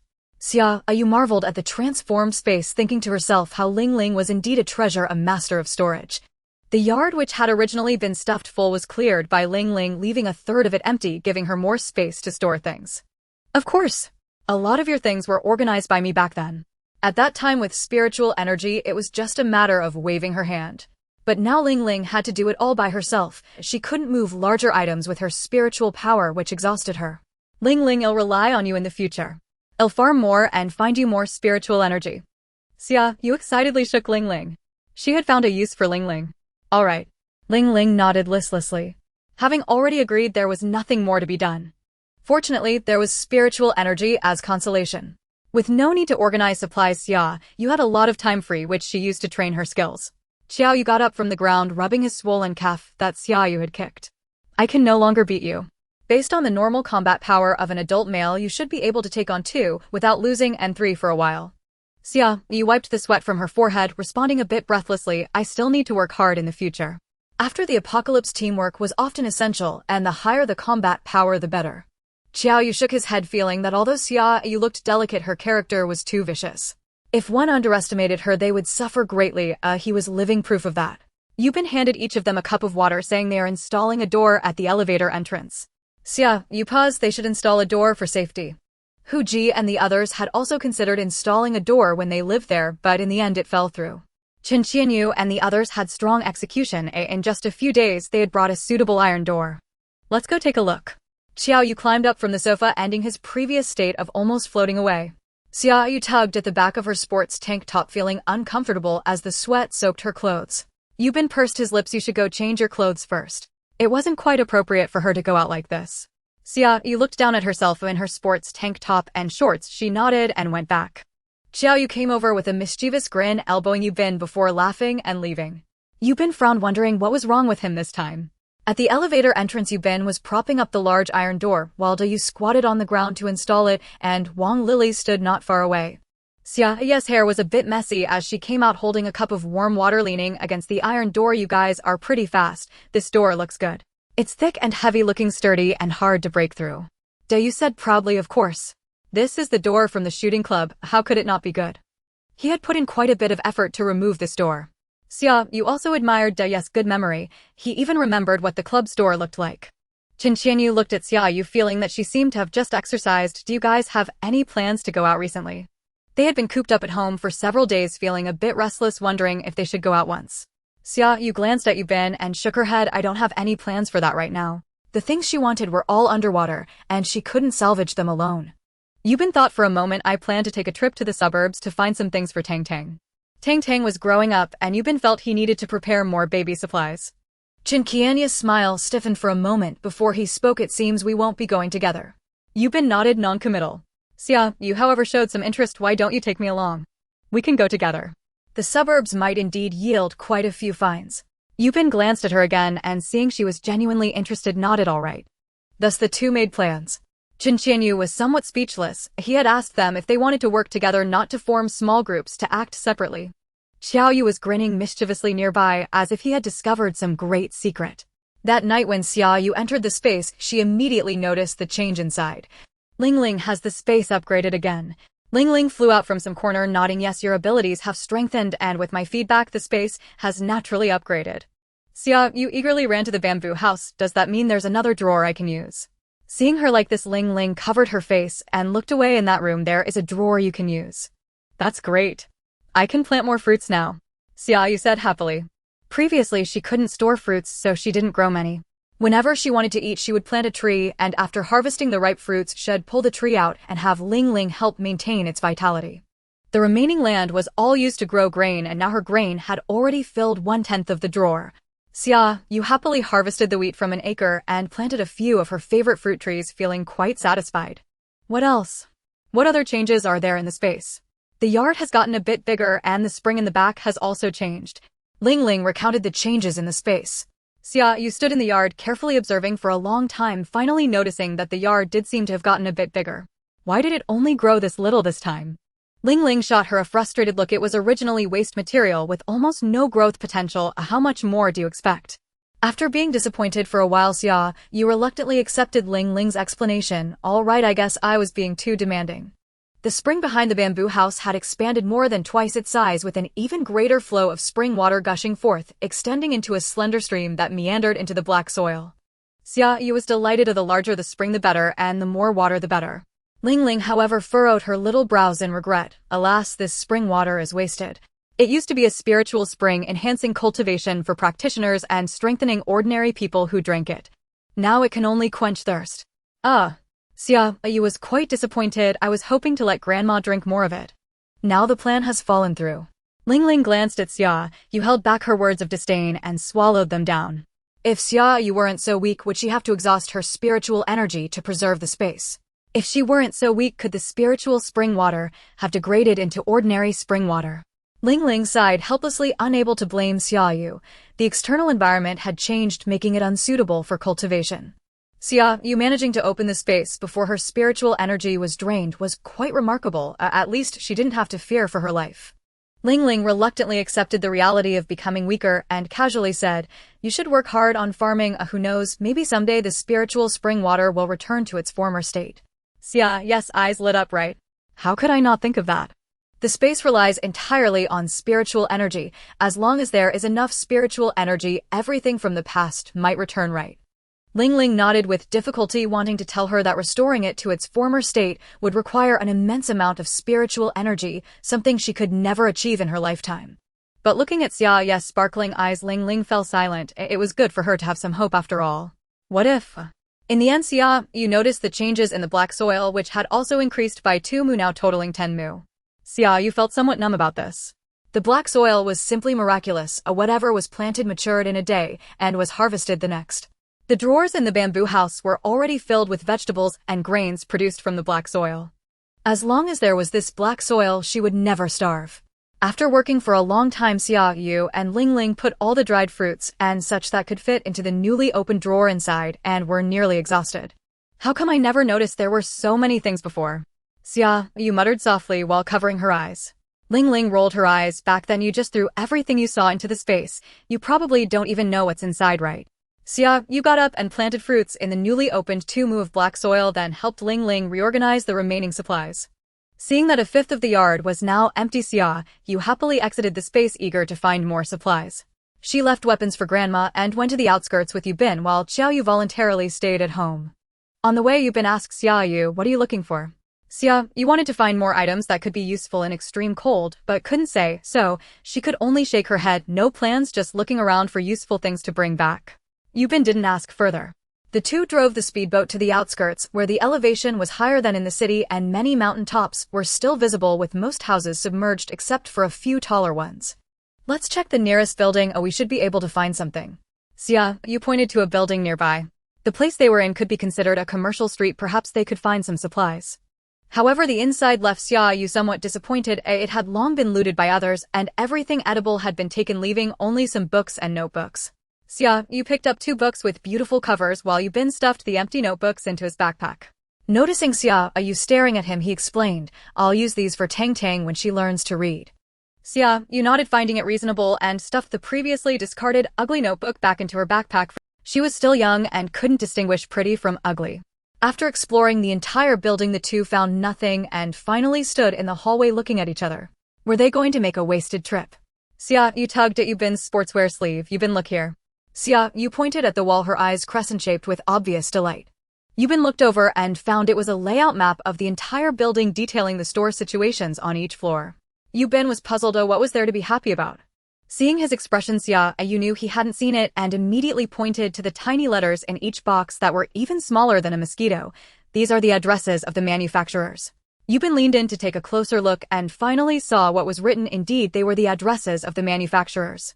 Most of the offices in this building were consignment points, mainly selling vegetables, meat, dairy, eggs, fruits, flowers, seafood, and poultry. Thus the addresses here were those of the manufacturers behind each consignment point, and judging by the distances, they were located further in the outskirts. Now Yubin understood why Xia Yu was so happy. There were good things to be found. He smiled back at her. Looks like our luck is quite good today.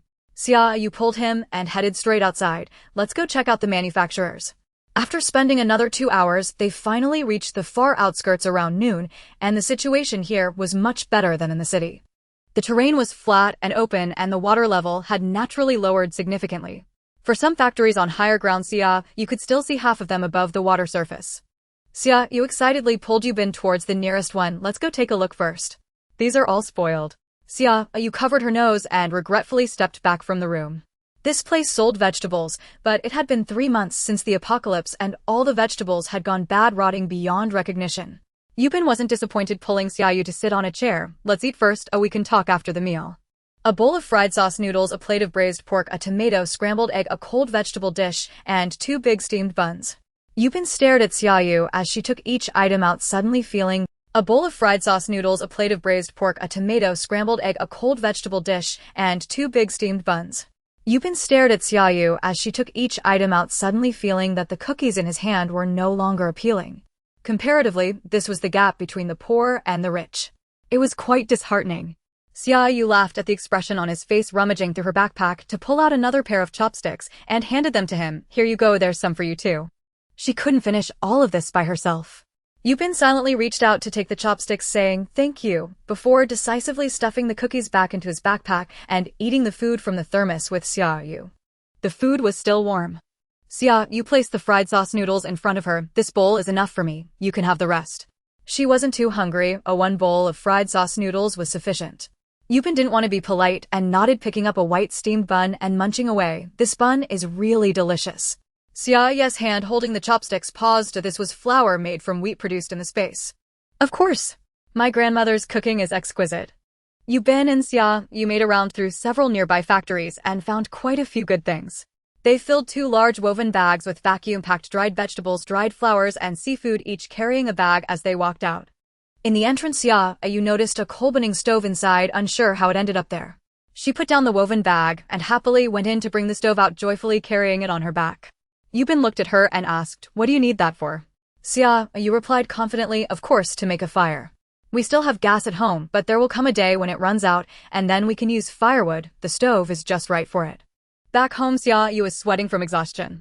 She placed the stove and the woven bag in the living room, dashed into the kitchen to pour herself a cup of warm water, downed it in one go.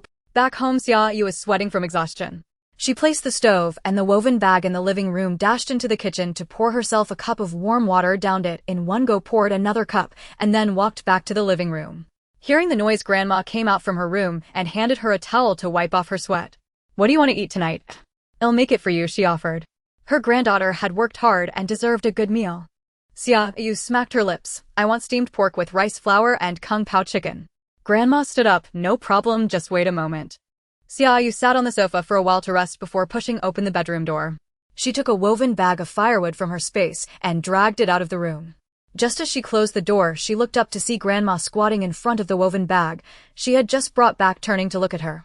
The bag was already open and several packages of dried vegetables had been taken out.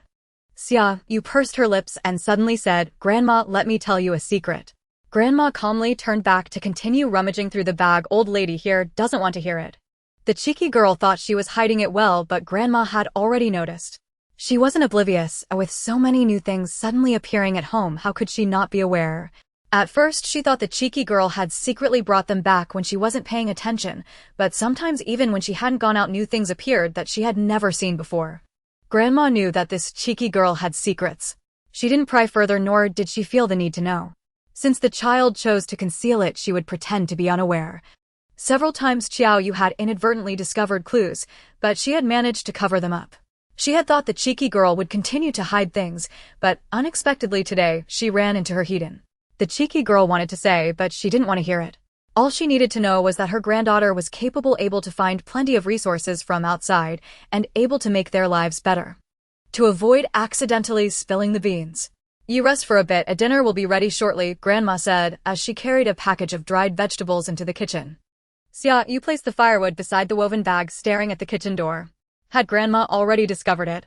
The old lady was indeed sharp, managing to remain unperturbed, not asking anything and saying nothing. This composure was admirable. Knowing that Grandma had discovered her secret, she felt a sense of relief. In the future, when new items appeared at home, Grandma wouldn't find it strange anymore. Thinking about it made her quite happy. She didn't insist on telling Grandma about her space. It was enough for both of them to understand each other. At dinner, the grandmother and granddaughter sat in the dining room as usual, eating while watching Grandma's favorite idol drama. Why did you bring that stove back? Grandma was also puzzled. There were several gas canisters at home that hadn't been opened yet. If she guessed correctly, this cheeky girl was probably hiding some gas canisters too. Logically, the stove shouldn't be necessary. Just in case, Xia Yu set her mouth full of steamed pork, speaking muffledly. Grandma glanced at her but didn't ask further. After dinner, she went to the balcony to check on the chicks that had just hatched a few days ago. Oh, little cuties, you all are growing so well. You must grow up quickly. Xia Yu quietly said behind her, once you grow up, I can eat chicken. The chicks seemed to understand her words and scuttled to a corner of the cage. Grandma playfully smacked her arm. Haven't you had enough from what you brought back a few days ago? If not, there's plenty in the fridge. Saying this, Grandma fell silent. She had been to Yubin's place and knew very well that the power was out there. Even if there were solar panels, they wouldn't be sufficient. But the power at home had never been cut off, nor had they saved on it. 2 refrigerators ran continuously, and even the bedside lamp was always fully charged. It seemed this little girl had quite the secret. She needed to keep a close watch to ensure the cheeky girl didn't accidentally let it slip to others. Xia Yu was still unaware of Grandma's thoughts. She picked up an apple and bit into it. Those are frozen. There's nothing as tasty as fresh ones. People are indeed never satisfied. Oh, when they have something good, they want something better. Thinking back to her past life, if she could eat meat every day, she would probably wake up smiling in her dreams. But now, guarding a fridge full of meat, she actually began to complain that it wasn't fresh. Truly, human greed knows no bounds. Grandma thought she might really have to turn a blind eye, otherwise she couldn't help but feel exasperated. After 3 months of heavy rain, many things outside were submerged. Where could they possibly find fresh food like apples just picked from the tree? The cheeky girl thought she had no more scruples now, right? Seeing Grandma staring at her hand, Xia Yu smiled at her ingratiatingly and waved her hand, and a plate of apricots appeared on the coffee table. She picked one up and placed it in Grandma's hand. These are from the tree at home. Try it and see if it still tastes the same as before. Grandma was startled by this sudden gesture. Her first reaction wasn't joy, but to look around, especially by the window, fearing someone might see. Not seeing anyone, she angrily smacked Xia Yu's arm. Cheeky girl, are you trying to get us caught? Xia Yu laughed while dodging, feeling warm inside. Family is truly good. They won't scheme against you just because you have treasures, but rather think of ways to help you hide them without being discovered. Seeing that Grandma was genuinely angry, she quickly hugged Grandma's arm. Don't worry, don't worry. It's not visible. I've put anti-peeping stickers on the windows so people outside can't see what's happening inside. Grandma stopped her hand. Those thin papers you put on that day. While Xia Yu was putting them up, Grandma was there too. She watched for a long time, thinking Xia Yu was just idly wasting time. Such a thin piece of plastic couldn't block anything. What was the use of putting it up? Was she just going crazy out of boredom? Unexpectedly, that thin piece of paper had such great use. Really can't be seen. Grandma found it a bit unreliable. Really can't be seen, just like those cars you can see outside from inside, but people outside can't see inside. Hearing this, Grandma believed it, as she had seen those cars and indeed one couldn't see inside from the outside. She finally felt reassured, squeezed the apricot, took out the kernel, and popped half into her mouth, no longer wanting to bother with Xia Yu's secret. It's tastier than what we have at home. Xia Yu nodded, saying, these crops we have now seem to be tastier than those we had before. Grandma remained silent, pretending she hadn't heard anything. Seeing her grandmother's attitude, Xia Yu chose not to say anything more. If Grandma didn't want to know, then she would just give her more delicious treats in the future. From that day on, Xia Yu openly took things out from her space, and Grandma pretended not to see it. She continued to tend to her little vegetable garden and care for the small animals in their cages, not feeling that her life was any different. During meal times, she was no longer stingy with herself and didn't deliberately stop at sixpence full. Instead, she ate according to her own desires. When she saw fresh fruits, she would casually pick one up and bite into it with her few remaining healthy teeth. Xia Yu naturally noticed these small changes in her grandmother and couldn't help but smile secretly. In the evening, Xia Yu knocked on the door and the loud banging startled both Xia Yu and Yubin. Xia Yu hid her little hands behind her back saying, "Incoming, incoming. You've almost broken the door down. What's the hurry?" Xia Yu, seeing Xia Yu, quickly put on a flattering smile and asked, "Xia Yu, do you remember the brother Jean we met last time?" Xia Yu instinctively became wary, replying, "I remember. Why? Was he up to something again?" "Well, they recently got a batch of sausages over there and want to trade for grain. I thought you might need some, so I came to ask you." Xia Yu and the others had encountered brother Jean today as well, and since they had met before without any conflicts, he had just greeted him, not expecting to receive such news. He and Xia Yu wanted to trade not for grain but for snacks like biscuits to give the brothers a change in taste. Xia Yu felt a mix of surprise and delight thinking about the taste of sausages and said, "I would like to trade for some." "Xia Yu, do they have a lot? If possible, I would like to trade for more." She had plenty of grain and meat in her space, and with dried fruits and vegetables being scarce items, she could surely manage a good exchange. "I heard they have quite a number. How much do you think you would need?" "I'll ask them tomorrow. Naturally, the more the better, but I don't have that much grain. I can trade some cured meat, dried fruits, dried vegetables, and vermicelli with him. You can ask if they want that." Yes, eyes lit up. "Xia, you have those good things. Why don't we trade for a bit first?" Vegetables, it had been a long time since he had eaten any. "I can give you fresh vegetables directly and also some dried fruits. How does that sound?" Xia Yu said generously. The vegetables she offered for trading were from Grandma's little garden, and the dried fruits were sourced from the supermarket. The crops grown in her space were generally just for her and Grandma to eat. Xia Yu was even more pleasantly surprised, feeling somewhat excited. "You still have fresh vegetables? How many?" "I want them all." Vegetables were something that diminished with each bite. If he could catch any, he wanted to grab them all. Xia Yu smiled. Grandma grew them when she had nothing to do. It's not much, about 10 Jean. You can have it all. I didn't expect Grandma to have such skills. Xia, you make sure to save any extra vegetables for me in the future. No matter what or how many, I want them all. Xia Yu hurriedly placed a reservation for the future. Xia Yu nodded. Sure, just let me know if you want any. Ever since her space was exposed, she had been using the vegetables grown by Grandma to feed the chickens and ducks. Since Xia Yu wanted them, she decided to trade with him. Xia Yu rummaged through his home and brought out a large pile of items, mostly women's clothing. Dresses, suits, sportswear, short sleeve shorts, quite a full collection. Xia Yu glanced at the door behind him and said, "Don't say I really need clothes. Although I have collected some, it's still a bit lacking." After she took all the clothes, other items were revealed: 2 thermos cups, several curling irons, and a cute night light that changes colors when charged, which looked quite nice, so she took those as well. Since she had resources, she could afford to be a little willful. With a pile of assorted items, she hugged them back home to get vegetables and dried fruits for Xia Yu, while Yubin and Xia Yu were also reserving sausages.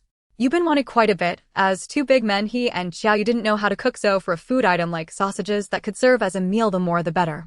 He directly ordered 500 Jean, also trading with meat and vegetables. Xia Yu was curious. "You good? Do you grow vegetables too?" "You don't seem like it." Yubin nodded. "Yeah, Grandma taught me."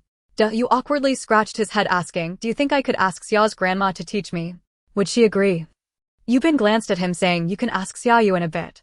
Regarding Xia's grandma, Yubin didn't dare to say much. He knew how much Xia Yu valued her. Yubin glanced at him, saying, "You can ask Xia Yu in a bit." Regarding Xia's grandma, Yubin didn't dare to say much. He knew how much Xia Yu valued her grandma. Xia Yu was somewhat hesitant about Xia Yu's suggestion. Finally, she said, "I'll ask Grandma first.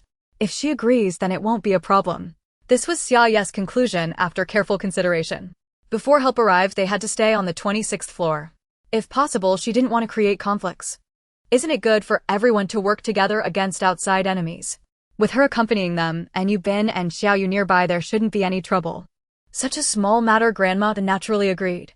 Seeing that Xia Yu didn't oppose, she smiled and Xia Yu took out the gun that Yubin had repaired, loaded it with bullets, confirmed it could shoot, and put it into her space before following Grandma to the opposite side. The soil was sourced by Xia Yu himself, while Xia Yu provided the seeds. She had plenty of common vegetable seeds in her space, so she didn't hesitate to spare a small packet. While planting, Grandma explained all the points that needed attention to Xia Yu, who was meticulously jotting everything down in a notebook. Seeing his serious demeanor, one might think he was conducting some significant research. Before leaving, Xia Yu stuffed several large boxes of gum and a bag of chocolate into her hands. Upon returning home, Grandma was somewhat pleased, saying, "I didn't expect after 3 months of heavy rain the young ones are also learning to grow vegetables. In the past the adults had to chase them and teach them, but now they have learned to take the initiative." Grandma smiled happily. "Xia, you wanted to say that times have changed. When one is on the brink of starvation, everyone wants to learn how to grow vegetables." Suddenly thinking of vegetables, she wanted to eat bean sprouts and took out half a bag of yellow beans from her room. "Grandma, let's grow some bean sprouts, what do you think?" Grandma looked at the half bag of yellow beans, sighed, took out a large basin, poured in the yellow beans, sorted out the bad ones, and then soaked some in warm water. Xia Yu stared at the large basin, somewhat dumbfounded. "Do we really need such a big container? A small basin should be enough, right?" Grandma shot her a glance, saying, "A pound of yellow beans can produce several pounds of bean sprouts. You have only a small basin of beans. If you don't use a larger basin, how will it fit?" Xia Yu instantly fell silent. Big Fish and Jingu agreed to meet at the barrel manufacturer's compound between the Qinguang community after dark to exchange goods. After all, both sides were carrying a lot of supplies, and it was unsafe to go out when there were too many people. Xia Yu, Xia Yu, and Big Fish set off in 2 speedboats carrying supplies. Grandma stood at the door to see them off, anxiously reminding them, "You all need to be careful, protect each other, and come back safely, okay?" "Got it, Grandma, don't worry." Big Fish waved his hand, grinning broadly.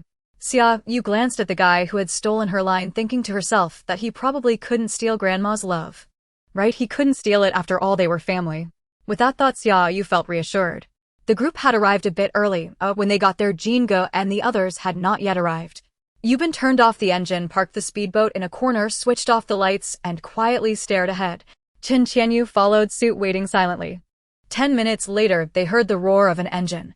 The group turned to look in the direction of the sound and saw a light approaching them.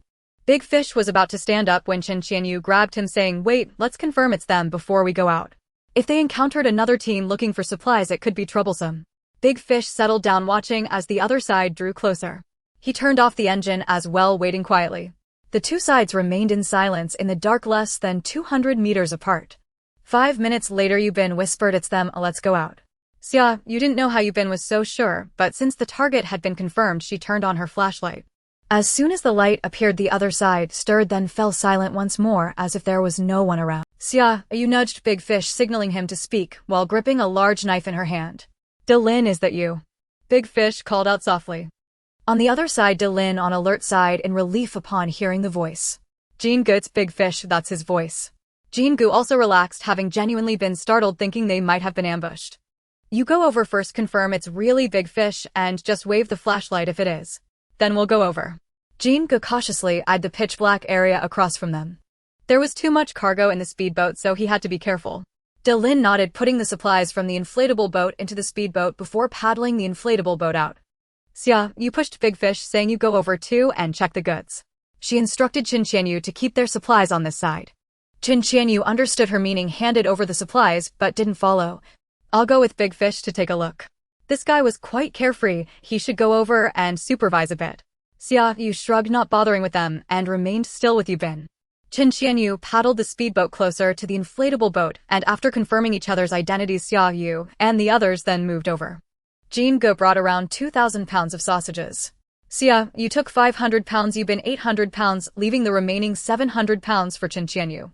Xia Yu also contributed 100 pounds of flour, 50 pounds of dried fruit, 5 pounds of dried vegetables, 30 pounds of vermicelli, along with a pack of loose rock candy. Yubin provided quite a bit of cured meat, 50 pounds of rice, and 20 pounds of fresh vegetables. Xia Yu and his partner had a mix of supplies: rice flour, cooking oil, seasonings, snacks, and biscuits, all packed into a large bag. After checking the goods and confirming everything was in order, Jingu nodded at Yubin, saying the items are fine. Yubin had no extra words, started the speedboat, and with Xia Yu they turned and swiftly darted off for over 10 meters. Xia Yu hurriedly followed, while Big Fish turned back to wave at Delin, saying, "Delin, see you later." Jingu stared at Xia Yu's silhouette behind Yubin, a bit lost in thought. He felt that he might not be in the best state of mind lately. Otherwise, why would he feel that he had seen that silhouette somewhere before? Yet he clearly didn't know Xia Yu. "Jingu, what are you thinking about?" Delin also looked over, but only saw the pitch-black night. Jingu shook his head, saying nothing. "Let's go back. With these supplies, everyone can relax a bit for a while." "Jingu, what are you thinking about?" Delin also looked over, but only saw the pitch-black night. Jingu shook his head, saying nothing. Let's go back. With these supplies, everyone can relax a bit. This time they could finally take a breather. But Delin's respite was short-lived as the temperature dropped that night, plummeting outside to below -10 degrees. Xia Yu calculated that the extreme cold was approaching. She had been sleeping uneasily these nights, fearing that she might freeze to death in her sleep and not wake up. Feeling cold, she awakened and sensed the chill in the room. She hurriedly got up and rushed to Grandma's. Upon entering, she found Grandma curled up tightly wrapped in blankets, her teeth chattering from the cold. She quickly turned on the bedside lamp, meeting Grandma's gaze. "Why didn't you get a thicker blanket when you woke up?" "I just woke up too, my body felt numb, and I was thinking of getting up slowly to find a blanket when you came in," Grandma replied, shivering. At her age, Grandma already felt the cold more acutely, and after the temperature dropped, she felt it even more. However, it wasn't too cold, so she hadn't moved. Unexpectedly, as the temperature continued to fall, she couldn't bear it any longer and thought of getting up, but her body felt numb, so she could only slowly call her granddaughter from her room. To her surprise, before she could get there, her granddaughter had already run over. Xia Yu adjusted Grandma's body to lay flat and tucked the blanket in tightly before hurriedly putting on a cotton coat, feeling much warmer. "Go check on Shabin next door. If they haven't woken up, hurry and wake them up. Otherwise, in this weather, if it gets any colder, it might freeze someone to death." Xia Yu pressed down on the blanket, saying, "I know, I'll go right now, don't get up." She boiled a pot of water on the gas stove before going to knock on Yubin's door. Xia Yu opened the door, sweating profusely, and looked at her. "I was just about to come call you." "What happened?" She sensed Xia Yu's anxious expression. "It's Tang, she's sick and has a fever right now." Xia Yu squeezed in. "Has she taken medicine?" "Do you have any medicine?" "Yes, we have plenty of medicine that Tang can use, and I've given her fever-reducing medication. Yubin is currently trying to cool her down." Xia Yu entered and saw Yubin using alcohol to physically lower Tang's temperature with a thermometer beside them. "Is it serious?" Xia Yu asked softly, feeling very worried. With the changing weather, both the elderly and children were prone to illness. She needed to make Grandma drink some Ban Lan Gen for prevention. After confirming that Tang had started to cool down, Xia Yu finally prepared to head back, still worried about her grandmother at home. Standing at the door, she hesitated for a long moment before finally opening the iron gate and walking across to knock forcefully on the door. Knock, knock, knock. The knocking echoed for quite a while, but there was no response from inside. Xia Yu began to feel anxious and turned to knock on another door. Knock, knock, knock. Still no reaction. After running back and forth a few times, Xia Yu finally opened the door a crack and upon seeing her opened it fully. "Hurry up, do you have any way to get in? I've been knocking for ages, but do you and the others haven't responded at all." Xia Yu tugged at Qianyu's sleeve, pulling him toward the adjacent room. Qianyu rubbed his arms, his expression serious, saying, "Wait for me a moment," before turning back inside. After a short while, he came out with a set of keys and entered the neighboring room.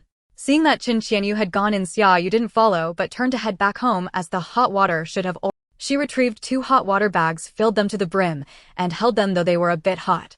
Wrapping them in a towel, she carried them into her grandmother's bedroom and tucked them into the blankets. "How is it? Is it warm?" Her grandmother nodded, saying, "It's warm, it's warm.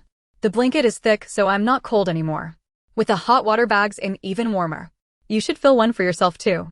Xia Yu opened her coat to reveal the hot water bag in her arms. "I have one already," she assured her grandmother. Only then did her grandmother feel at ease. Xia Yu brewed a cup of Ban Lan Gen for her grandmother to drink.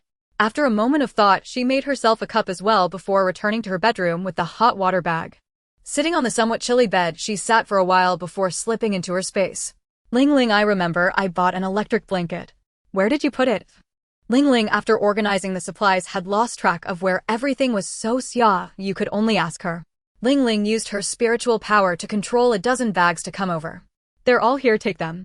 Xia Yu recharged the drained batteries and found a few new ones to charge as well before leaving with the fully charged batteries. The upcoming period would see a significant power drain, so she needed to prepare more in advance.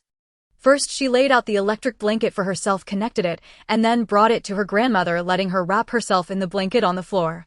Xia Yu quickly spread it out for her, connected it to power, and confirmed it was warm before allowing her grandmother to lie down on it. "What about you? Do you have one?" her grandmother asked, worried Xia Yu might get cold. "Yes, I've laid it out. It'll be warm once I go back. Don't worry about me. If it's still cold tonight, I'll cover myself with the cotton quilt I brought from home." That quilt was pure cotton. As long as the temperature didn't drop too much, and with the electric blanket it would be perfectly manageable.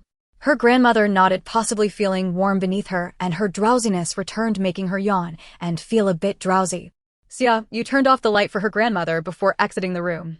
She touched the hot water bag in her arms, then opened the door and stepped outside.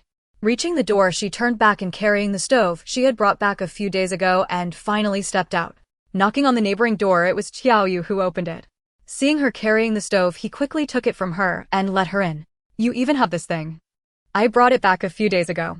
Remember to send me the supplies later. She had prepared 2 or 3 stoves before the apocalypse. This one that Xia Yu had was brought back specifically for the purpose of having a legitimate reason. Xia Yu grinned. Sure, I'll deliver it tomorrow. Xia Yu knocked on Yu Bin's door and handed him the hot water bag. Put this next to Tang Tang tonight, it should help a bit. She wanted to give them the electric blanket, but Yu Bin couldn't supply enough power here, and she couldn't reasonably explain how there were so many electric blankets. Yu Bin took it and felt warmth immediately, as if it reached his heart. He handed over his towel to Xia Yu, wrapped it again, and opened Tang Tang's little quilt to place the hot water bag inside. Only then did Yu Bin follow Xia Yu out, seeing Xia Yu squatting there preparing to start the fire in the stove. Thank you. Xia Yu glanced at the closed bedroom door, saying no need. I'm not giving it away for free, it's a transaction. Since she had already done a good deed, Xia Yu decided to go all the way. I also have window ceiling strips which are said to prevent wind and keep warm. Do you want some? She had stumbled upon these while browsing a shopping app and decided to buy some after seeing buyers claiming they were effective, thinking it might come in handy. Just as she went into her space, she happened to find them and planned to stick them on the windows at home tomorrow. Yu Bin nodded naturally. Yes, I'll go with you to get them. Whether useful or not, it was better to install them first. He and Xia Yu did not have any issues, but Tang Tang needed to stay warm at home. No matter if the ceiling strips worked or not, it was worth a try. You come with me to the 15th floor. Xia Yu thought for a moment and decided to check on Xiao Qinglan and her daughter. Xia Yu nodded after seeing the fire in the stove fully ignited. All right, let's go.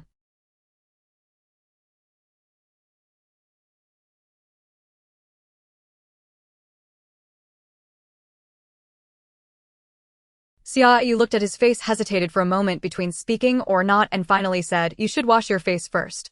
She was afraid it would scare someone. Xia Yu, why didn't you say it earlier? In the bathroom, Qiao Yu's low voice erupted in anger. At least he remembered that Tang Tang was asleep. Xia Yu shrugged. Well, I just told you, didn't I? On the 15th floor, Xiao Qinglan had woken up, but her body was frozen stiff. She wanted to get up, but couldn't control her body to move freely, which filled her with dread. Struggling to move her eyes to check her daughter's condition, beside her she found she couldn't turn her head. All she could do now seemed to be waiting with her eyes open for death. Xiao Qinglan felt utterly desperate. Who could come to save her and her daughter? Her silent prayer seemed to have been heard by the heavens, as outside came a series of knocks and Xia Yu's voice calling, Xiao Qinglan, Qian Qian. Xia Yu was doing this on purpose to wake up the people on this floor. She wouldn't kindly go door to door knocking, but it was none of her business if someone woke up upon hearing the noise. Xiao Qinglan opened her mouth to call for help, wanting Xia Yu to save Qian Qian, but after struggling for a long time, she couldn't even move her mouth, let alone call for help. She felt even more despair. Could she really only wait for death? No, she could die, but Qian Qian couldn't. She was still young and had not had the chance to see the world properly, even if it was already scarred. She struggled and fought against her situation. The situation isn't good. Prepare to kick the door down, Xia Yu said, frowning at Qiao Yu beside her. If Xiao Qinglan were awake, she would have come out to open the door with such a loud noise. The situation was not optimistic. Qiao Yu nodded, pulling Xia Yu back a bit before delivering a powerful kick to the door, which cracked loudly. Xia Yu followed suit with another kick, breaking the door in half, but it was still attached. Qiao Yu delivered the final kick, and Xiao Qinglan's door met its end. Xia Yu immediately rushed into the bedroom. Thankfully, Xiao Qinglan hadn't locked the door, otherwise she would have to kick down another door. Xiao Qinglan looked at Xia Yu, her eyes glistening with tears, as if an angel had appeared before her, bringing the hope of life. She blinked and gazed at Xia Yu with a pleading look, silently begging her to save Qianqian, to save her. Xia Yu didn't notice Xiao Qinglan's gaze. She first opened the wardrobe in the room, taking out blankets, cotton clothes, and quilts, covering both of them with them all. She instructed Xiao Yu make a fire to increase the temperature in the room. Xia Yu glanced at the snow outside the window, which was about 10 centimeters deep, filled a basin, and began to wipe the hands and feet of Xiao Qinglan and her daughter. Gradually, Xiao Qinglan's hands regained movement, and Xiao Yu also managed to get a fire going, making the bedroom no longer unbearably cold. Somewhat stiff yet determined, she took the snow from Xia Yu's hands to wipe her own body, insisting that Xia Yu only attend to Qianqian.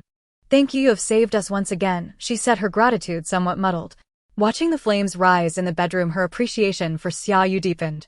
If it weren't for Xia Yu, she wouldn't have prepared so many matches, inadvertently saving them once more. Xiao Qinglan vowed to repay Xia Yu and Xiao Yu well whenever she had the chance. Once Xiao Qinglan could move normally, Xia Yu stopped her efforts and suggested, "Why don't you find a room upstairs to move into?" With snow expected soon, it wouldn't take a day for the 15th floor to be buried. It was better to prepare early. Xiao Qinglan's teeth chattered as she nodded. "I'll go once I recover." Xia Yu said nothing further, nor did she offer any help. It was already quite enough for her to come down. If Xiao Qinglan couldn't even handle such a matter, it would be better for her to perish early. Even if she lived, she couldn't protect herself or her daughter. Xiao Qinglan knew this herself, which is why she remained silent and didn't ask Xia Yu or Xiao Yu for help. When Xia Yu returned home, it was already 5 in the morning. She yawned, set up the stove in the living room, and brought out 2 bags of coal to start a fire. Setting the alarm for 7, she then uncovered the warm quilt, snuggled in, and fell asleep within a minute. Outside, many people were silently leaving this world in the increasingly low temperatures. Xia Yu felt that she had just lain down when the alarm rang incessantly. Annoyed, she pressed the alarm off and rolled around in bed before reluctantly getting up. Today was important. She couldn't afford to lie in bed. Outside, her grandmother had just gotten up and looked to be in good spirits, which relieved Xia Yu. Looking at the stove in the living room and the steaming kettle, her grandmother felt a twinge of pity for her granddaughter. All this had been prepared overnight. "Why are you up so early?" Xia Yu yawned and went to the bathroom to wash up. Just as she took a sip of water, she shivered, instantly waking up. "Oh my, that's so cold." She spat it out and hurried to the living room, pouring half a cup of hot water into her dental cup before continuing to wash up. She reminded her grandmother, "Remember to use hot water when washing up." Her grandmother responded with an and hurried to the refrigerator to grab some dumplings she had made a few days earlier, setting up a small pot on the stove to boil them.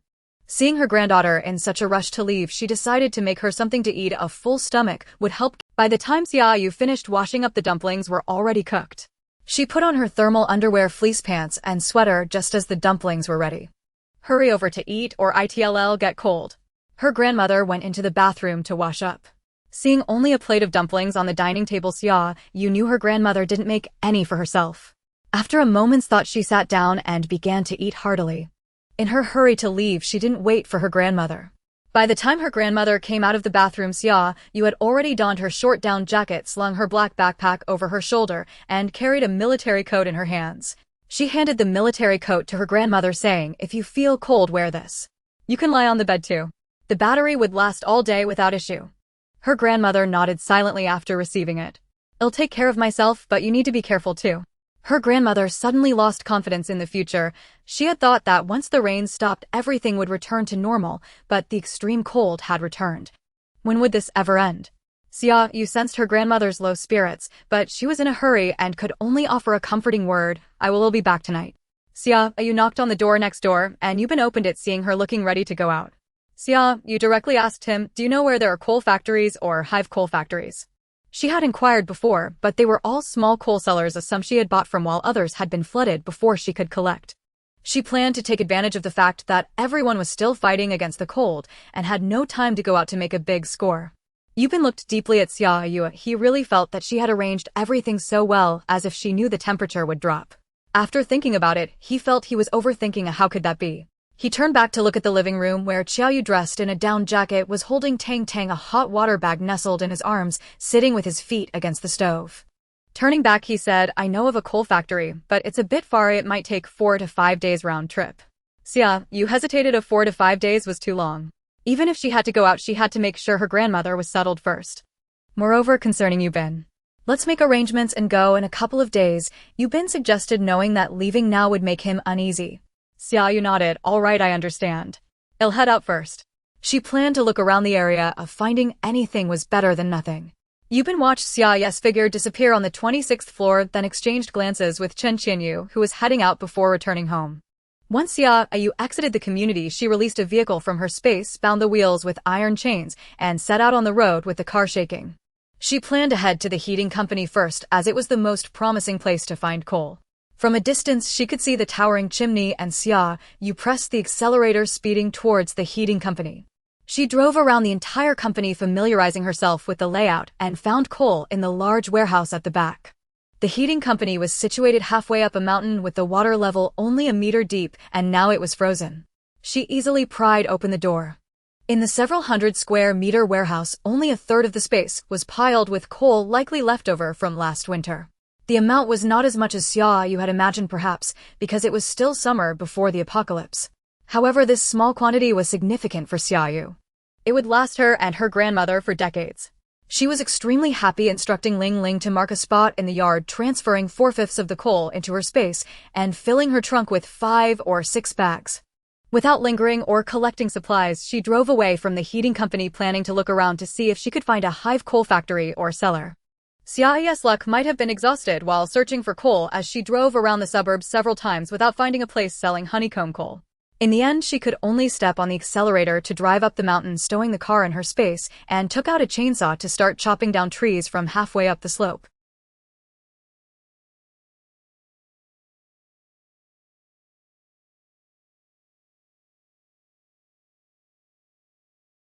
Since there weren't many people around, she had no reservations tossing all the cut trees into her space for Ling Ling to absorb the spiritual energy while also having them processed into firewood. After working for 5 or 6 hours, noticing the darkening sky and the signs of impending snow, Xia Yu drove back home. She initially intended to put the car into her space, but then reconsidered, as she would definitely need the car when going out, so it was more convenient to leave it outside. Driving into the Chungguang community, she caught the attention of residents who were huddled at home as some looked at the imposing SUV with greedy glints in their eyes. Xia Yu parked the car at Xiao Qinglan's home on the 15th floor, planning to leave it there. Inside, Xiao Qinglan was packing the last few items when a large SUV blocked her doorway. Startled, she quickly retreated to find a weapon, only to see Xia Yu in the driver's seat, which made her sigh in relief.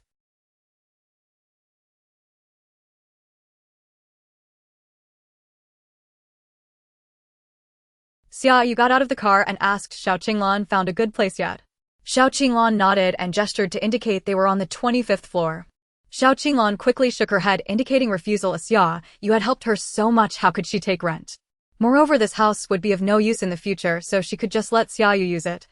It's up to you. Xia Yu didn't insist. She would just take Xiao Qinglan out a few more times to gather supplies in return. While she was still figuring out how to drive the car inside, Yu Bin and Xia Yu came down, circling the SUV several times before finally stopping. Xia Yu, you're impressive. You even found a ride after just one outing. Xia Yu rubbed his hands, feeling eager to try out the car. Yu Bin's eyes sparkled too. It seemed men loved cars and driving. Xia Yu's eyes turned, and she immediately had an idea. If you two help me figure out a way to park this car inside, I'll let you take it for a spin. What do you say?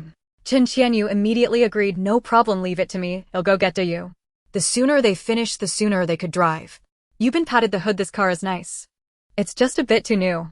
Xia Yu smiled, not responding. Xia Yu brought to Yu, and together with Yu Bin they smashed open the wall just wide enough for a car to pass through.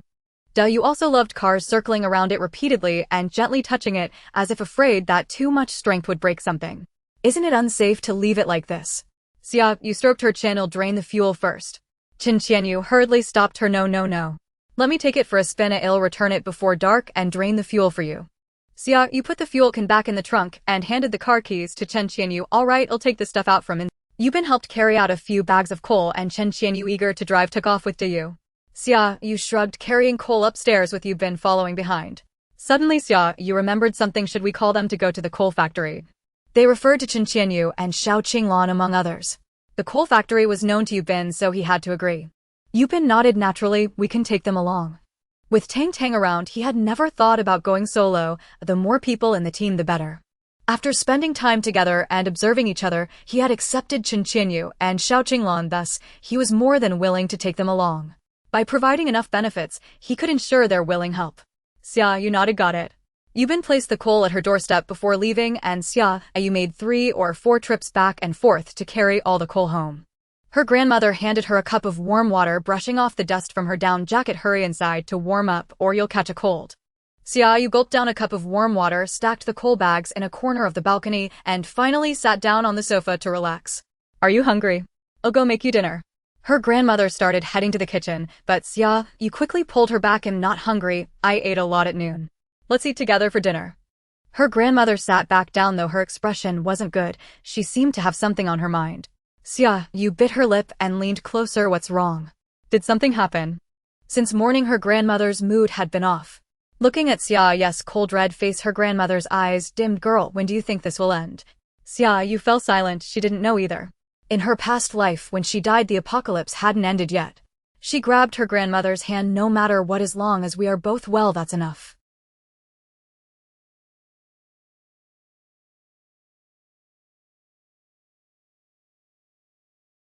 Xia Yu's eyes became a bit warm. She tilted her head back, sniffed, and made her voice sound normal. It's not hard. As long as I'm with you, it's not hard. That's already a great blessing.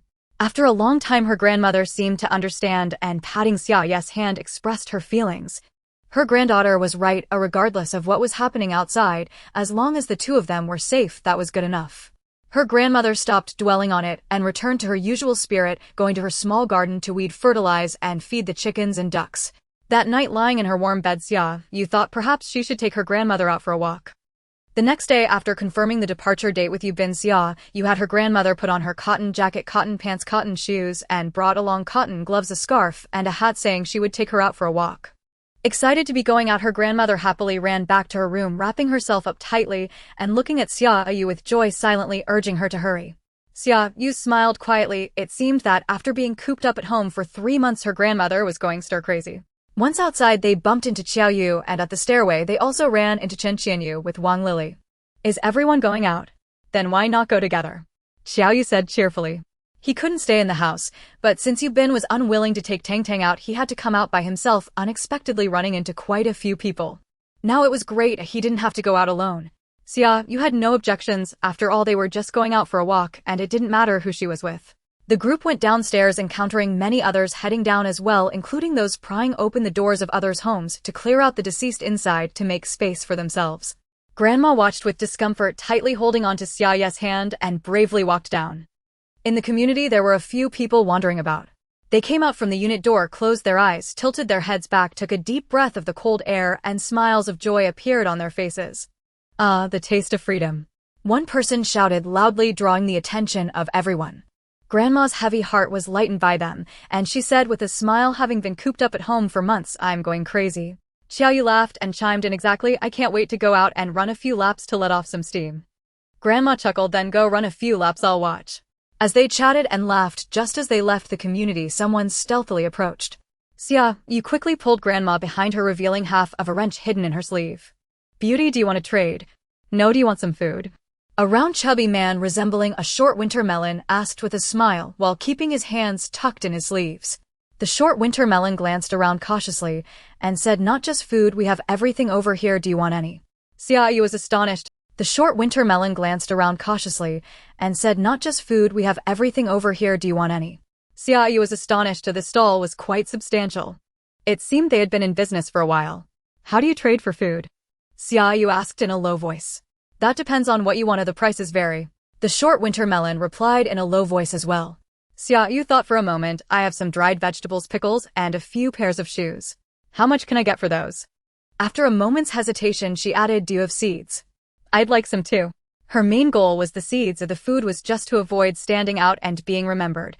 In the last 3 months of the apocalypse, anyone who didn't want food would definitely attract attention. The short winter melon's eyes brightened as he suppressed his excitement. Dried vegetables. What kind? Are they spoiled?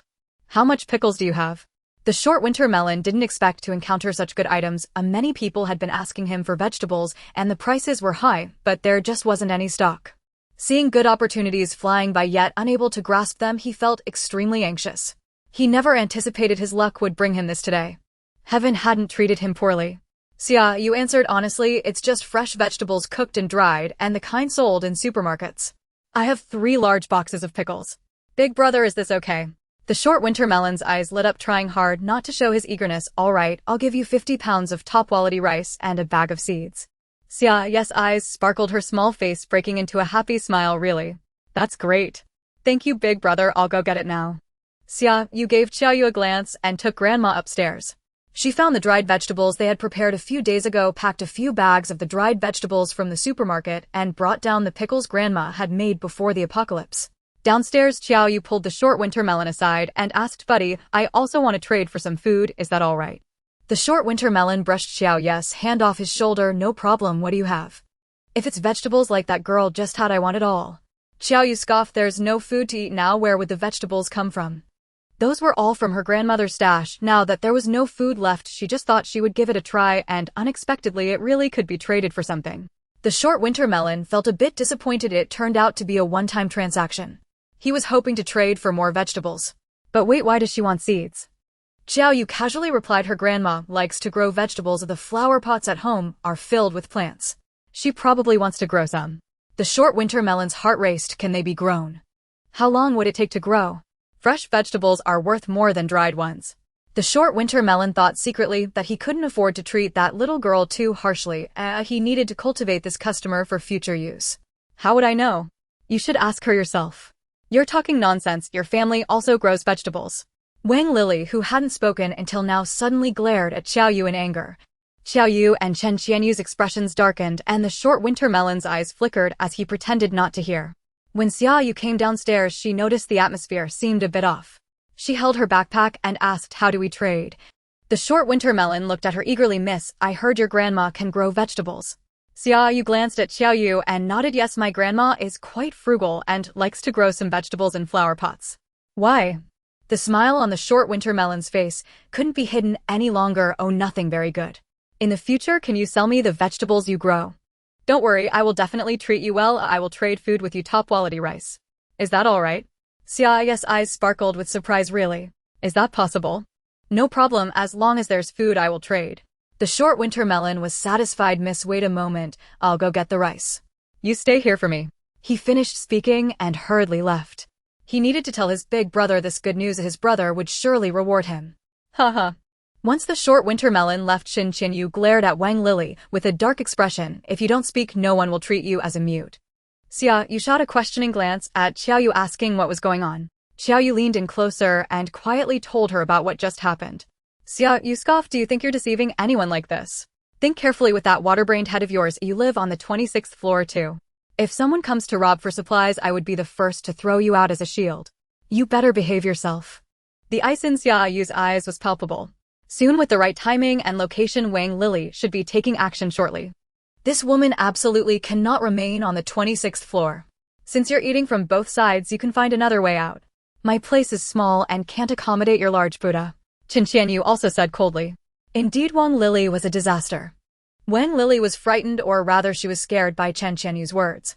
Her face turned pale and she timidly said, "I'm sorry, I was wrong. I won't dare again." Yet inside she was filled with hatred, wishing she could devour Xia Yu alive. It was all this wretched person's fault. She was the one sowing discord. Otherwise, how could Chen Qianyu have said that about her? Xia Yu. You just wait. I will definitely make you regret today's actions. I will ensure you suffer a fate worse than death. Just wait for it. The group moved to an inconspicuous corner to wait, and Xia Yu returned upstairs, casually bringing down a few smoked rabbits to stand with Xia Yu. Soon the short winter melon returned, but he wasn't alone. He brought 3 other people with him. Each of them was carrying a small bag. He glanced around to find the location of Xia Yu and the others and immediately jogged over, saying, "You scared me. I thought you all had left. Sister, these 3 bags are exactly 50 pounds. You can weigh them when you get back." In order to maintain Xia Yu as a customer, he didn't play any tricks this time and was completely sincere. Xia Yu felt the weight in her hands and deemed it sufficient, putting it into her black backpack, zipping it up and slinging it behind her. The short winter melon handed her another small cloth bag. "These are seeds, but I don't know what they are. You can try planting them." So these seeds were a bonus. After exchanging grain with Xia Yu, AI Donghua handed Xia Yu a box, which seemed to contain a set of chocolates. Xia Yu was somewhat puzzled. She hadn't asked for chocolates.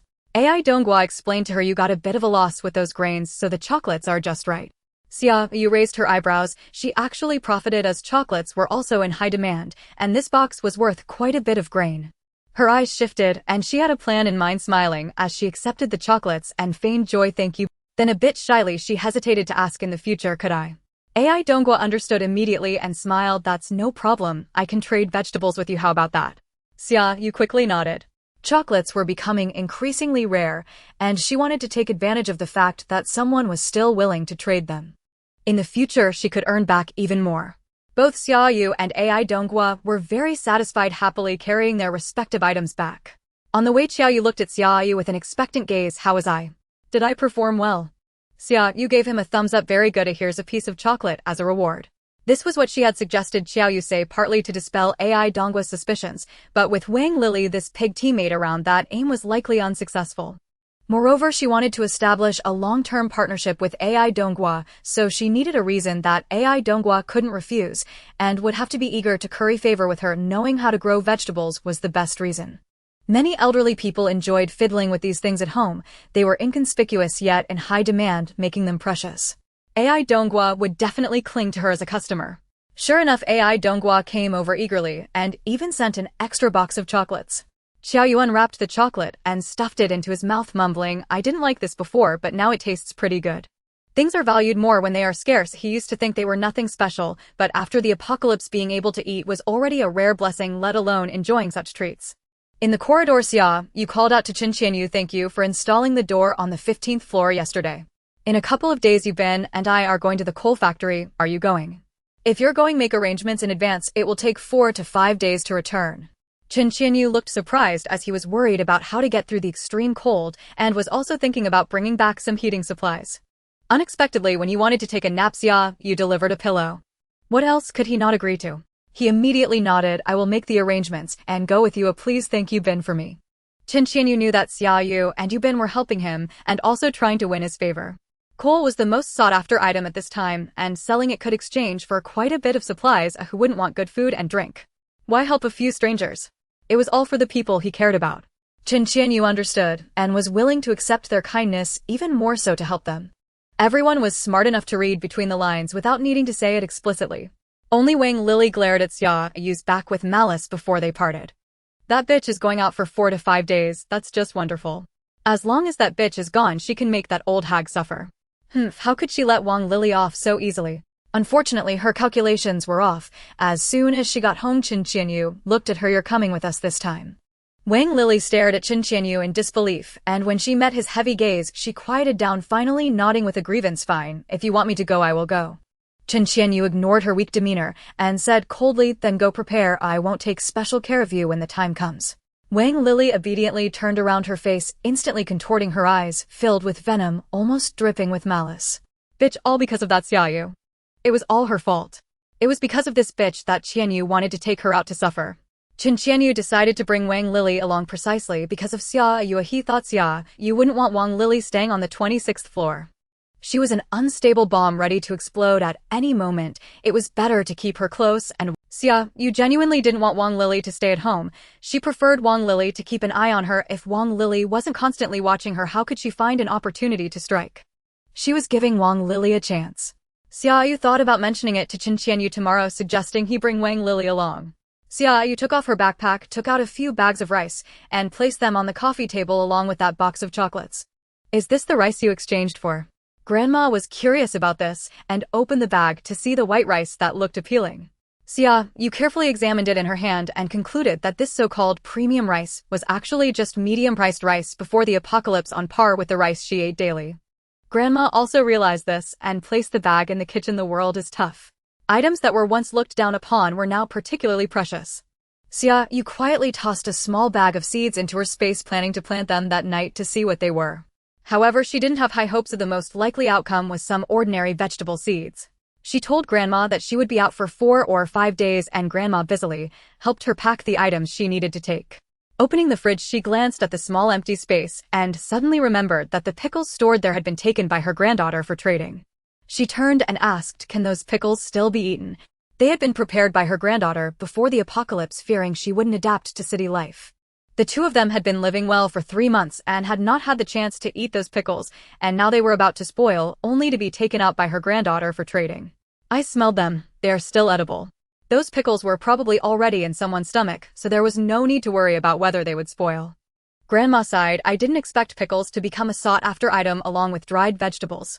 Since they can be traded, let's not feed the vegetables in the small garden to the chickens and ducks. I'll make them into dried vegetables for trading in the future." Those dried vegetables were made because she couldn't bear to feed them to the chickens and ducks, and she ended up making them with her granddaughter, but unexpectedly they were useful. Xia Yu wouldn't stop Grandma. Some things made she wouldn't find boring or overthink. "You decide what to do." Xia Yu went to her space, took out 5 or 6 charged batteries, and replaced the batteries in the fridge to ensure that the house would function normally after she left. Then she put all the warm clothing she had bought into Grandma's wardrobe. When the temperature dropped again, she could add layers herself. She also took out a box of warm packs, leaving half a box for Grandma and packing the other half into her backpack. Of course, she also packed several bags of jerky, steamed buns, flour rolls, and fried dough twists made by Grandma, feeling very secure with them on her back. Seeing Wang Lily on the 15th floor, a smile appeared in Xia Yu's eyes. Xia Yu was quite an interesting person. Before she could even say anything, he had already taken care of the matter. Looking at the dilapidated van parked next to her SUV, Xia Yu was surprised. Whose is this? Xia Yu proudly stood beside the van saying, I found it with Dayu. It turns out they were lucky, or rather good people are rewarded. That day the two of them drove Xia Yu's car around the area. Dayu suggested finding a door to repair the one that Xia Yu and Xia Yu had broken on the 15th floor so that the car could be safely parked inside. Xia Yu thought this idea was good. In the future, when he wanted to borrow Xia Yu's car, he would have a little confidence. The two hit it off and rushed out. When they found the door, they also discovered the old little car, which made both of them very happy. After some repairs, they immediately drove the little broken car back to Changwon Community, parking it next to Xia Yu's SUV. Xia Yu's face was full of smiles. With more cars, they could bring back more supplies. It was wonderful. Speaking of cars, she placed the oil can on the ground. I know of a rooftop parking lot. Maybe there are still cars there. Shall we head over and take a look? They estimated that the cars there could still run as they hadn't been submerged in water. What could others say? Of course they would agree. Having cars would be much more convenient. Yubin drove Xia Yu's car with Xia Yu in the passenger seat and Xiao Qinglan and her daughter sitting in the back. Xia Yu was driving behind them with Wang Lily in the passenger seat and a young man named Monkey in the back. The group with 2 cars quickly exited Changwon Community. With Xia Yu guiding them, they soon arrived at the rooftop parking lot where some cars had already been taken, leaving only a small portion behind. Yubin, Xiao Qinglan, and Monkey got out to select cars, while Xia Yu wandered around planning to switch to a newer one if he found a better option. However, Xia Yu was looking up at the roof. She still had dozens of solar panels that hadn't been collected. But the roof was bare with no solar panels left as they had long been taken away. Xia Yu hung her head wondering who could be so fast. Just as she thought this, she heard footsteps approaching the stairs, and she immediately became alert, gripping her knife and moving closer to Yubin and the others, her eyes fixed on the exit. Oh, it's you guys. You've come here too. We really are fated to meet. Delin pushed open the door only to be met with Xia Yu's fierce gaze, which startled him, but then made him a bit happy. Jinga stood beside Delin, also looking at Xia Yu and her group, feeling quite surprised. It seemed they had a fate, having encountered each other several times. Yubin stood in front of Xia Yu, blocking her from view, and nodded. Are you all here to look for cars? Jinga and Delin's gazes were drawn away by him, no longer looking at Xia Yu. Yes, I remember there was a parking lot here, so we came by to try our luck. Xia, you didn't expect they would have such fate to meet here again. Same place, same people, would they recognize? Her body stiffened for a moment, fearing that she might be recognized, which could lead to suspicion about her taking all the solar panels from here. Fortunately, Yubin blocked her and concealed her unease, preventing others from suspecting her. She adjusted her expression and stepped out from behind Yubin. She properly put away the knife and placed it back in her backpack.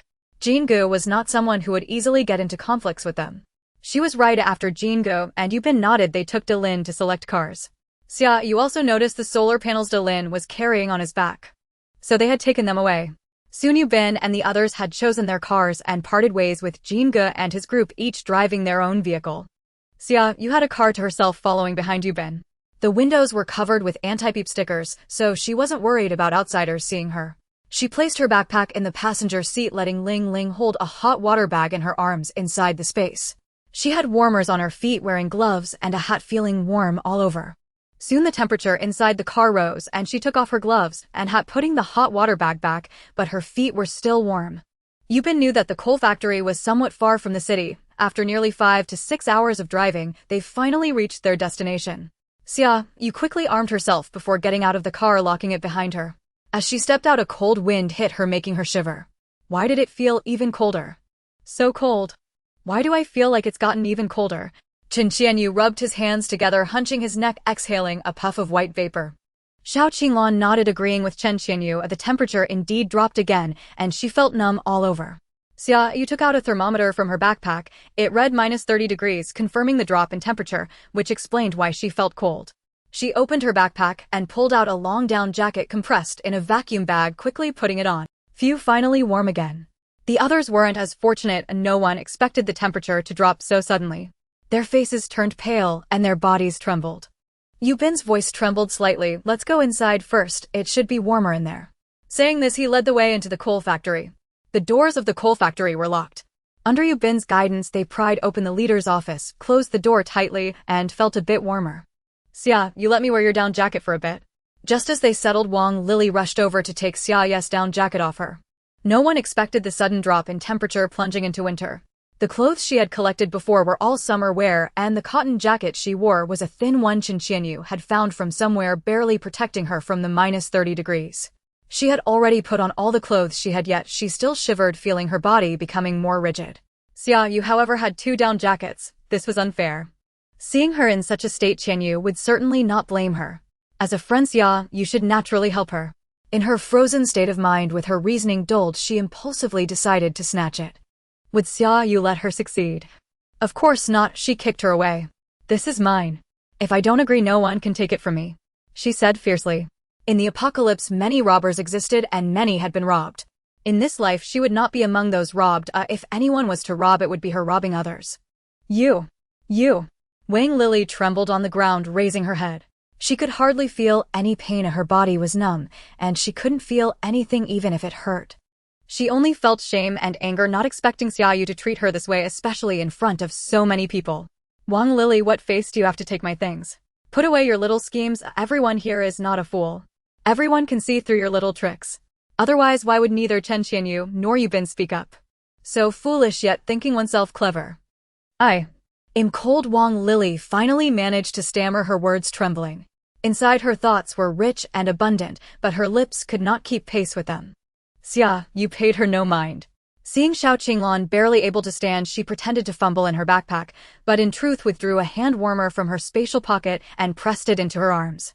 The other 3 men were equally pale-lipped and rigid, teeth clenched against the cold. Xia, you produced several more warmers and urged, stick these on, at least they will bring some warmth. With a heat source, the body would not freeze stiff so quickly. As for Wang Lily, Xia Yu ignored her. Xia Yu did not speak up on her behalf either, which pleased Xia Yu. We will give you more sacks of coal when we go back in exchange for these warmers, Yubin said once his body relaxed and his voice steadied. Xia Yu hastened to add, we will trade supplies as well.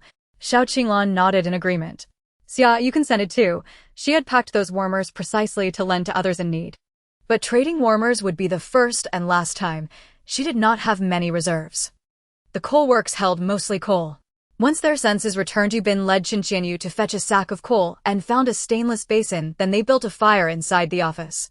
As the room warmed, those who had felt icy began to thaw, even loosening their clothing slightly to let heat. Wang Lily, once frozen stiff, gradually recovered and at last felt the sting of her injuries. She hissed as she tried to rise, clutching her belly and glowering at Xia Yu with palpable resentment. Bitch, she mouthed venomously. Xia Yu glanced sideways, met the dark malice in Wang Lily's eyes, and could not help but smile. Adversity had fertilized the poisonous blossom in Wang Lily's heart. She was no longer the indifferent woman she had been. She had become a toxic rose, ever ready to prick and wound others. People like that would act without remorse, exactly what Xia Yu wanted. She withdrew her gaze, took woven bags from her backpack, and asked, are you warm? If you are, then move. The sooner we finish, the sooner we go home.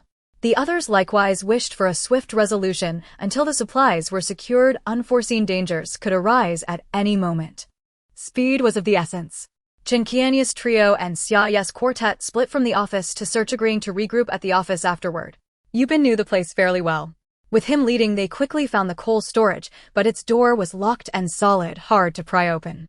Yubin produced a crowbar, examined the lock, chose a leverage point, and asked Xia Yu and Xiao Qinglan to help while Qian kept watch. Yubin and Xia Yu took the lead, with Xiao Qinglan straining to match their rhythm.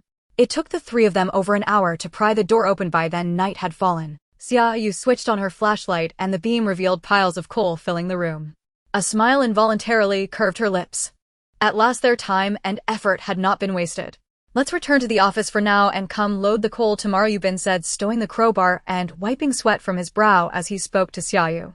At last their time and effort had not been wasted. Let's return to the office for now and come load the coal tomorrow, Yubin said, stowing the crowbar and wiping sweat from his brow as he spoke. Xia Yu shut the office door tightly. The flicker of the embers highlighted her face and made her squint as she sat by the brazier beside Xiao Qinglan. Xia Yu leaned over and blew fiercely at the coals. Ash rose and smothered their faces, forcing them to taste grit in their mouths. Xia Yu coughed into her sleeve and warned, blowing like that won't help. This isn't dry kindling that flares with a single breath. What then? We cannot just watch it die. To rekindle it will not be easy. It was late and they had not eaten. Their stomachs had long since begun to ache. I have some kindling in my car. I'll fetch it. Adding a few sticks should make it catch. Xia Yu thought for a moment and offered this.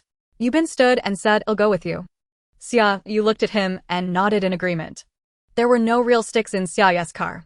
She pretended to reach into a bulging trunk bag, but in truth drew several palm-sized pieces of wood from her spatial pocket, tucked them into her backpack, and closed the trunk. She then grabbed 2 tote bags from the back seat and returned with Yubin. Xia Yu handed the wood to Xia Yu and placed it upon the remaining embers. Soon smoke curled and the sparks took flame. Qian quickly set smaller chunks of coal onto the newly lit embers, adding pieces until the coal contacted the sparks from all sides. After a while the wood had nearly burned through and the coal was alight.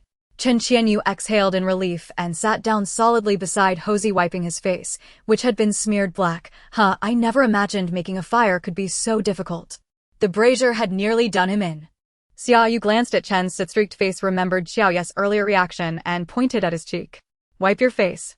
The others' eyes rested on Chen's face, and seeing the dark smudges they could not help but laugh. Chen chuckled and was not offended. He produced a small mirror from his pocket, inspected himself, then used a handkerchief to wipe clean and tucked the mirror back away. Xia, you thought you actually have such a hobby. Even Yubin and Xiao Qinglan looked a little stunned. Yubin, such a decent young man, carrying a mirror for personal use. Only Hosey and Wang Lily showed no reaction. They seemed entirely accustomed to such things.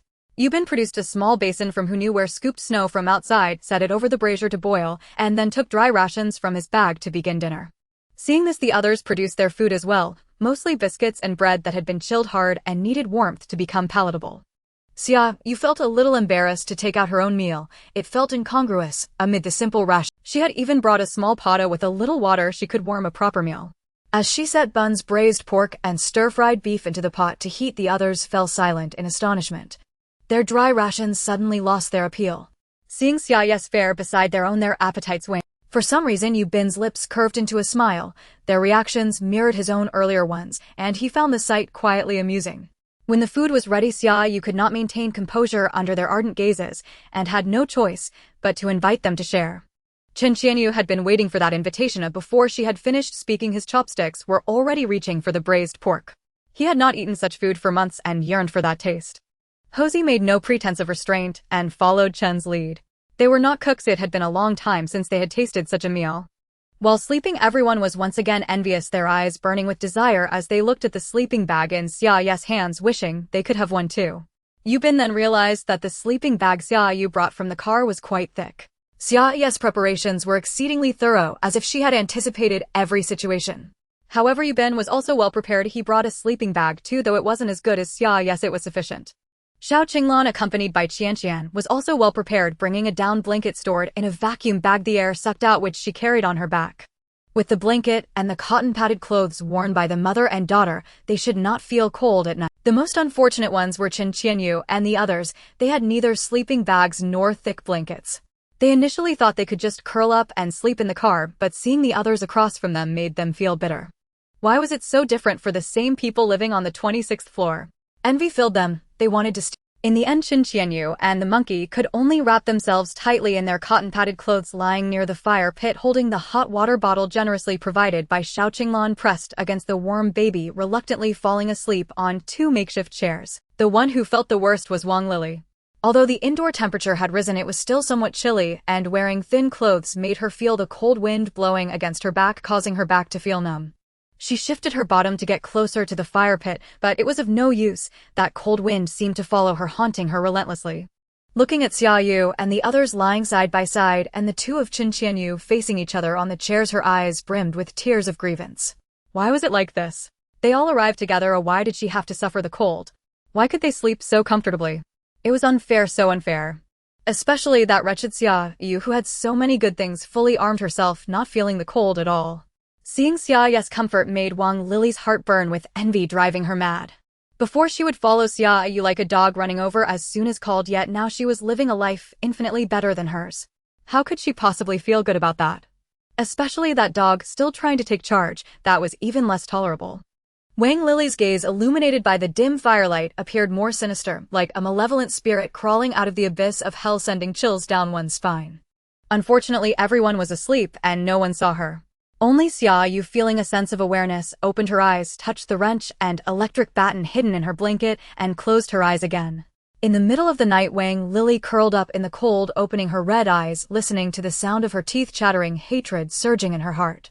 She hated everyone here, hated Xia Yu, hated Xia Yu, even hated Xiaoqinglan and Yubin. Why? Why wouldn't they help her just this once? They had so many things, what would it hurt to share a little with her? Especially Xia Yu, who had 2 cotton-padded coats and a sleeping bag. What was the harm in giving her one? And Xia Yu, who was her boyfriend, how could he watch her suffer, shivering from the cold while turning a blind eye? Despicable, these people were so despicable, they deserved a miserable end. If given the chance, she would make everyone here taste the bitterness of living worse than death. With such malicious thoughts, Wang Lily eventually fell asleep again, later freezing into a semi-conscious state until everyone woke up, still unaware. Only after Xiaoqinglan rekindled the fire in the fire pit did she slowly regain consciousness. However, seeing everyone minding their own business, no one cared why she had just woken up, twisting her heart further. Damn it. After a simple breakfast, everyone drove to the warehouse to start packing coal into bags. Each of them had a vehicle, so they could carry quite a bit, and it took about 3 hours before they finally stopped. The monkey reluctantly stared at the dark little mountain of coal, saying, "There's still so much we can't take. If I had known, I would have brought Big Fish along. If we had one more person, we could take more." "Don't be greedy," Xia Yu patted his blackened sleeve. "This coal is enough for us to burn for a long time. Why don't we come back after going home? But to make another trip is impossible for me." Yubin felt similarly reluctant, as if a mountain of gold lay before him, yet he could not take a single grain of dust, making him feel frustrated. "If you want, you can come back again." It truly felt regrettable to leave behind so many resources. Xia Yu also felt reluctant. She could take quite a bit, but she couldn't let others know and couldn't make it too obvious. The group left the warehouse, lingering and turning back every few steps, preparing to return. Just as they turned the car around, they heard a vehicle rapidly approaching from outside, causing everyone's hearts to tense up. Xia Yu picked up the walkie-talkie, saying, "Someone is coming." "What do we do, eh? Should we run or hide?" the monkey asked nervously. "Turn off the engine and observe the situation," Yubin's calm voice crackled through the walkie-talkie, reaching everyone's ears. The situation was dire. They couldn't rush out recklessly. If the other party had too many people, they would be the ones at a disadvantage. First assess the situation, know themselves and their enemies, and then plan the escape. Xia Yu immediately turned off the engine, quietly exited the car, and hid behind it, her eyes fixed on the exit. Yubin silently appeared behind her, softly saying, "I'll sneak over to check the situation." After saying that, he disappeared. Xia Yu turned around, but couldn't see him, pondering for a moment before taking out her gun, loading it, and pointing the muzzle at the door. Soon a vehicle stopped at the coal factory's entrance, and 2 thin men emerged from inside, looking somewhat lewd. They slammed the car door shut and swaggered inside. "Hey, what kind of luck do we have? We just happened to stumble upon a coal factory. This is good stuff. If we really get our hands on it, the boss will surely be pleased, and we might be rewarded with plenty of good things." "Haha, that's right. Good luck has come unstoppable. Enough chit-chat, let's hurry and check. If there's coal, report to the boss quickly so the brothers can come and take it all." "All right, let's go." The 2 pulled each other along and rushed inside. At that moment, Xia Yu and the others quickly crouched down to hide, fearing being spotted. Yubin quietly reappeared next to Xia Yu, saying, "There's only 1 vehicle and 2 people. It looks like they're the vanguard. There are more people behind them not far away. Then we should hurry and leave lest we get surrounded inside." At that point, they would truly be helpless. Yubin pulled Xia Yu up, taking a detour to avoid the 2 men's line of sight, opened the car door, and sat in the driver's seat, just 1 step away from stepping on the gas and speeding away. "Hey, take a look at that car. Is it the model that the boss likes?" Suddenly, the slightly shorter guy pointed at Xia Yu's SUV and asked. Xia Yu lay on the steering wheel, a flurry of anxious thoughts racing through her mind, regretting bringing this car out. She never expected it would lead to their downfall. "Yes, it's the off-road vehicle that my elder brother likes the most. That car is still so new, he will definitely love it. Come on, let's go take a look. If we can drive it, let's bring it back as a gift for him." Watching the 2 approaching with their arms around each other, Xia Yu pursed her lips, lowered her hair to cover her face, pulled out a mask to put on, picked up a knife, and whispered into the intercom, "Don't get out of the car." Suddenly, the car door swung open, and a woman covering her face stepped out. Both men were stunned. There was actually another living person here. The moment of shock was fleeting. When they saw the knife in Xia Yu's hand, both men immediately became wary. Who are you? How did you end up here? Xia Yu smirked, coldly tugging at the corners of her lips. Who are you? How did you get here? Is this a place where you should be? Her imposing demeanor genuinely intimidated the two men, causing them to feel a bit guilty. Had they stumbled upon the owner of the place? We came here by accident. The shorter man instinctively began to explain, but was interrupted by the other person. Why can't we come here? Suddenly he realized that it was the apocalypse now. This vast coal plant was indeed without an owner, and they had fallen for this woman's intimidation.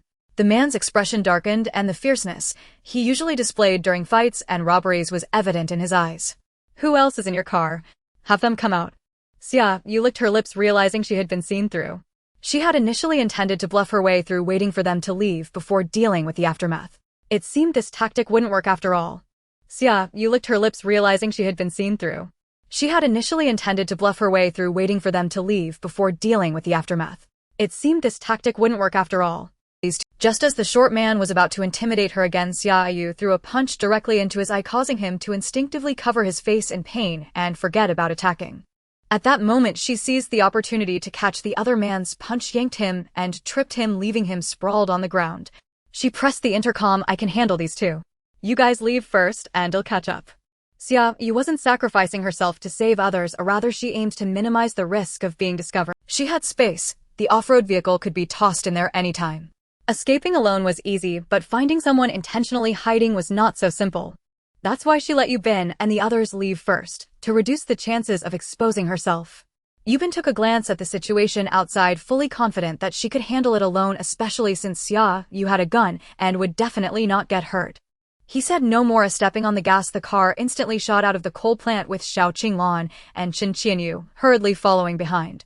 In just a blink, several vehicles disappeared without a trace. Xia Yu kicked down the person struggling on the ground before turning back and hitting the one who attempted a sneak attack from behind with the back of her knife, causing him to clutch his neck in agony, as if he would ascend to heaven at any moment. She moved her fingers. Her strength seemed to have increased significantly. Just a casual blow, and this large man couldn't withstand it. She bound the two men together with their clothes, pondering how to deal with them. The best way was to eliminate the roots, but she needed to consider the risk of being discovered. However, there were only 3 people here. If she killed these 2, no one should find out, right? With the knife raised above her head, she hesitated and then lowered it. No, she needed to find a suitable place. Killing them here would require cleaning up the scene and erasing traces, which would take more time. If the elder brother of these 2 tracked down the car's traces, none of them would find peace. Xia Yu opened the door to the coal storage, a dark hill coming into view.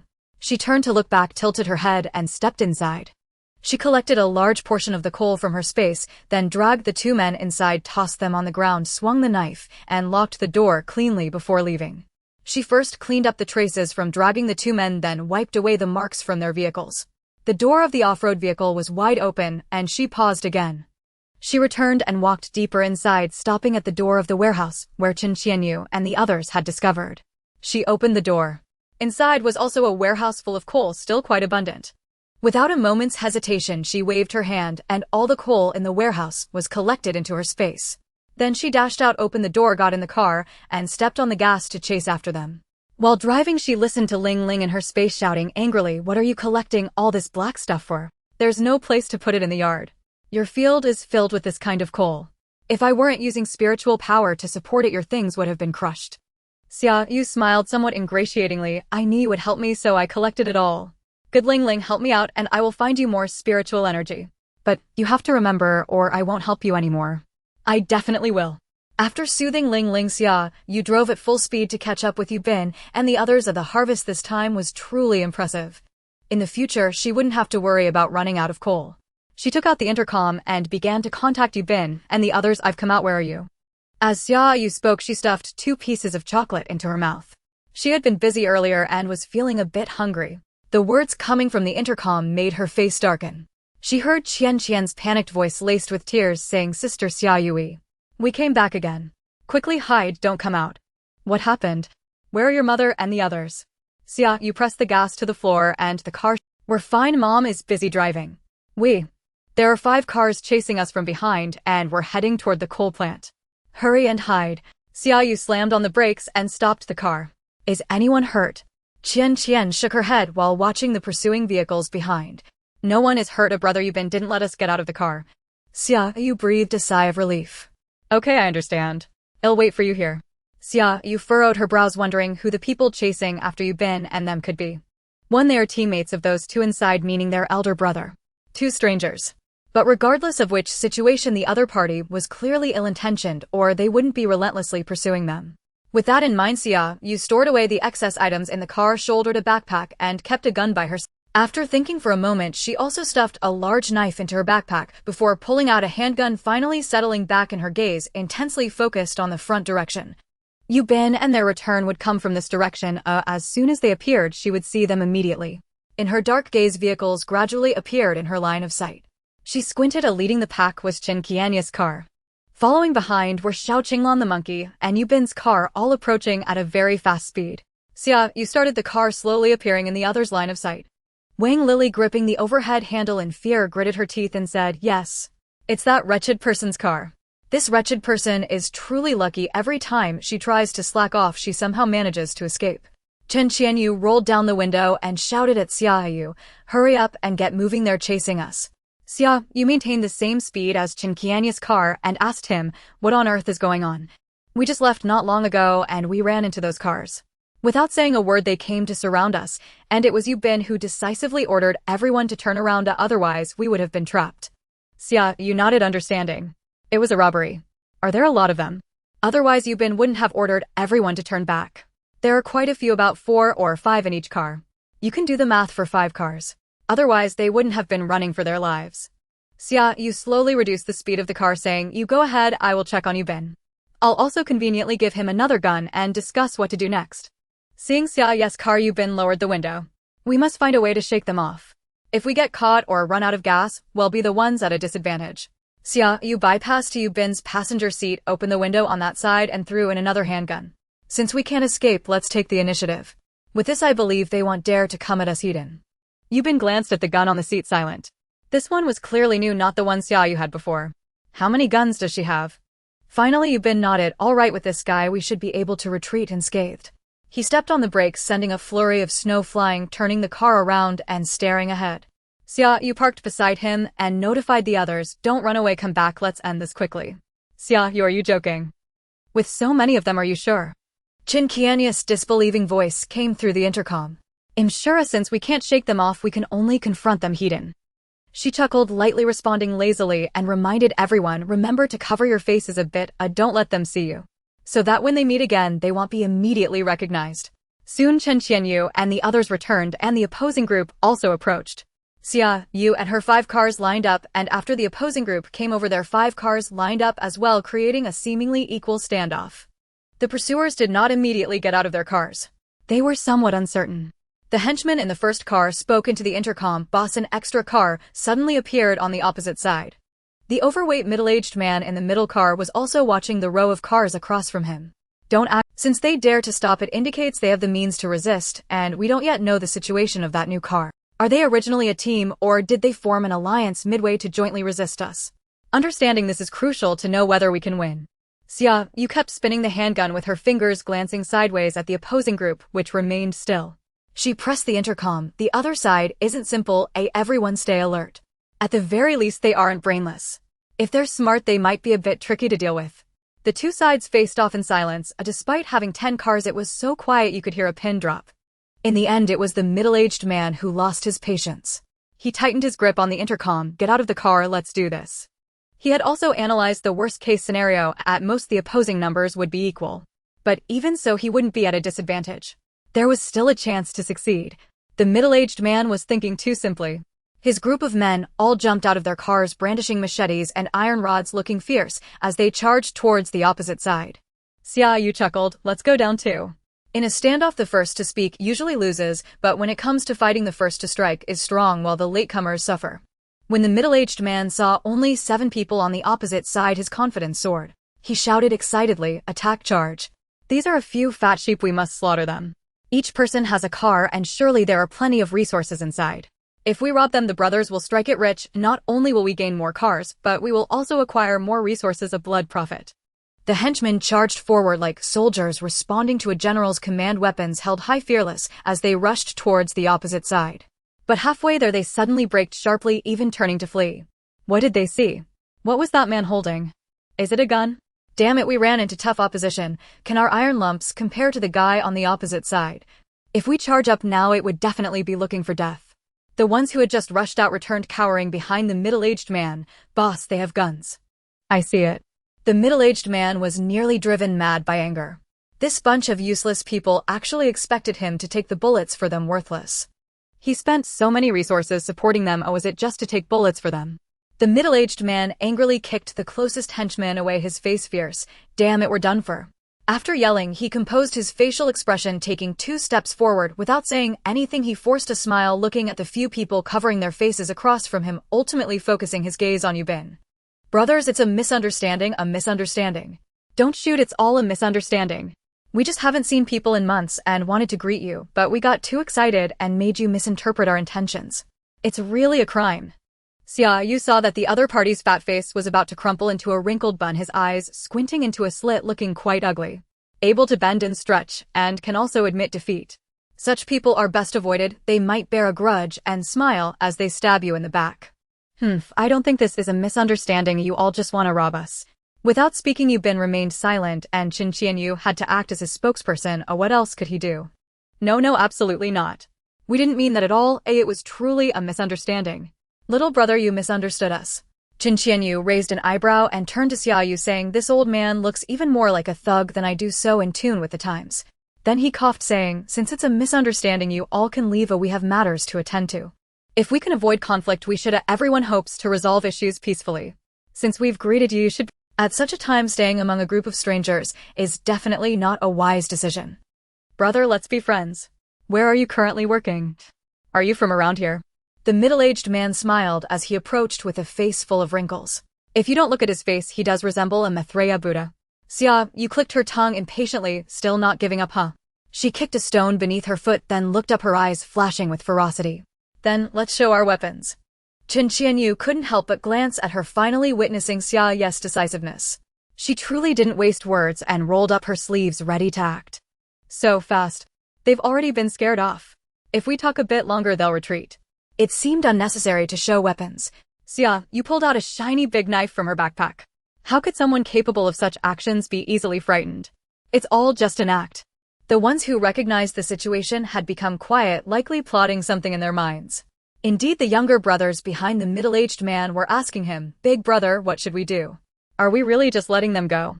The middle-aged man spat softly. How could that be possible? In the past, I could take down someone wielding a big knife with my bare hands. Do you think a broken gun can make my 20 brothers retreat? Dream on. As long as they can break through, if a few brothers die, they can take down the man with the gun, and the others will be easy to handle. Just wait for their brothers to slaughter them. They'll find a chance to get close and seize that gun. You all just charge in. Without the gun, the 7 opponents would pose no threat to them. But they have not just 1 gun, but 6 knives, and they all seem like good knives. We only have a dozen, and some are already damaged. They simply can't compare. The middle-aged man kicked him angrily, useless. Can't 20 of you handle 6? Didn't you see there are also 4 women? Don't tell me you can't even control a woman. If you're really that weak, what's the use of having you around? Yes, big brother, I understand. The man kicked felt his knee weaken, almost kneeling down, but he stood up defiantly, glaring at the opponents. Xia Yu glanced at Xia Yu, somewhat dissatisfied. Why don't you give her a knife? We're already at a disadvantage, why not bolster our courage? Letting Wang Lily hide behind her for safety, she wasn't willing, was she? Xia Yu looked at Xia Yu, then at the fierce opponents, crawled into the car, pulled out another knife, and handed it to Wang Lily. Xia Yu was right, Wang Lily was too much of a hassle. Let her experience this tense and thrilling atmosphere. Maybe she would behave in the future. Could Wang Lily handle it? The answer was no. She not only felt that everything came easily, but also hated Xia Yu and Xia Yu even more. That vicious woman Xia Yu actually threw her out to block the knife. What a shameless and despicable act. And Xia Yu allowed Xia Yu to insult her without intervening. How despicable. She hated them with gritted teeth, vowing to take revenge on both regardless of the cost and by any means necessary. Her perception of danger made Wang Lily tremble, and the fear within her grew, nurturing and amplifying the hatred in her eyes. The middle-aged man walked slowly over, a constant smile on his face. We're just brothers from the nearby town. We've been out of food for a while and had to come out to find supplies for our families. Brother, what about you? Let's be friends, we can help each other survive in this apocalypse, right? He spoke very familiarly to you, Bin. Brother put the gun away. Let's make money peacefully and prioritize harmony. Xia Yu scoffed leisurely, pulling out her handgun as the middle-aged man's footsteps drew nearer, handing the knife to Qian beside her. The middle-aged man's smile froze on his face, his mouth twitching, as if he wanted to force a smile, but failed. His legs trembled slightly as he looked at the two black gun barrels side by side, his heart quaking. He had underestimated the situation. He could only stop and smile as flatteringly as possible, hoping to ease the tension. Xia Yu, too lazy to say more, simply raised her gun and pointed behind him, her meaning clear. Let the fat man. Under the threat of two guns, the man, no matter how unwilling, could only take a step back, retreating step by step to his original position. His younger brothers were also frightened and dared not speak, watching the middle-aged man return, anxiously looking at him. Big brother. The middle-aged man rubbed his face hard, finally realizing the reality. This job is impossible today. With two guns, we brothers can't handle it. Moreover, the opponents are very vigilant and won't let him get close. Even if he wanted to snatch the gun, it wouldn't work. Before his brothers could rush over, half of them would be down before they even made it. It's not worth it, he could only give up. The man was unwilling, but felt powerless, frustrated beyond measure. For the first time in 3 months, he tasted defeat. Finally, gritting his teeth, he said, "Move aside, let them go. We have plenty of time in the future." Seeing the opponents step aside, Xia Yu finally lowered her weapon, though she still kept it in hand. She smacked her lips. Qian Yu, how about we check their cars? They've already offended us thoroughly, it might as well be more complete. With 5 cars, we can find something. Qian Yu thought this suggestion was excellent. Laughing, he turned around and strode forward, not fearing those 20-odd people with Xia Yu and others behind him. Under the furious, frustrated, and unwilling gazes of those people, Qian Yu searched through their belongings and returned with a pile of cigarettes, alcohol, tea, chocolate, and candy. These cars have good stuff inside. Qian Yu bent down to place the items in the back seat of the car, unable to suppress his words. Yubin took the gun. Get in the car, we need to leave first. After his words fell, Xia Yu and Xiao Qinglan had already seated themselves in the car. Xiao Qinglan started the vehicle while telling Qian, buckle up. The monkey and Qian Yu lagged a few seconds, but quickly opened the car doors. Wang Lily, for some reason, felt her legs go weak, staggering as she leaned against the car and climbed in. The others had already sped away, and Qian Yu, furious, could only follow behind with a cold face, chasing after them in the swirling snowflakes. However, Xia Yu's expression was heavy as she pressed the intercom. Go as fast as you can, hurry. What's wrong? Yubin asked, noticing Xia Yu's bad tone. Those two people are in cahoots with these people. We need to leave quickly before they discover those two. If they waited until the bodies of those two were found, they would be chased again. Yubin in the front pressed the gas pedal to the floor upon hearing this, speeding the car away as the vehicles behind immediately followed. In the last car, Wang Lily tightly gripped the handle, seemingly uncomfortable. Qian Yu, can you open the window a bit? I'm feeling a bit nauseous. Qian Yu cursed inwardly for being overly concerned, but ultimately lowered the window a bit. If she really did throw up, it would be troublesome. He should be a bit kinder to himself. Wang Lily leaned against the window, propping her chin on one hand as she struggled to breathe fresh air to ease her nausea. Yet, trailing their vehicle along the snow-covered ground was a thin black line, stretching endlessly into the distance, starkly visible against the white expanse. Only after Xia Yu and the others had departed did the middle-aged man erupt in fury, kicking a deep dent into the car's body before slamming his fists against it several more times to barely contain his rage. Send 2 sharp-eyed men to follow them, find out exactly where they're staying. Only once they've located their targets could the reckoning truly begin. Yes, brother, and he took several deep breaths, suppressing his fury. Have Housie and the others still not made contact? Then push forward. We know they haven't gone far. They must be nearby. And glancing at the empty rear seat, he kicked the front seat again in frustration. And damn it. And moments later, the lead underling crackled over the walkie-talkie, brother, there's a coal yard up ahead. And he barked orders instantly, go check inside, Housie and the other must be there, and he seethed inwardly. How dare those two discover such a perfect hiding place yet fail to report it to him at once? Before he could even process it, the underling who'd just entered came stumbling back out, pale-faced, falling twice before crawling over. Brother, Housie and the other, they're dead. Murdered. Blood spilled everywhere, not that the fat man's face contorted violently. With a thunderous roar, he shouted, leave 2 men here to guard the site. Everyone else follow me. I'll sacrifice every last one of these brothers today. I will bring you down. This humiliation ends now, or I am no man at all, but could they possibly catch up? Xia Yu and the others had anticipated pursuit, driving at breakneck speed. They were already far beyond reach. And the man chased blindly along the tire tracks for hours only to lose their trail amid the chaotic crisscrossing imprints, finally halting in impotent rage. It was a slender observant underling who first noticed the black line on the ground. "Brother, look. Could this be their trail?" In staring at the black thread snaking from the direction they'd come, the obese man pinched a tiny speck between his fingers and suddenly burst into raucous laughter. "So much bluster, yet even they harbor traitors. This time you won't escape me. After them now." Clutching the black sesame seed in his palm, his eyes smoldered with venomous darkness and a hatred long suppressed. Yao Fatso had ruled the underworld for years, but never had he suffered such humiliation. To lose brothers to slaughter. This blood feud would end only in death. Unaware their pursuers were closing in, Xia Yu's group drove flat out for half an hour before finally easing their pace. "And we've run long enough. They can't possibly catch us now." Xia Yu pulled his coat tighter, voice trembling. "Damn it, it's freezing. But I can't close the window, not yet. I'll just have to bear it." Yupin gradually slowed the vehicle. "They won't catch us. Even if they pressed on, they'd never find us." He'd studied the road carefully. Though traffic had been light these past 2 days, several vehicles had passed back and forth, leaving overlapping confusing tracks. Yao Fatso would waste precious time deciphering which path to take, and inevitably fall behind.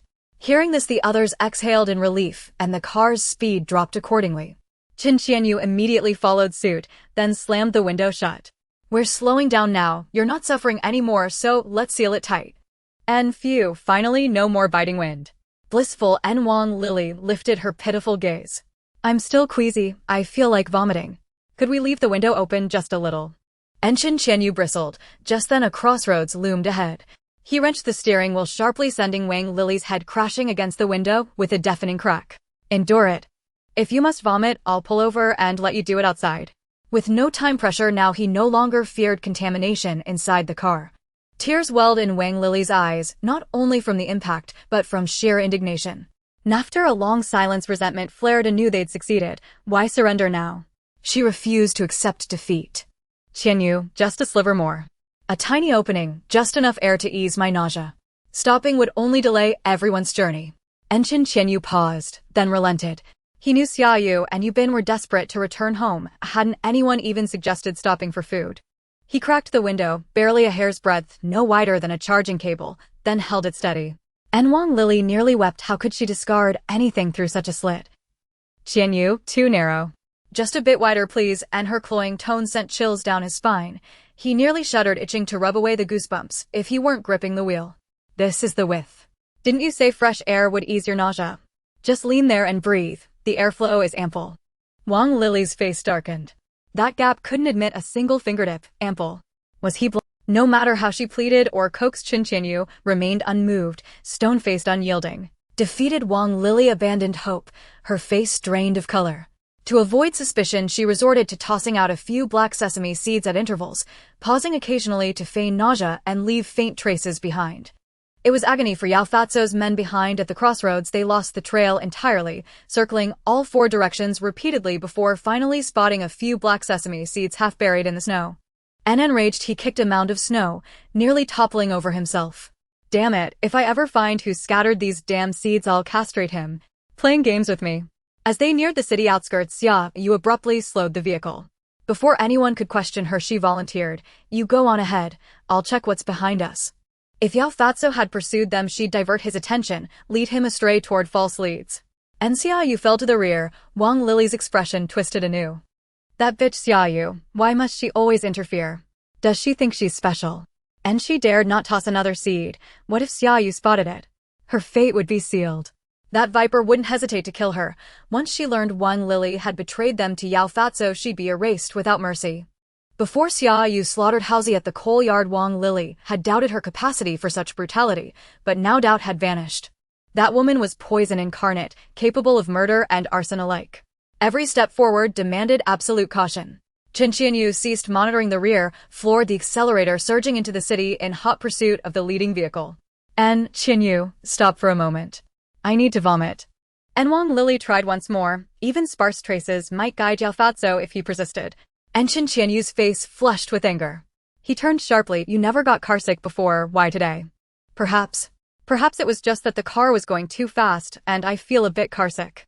I can hold on. Wang Lily dared not ask for a stop again.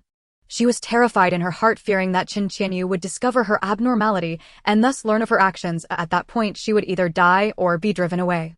Right now, she only had Xia Yu as her support. Without him, she would either freeze to death outside or starve in some corner, as she didn't want to die just yet. Until she found another support, she had to feign compliance with these people and live in a way that compromised her integrity. Xia Yu was unaware of Wang Lily's thoughts. After seeing her settle down, he pressed the accelerator and sped away, causing Wang Lily to crash against the car window. Xia Yu was constantly slowing down, and after a while she fell far behind Xia Yu. Once she saw them swiftly turn a corner and disappear, she found a spot to stop. She planned to wait here. If she didn't see Yao Pengzi's shadow after half an hour, she could safely return home. Half an hour later, not seeing Yao Pengzi and the others chasing after her, Xia Yu leisurely drove back home. Wang Lily was truly unwilling, yet half an hour later, not seeing Yao Pengzi and the others chasing after her, Xia Yu leisurely drove back home.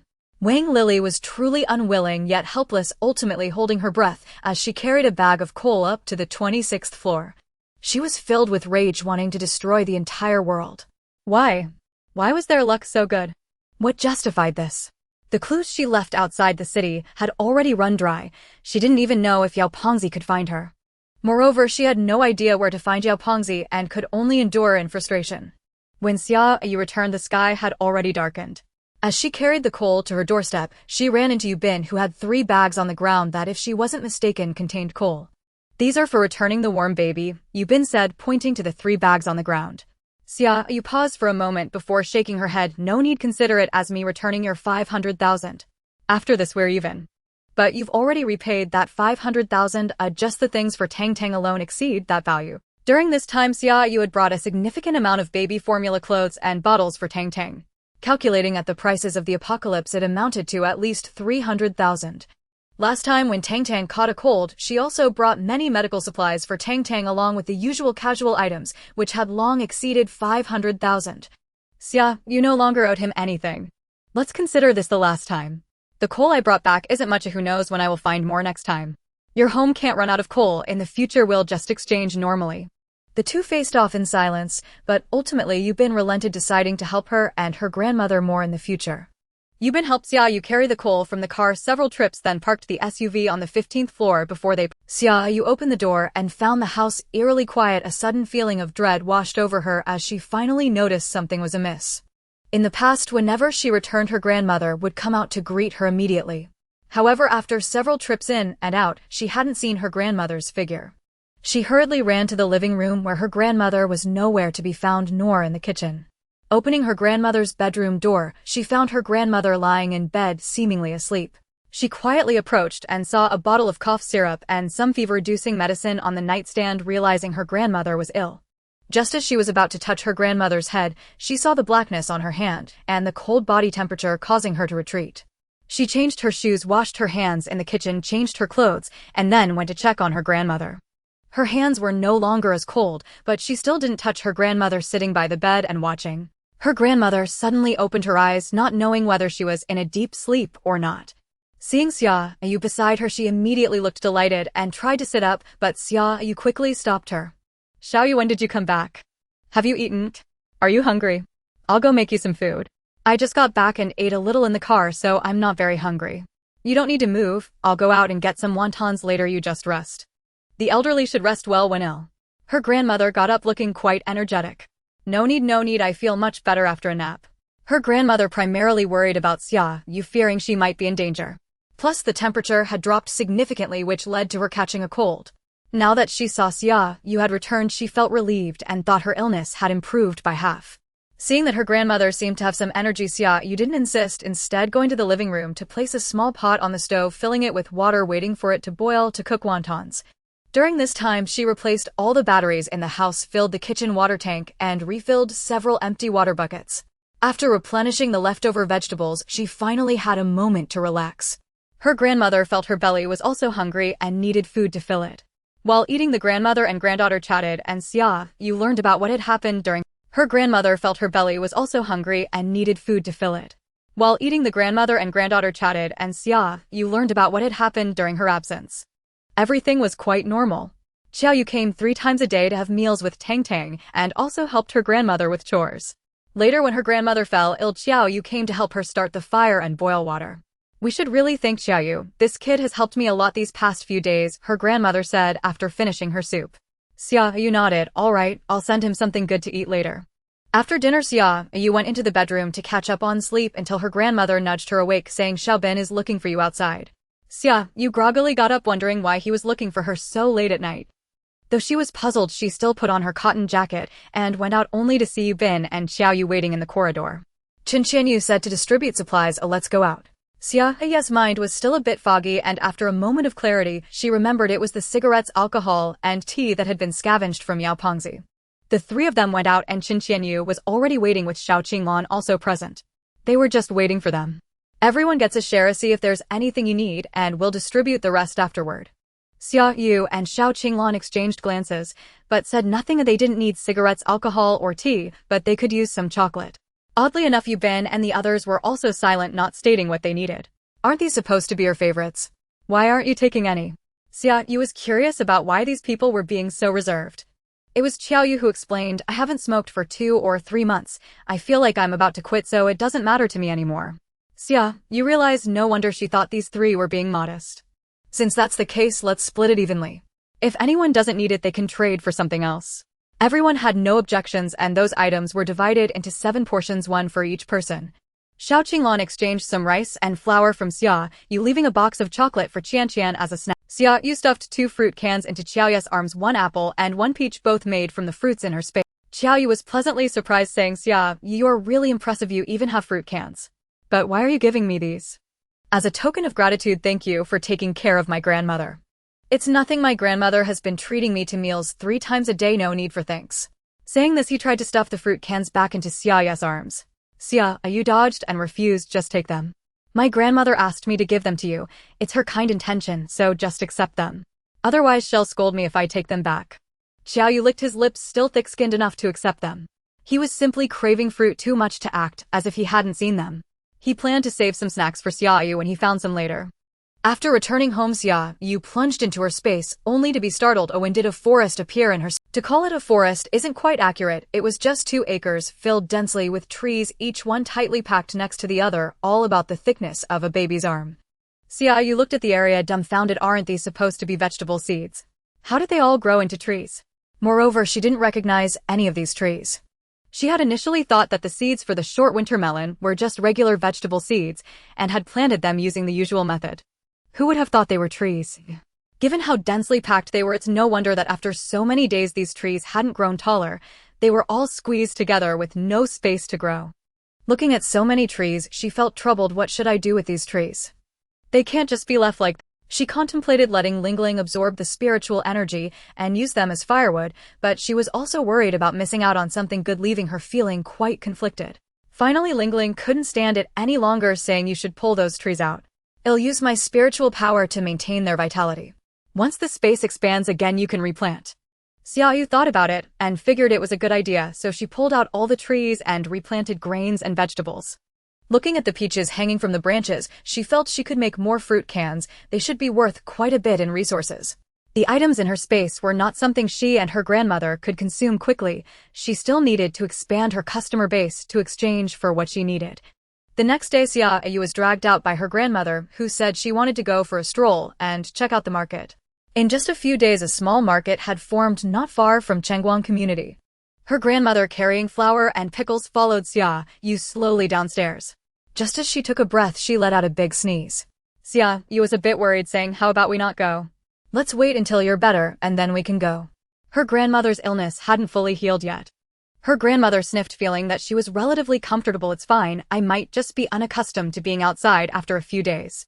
Let's go and take a look." She hadn't been out for several days and wanted to experience the liveliness of people outside, especially since she couldn't go out alone when her granddaughter wasn't around. Xia Yu looked at the so-called market, marveling at the resilience of humanity. No matter how tough the environment, they could always find the quickest way to adapt. Just like now. The market sold a wide variety of items, from grains and books to clothing, matches, lighters, and all sorts of other things. After browsing for a while, she lost interest. There was nothing she wanted here, nor anything that piqued her interest. so she just followed her grandmother around as a helper. Her grandmother, however, was in good spirits, stopping to ask the prices of useful items, eventually exchanging for some needles, thread, and glycerin. Xia Yu keenly noticed that she was being watched by several pairs of eyes, so she grabbed her grandmother saying, "We've been out for a while, we should head back." Her grandmother had also finished shopping and following Xia Yu's pull, she stood up to head back. Just as they exited the market, they were stopped. "Hey, it's really you. I thought I was mistaken. What are you here to exchange?" The short winter melon ran over with an excited expression. He had been waiting around for Xia Yu for several days, but had not encountered her even once, which made him a bit anxious. He almost sent his friends to search every community. Today, having heard from his underlings that they seemed to have found the person he was waiting for, he hurried over, not expecting it to really be Xia Yu. How could he not be thrilled? "It's you. Do you have something to discuss with me?" Xia Yu let out a quiet sigh of relief, thinking it was the fat Yao coming for her, but it turned out to be the short winter melon. "Sis, do you still have any vegetables? Fresh ones, dried ones are fine too. If not, pickled ones work as well. I'll take as many as you have." The dried vegetables and pickles he took back last time were mostly divided among his elder brother, leaving only a small portion that he took to exchange for resources. Because there were so few, customers complained, and they even pre-ordered the next batch of vegetables. He was urged daily for several days and had no choice but to wait for Xia Yu.